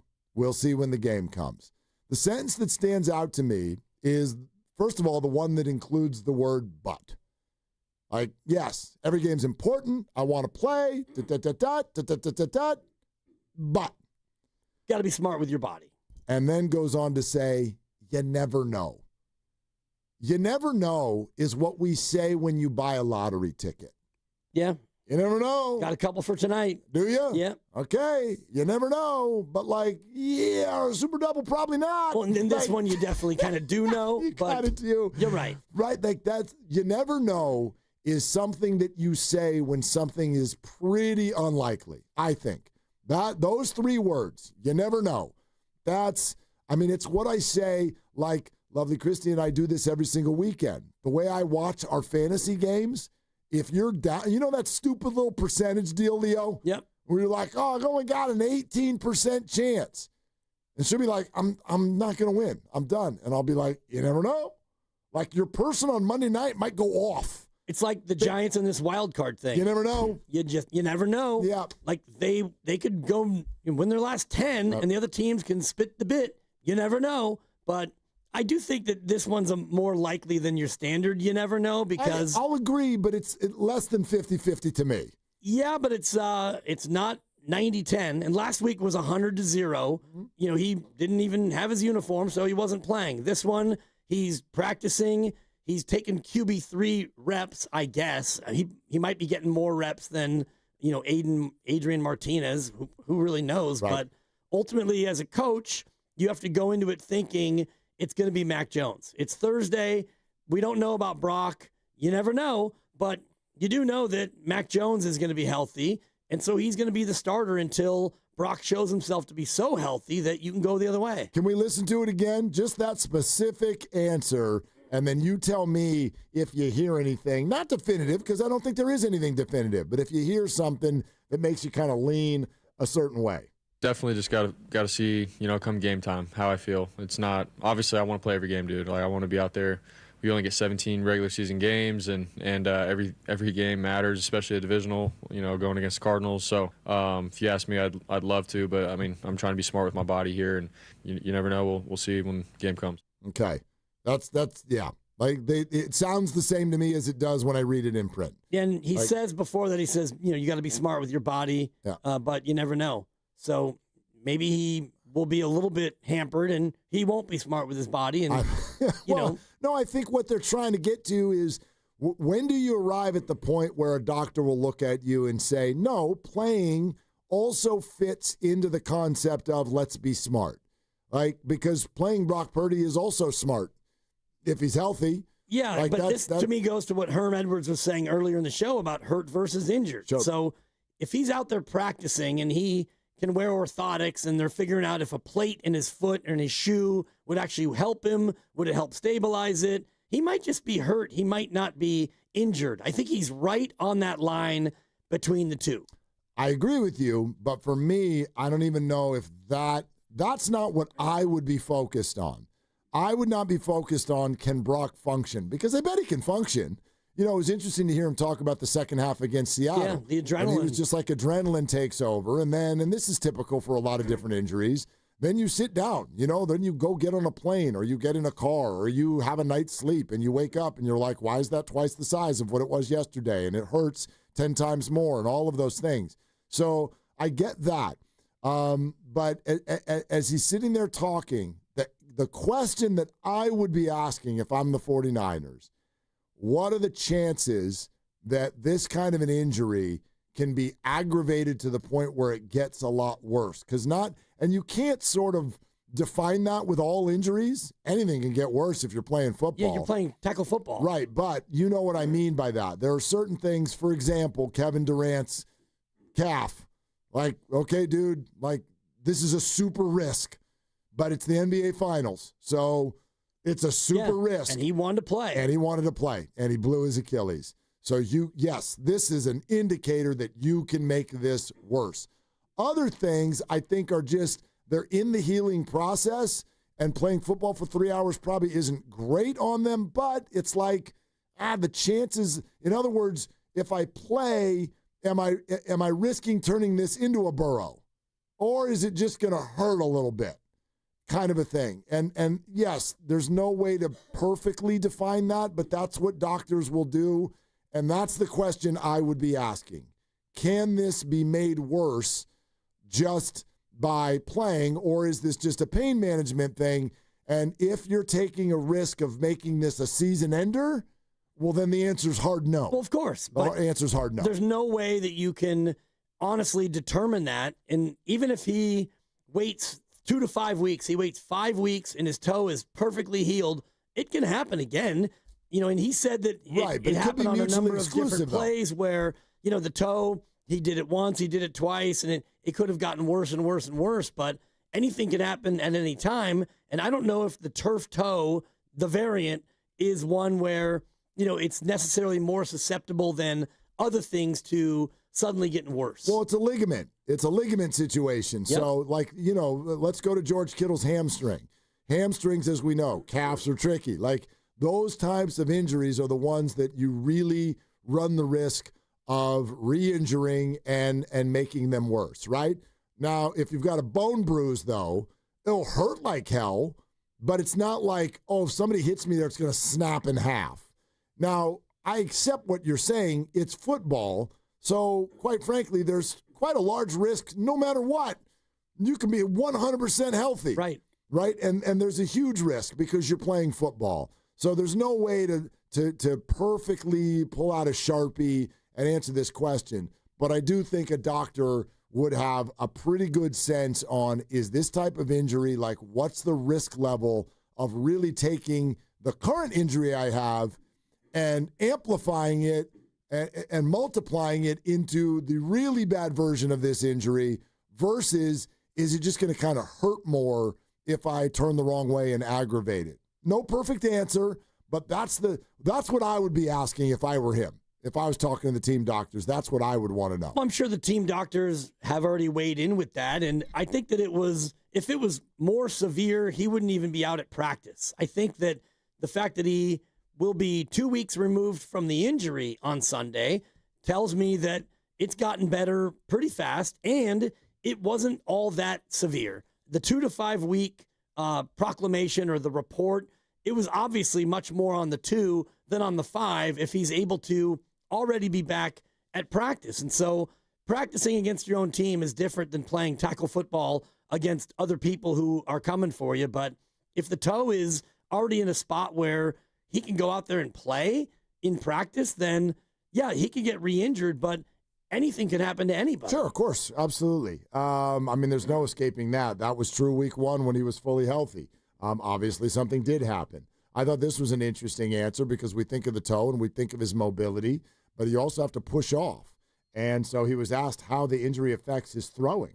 I went back and watched film and just saw, how explosive you really need to be at quarterback. You don't really think about it, but getting back from the line of scrimmage and your drop, your handoffs, carrying out a fake, bootlegs, and scrambling, like you need your toes to be able to go in and out of those cuts, and it's something that you can't really mask. You got to be all in and healthy to be able to play the position of quarterback. So now I realize that. Okay, so I thought that was super interesting because I think that there was something going on in the second half there in Seattle that he didn't like on film.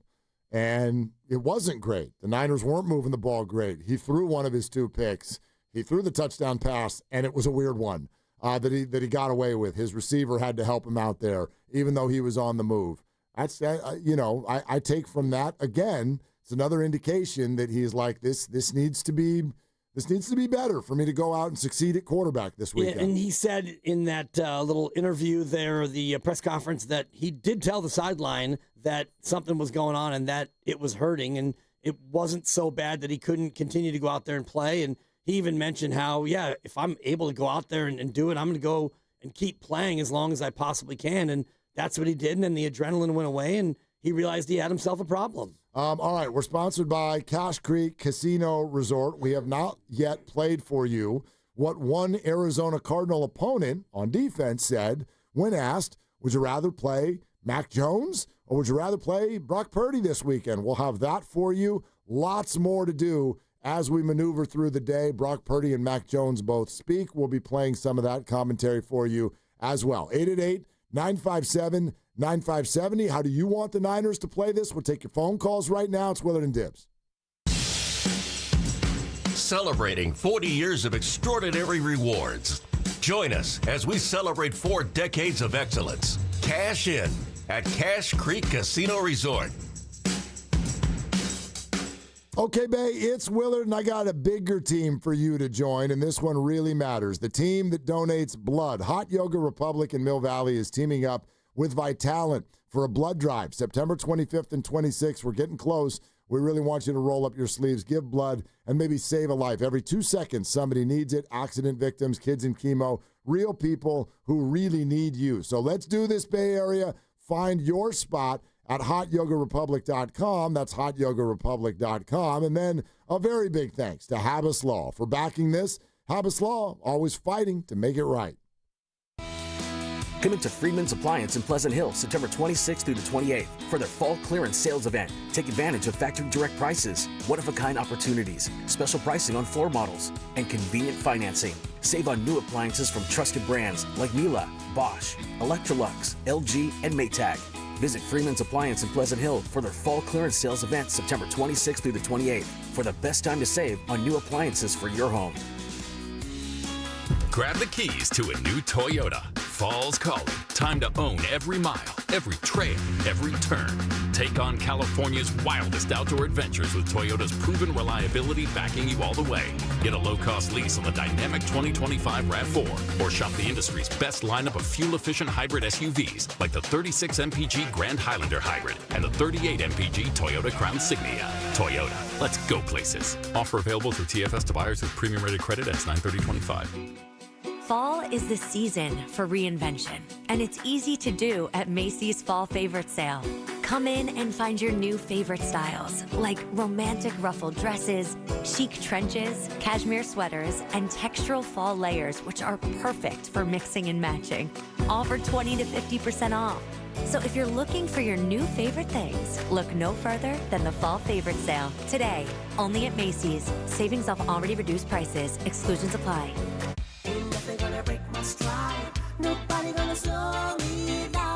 Don't let pneumococcal pneumonia break your stride. If you're 50 or older, you're at increased risk. So be proactive with Capvaxive pneumococcal 21-valent conjugate vaccine to help protect against invasive pneumococcal disease and pneumonia caused by certain types of pneumococcal bacteria.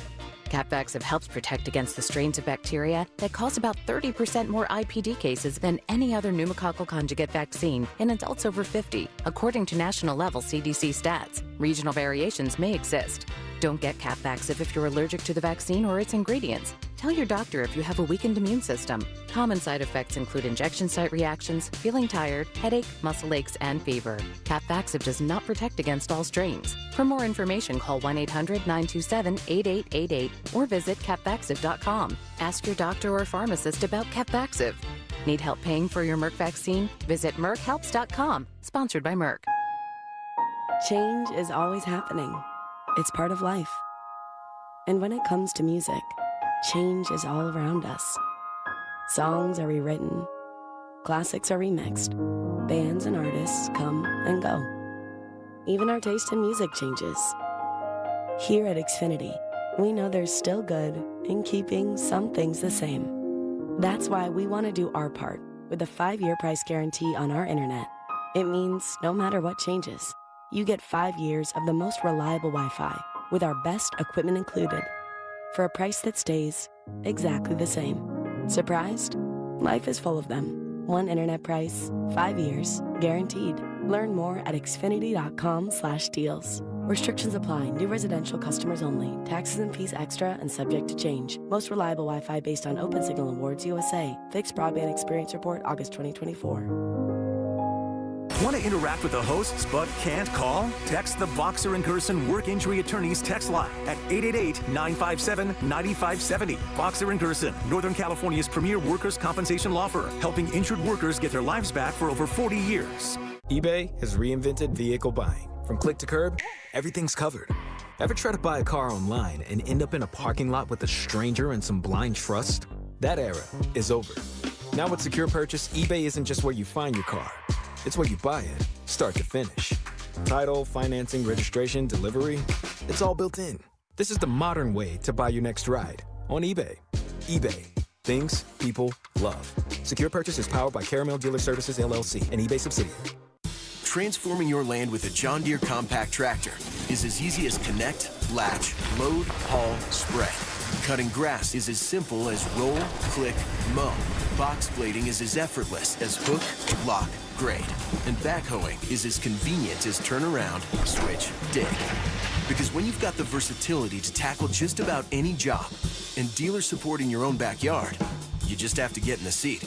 Find the right compact tractor for you at johndeere.com. Cloudy, cool, and breezy tonight in San Francisco with a low near 60. Weather brought to you by Robert Half. Our recruiters' expertise and award-winning AI will find you the skilled candidates you want. At Robert Half, we know talent. Visit roberthalf.com/talent today. Thank you to the Violet and Black for their record-breaking first season in the Bay. We can't wait to see what's in store for next year. Tune in to 95.7 The Game for everything Violet and Black. Brought to you by El Camino Health. Our strength, your health.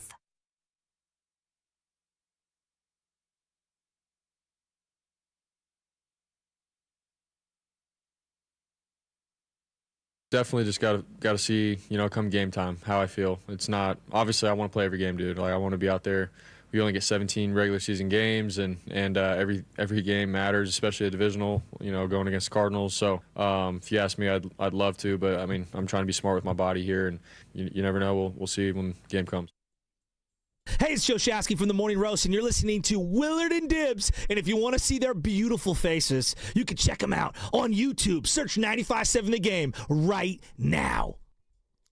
It's kind of funny that we would have Joe Shasky mention seeing the beautiful faces because we're ready to roll on YouTube. Yep. We that took a little maneuvering here during the break, but you look great. Well, thanks. You look awesome. In case you were hearing YouTube. a high-pitched, whiny, squeaky noise for about 6 minutes. That wasn't you. No. And, me? No. Oh, it was, you weren't hearing things. No. Nor was it me. No. And we think we Neither fixed of those it. things. We think we got it rectified. For now. And we fixed it in the me sort of way, which is just like... It's a bit of an upset. Yeah, just shake things and move, and then hopefully it stops. Yeah, and don't go about it in any technical sort of a way. That's right. So, anyway, I just Grandy. called Tim Jordan, and then it immediately fixed itself. Dude, he's a powerful human being. He's like... that's like Star Wars. Remember when these aren't the droids you're looking for? Totally. Like it just... Hey, camera, this is not the noise you're looking for. Stops. Or like Harvey Keitel in Pulp Fiction, the wolf. I'm sending in the wolf. That's basically, for those of you who don't work here, that's the Tim Jordan. He is the wolf of Odyssey San Francisco. He is. He's part of our wolf pack. Yeah. And I'm sending in the wolf. That's all he had to say, my friend. All right. Get on over to YouTube or just keep listening or however you're listening. It all works for us. Glad you're with us.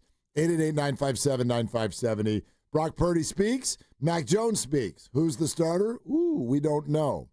And neither do the Arizona Cardinals, which I do think is part of this.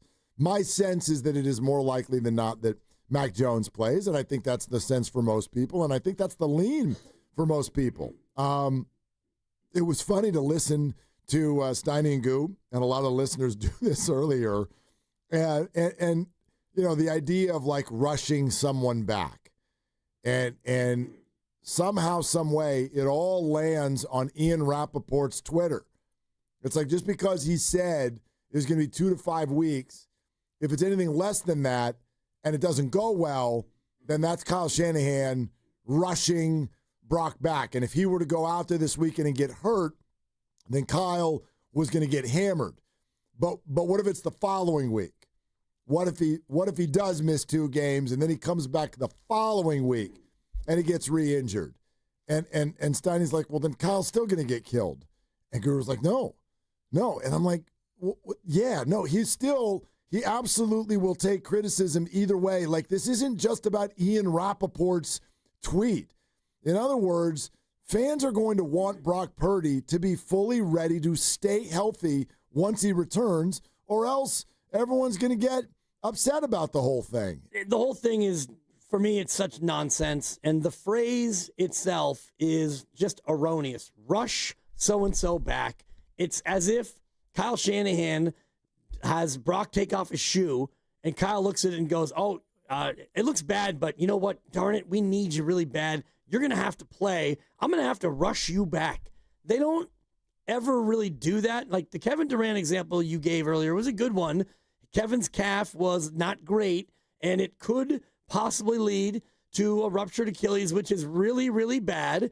And Kevin Durant said, I'm going to play. It's the NBA Finals. And he got hurt. That doesn't happen very often. And usually it's a medical team consulting with the coach, consulting with the player, and it's week 3. So if Brock Purdy's toe is bad and he can't go, they're not going to play him. And if his toe is pretty good, they're going to play him. No one's rushing anyone anywhere. No, but there's I get the idea. No one's rushing anyone, but the idea of the push-pull of could I play? Yeah, I could. Was that a smart thing to do? And then combine that with, oh, by the way, are you your best self? Because I don't want to get into this with anybody about Mac looked just like Brock, so Mac is like Brock. And I've seen every single one of your fakakta messages that you've all sent today that Brock is going to hurry himself back because he's worried about losing the job. Footsteps, Mark. He's hearing footsteps. Got 265 million reasons to be completely comfortable with his job status. Somebody beat the Saints and we're doing this? Stop. Absurd. And I know most of you who are saying that are literally just doing it to troll. So that is not part of this conversation, not even in the slightest. But what I do think goes on is players want to play, and players want to play really badly. You heard that from Brock. He's you only get 17 of these. You don't get so many of these. I really want to play. But if the player himself is saying, I got to be smart, I don't want to push this too much, if he's saying that, realize that everybody else around him wants to be even more conservative. To me, it's always the player wants to play more than anybody. And I get it. The team wants their best players to play and all of that too. And I know if you go back a number of years in the NFL, it kind of used to be the other way around, where teams were just like, yeah, dude, there's actually no such thing as concussions. Right. So you're fine. Here's some smelling salts. You get your bell rung. Yeah, there's a little dirt. Rub that on your face and get back out there and play. Those days are over. And how many times did Herm Edwards literally say to us, you have to protect the players from themselves? Yeah. So if Brock is already I might not be able to play, I got to think the team and the team doctors are even further in the conservative direction. That'd be my guess. Yes, and they're going to do what's best for Brock. The doctors especially, Kyle Shanahan, they're going to do what's best for the player in week 3. Big game, battle of unbeatens, divisional game, blah, blah, blah. I get it. But if it comes down to where they don't think that he's in a good enough spot physically to play, he doesn't play. This is not the Super Bowl. This is not T.O. coming back in the Super Bowl and playing on a broken leg. Right. That's the Super Bowl. And your leg is broken and you're going to go ahead and play anyway. Fred Warner last year, fractured ankle. I can still, give it a go, and I could be at 80% Fred, and, it can't really get any worse. It's already broken. So he played through it for about 2 months or more, and it's what you do. You're a tough guy. It's an interesting question as to why. I mean, they were 6-11. Because you only get 17 of these, Yeah, but I mean, like at a certain point, and again, I know that even at 6-11, they were technically in it for a little bit longer than most 6-11 teams were. But once that Thursday night rainy Rams loss happened, and I think that was the game where Campbell walked off the field at the same position that Fred plays. 12-6. 12-6. We were there. Dude, we were there. You were out in the rain. I was sitting in it. I think I was sitting next to Grandy in the press box. Yeah, you were in the press box. Yeah. You were eating good food. I was just sitting there. Christy was sitting there. We're just getting drenched. There was a spider on the glass on the outside of the press box that was in my my eye line, and I was so annoyed. Why don't you move? Because it's my seat, my press seat. Yeah, but you could, even if you just move to the left. It was only when they're on the left side of the field. Like, if they're down at the 20, I'm looking, and then there's a spider just kind of hanging there. I'm like, this is so annoying. I wish I could just open the window, but that's move, spider. 10-inch thick glass. Spider didn't move. It was raining. You didn't want to be out in the rain. No, or maybe actually he loved it. It might have been refreshing, but he's like, I got Puka on my fantasy team. I'm locked in. You know what I mean? He's watching the game. But anyway, Fred played 17 games last year. Why? Why did he play after they lost to the Rams? It was over. Because he's a football player. And this I've is got a what major they do. bromance with Fred Warner. Yeah, he's a nut job. And you talk about, could the toe get worse? And I was just immediately thinking about Kyle Juszczyk, where he got a concussion. And we know that with concussions, even if you get cleared, you go through the protocol, you've got a concussion, you're more likely, especially in the near term, to get another one. Oh, well, and yet you're more likely for the rest of your life. Right. And this, I'm sure this is not his first concussion. I mean, the guy plays fullback.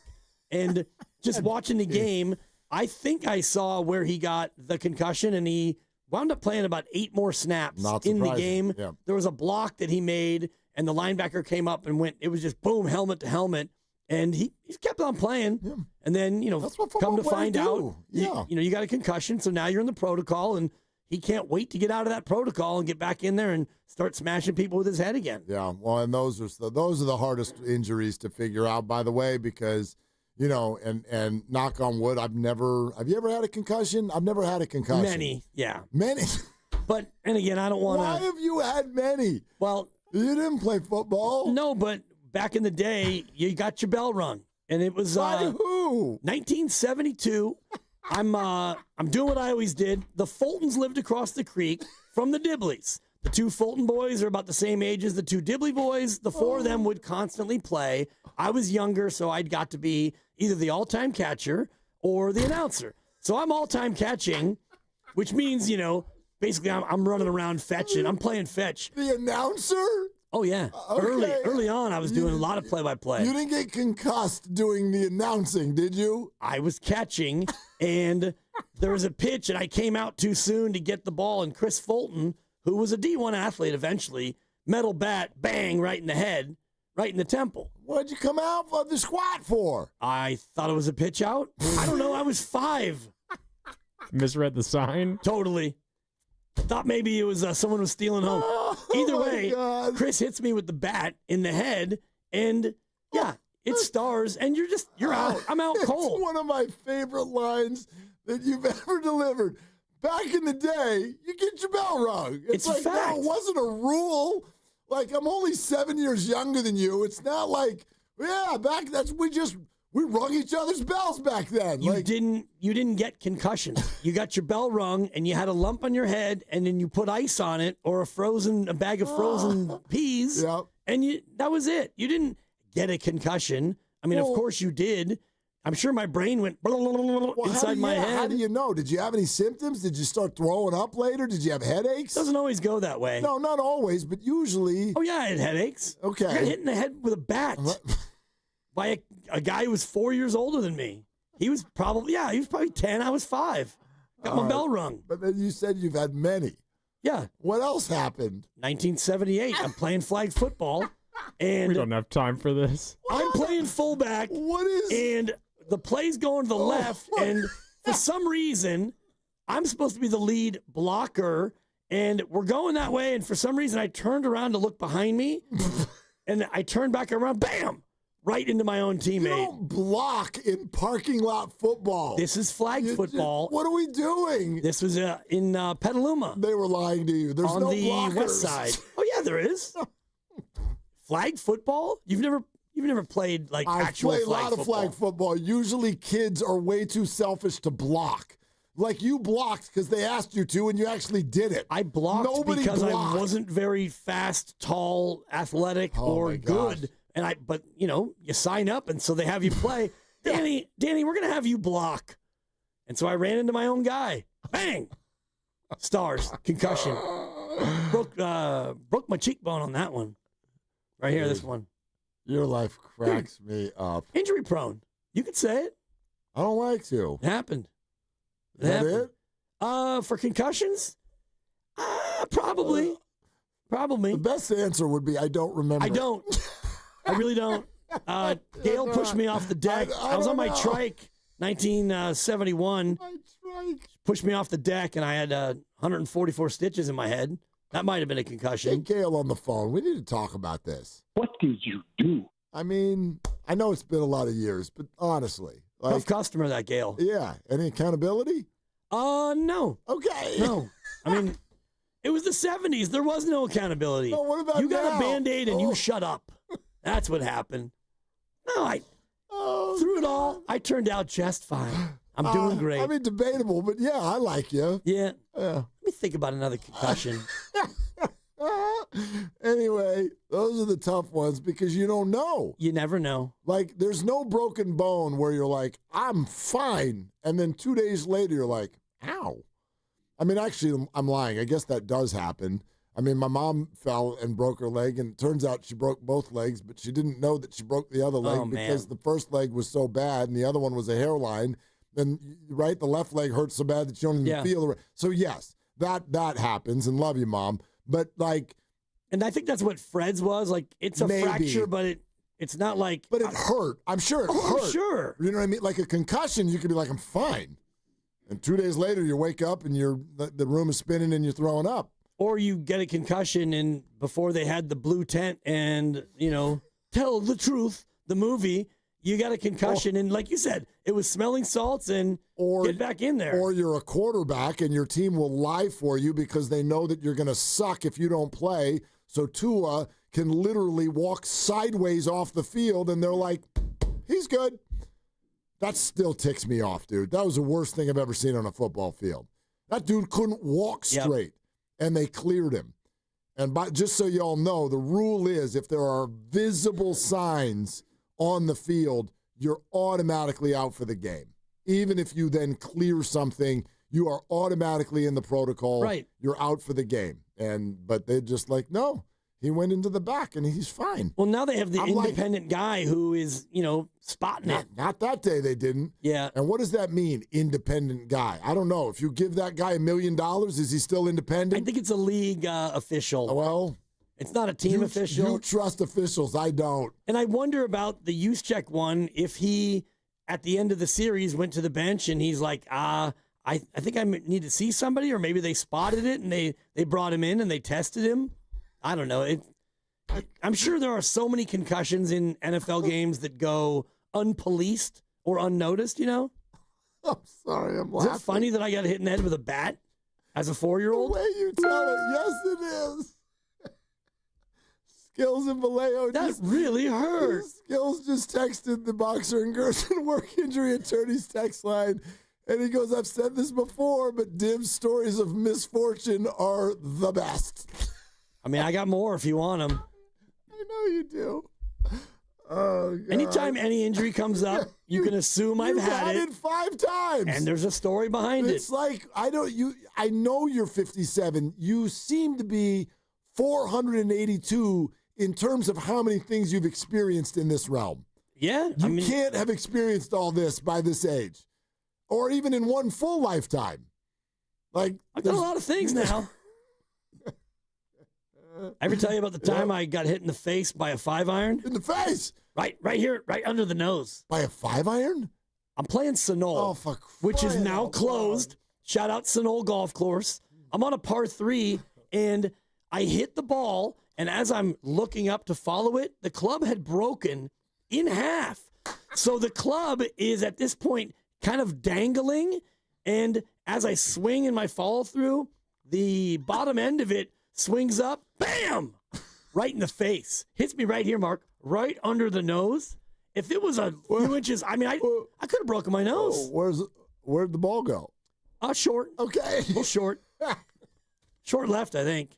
Got up and down. You did? Nice par. After I kind of bled out on the tee box. Oh, God. We were playing the blue tees, but suddenly we're playing the purple tees. I've broken my nose before.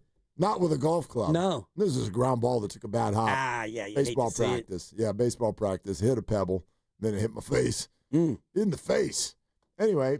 Chipped a tooth playing baseball. Here. Calais Campbell was asked if he wants to face Mac or Brock. This is from NFL Network. You want a truthful answer? The truthful answer is I'd much rather play against Mac Jones. and that's not a shot because Mac is a first-round talent, and he can do all the things.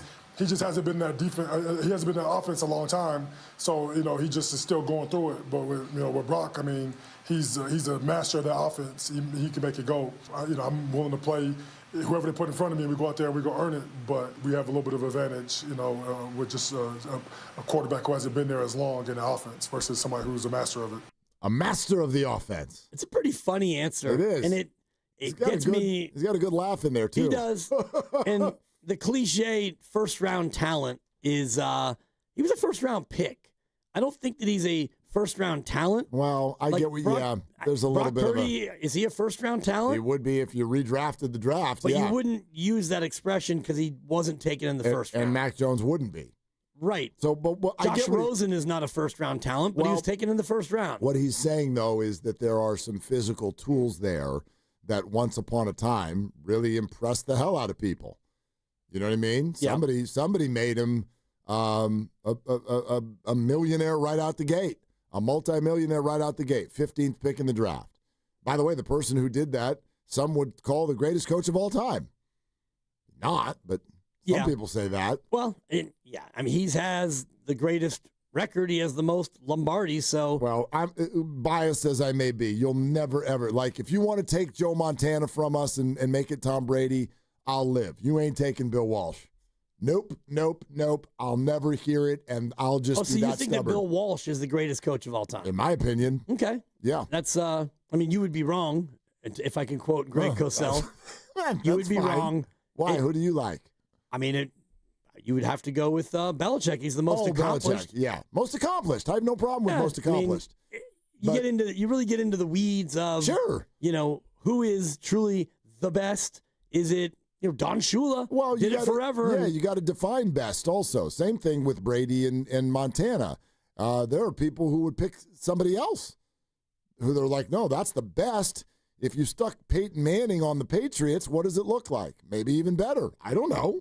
And it might be, when all things are said and done here in 10 years, it might be Patrick Mahomes. Because I did the statistical comparison of their first, I think, 8 years, and it is remarkably similar, except Mahomes is a little better. Yeah. And they each have 3 rings. I think that we could also, a sane person could sit here right now and go, I think the shine might be about to wear off Patrick Mahomes. I mean, if you do want to dive into stats, he didn't have a good year last year. If you want to dive into stats, he's not having a good year this year. And the reason it matters this year and didn't matter last year is because last year they won anyway. Except for all of us, I think, will sit here and agree, boy, the way they won those games last year, not terribly sustainable. There were some breaks in there. All those one-score games, and now they're on the losing side of them early, and they're 0-2 for the first time in his career. I'm not saying that there's no – Patrick is great. Patrick's Hall of Fame candidacy is already over. It's already over. But he is being personally outshined right now by Josh Allen and Lamar Jackson. Not by team yet. Right, and Not he by was team yet. he was last year too. But outshined. Yes. And yet his team went to the Super Bowl. But if this year they say miss the playoffs and Lamar or Josh goes to the Super Bowl, there'll be a new conversation, even if it's just once. Of right now, absolutely. They've got a lot of resume to build before they even sniff that conversation. I mean, it would be interesting right now to go, okay, GMs, quarterback draft, go. He ain't going first overall. No, Josh Allen is. Yeah. And then So then what's your definition of best? Yes, he's way more accomplished, but if we all think Josh Allen's a better player, then who's the best? Well, he is right now as we sit, and he's got a better team around him, and that's part of the problem with Kansas City. Does he? Oh yeah, Kansas City, they're going through a little bit of a roster turnover. A great defense last year. Yeah. And the Bills don't have a receiving core to write home about. Well, we'll see tonight. Yeah. That's coming up. Oh. Ride the Dibbers. 9-1. Moments away. This Sunday, your tailgate destination is Laughing Monk Brewing.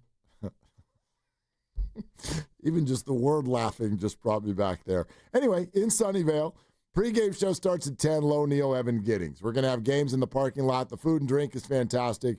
This is your place to watch the early games, and if you're going to the game, come on by before you go to the stadium for the pregame party, and you can take the shuttle back and forth for just $25. Go to 957thegame.com, click on the kickoff show link, get your spot on the shuttle now. Laughing Monk Brewing is at 1235 Oak Mead Parkway right near the stadium. We're also brought to you by Fremont Bank, here for you, here for good. Ride the Dibbers is next. Willard and Dibs. And it's Dan Dibley over here with more on Fremont Bank. It's a family-owned bank with the family-owned feel, and they are deeply committed to contributing to their clients' goals. And I want to elaborate on that because I am a client, and I went in there with some goals, and they helped me come up with a couple of new accounts to allow me to get extra interest on some of my savings. And it's just the type of thing a local bank will do for you. This local bank is the one that does it the best. They've been doing it since 1964. They started with one branch down in Fremont. They now have 21 branches throughout the Bay Area. They're an independent bank. They had opportunities to expand out of the area and buy other banks, but they want to stay true to their ideals and their goals of being a good local bank. Not like a big box bank, but a local institution that serves local people. You deposit your money with Fremont Bank, and they reinvest it right here into home ownership and businesses and many other things that make the Bay Area so great. I encourage you to go in. You'll want to switch. It's Fremont Bank, here for you and here for good. Coming to Freeman's Appliance in Pleasant Hill, September 26th through the 28th for their fall clearance sales event. Take advantage of one-of-a-kind opportunities at the Freeman's Appliance Fall Clearance Sales Event for the best time to save on new appliances for your home. Comcast Business High Five Hotline. What's the state of your excitement? I signed my business up for the 5-year price lock guarantee, and I can't stop high-fiving people. High five! Okay, deep breath. High five. You're in a good place. You signed your business up for 5 years at gig speed internet and advanced security, all on our ultra-reliable network. Gig speeds and advanced security? I'm so stoked. Yep, and you get it at a great rate that's locked in for 5 years. Woo! The high five is just your body's way of saying, I'm winning. So this is natural. High-fiving everyone you see in a state of business savings enthusiasm, totally natural. Sweet! Thank you! Thank you! High five, everybody! High five! The Comcast Business 5-year price lock guarantee is back, but only for a limited time, so sign your business up today. High five! Comcast Business, powering possibilities.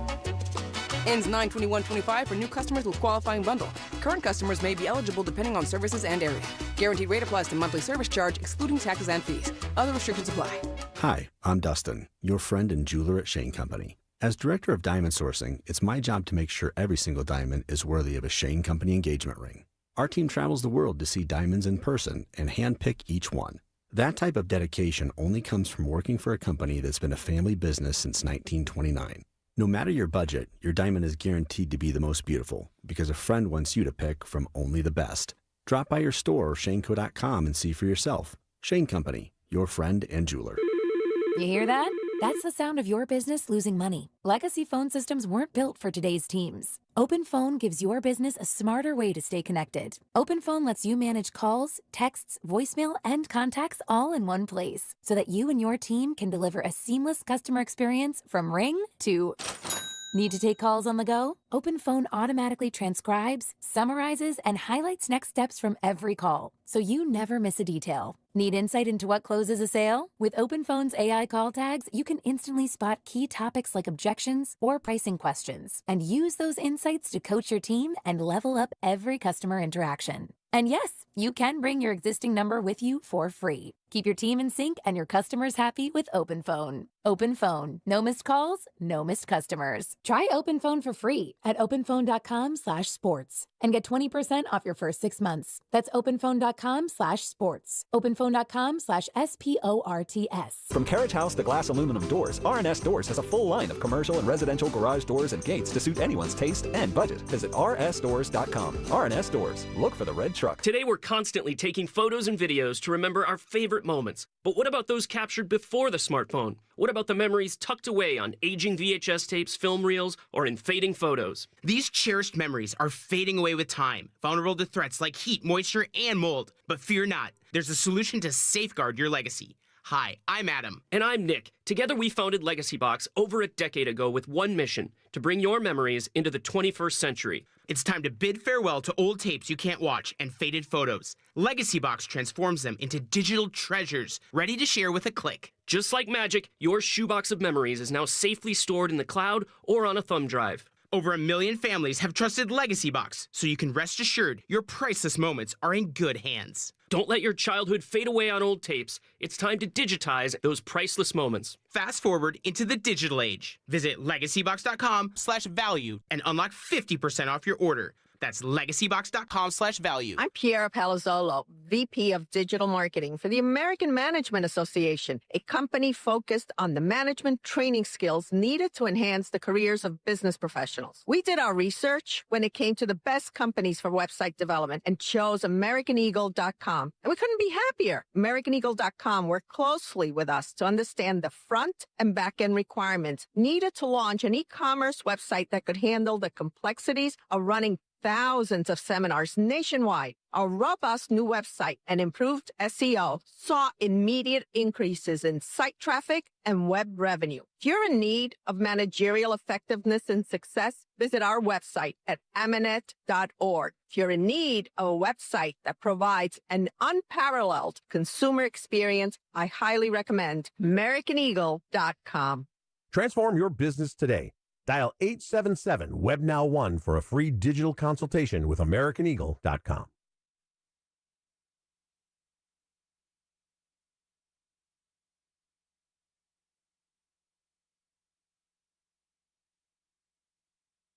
Now, back to Willard and Dibs. I'm not a doctor, so it's questionable. Questionable concern. All right. On 95.7 The Game. Boxer and Gerson work injury attorneys text line 408. Willard Mahomes is going first now. No, he's not. I mean, you can have your opinion. I have mine. Do you think that? Do you think if there was a mock, like take all the GMs in the NFL. Everybody's available. Everybody's available. First pick in the draft is? It's Josh Allen. I totally agree. Maybe someone, second. I don't. I think they would take Lamar. Yeah, I wonder. I mean, you've got a guy who's been to and won. He's won 3 Super Bowls, and all the guy's done throughout his career is win. There's absolutely no way to poke holes in what he's done. But if you're assessing the way teams do in a draft, where they're going, okay, I'm looking at skills, I'm looking at this, I'm looking at how I'm projecting. Again, you're bringing someone to a team that at that moment has no other players on it. So the idea basically is, like, what do you think the Chiefs would be over the last 7 years if Josh Allen were their quarterback? And that's kind of, I guess, what you're trying to project. I mean, Greg Cosell has been on our show the last 2 weeks saying that, a defensive coordinator told him that Mahomes is not that great with progression reads. You can also look around, you can look around at what's going on around players. Like the team that you've built, the Chiefs don't go to the Super Bowl last year without that defense. The defense was what made them good last year. I cannot poke holes in Patrick Mahomes. He's a Hall of Famer. He's awesome. But I'm also going to keep it real. Like, if you ask me right now who's a better player in this league, there are 2 players better. I bet I get a lot of people to agree with me who have the job of NFL GM. Yeah, and you can think what you want, and you can like who you like. I look at Mahomes and the things that he does in huge moments that a lot of other quarterbacks haven't done, and that to me that matters a lot. Whether it's him falling down and throwing it underhand or behind the back or whatever, all the wild theatrics that he goes through. He makes plays. I know. He makes winning plays in winning moments. We're going to do Ride the Dibbers here in literally a sec. I just like the famous Josh Allen, Patrick Mahomes game in the playoffs. And everyone's, Patrick beat Josh. It's like, actually, Patrick beat the Bills defense. Like, Josh didn't do anything wrong in that game. All he did was score every time he got the ball. And then Patrick scores every time he gets. It's just like the game week 1, Bills and Ravens. Did Josh beat Lamar? I don't look at it that way. Lamar did nothing wrong in that football game. Yeah, Derrick Henry fumbled. Right. So, anyway, speaking of the Buffalo Bills, I'm told that they're about to play a game. I'm told that it's a primetime game. Yep. I'm told my partner picks all the primetime games. I do, yeah. I'm told he picks them well. So far this year, yeah. 90% win rate. Let's ride the Dibbers.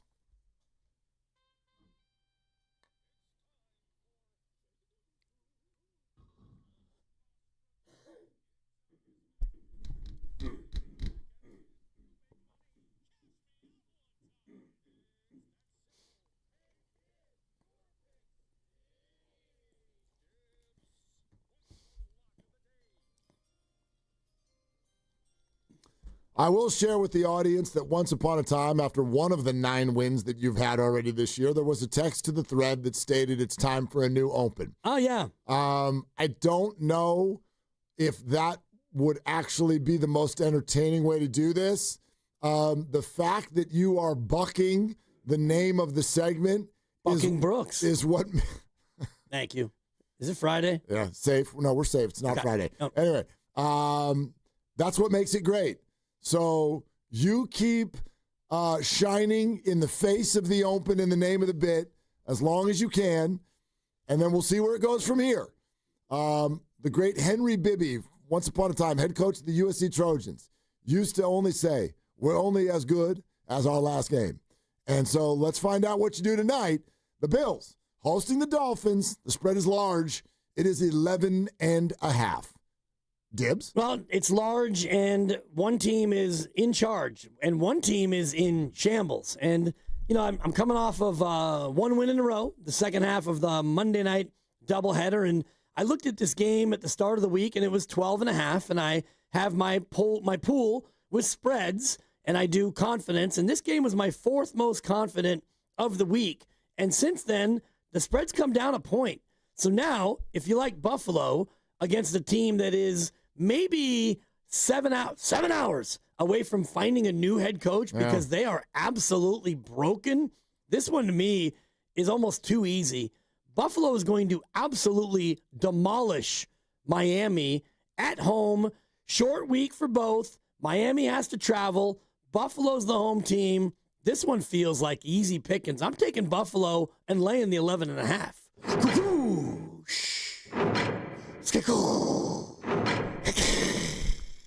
Now, Lucas is not here today. Lucas is the king fader. Yep.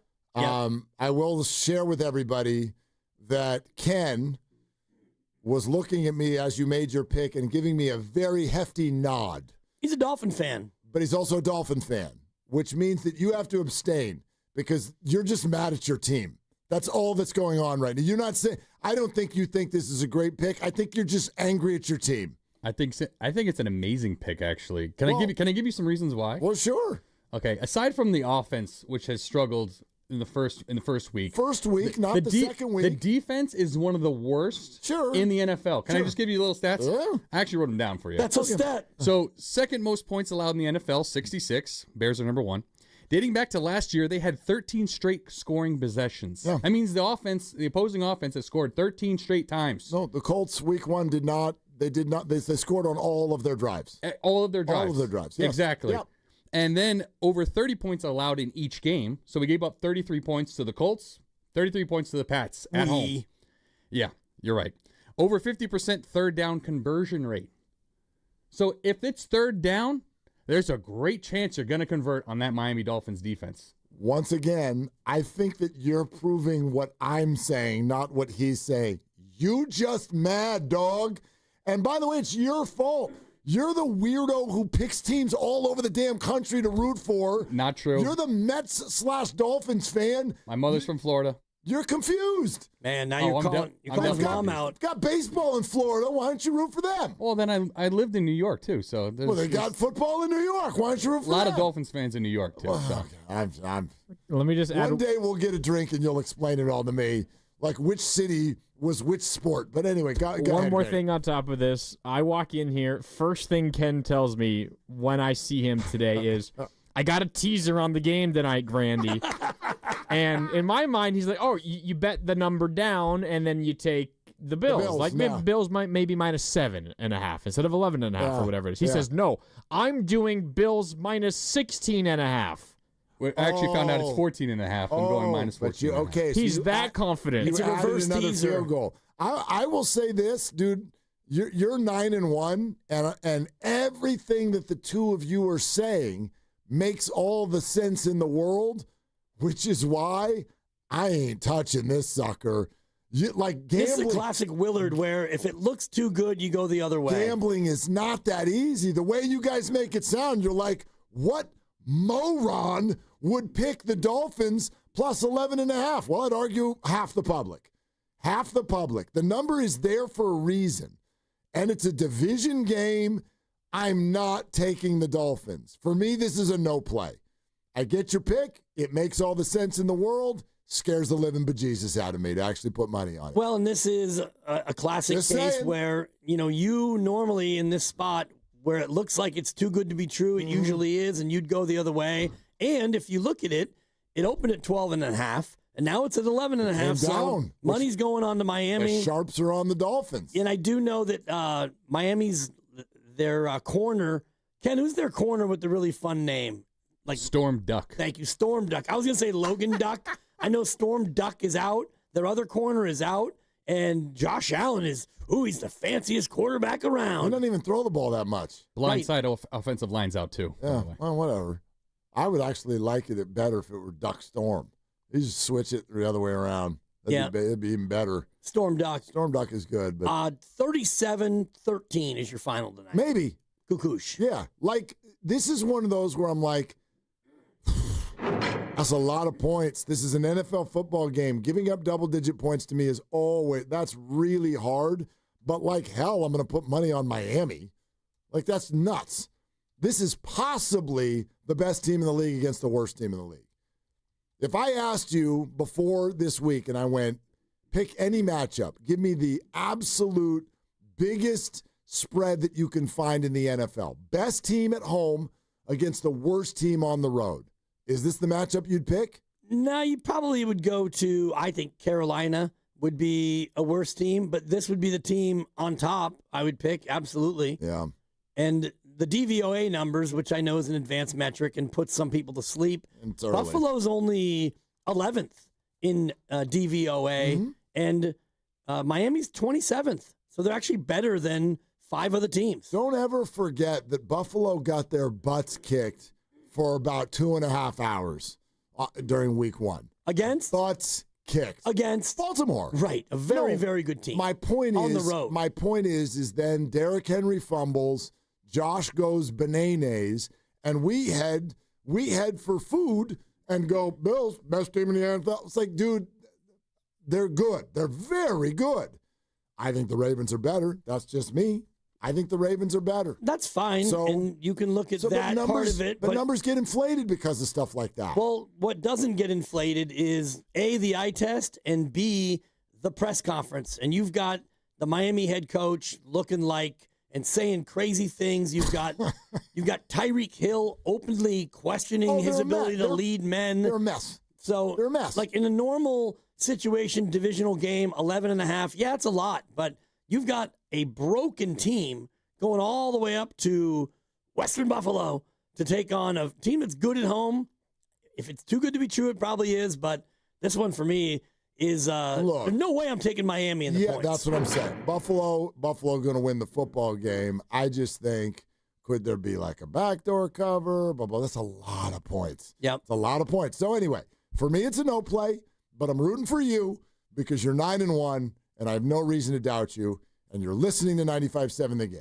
KGMZ FM and HD1, San Francisco, an Odyssey sports station, and the home of the Golden State Warriors and Valkyries, always live on the free Odyssey app, coming to you live from the Laughing Monk Studios. I'll be real with you. We'll play Brock Purdy for you again in just a sec. He spoke for about 5 consecutive minutes today after practice. And it's funny because you and I sat here for a while and went, man, they usually don't let injured players talk. And then he talked. But Mac Jones talked first, so the Niners are playing possum a little bit. I think they do that for the opponent. I think they do that just because they probably don't truly know, and I think their plan is for Mac Jones, but they want to be open to it being Brock if he's ready to go.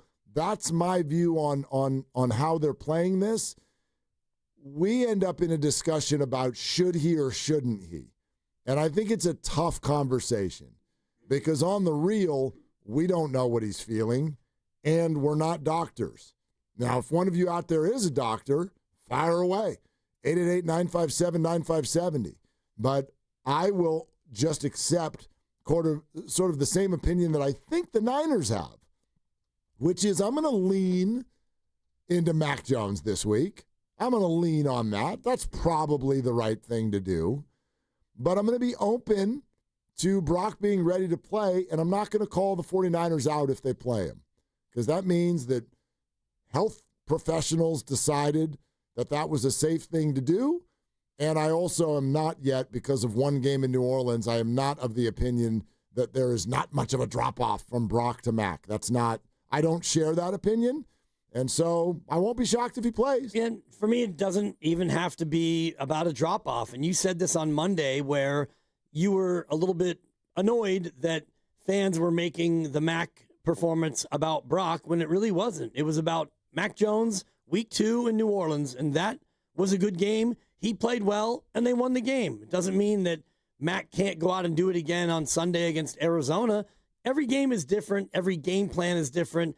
And I would be more concerned if you had to go to a third quarterback as opposed to these two, because I don't know how big of a gap there is between the two. That doesn't even matter. I know this. When I watched Mac Jones and going into the game, I was a lot more confident than most that they could win with Mac Jones. And so if it's Mac or Brock, it doesn't mean that, it's a quarterback battle or anything like that. I think that Mac Jones is good enough, competent enough, and this team is in a good enough spot health-wise to where they can beat Arizona with either guy. I agree and I'll have with my you. Pick officially tomorrow. And, Can't wait. And the pick is in. Well, it can't be. We got to wait and see what the number is. It's like Darren Ruff. It's on the move. Okay. Yeah. I mean, is there a number where you would change your mind? Yes, there is. Okay. But I don't know if that number will be reached either way, no matter who is announced. And the number actually might move between Friday when I pick it and Sunday when it kicks. Yeah, but you get what you get on Friday. You get when you, of course, when I yak it in. Exactly. Yeah. Bagoosh. I can't disagree with you. Like, in theory, could they beat the Arizona Cardinals with either? Sure. Absolutely. Who gives them a better chance to win? I believe it's Brock. But then again, we got to run that through the filter of is Brock 100%? Like, who gives them a better chance if it's Mac Jones, 100% of Mac Jones, or 80% of Brock Purdy? That I don't know. Yeah. That I can't answer. So, anyway. Good news, though, that he said the shoulder is fine. And he was asked that shoulder's a non-issue. Right. So, and it's his non-throwing shoulder anyway, right? Yeah. Yeah. And that was that was an awkward one where he got not sacked, he got rid of the ball, but then he kind of landed hard on the left shoulder. You never want to see that. No, absolutely not. But yeah, that's kind of tossed aside. But I wonder, does anybody have any hesitation on this, or are you willing at this point to accept whatever it is the 49ers give you? That's kind of where I'm at. I would rather Brock play, not if it's putting him in any danger, and not if he's only going to be 70% of himself. But if Brock Purdy gets to a spot where he is ready to play at full Brock Purdy level, then I have no problem with him playing. As I said off the top of this show, one thing I hear from people that I disagree with is that, it's week 3 and it's the Cardinals. You know, sometimes I think we also get stuck in habits. And habitually, the Cardinals have been bad. And I don't actually know that they are this year. They've won 2 football games. Are the opponents great? No, but they beat them. So I'm going to give them the same grace that I gave the Niners last week. You don't just win games in the NFL because you're there. Just because they play in the NFC South, we automatically get to beat them. The Cardinals are 2-0, and it's a division game, and it's at your place. Those are beyond valuable. They're worth at least a game and a half in the standings because you get a win and they get a loss, and it's a home game to boot. So this is a monstrous game for the 49ers season and puts them in an unbelievable position. I wonder if they win this game, what the metrics would say on their playoff chances. I bet they're north of 80% if they win this game. Yeah, I don't think it'd go that high because you still haven't played the Rams. And that's okay. You can 2-0 in the division would be nice. Yeah. And for Arizona, it's probably a bigger game for the Cardinals than the Niners because on Thursday, they host Seattle. So they've got a short week and a divisional game right after it. So you take on the Niners on the road, and if you happen to drop it, and then you've got 4 days later, Seattle comes to your place, and if you drop that, now your season's trajectory has gotten a lot different. So, you know, if you're Arizona, you probably look at these two and think, we'll take a split. Either you beat the Niners or you beat Seattle. I think that in this division, 4-2 against the division is going to be the high water mark. I don't think anyone does better than that. I don't necessarily disagree, but I also think that's fan and media talk. I don't think anyone with organizations looks at 2 games and goes, we'll take a split. I think they're razor focused on the next game, and they are absolutely hysterical and maniacal with regard to winning it. I think that, and which is why I think Brock Purdy might play. That's why I won't be shocked if he plays. There is nothing but this Cardinals game. There's nothing. They're not Jags, Rams, nothing.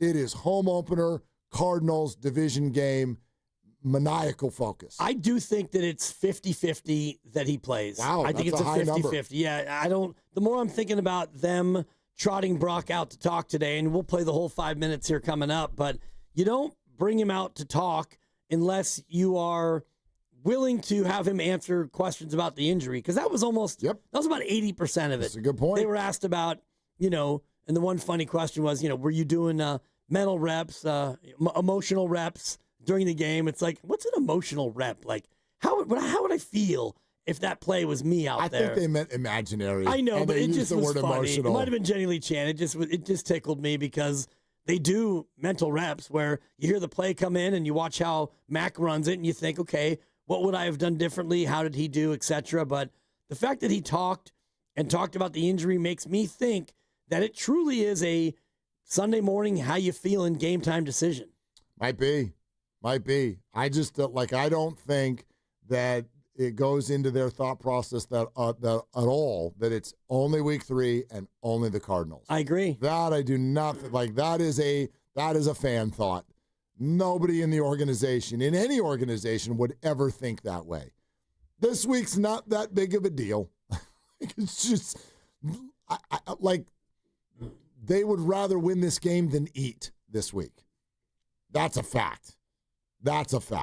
So when you think about it from that standpoint, would you take a chance here or there? I don't know. Maybe, if they only think it's a slight chance. But you tell us what you hear. Here's Brock Purdy today at the podium for about 5 minutes answering questions, mostly about the state of his health. We talked to head coach Kyle Shanahan, and I asked him what the conversations were like between you and him, and he just said, it's day-to-day, how is he feeling? So how are you feeling? Yeah, I mean, exactly that. It's been a day-to-day thing this week, and I feel like I'm happy with the progress that I've been making with my foot and toe, and so more than anything, it's just going to be a day-to-day thing on how I feel. Nothing really more to that. So. Was it indeed the play you kind of scrambled out to the left and got tackled as you were going toward the sideline that you hurt it? Like, how did you when did you start feeling it, and how much worse did it get as the game went on? Yeah, I mean, I think it was just accumulation of certain plays and different moments in the game and stuff. So I think I finished the game, and it was more so like the adrenaline cooled down, and I was like, all right, something's wrong with my toe here, and obviously you go in, get an MRI, and you get a diagnosis and all that. So I didn't really know until after, but obviously you go throughout a game and you get hit and go through certain things, but my mindset's always been like, I can play, and you got to really take me off the field for something serious, but if I can walk and jog and throw a football, then I'm good to go. So like that was more so my mindset, and like I said, I didn't feel it till after. So did you let them know during the game that there was at least something that was bothering you? Someone? Yep. Would you play this weekend, or do you still need to wait and see how it feels in a day or two? Definitely just got to see, come game time, how I feel. It's not, obviously I want to play every game, dude. Like I want to be out there. We only get 17 regular season games, and every game matters, especially a divisional, going against Cardinals. So if you ask me, I'd love to, but I mean, I'm trying to be smart with my body here, but you never know. We'll see when the game comes. Brock, have you ever dealt with a toe injury, and if not, do you have more appreciation for the importance of the big toe? Yeah, I've never dealt with a toe injury, but yeah, it's crazy. Just talking to receivers and skill position guys that, you hear them go through a toe injury or whatnot, and then they go, no, dude, it's one of the most painful things regarding, because you use your toe, you use your feet, and every little movement and stuff, and you got to be explosive and go in and out of cuts, and so yeah, I definitely have a new perspective and an appreciation for making sure that your toes are healthy, and it's everything. So your shoulder, is that still an issue, or is it at this point not an issue? No, it's good. Yeah. Obviously, it affects your mobility. How does it affect your ability to throw a football? Yeah, I mean, obviously, it's dropping back. I went back and watched film and just saw, how explosive you really need to be at quarterback. You don't really think about it, but getting back from the line of scrimmage and your drop, your handoffs, carrying out a fake, bootlegs, and scrambling, obviously you need your toes to be able to go in and out of those cuts, and it's something that you can't really mask. You got to be all in and healthy to be able to play the position of quarterback. So now I realize that. You have to wear a steel plate under the toe, Brock, or have the footwear adjusted. And then my other question is, are you pretty glad you escaped what Joe Burrow's got? Yeah, I mean, I think the orthotics and cleat footwear and stuff, we're going through that right now. But yeah, there's been guys that wear, the steel foundation that can help out with your toes and whatnot. But yeah, there's that, and then obviously, yeah, what happened to Joe sucks, man. And so I'm fortunate, that I don't have to have surgery. But I don't really know what else to say, man. It's just unfortunate. When you're watching the game, are you going through the reps that Mac's going through mentally, emotionally? How are you approaching that? During the game or practice? During the game. Yeah, obviously I'm in tune to every single play call, and last week it was, I'm on the sideline, yes, but how can I help my team, and be a guy there for Mac, helping him with, what he saw on the field when he comes off the sideline, or talking to other players about the play and stuff. So it's just handling all that, but obviously being in tune and seeing what he's what he's seeing out in the field. It's tougher when you're on the sideline, but I understand his shoes and him going through reads and trying to handle the emotions of a game. It's not easy, and so obviously I want to be there for him and my whole team as a whole. Thank you, guys. Thanks, guys. Okay, thanks, guys. That's Brock Purdy. 5 minutes today. And I like your observation. It does mean something that they allowed him to go to a press conference and talk about the injury. Yeah, and talk about orthotics and mental reps and, the areas in which he struggled in week one with, executing fakes and bootlegs and dropbacks and all the rest of it. That tells me that it's more in the rearview mirror than it is in front of us. Agreed. And it also means that the 49ers trust Brock Purdy to handle a press conference like that without spilling the beans, because there are beans. Yeah, and he wasn't asked about the beans though. Well, it kind of was. Do you want to play? Do you plan to play? In other words, I always think about the beans, and no different than a dinner at a Mexican restaurant. How do you feel afterward?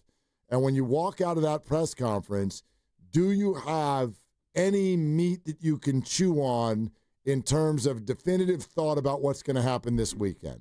The Niners would like the answer to be no.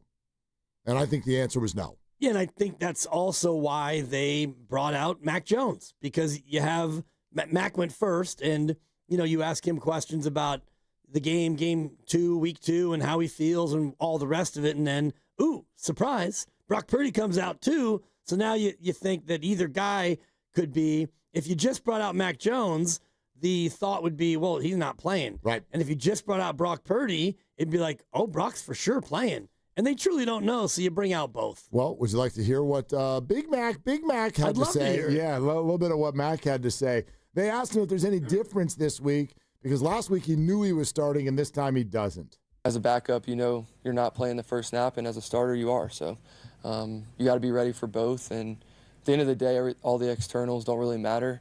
You just have to focus on the game plan and getting everything tidied up by Sunday. And that's what I'm doing, just like a normal week for me, and following my schedule and being ready to play if my number's called. Okay, and then what did he learn last week? I've worked hard in practice to fix the things. I hate saying fix, but learn from the things I didn't do as well, and just get better at them. And I think the guys have done that, and we've definitely moved on from that game. Just really focus on the Cardinals and stacking another good performance and carrying some good momentum into this week. Anywhere he thought he could be better? Really just mindset stuff and staying in the moment, and like I said, starting the game faster is important to me, and that just goes down to doing your job really well and sticking to your rules, your reads, all those things. So working on that in practice, and still got a lot to put in here and get better at.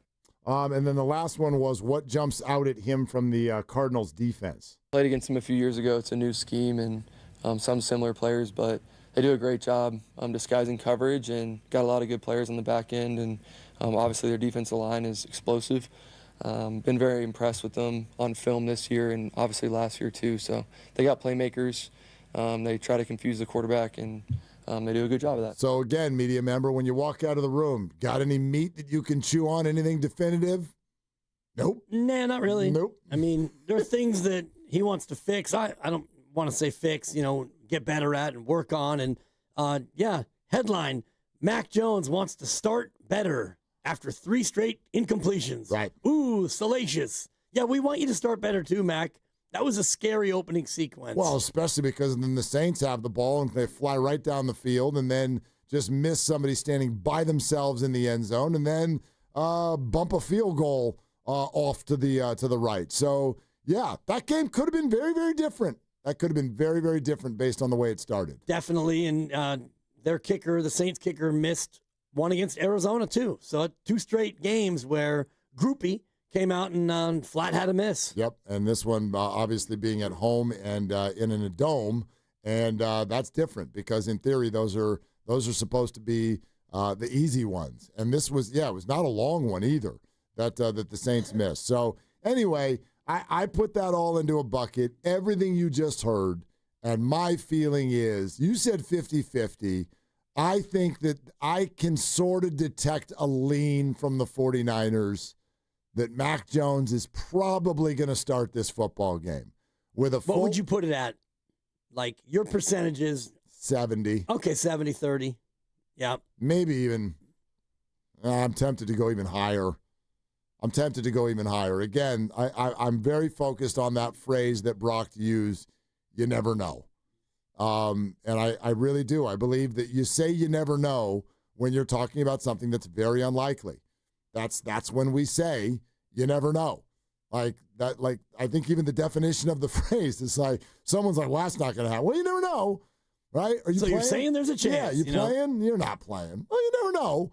You wouldn't say it the other way around. So to me, and again, whatever, we're like parsing words and pulling little things apart. That's what we do. Yeah, but I also think that when you hear a player and the player, how many times have we heard a player be like, oh, I'm fine. You're going to keep me off of this field. And then, you're like, yeah, you're inactive, dude. You know what I mean? Like, we're not playing you. So the player always thinks that. But Brock's not doing that. Brock's not like, you're keeping me off this field. Brock is like, I have to be very smart. And, yeah, there's orthotic issues and blah, blah, blah, and you never know. And so, I don't know. He just sounds like someone to me who is probably not going to start, and he's probably mentally preparing himself to not start. And if the game were today, Thursday Night Football, he probably wouldn't go. And by Sunday, it could be better. It could get to a point where he's better enough to where he could go. And the fact that he's already working with them on orthotics and plates and shoes and cleats and all that stuff tells me that he's trending in the right direction. And if it feels better in, I guess it'll be less than 72 hours now, it'll be just short of 3 full days, then he gets out there and he runs around and that adrenaline kicks in, he might be out there and give it a go. He might. I'm going to keep it at 50-50. Here's the thing, and I know that if you work in pro sports, you have to learn how to go tunnel vision and block this stuff out. But the guys earlier weren't wrong. You put Brock out there, and then he goes limping off the field in the second quarter, the Niners are going to get absolutely publicly torched. You have to learn how to make decisions without worrying what the public is going to say. I mean, in a way, you have to do that in your private life as well, right? You have to get used to making decisions and not worry if Instagram likes it or not. But I wonder about this here. I wonder about the idea of putting Brock out there, even though everyone is aware that there's an injury and orthotics and sort of a hesitation about it and a we'll see. So it's difficult. They get very good at that. That's what they do. But that I think it would be difficult to put them out there. They would be opening themselves up to criticism. And there's no question. Yeah, it's different when it's the franchise quarterback as well, because nobody is really having the same conversations or hand-wringing about Juwan Jennings, who he might have a couple different injuries. And but nobody's saying, you can't put him out there. And if he was to go out and have his shoulder or his leg get, hurt more, it's not going to be as big a deal. No. People still might wonder, why'd you do that? Yes. Yeah, if he re-injures something. If it's the franchise quarterback, it's a much bigger conversation and the stakes are much higher. Gosh, the receiver room is what an interesting start. We're 1 week away from adding DeMarcus Robinson. True. Yeah. 1 week away. And I don't know if you've seen a lot of the video from practice, but Brandon Ayuk is running fast. He was running around. He's doing a lot of, he's not yet doing full-on football stuff, but he looks good in the straight-ahead sprint. He looks really good. Yeah, I mean, I'm sure that he feels 100%, but as we've been told 1,000 times, then there's game speed, then there's taking hits, all of those things. IR was the smart thing to do. We'll see if it's week 6, 7, 8, whenever it may be. But, yeah, the receiver room is on a weekly basis just like Ricky Pearsall's the constant. You now have Kendrick Bourne. You might have Juwan Jennings, but then next week you're going to get DeMarcus Robinson. And then very quickly, by the way, don't forget about Jordan Watkins. That's a piece of this puzzle too. And then how many more weeks away are we from Brandon Ayuk? So, it's that group is going to be an evolving thing constantly. All right. Bill Walsh's name came up earlier, and we wanted to do something for Bill because of that. Before we do that, though, I would just like to report to everybody, hot knife meets butter. Hot knife meets butter. I was watching that, yeah. Your spread is now 19.5. Just saying. I thought it was 11.5. Well, did they go for 2? Well, sorry. Extra point pending. Yeah. Okay. Great. Yeah. All right. Great. I got Khalil Shakir, so maybe Buffalo's going to be more inclined to throw the pill. I've got Khalil Shakir. Yeah, 7-0 Dolphins right down the field. Yeah. So, a lot of it was helped by a monster kick return. So I don't know if you saw that. They got to the 50. Monster. Yeah, it was out to midfield. It's good. I mean, everybody gets to the 35. What's another 15 yards? We don't. Yeah, no, good point. All right, let's play higher or lower, shall we? Let's do it. Explain this to the people. Well, I take an item, and today's item is Bill Walsh, and it was inspired by Herm Edwards, who invoked his name, and I look at something that has to do with that. To win the game. There you go. And today, the number we're going to work off of is 102. Bill Walsh had 102 career wins as the 49ers coach. It's crazy that number's, it sounds so low. It does, right? I know, yeah. But that's what he had. Yep. And so we're going to do 10 items, and I'm going to ask the group, Willard, Grandy, and Ken making his debut, Is the next thing that I tell you, is it higher or lower than 102? Okay. Willard, are you ready? Yes. Grandy, are you ready? Absolutely. Ken, welcome to the show. Are you ready? Yes, sir. I'm going to mix up the order today. If you are in the lead, you're going to go first every time. Every time? Yeah, and if Okay. there's a tie, I'll just rotate it around. Then Grandy goes first because he's got the most career wins with 2. It's 0-0-0 for today's game. So we're going to start with you, Willard. Higher or lower? Jeez, shut me Higher down on or that one. lower than 102? Josh Allen's quarterback rating last year. Higher or lower than 102? Oh, boy. Josh Allen's quarterback rating. You love this guy. Yeah. You love Josh Allen. Yeah. I'm going to go lower. Grandy? I'm going to go higher. And Ken? He was the MVP, so I'm going to go higher. It is lower. Yeah! Dang it. That's a good start. That's like the Dolphins. It's a good start. 101.4. Wow, was close. the quarterback rating. Yeah, which is a high number, by the way. Super high. That's really good. Number 2, we start with Willard. He's in the lead. Higher or lower than 102? Camilo Doval, career saves. Oh, gosh. Higher or lower than 102? All career saved. Jeez. I'll go higher. Grandy? Yeah, higher. And Ken? I'm going to go lower. Higher, 108. 108. All right, Grandy. 2-1-0. Willard, we start with you. You're in the lead. You're allowed to get one right every now and again, Ken. No, Although he's last not. time Lucas didn't He's either. playing the so. Lucas role. I'm trying. Well done. Can we call you Lucas? Anyway. Number 3, higher or lower than 102, Willard? Total number of receiving touchdowns for Tim Brown. That's so random. Tim Brown. Random. That's a lot of touchdowns, but he was great. I'll go higher. Grandy? Lower. And Ken? I'm going to go higher. Man, Ken, you are Lucas. It's lower. Oh, Yeah. Grandy and What's the number? 100. Oh, okay. I just wanted to be close. I didn't told want it you to be off like air that this is a 52. tough one. I know. Yeah. It's toughy. These are close. Yeah, Grandy, All right. you're tied for the lead, so we'll start with Grandy, and then we'll go to We're Willard. tied. I know, but I said I would mix it around. Yeah, you get the Oh, fair enough. tiebreaker because you won Yeah. the knockout tournament. Higher or lower than 102, Grandy? Total hits by Madison Bumgarner as a batter. Oh, That's a batter. I mean, how many do you think he would get a year? Bumgarner as a batter. How many hits? he had at least 7 or 8, 9 home runs. Yeah. Fair. I'm going to say lower. And Willard? Yeah, I'll also say lower. And Ken? I'm just going to be a difference maker. I'm going to go higher. Attaboy, Ken, it's higher. Oh. 109. Whoa. Wow. There we go. 109 Okay. hits. All right. He's on the board. We got a little something here. We go to Willard now. Higher or lower than 102? Career three-pointers made by Markelle Fultz. Oh, God. Former number 1 overall. I'll go higher. Grandy?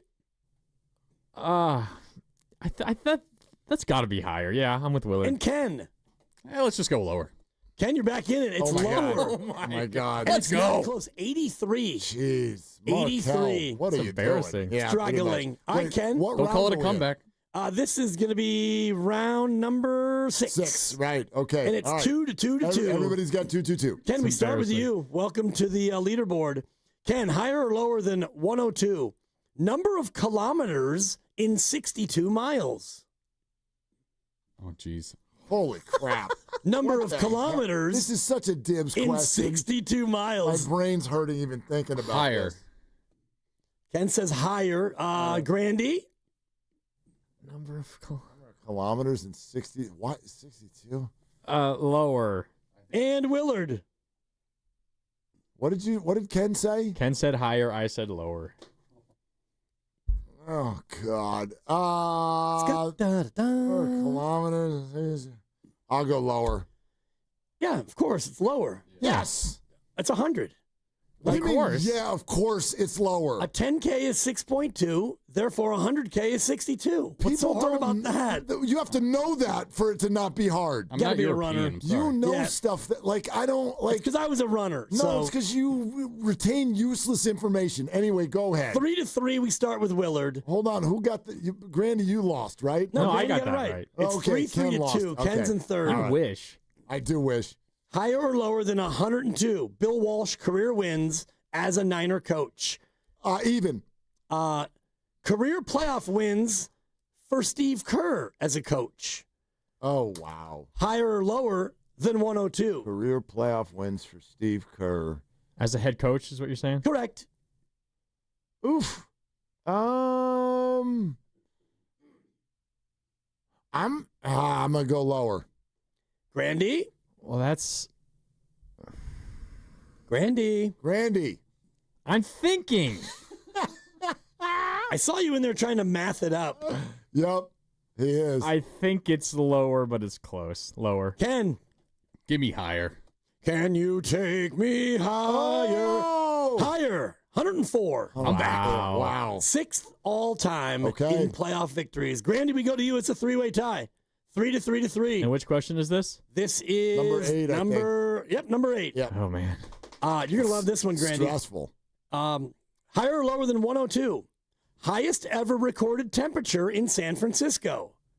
Higher or lower than 102? It's either 101 or 103. Yep. Told you this is a tough one, Willard. I actually think I know this one, but anyway, I could be wrong. I'll go higher. I too. Ken? I'm going lower. I'm going to go higher. It is higher. Yeah. Willard and Grandy Yeah. get the point. 104. I think it was the day that I went to Pearl Jam at Golden Gate Park. I swear. September 1st, 2017. Nope, that was not that long ago. I happen to keep that one Okay. here. All right. So this will be Willard going first. Okay. Ken, you're down. It's 4-4-3. This is the tightest game ever. This is number 9. Number 9. Willard, higher or lower than 102? Total number of NFL games played by John Feliciano, friend of the program. Okay. I know that he played 10 years in the league, but there were injuries. Wow. This is probably tight, but I'm going to go higher.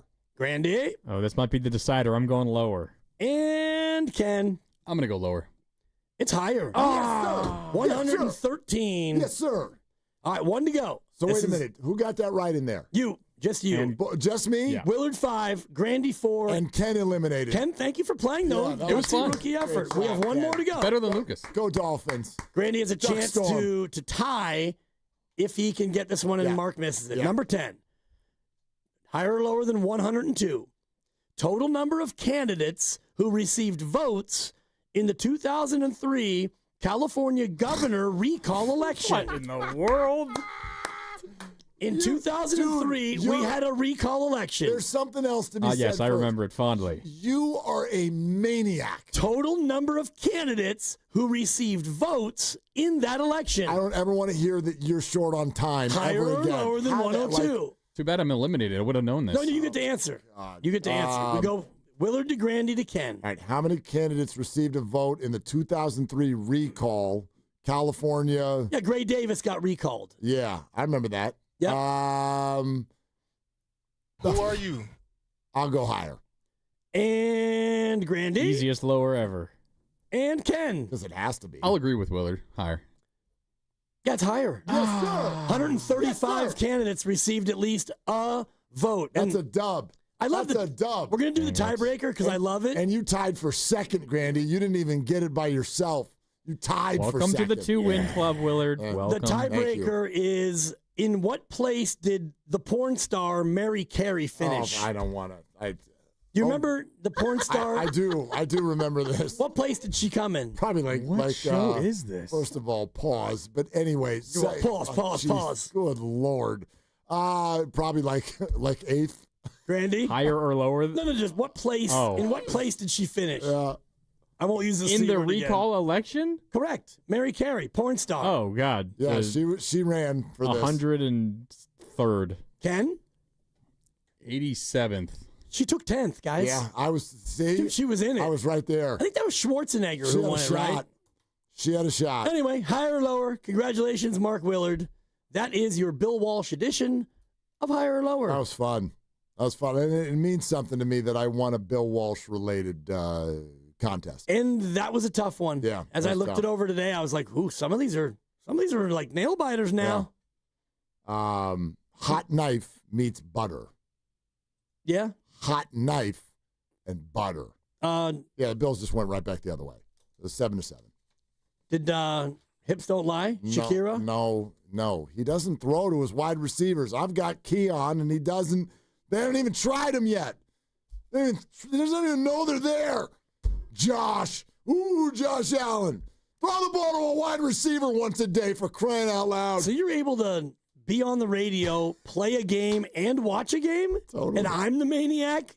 Just because I happen to do a deep dive on the 2003 gubernatorial recall election? Yes, I'm going to absolutely stand by that. You're asking Grandy about Gray Davis. He doesn't even know who that is. He was in diapers. For crying out loud. Were you in diapers? Where were you? In 03? 03. How old? 7. 7. He was a slow learner.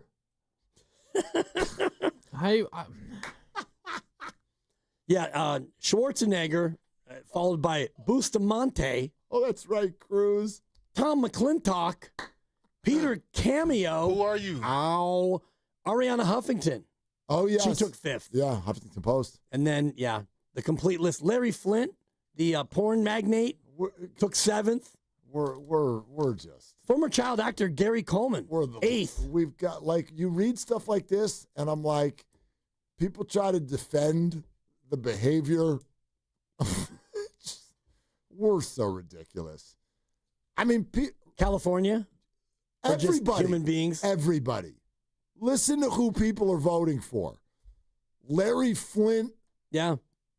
Mary Carey. Took 10th. Gary Coleman. What are we doing? Gary Coleman got 14,242 votes. Peter Uberoth, the former baseball commissioner. Peter Uberoth. He took 6th. Van Vo, 13th. Who's Van Vo? David Laughing Horse Robinson took 15th. David Robinson? I didn't know that the Admiral ran. Who else? Oh, just one name. Angeline. She's an American singer and actress. Yeah. She took 29th. I'm out on this. Yeah. So what? Anyway. And I see you 925. Keon Coleman, get yourself a new wide receiver. It's a deep league. Okay? 16 teams. Yeah. And he's like my WR4. There's people who are hurt. Stand down. Okay? A lot of backup quarterbacks in. I want receivers who have their quarterback in. That's part of my philosophy. Yeah. Not trusting backup quarterbacks to hit wide receivers. That's all. Speaking of which, What is going on here? Well, I got Jaden Daniels. Talking about the game. Trying to think of. I think I picked up a quarterback. Cause I got Sam Darnold. Jaden Daniels may not play. I got Darnold, but you're fine. Not thrilled. Oh, you're fine. I picked up Jake Browning. I'm excited. It's not going to go well for you.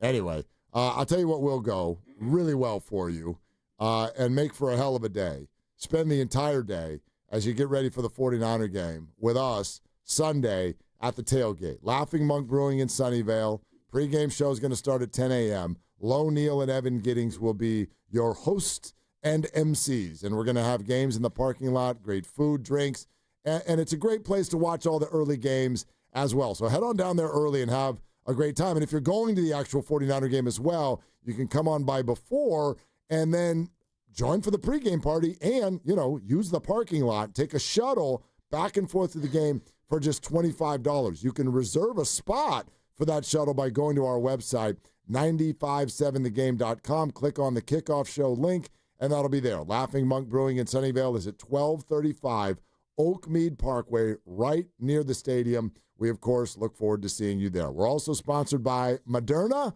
and this is Willard and Dibs.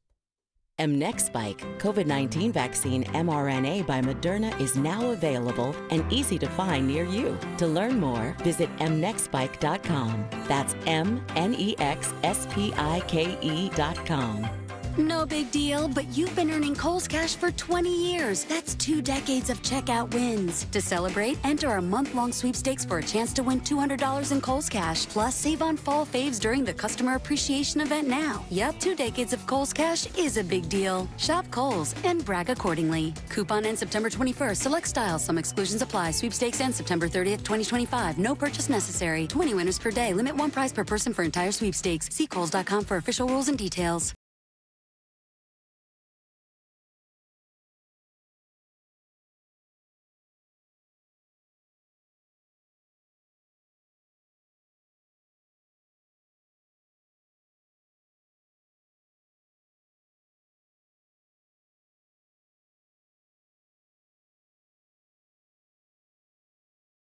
Maker, that one's still on you, which means you'll save hundreds for your business and get the fastest mobile service with 5G cellular and Wi-Fi hotspots on us. But hurry, this deal won't last long. Get a mobile plan and free up the budget to maybe, I don't know, fix that coffee maker? Get mobile on us for 1 year, you guessed it, on us. Comcast Business, powering possibilities. Ends 10/21/25. Restrictions apply. New mobile customers only with internet standard service or above. Limited to value of one unlimited intra-line applied via 12 monthly internet bill credits. One discount per account. Fastest mobile based on mobile Wi-Fi and cellular data and service series. Ookla Speed Test Intelligence Q1 to Q2 2025. Let's go! You're still glowing, flirting, grooving. You still got it. But your immune system weakens as you age, making it harder to fight flu, pneumococcal pneumonia, RSV, and COVID-19. Vaccines are a key part of any health routine and help strengthen your immune response. Ask your doctor or pharmacist which vaccines you need. Schedule in minutes at vaxassist.com. Sponsored by Pfizer. I've used drugs from the age of 15 till 29. I had no friends. I had no family. I wanted to quit because I didn't want to die. Since I've been in recovery, I could write a novel of the good things that happened to me. I finished college. I've held great jobs. It's never too late to recover from addiction. I am living proof that recovery is possible. Get treatment. It works. To learn more, visit livingproofsf.org.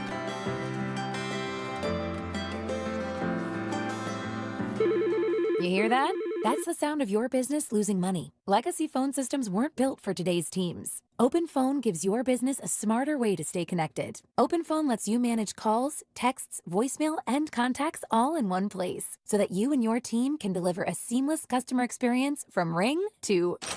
Need to take calls on the go? OpenPhone automatically transcribes, summarizes, and highlights next steps from every call, so you never miss a detail. Need insight into what closes a sale? With OpenPhone's AI call tags, you can instantly spot key topics like objections or pricing questions, and use those insights to coach your team and level up every customer interaction. And yes, you can bring your existing number with you for free. Keep your team in sync and your customers happy with OpenPhone. OpenPhone. No missed calls, no missed customers. Try OpenPhone for free at openphone.com/sports and get 20% off your first 6 months. That's openphone.com/sports. openphone.com/SPORTS.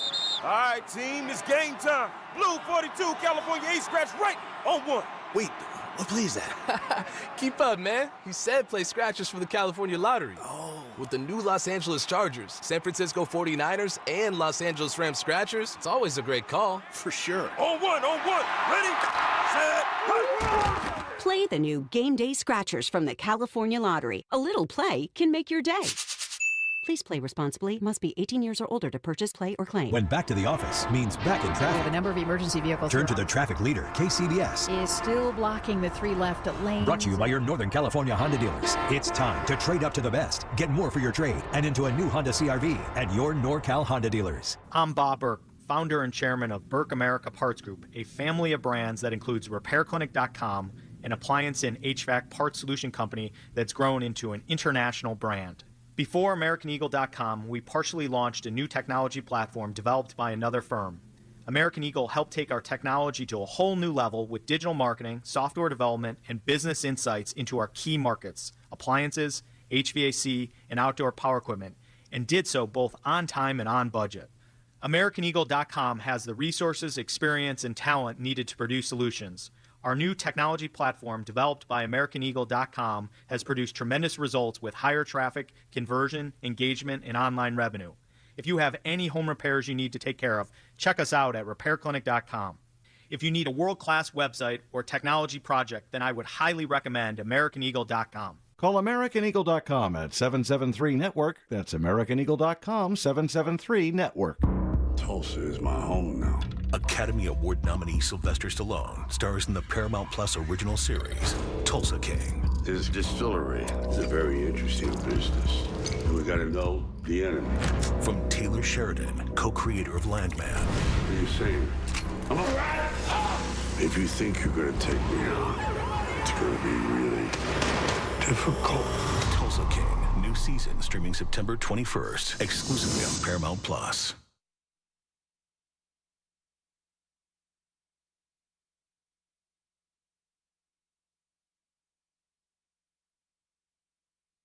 Now, back to Willard and Dibs. Not bad, guys. On 95.7 The Game. So those of you who have been with us for the entire show know that at a certain point we were planning to have JT O'Sullivan, former Niner quarterback, on the show. Yeah. Is he coming up now? No. He's not coming up right now. But you know when he is coming up? He's coming up tomorrow. And I appreciate JT. He's a good guy. Good content. There's two things. Well, first of all, yeah, there's that. But that's not why I appreciate him today. There's two things that I love about the text message that I just received from JT. And he will always respond. And the second thing he will do is he will take accountability. And so JT was like, dude, I messed up my schedule. So I messed it up. Can we do it tomorrow? I'm like, yeah, we can do it tomorrow. Do you know how many other people that we reach out to? And I don't even mean this just about the show. Sometimes about anything. I've told you this before. If you want to tick me off, don't respond to my text. Oh, okay. I'm going to write that down. Yeah, write it down. I don't look at our individual, you and me, because I'd like to think that I'm pretty good at responding. You're very good. And you're excellent, too. Like, I'll tell you what I'm doing, either driving or Barton, right away. Boop. Well, I always want to give you I see you. You know what I mean? I just think, and maybe I'm wrong on this, I think it is the most attitudinal thing a human being can do. You text me, and I'm just like, meh. Especially if it's one thing if I don't even know you or you don't know me, but good grief, who do you all think you are? Just going to blow it off.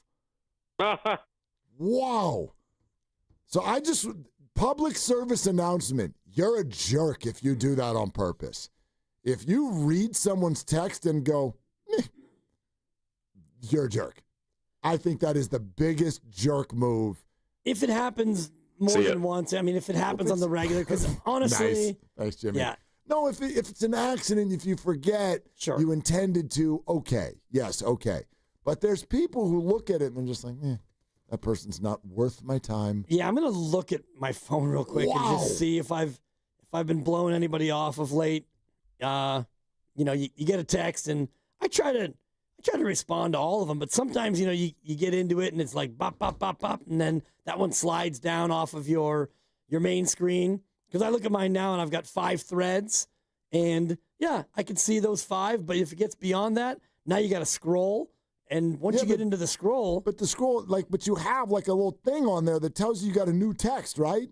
Right, and then you read the text, and then maybe something pops up, and then you don't respond. Again, that's intentions. All I'm looking for are intentions here. If you mean to respond, and I'm not even saying you need to do it in an hour or 5 hours or a day. Yeah. Or a day. I sent one last week to somebody who was like, it went a few days. And I was like, oh, that's odd. And then on Monday, I got it, hey, was out of town for the weekend, bop-a-da-bop-a-da-beep. Sorry about that. Let's connect on this. Great. I'm not militant about how long it takes you, but if you're one of those people that looks at a text and goes, meh, good Lord, who do you think you are? I think that's brutal. Yeah, it's brutal. It's a little rude if it happens all the time, but sometimes these things happen. My neighbor, actually, I'm looking at a text right now from 2 days ago. She sent me a text, and I've not responded, and I probably should have. So, yeah, now you got me feeling bad. No, but you still can. Oh, and I will. Then it's okay. Right. It doesn't need to be today. And also, you get to a point where the conversation's over. I had somebody ask me. That's what emojis are for. And I don't do emojis. Okay, well then what about the rarely? But just hold it and give a thumbs up. Occasionally I'll throw a thumbs up on it. Rarely, but emojis to me is almost worse than not responding. That's fine. You'll hit me with a thumbs up. I'll tell you I'm taking Bart because you and I share a spot kind of where I like to let you know that you can go ahead and hog the double spot. I appreciate that. And so you'll hit me with a thumbs up, and I also like that you vary your response. Like sometimes it's a gotcha, it's an okay, it's a thumbs up. You mix it up, and I like that about you. Thank you. You don't just do the same thing over and over. I appreciate you noticing. And fire off the letter K. Yeah. You don't strike me as a guy who tolerates K. I don't like K. Like Yeah. I'll go okay on people Okay, a lot. yeah, okay Not is just fine. K. Okay. K is you might need to get slapped if you respond with K. Well, it's even worse when people do 2 Ks. KK? That's it. Yeah, KK. That's like, are you a teenage girl? Right. But anyway, yeah, that's my thing. We've all got our thing. Like, my God, if you look at a text from me and just go, meh, I don't like you. Yeah. It's awful. That's awful. Jeez. I've got so many things. I'm trying to figure out what my one thing is. Well, can you put the text into real life? All right? I'm walking down the street. You're walking by me. You ever do this? It happens all the time when I'm walking the dog. Are you one of the people that'll be like, good morning? Good morning. Can you imagine if I'm like, good morning? And you just go, and I'm not going to, no response. Wow, bleep you. If it's somebody you know or just anybody? Anybody. If you're a neighbor, I don't know you, but you live 8 houses down. Who are you? Walking my dog, you're walking yours. It's 8:30 in the morning. You walk by. I'm like, hey, good morning. And you just look at me. Stone face. And just keep walking. Ew. The hell are you? Well, nobody said, I didn't set out here to talk to you. No, but nobody said I got to answer you. Acknowledge human beings. Acknowledge human beings who acknowledge you. Somebody says something to you, respond. I tell this to my kids all the time because they're sitting there on the phone, just with their face 1 inch away from the phone. Hey, what are you thinking for dinner tonight? No response. Hey, Jude, how was your day at school? No response. Yeah, that's not working. That's a good question. That's a good question. We're over here. We're having human interaction. Let's be here. Don't leave people on red, whether it's on a phone or not. I can't stand it. Yeah. It's the worst. It's a tough one. Anyway. I deal with that sometimes with the toddler. Well, if Dora's on. It's a little different when they're 3, but go ahead. Yeah, but, Mila, what do you want for breakfast? Mila. After about 5 Milas, now I'm going to pause it or turn it off. Put it back on. Totally. Pause. I'm trying to make you food. Can you just tell me what you want? Anyway, I appreciate JT O'Sullivan. He has never not responded. Except for when they called him earlier and he refused to pick up. Yeah, no, and then he's like, dude, twice. Then he's like, I messed up. I texted him twice. He responded 4 hours later, but he responded. Yeah. Great. That's being a human being. Whoops, my bad. I'm here. Okay. Well, how about tomorrow? You got it. And he's like is he a quarterback coach or is he runs crunching tape? He runs what's called the QB school. That's right. On YouTube. Really, really good breakdowns. Really good. Does a lot of all of the quarterbacks. So Purdy, Mac Jones. It's called the QB school. The QB school. Okay. So yeah, Purdy, Mac Jones, whatever. Yeah, I saw it too. Josh Allen. Not your guy, not my guy. No, but Josh Allen should be everybody's guy. That's the dude right there. He just a little backhand shovel pass. Give me all the Patrick Mahomes. Good Mahomes would have done that with 3 guys around his legs and a bad ankle. Allen, just flip it. You're not Mahomes. Get your own thing. Get your own bit.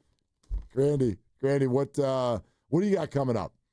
You guys chatted with Herm Edwards earlier, and that was amazing. So we're gonna have to hear that back. Okay. And by the way, while you're listening to it, you should be thinking here on 95.7 The Game about the fact that all of it is presented by Paramount Plus.